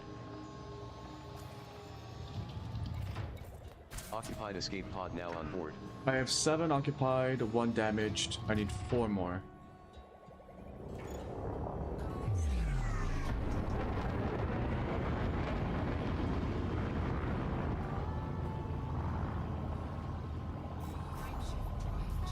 Maybe I should just go to the higher threat ones.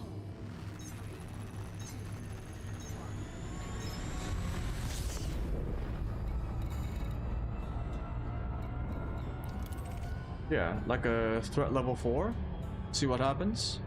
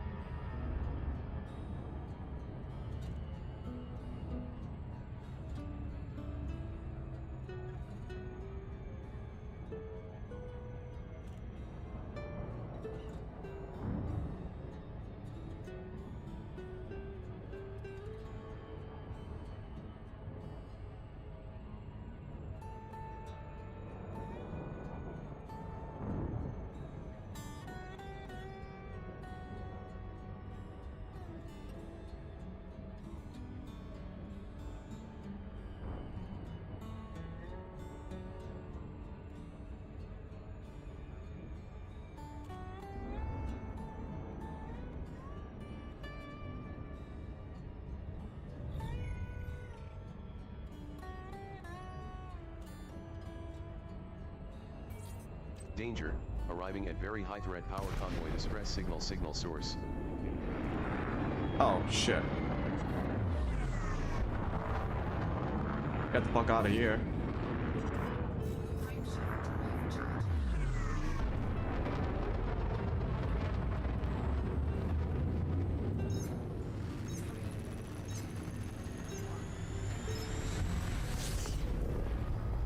Okay, so it's kind of like a random event.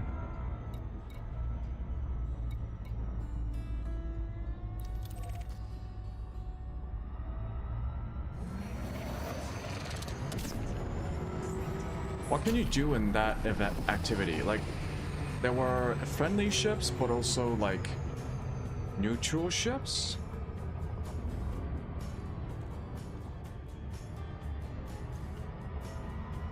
Is there like an opportunity to attack the enemy powers ships or something?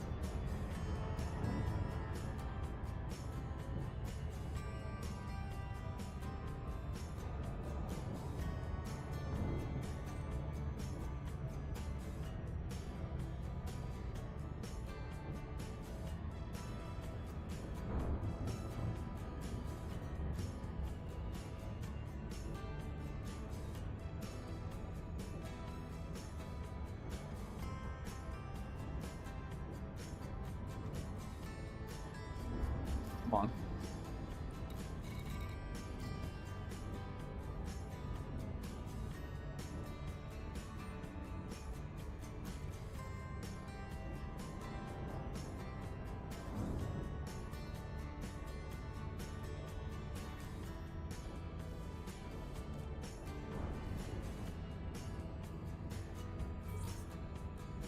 Caution, arriving near medium threat power wreckage signature signal source.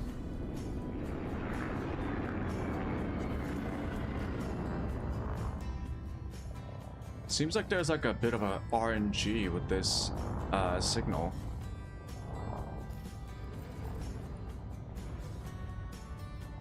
Four pods. Good, good, good.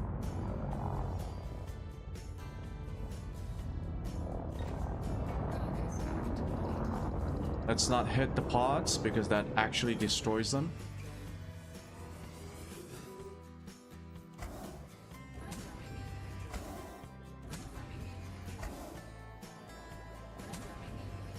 Damaged escape pod now on board. Occupied escape pod now on board. Black box now on board. Occupied escape pod now on board. Damaged escape pod now on board. We go to the station.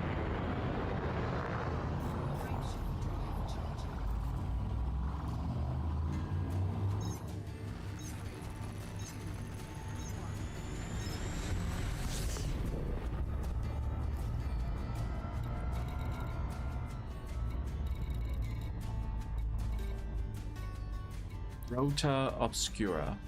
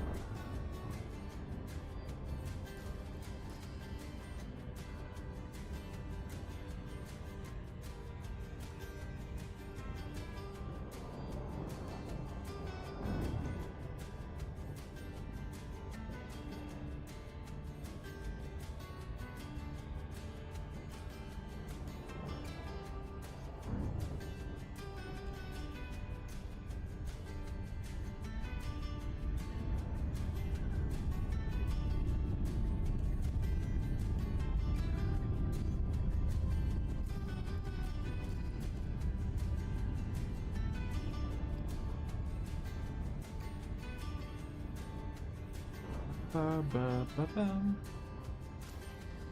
Ba-ba-ba-bum. Oh, I should scan ships before I go in. Rota Obscura.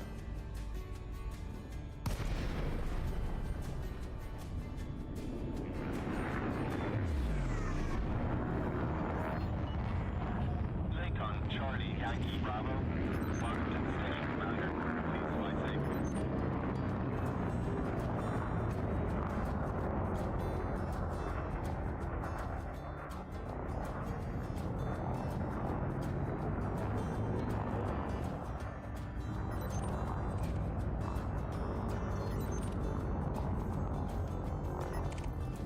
Yay! We did it. Access granted. Please head directly for Bay 41.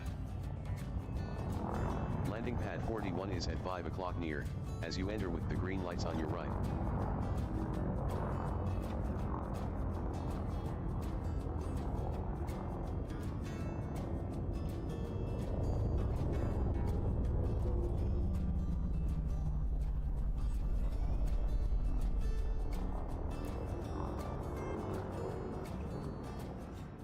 Didn't it say 5 o'clock near?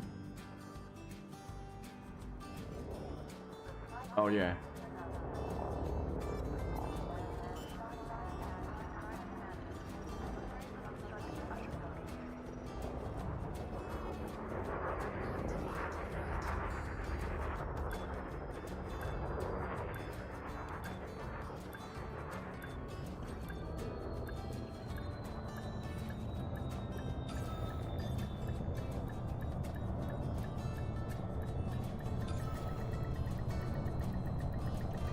Docking complete.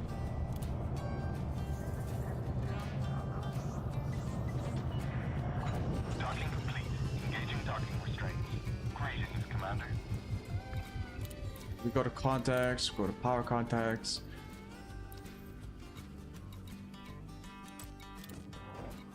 Offload.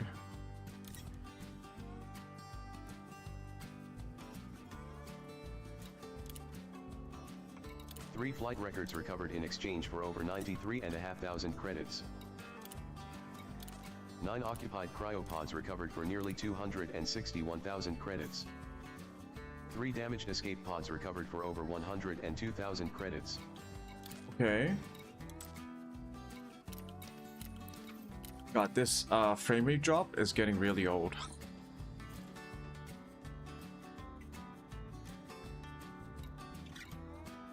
Collect bounties.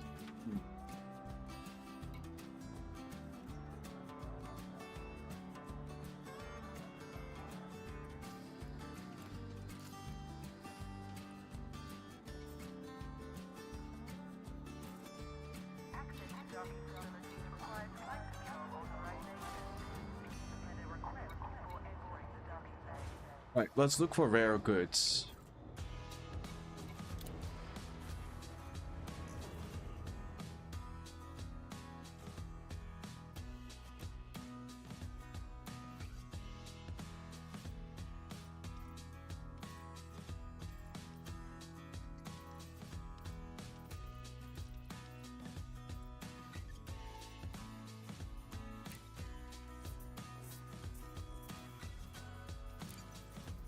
Why does it keep doing that? It keeps going back to Felicity.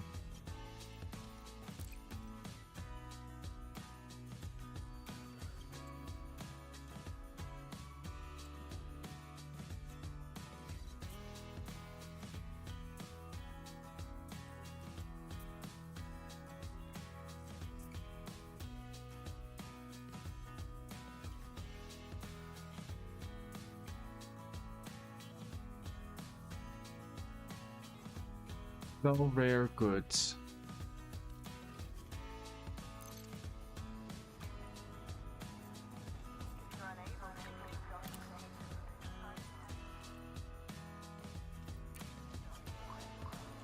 Do I have rare goods here?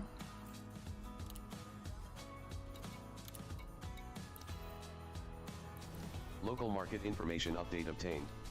The local market is selling landmines at a good price, as well as personal weapons and thermal cooling units.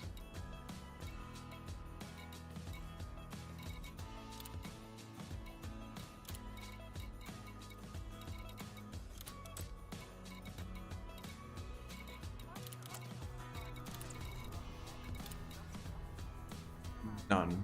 Okay. Let me look at Inara to look for a rare good now.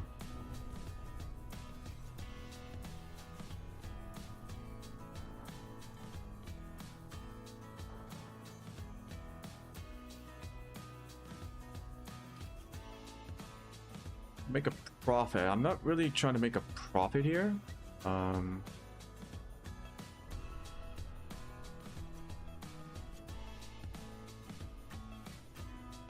It's the closest one. Indie Bourbon. Epsilon Indie.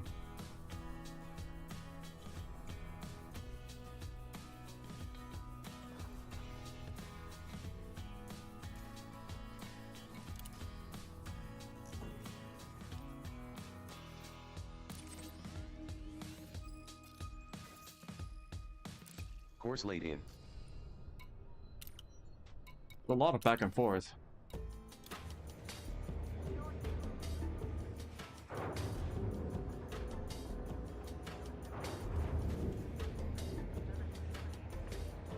Docking clamps free. Ship uncoupled. You are go for departure.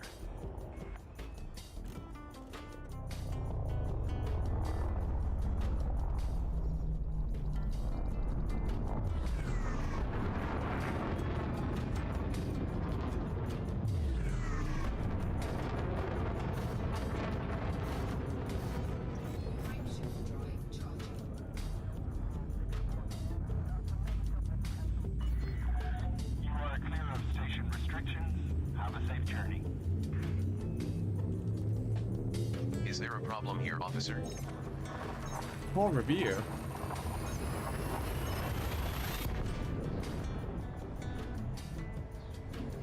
Isn't that the guy who rode on horseback and warned people, according to legend, that the British were coming?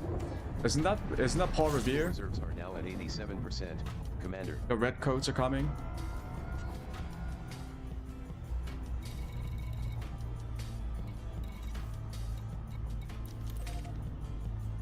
Was Mansfield, right? Mansfield Orbiter, yep.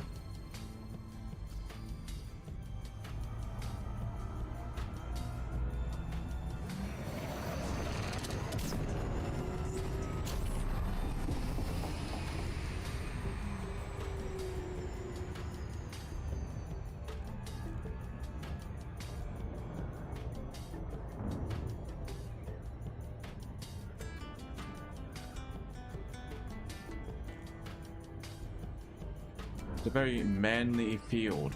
A man's field.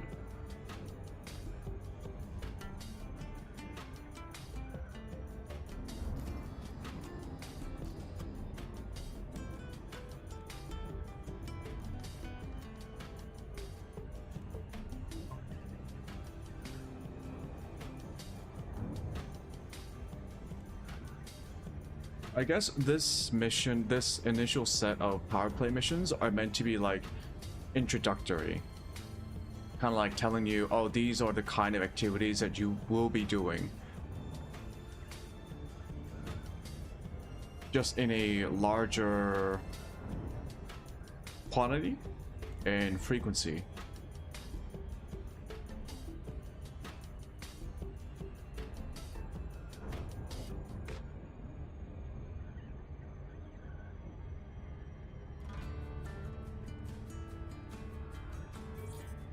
I don't think I'll see myself doing a lot of rescue pod missions and stuff like that, because it seems like it's more of a chore to do. If I can just get the merits, which I believe is the only point, like every activity gives you merits, and whichever method that you find to be good enough to accrue merit points should be the way to go. I have a feeling that doing these collect these rescue pods and escape pods might not be worth it. What does seem to be worth it is transporting the power play commodities in large quantities.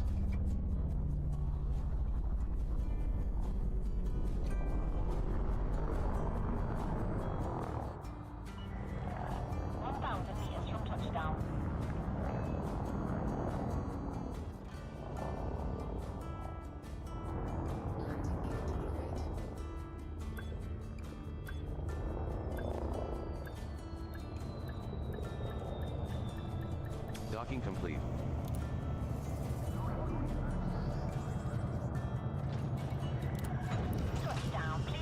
I'm gonna buy bourbon. Price refresh obtained. The local market is selling indie bourbon at a good price, as well as tobacco and animal meat.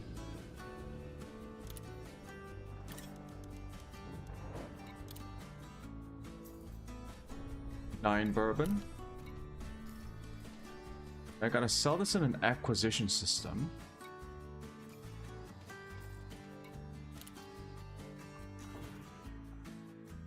Or the power play.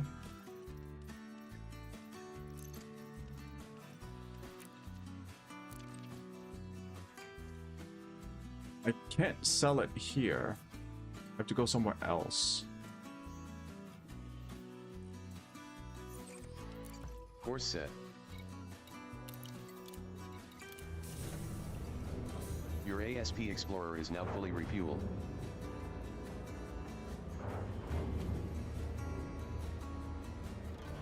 Full control reestablished. Ship is disengaged from landing pad. Depart safely from the station. Can I fit? No. This guy is a little bit too wide. What kind of ship is that?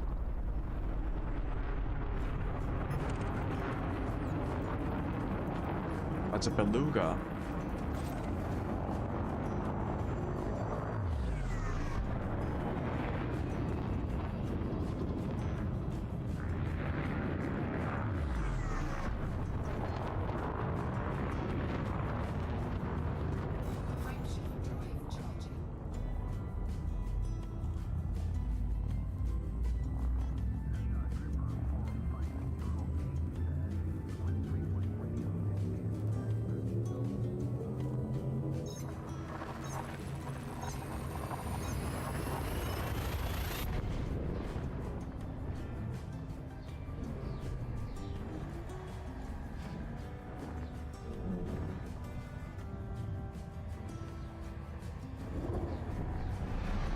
SP Explorer fuel reserves at 100% capacity.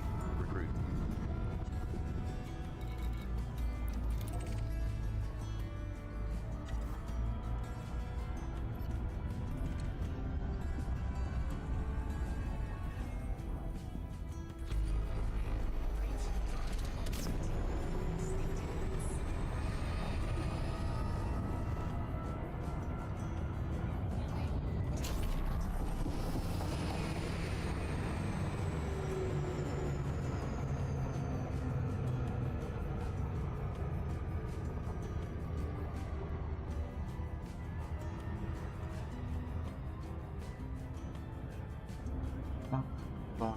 Boom, boom, boom.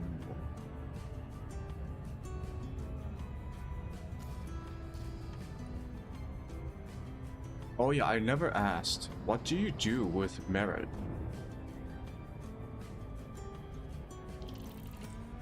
Like what? How do you like redeem it? Do you use it to buy specific power faction items? What is the point of a merit?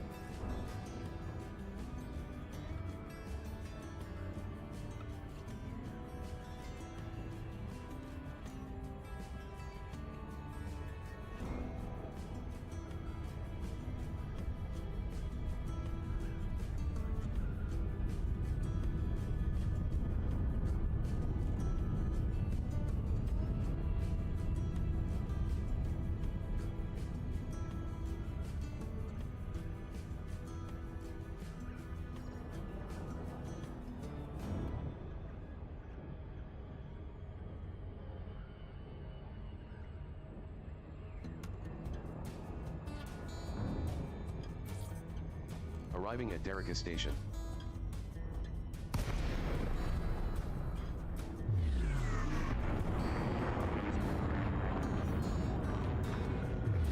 Lincoln, Charlie, Yankee Bravo. Submit a docking request and a landing pad will be reserved for you, Commander.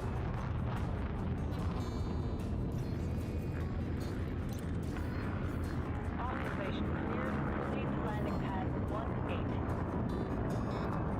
Landing pad 18 is at 10 o'clock bar, as you enter with the green lights on your right. 10 o'clock bar.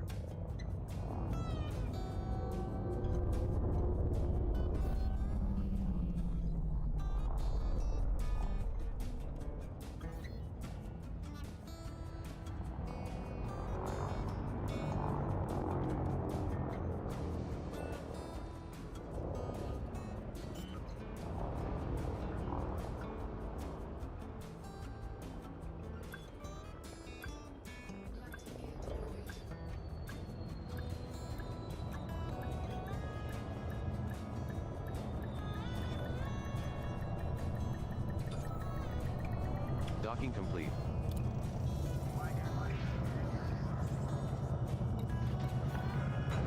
Landing sequence completed. Disembark when ready. Commander, the system is currently in a state of civil war. It's possible you'll encounter hostile forces during your time here. Watch your six.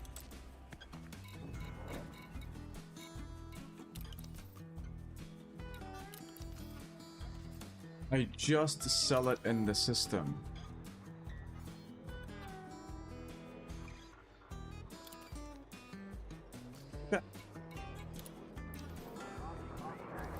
Market information changes received. You can sell your indie bourbon for a profit of just over 5,000 credits. The local market is selling bio-waste at a good price, as well as food cartridges and agri-medicines.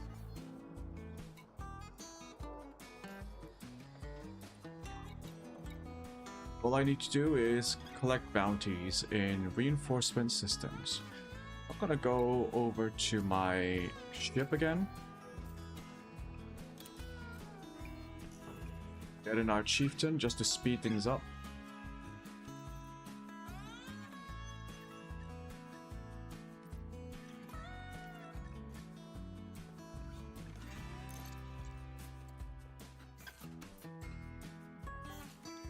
Course plotted. Course Seems locked like in. all the power play factions are concentrated in this area, or Fuel at am I maximum. wrong?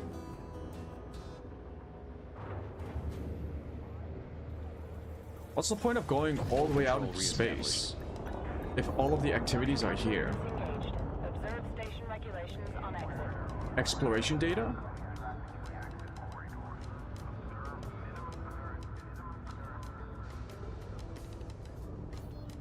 Landing gear retracted.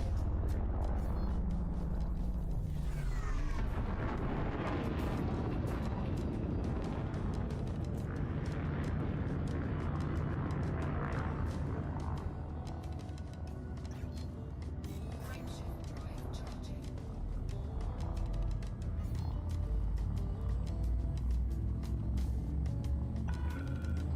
You have the all clear? Watch your six, Commander.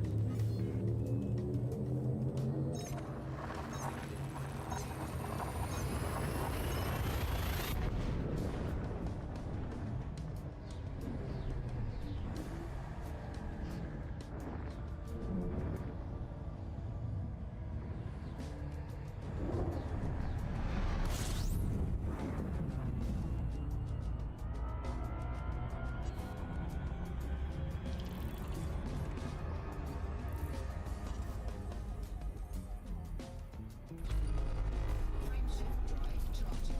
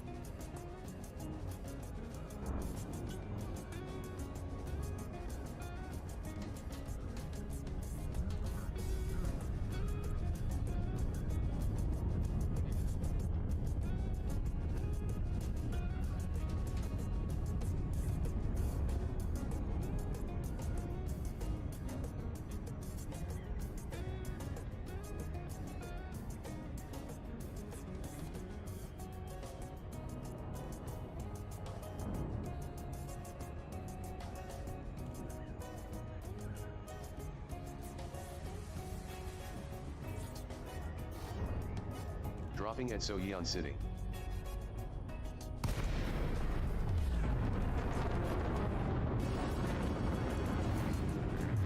Just a lot of back and forth, back and forth. Recon Charlie, Yankee Bravo. Submit a docking request to B4 attempting to land at the Federal Station.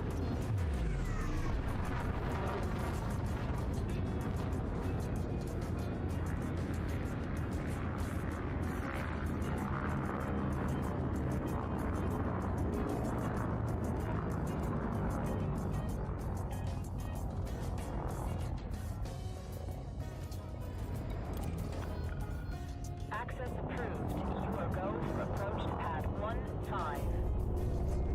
Landing pad 15 is at 9 o'clock bar, as you enter with the green lights on your right.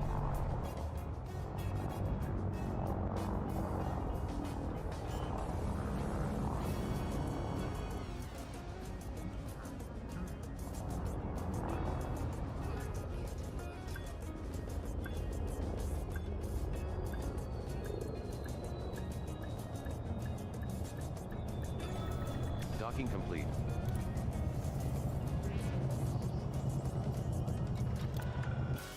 Landing completed. Ground crew have been dispatched. Back to our chieftain. Oh, limpets.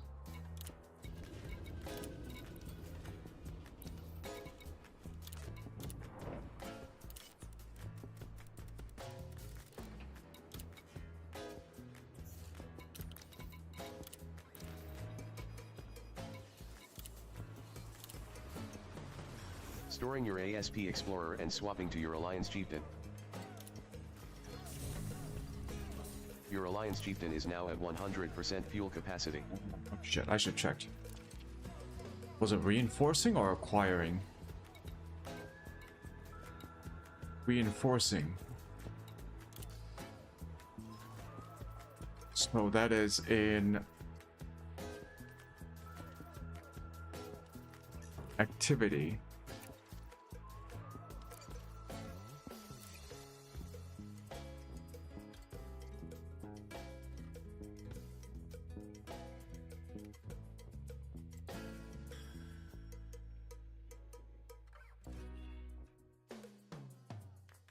Wait, does that mean...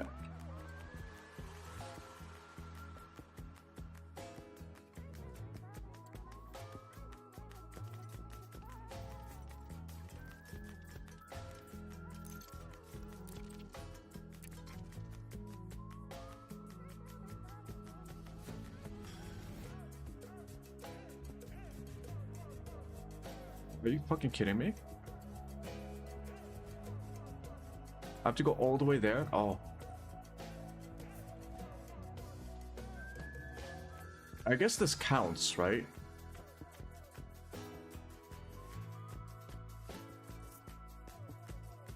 It's technically reinforcing?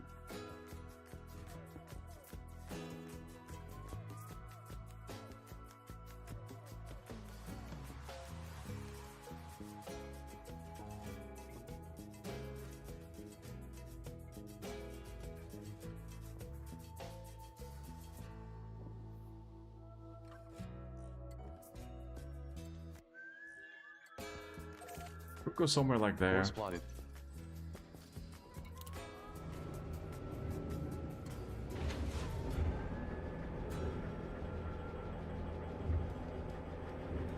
I'm just a simple miner.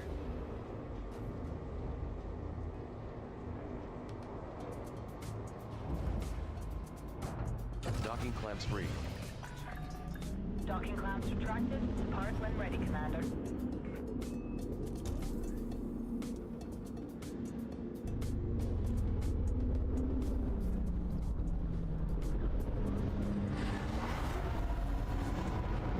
And the sound differences are hard to get used to.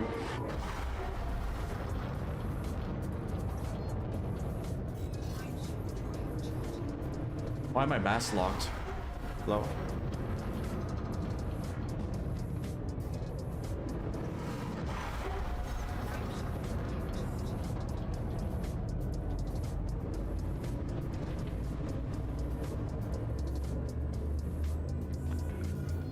You have the all clear? Take care, Commander.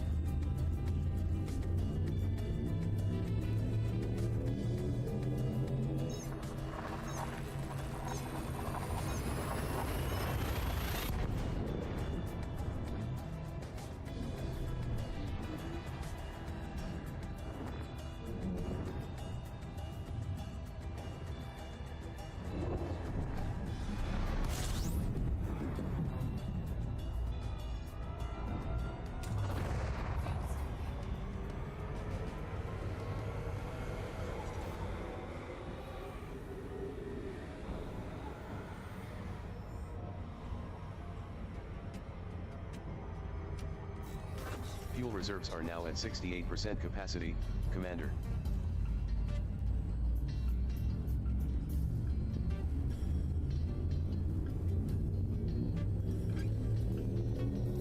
Five, 4, 3, 2, 1. Oh, this has been a lot of moving back and forth. Oh.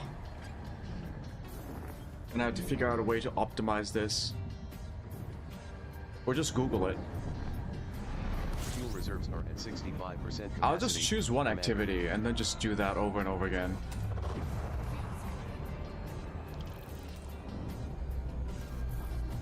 Well, let's go to the nav beacon. Let's also honk a little bit.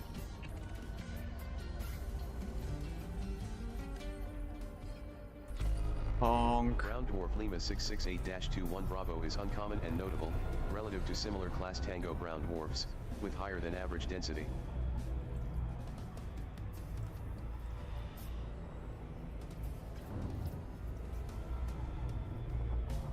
Gotta fuel up just a little bit. Okay, it's a little hot. Okay.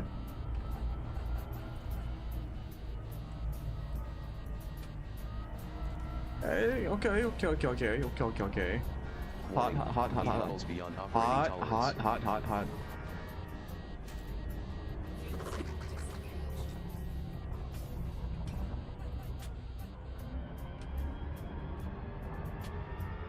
Should have plenty of ammo for our railgun.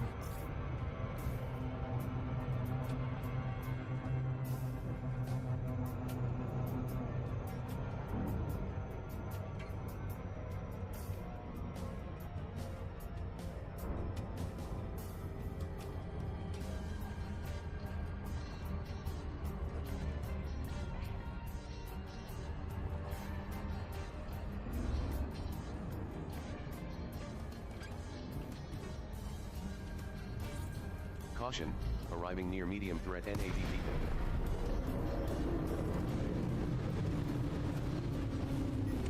Have to find those with bounties.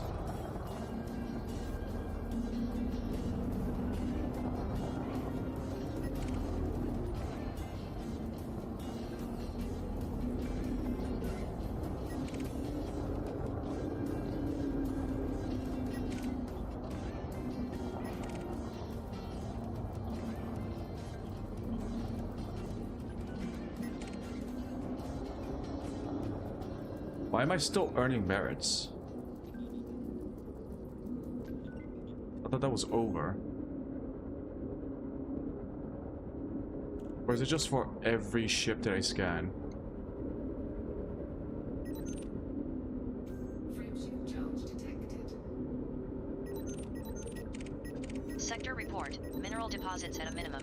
Moving on.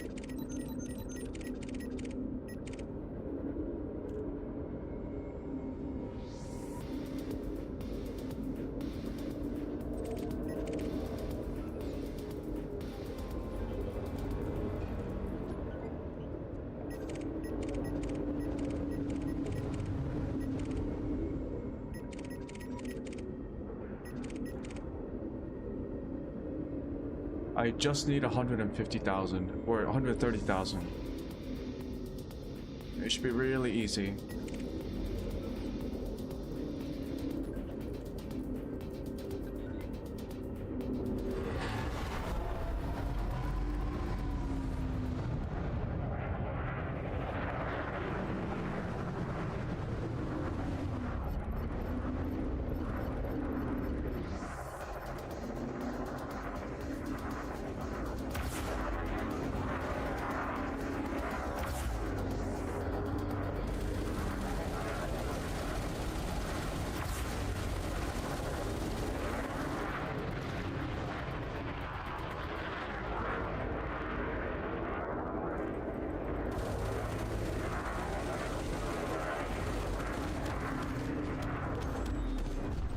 Bounty voucher received. Oh shit. Okay. Already did it.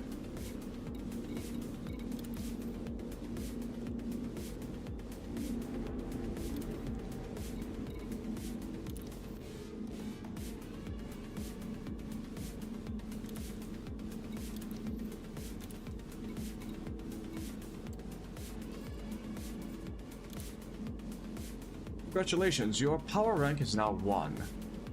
We believe that your continued support of Li Yongrui should be recognized by your peers. As a reward for your latest increase in rank, we offer you a symbol with which to decorate your ship. Oh, cosmetics.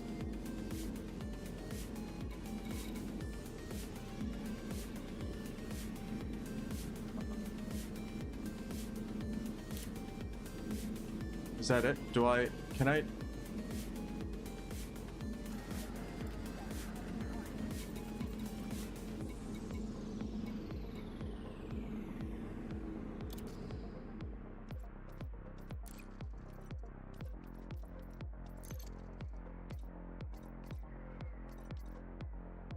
Tasks that your power is asked you to complete and aid in their efforts are called assignments. Complete assignments will reward you with merits, which are used to measure your effort and check your loyalty progress. Merits are also earned by engaging in power play activities that benefit your power, so you can also do just normal grind. Assignments listed will offer your current progress on each. Once pledged to a power, you must complete an initial set of assignments before you can consider a full member. Loyalty is a rank. After the first 5 ranks, the merit requirement to advance a rank becomes consistent. Each time you gain a rank, your power will grant a reward to honor your dedication to its cause. These rewards include perks that provide various bonuses and certain systems, access to unique modules, care packages. Yep, so collect bounties and systems that your power can acquire. Collect escape pods, power kills. Kill vessels aligned with powers you are now pledged to in systems your power can acquire. Reboot mission. Retrieve specific goods. Scan data links. Sell for large profits. Sell commodities and systems that your power can acquire for a profit of 40% or higher. You can also sell mine resources.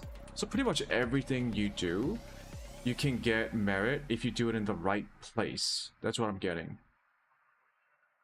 Sell rare goods. Download data from data ports.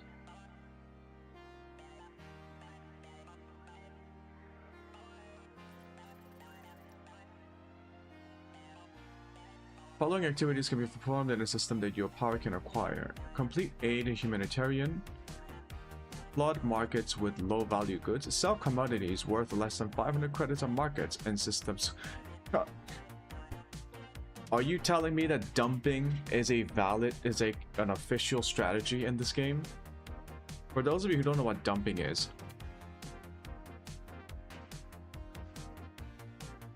this is a real thing in real life too. When you have a nation, for instance, that had a heavily subsidized, or for whatever reason, a particular industry within the nation has an oversupply of goods. For example, you have an automotive industry that has excess capacity or overcapacity, which means that your industry has more capacity, has enough capacity, not enough. Your industry has more capacity than your domestic market can absorb, right? When you make stuff, you have to make sure that the market that you try to sell to has enough demand and, money. People or entities with enough money and demand to buy it, right?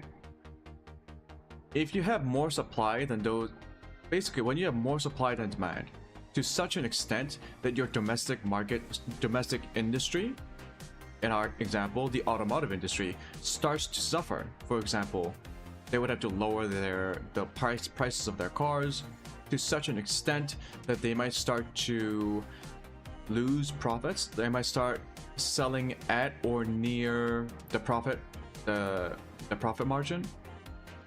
You have an oversupply problem. So what you do is, if you are an asshole, you guide your automotive industry to offload the excess inventory of cars to a different nation at a very cheap price, just to offload those cars at very low profit margins.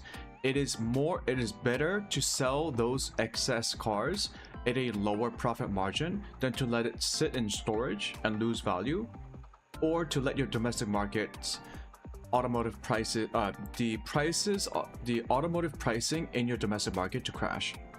So that's what you do. That's this tactic of taking excess inventory and then dumping it into another market. It's called dumping.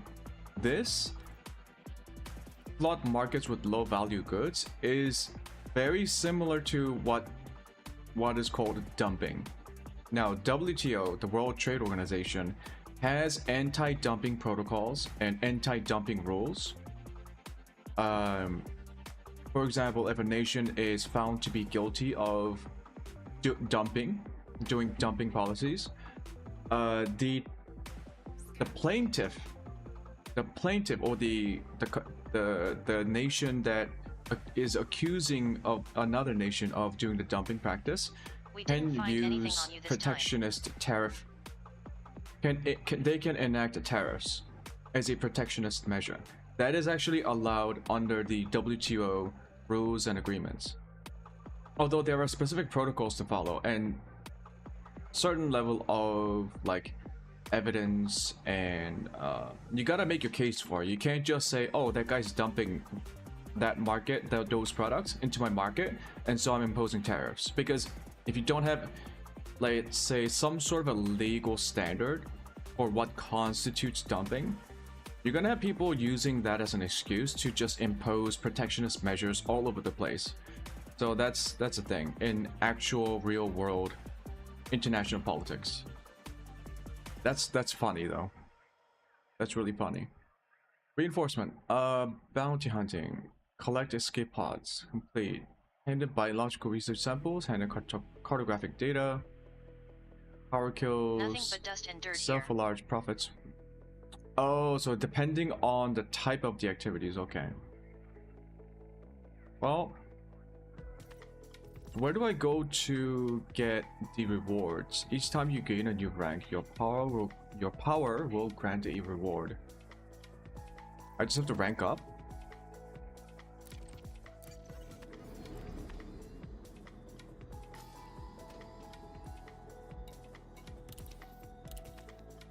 And these reset every Lead week. is down. Repeat, lead is down. This mission is a bust.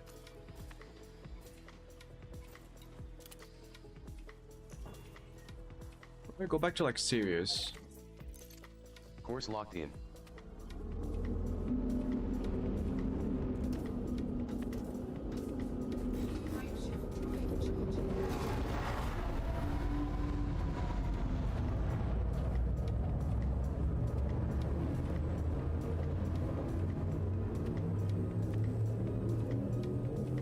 The lead is down.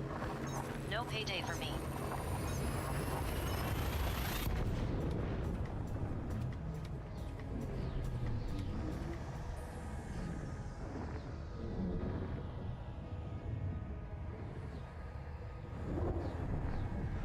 Fuel reserves now at 72% capacity. We go to This system is home to Marco Quent, who upgrades power plants and power distributors. You can find Marco Quent at Quent Research Base.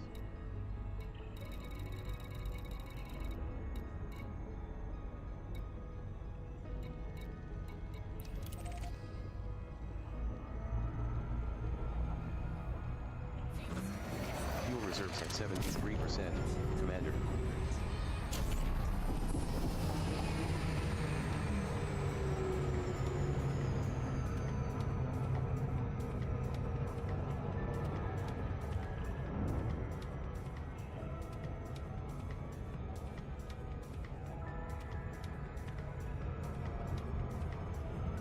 I mean, I could try to get to max rank, the merit, or the max rank that would give me a decent amount of rewards. And then once I have it, I can just go join a different power, and then rank those up too.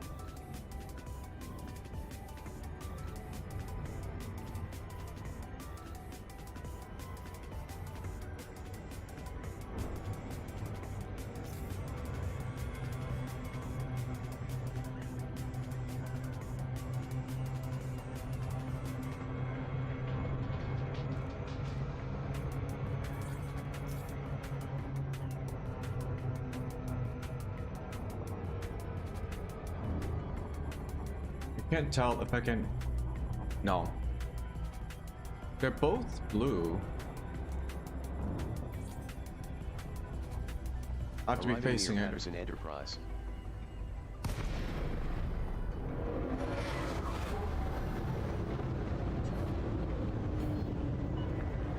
Lincoln, Charlie, Yankee.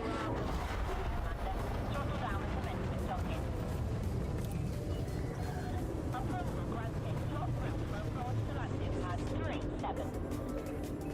Landing pad 37 is at 3 o'clock mid, as you enter with the green lights on your right.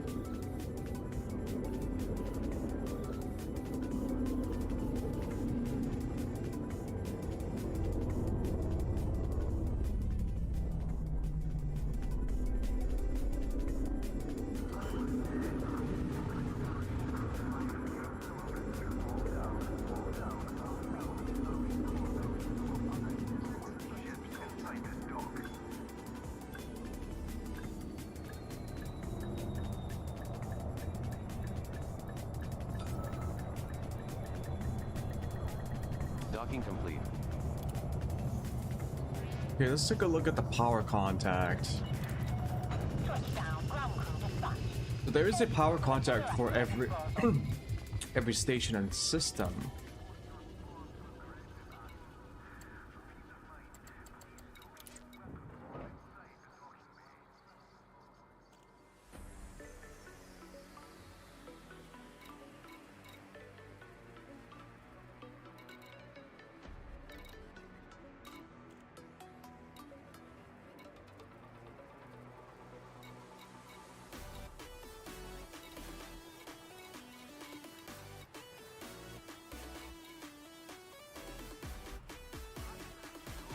And then power play resources. So which activity allows that?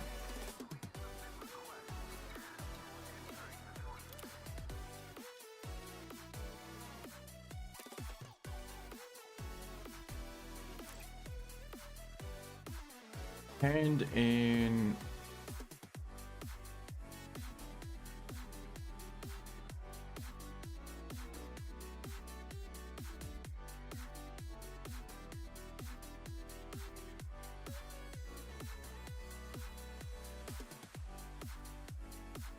salvage, reboot, bare goods.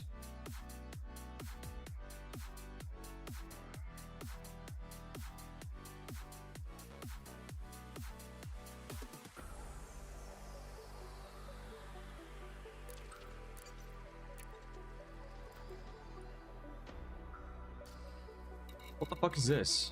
Hand in power play resources.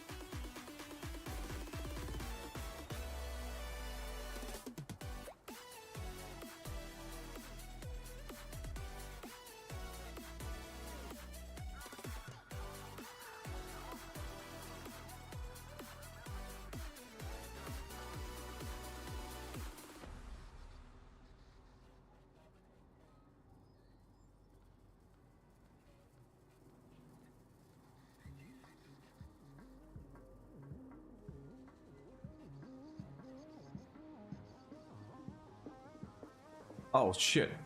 Some of the stuff is disabled. It says power transfer association and political data transfer power association and political data is disabled. June 12th, 2025. Transfer power research and industrial data disabled June 12th, 2025. Transfer power classified data disabled at on the same day. Okay.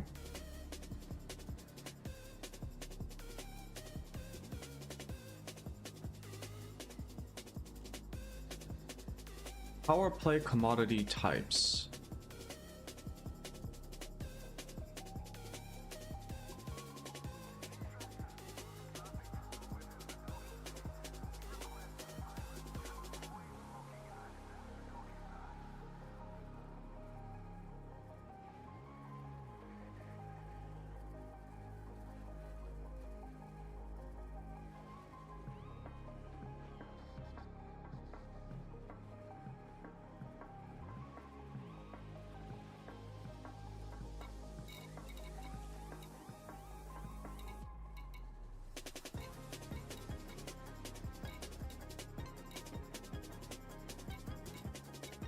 So these are disabled.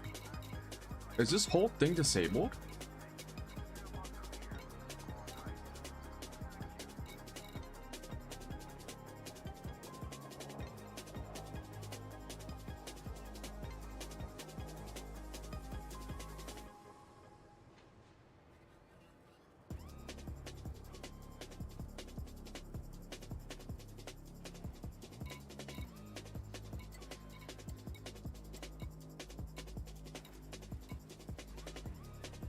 Oh, wreckage components are something you can sell. Okay.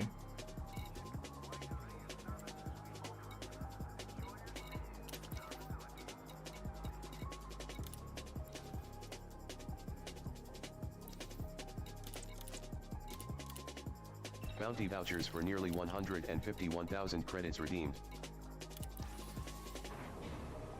Let's put on the cosmetic.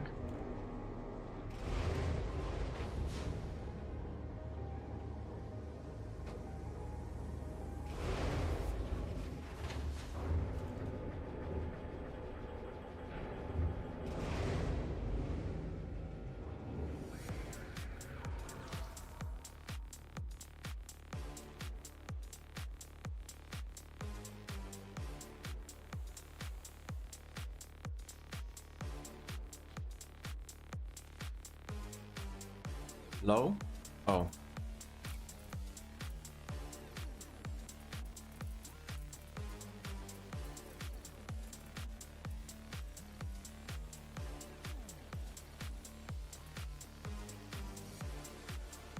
Is this the one I got?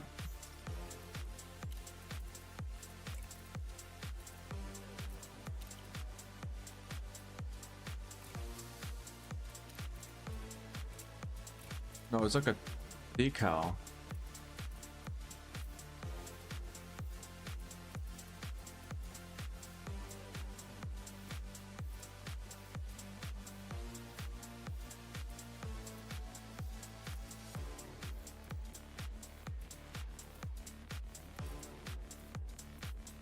What is higher? Is it expert?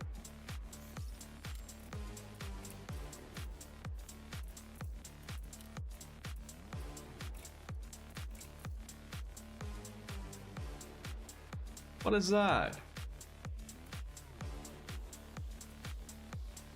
Oh, that is... Okay, who's doing this? If you have a ship and you put these on, there's something wrong with you. Look how ugly that looks.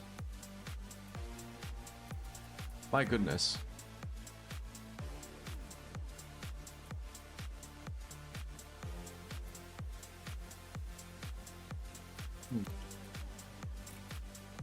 Wings? Ugh.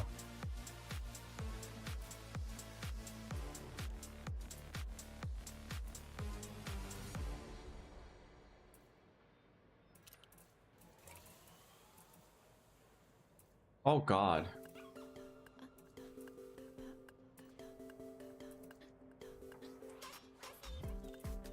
Okay, this is nice and simple. The detailing is a little bit simple, so that's nice. U8A 코드 파일.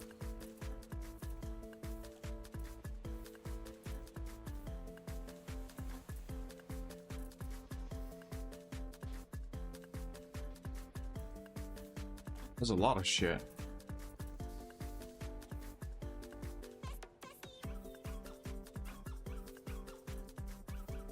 Oh, okay. You don't get to choose your own name. Makes sense. Otherwise, people will be writing some pretty offensive stuff on it. Oh, wait a minute. Dashboard. No.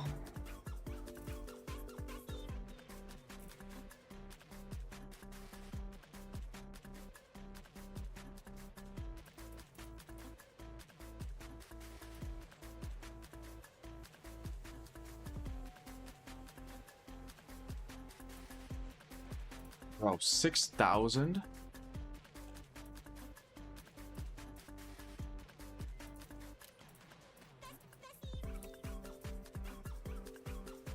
Am I crazy? That seems really expensive.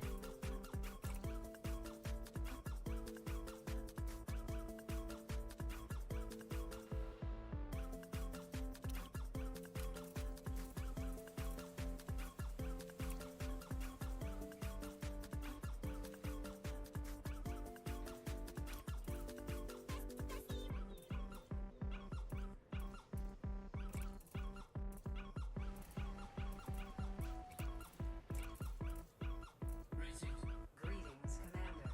Greetings, Commander. Greetings, Commander. This. Greetings, Commander. Greetings, Commander.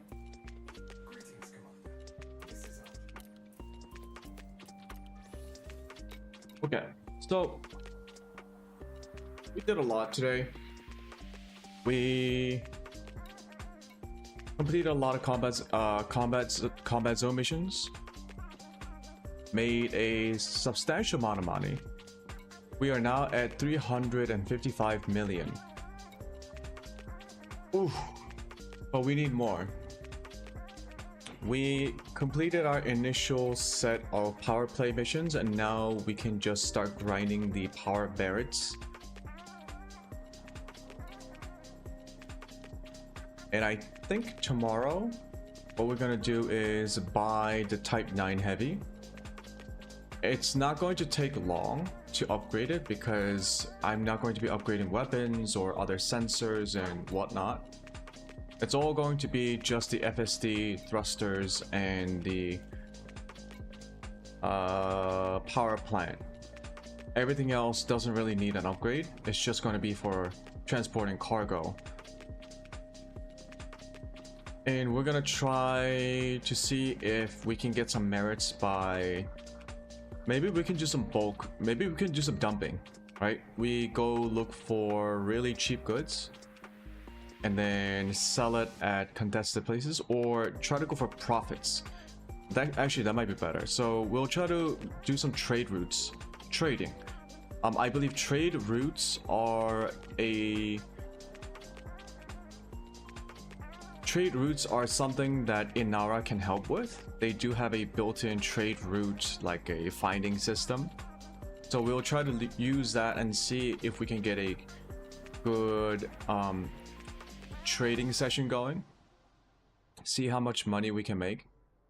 And I think if the transport missions give us a lot of money, which I'm hoping that it will, we're gonna keep up. We're gonna see how much money we can make, and then go for about 600 million. And then we're gonna buy one of the big ships. I think initially I'll buy the big ship, not for combat, but for transport. So once again, have that as a way to make even more money. And then once we have, like, I don't know, another 500 million, we can buy another big ship, or maybe a Ferdlands for combat, so that we can get even better at combat and really grind out the highest level combat missions. Yeah, so tomorrow we're gonna buy another ship, and then we're gonna do some trading. But for today, I think that's it. Whoop.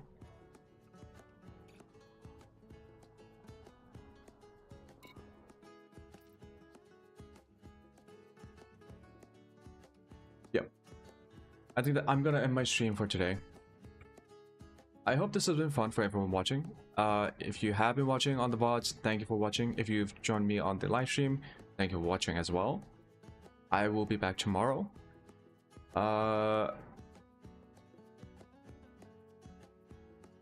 Here's the thing. I feel like I'm making really good progress in this game. I know this game is about grinding, so it's normal for players to have thousands of hours, and I have barely hit 200. But I already got my chieftain. I'm going to get the Type 9. And hopefully after the Type 9, I can get one of those big ships and make even more money. So the money isn't an issue. It's just the material grinding that's really the big part. And I don't know how much... Oh shit, no, never mind. I haven't even delved into the alien stuff. Yeah, I gotta figure out how to do that. Gotta fight some aliens, which are gonna have its own like it has its own like combat system with specific modules for fighting aliens. So yeah, I think the first thing is just get more credits. Credits allows me to buy ships. Materials I'm generally okay with. I have enough stuff like tier 1, 2, and 3s in almost every category for both encoded and manufactured materials. Raw materials I might need to farm a little bit more, but I haven't run into an issue yet. But anyways, that's it for today. We got a plan for tomorrow and we're gonna do it. Hopefully it won't take us a full day to buy the ship again, because buying the chieftain it took a while. Buying it and then setting it up, it took a lot longer than I wanted it to. So tomorrow hopefully I learned all my lessons, and so it's going to be a smoother process. Hopefully. I'll never know until I try it. Okay, well, that's it for me today. Thank you for watching. Goodbye. See you all tomorrow, or in the next video. Goodbye. Thank you for watching. Bye.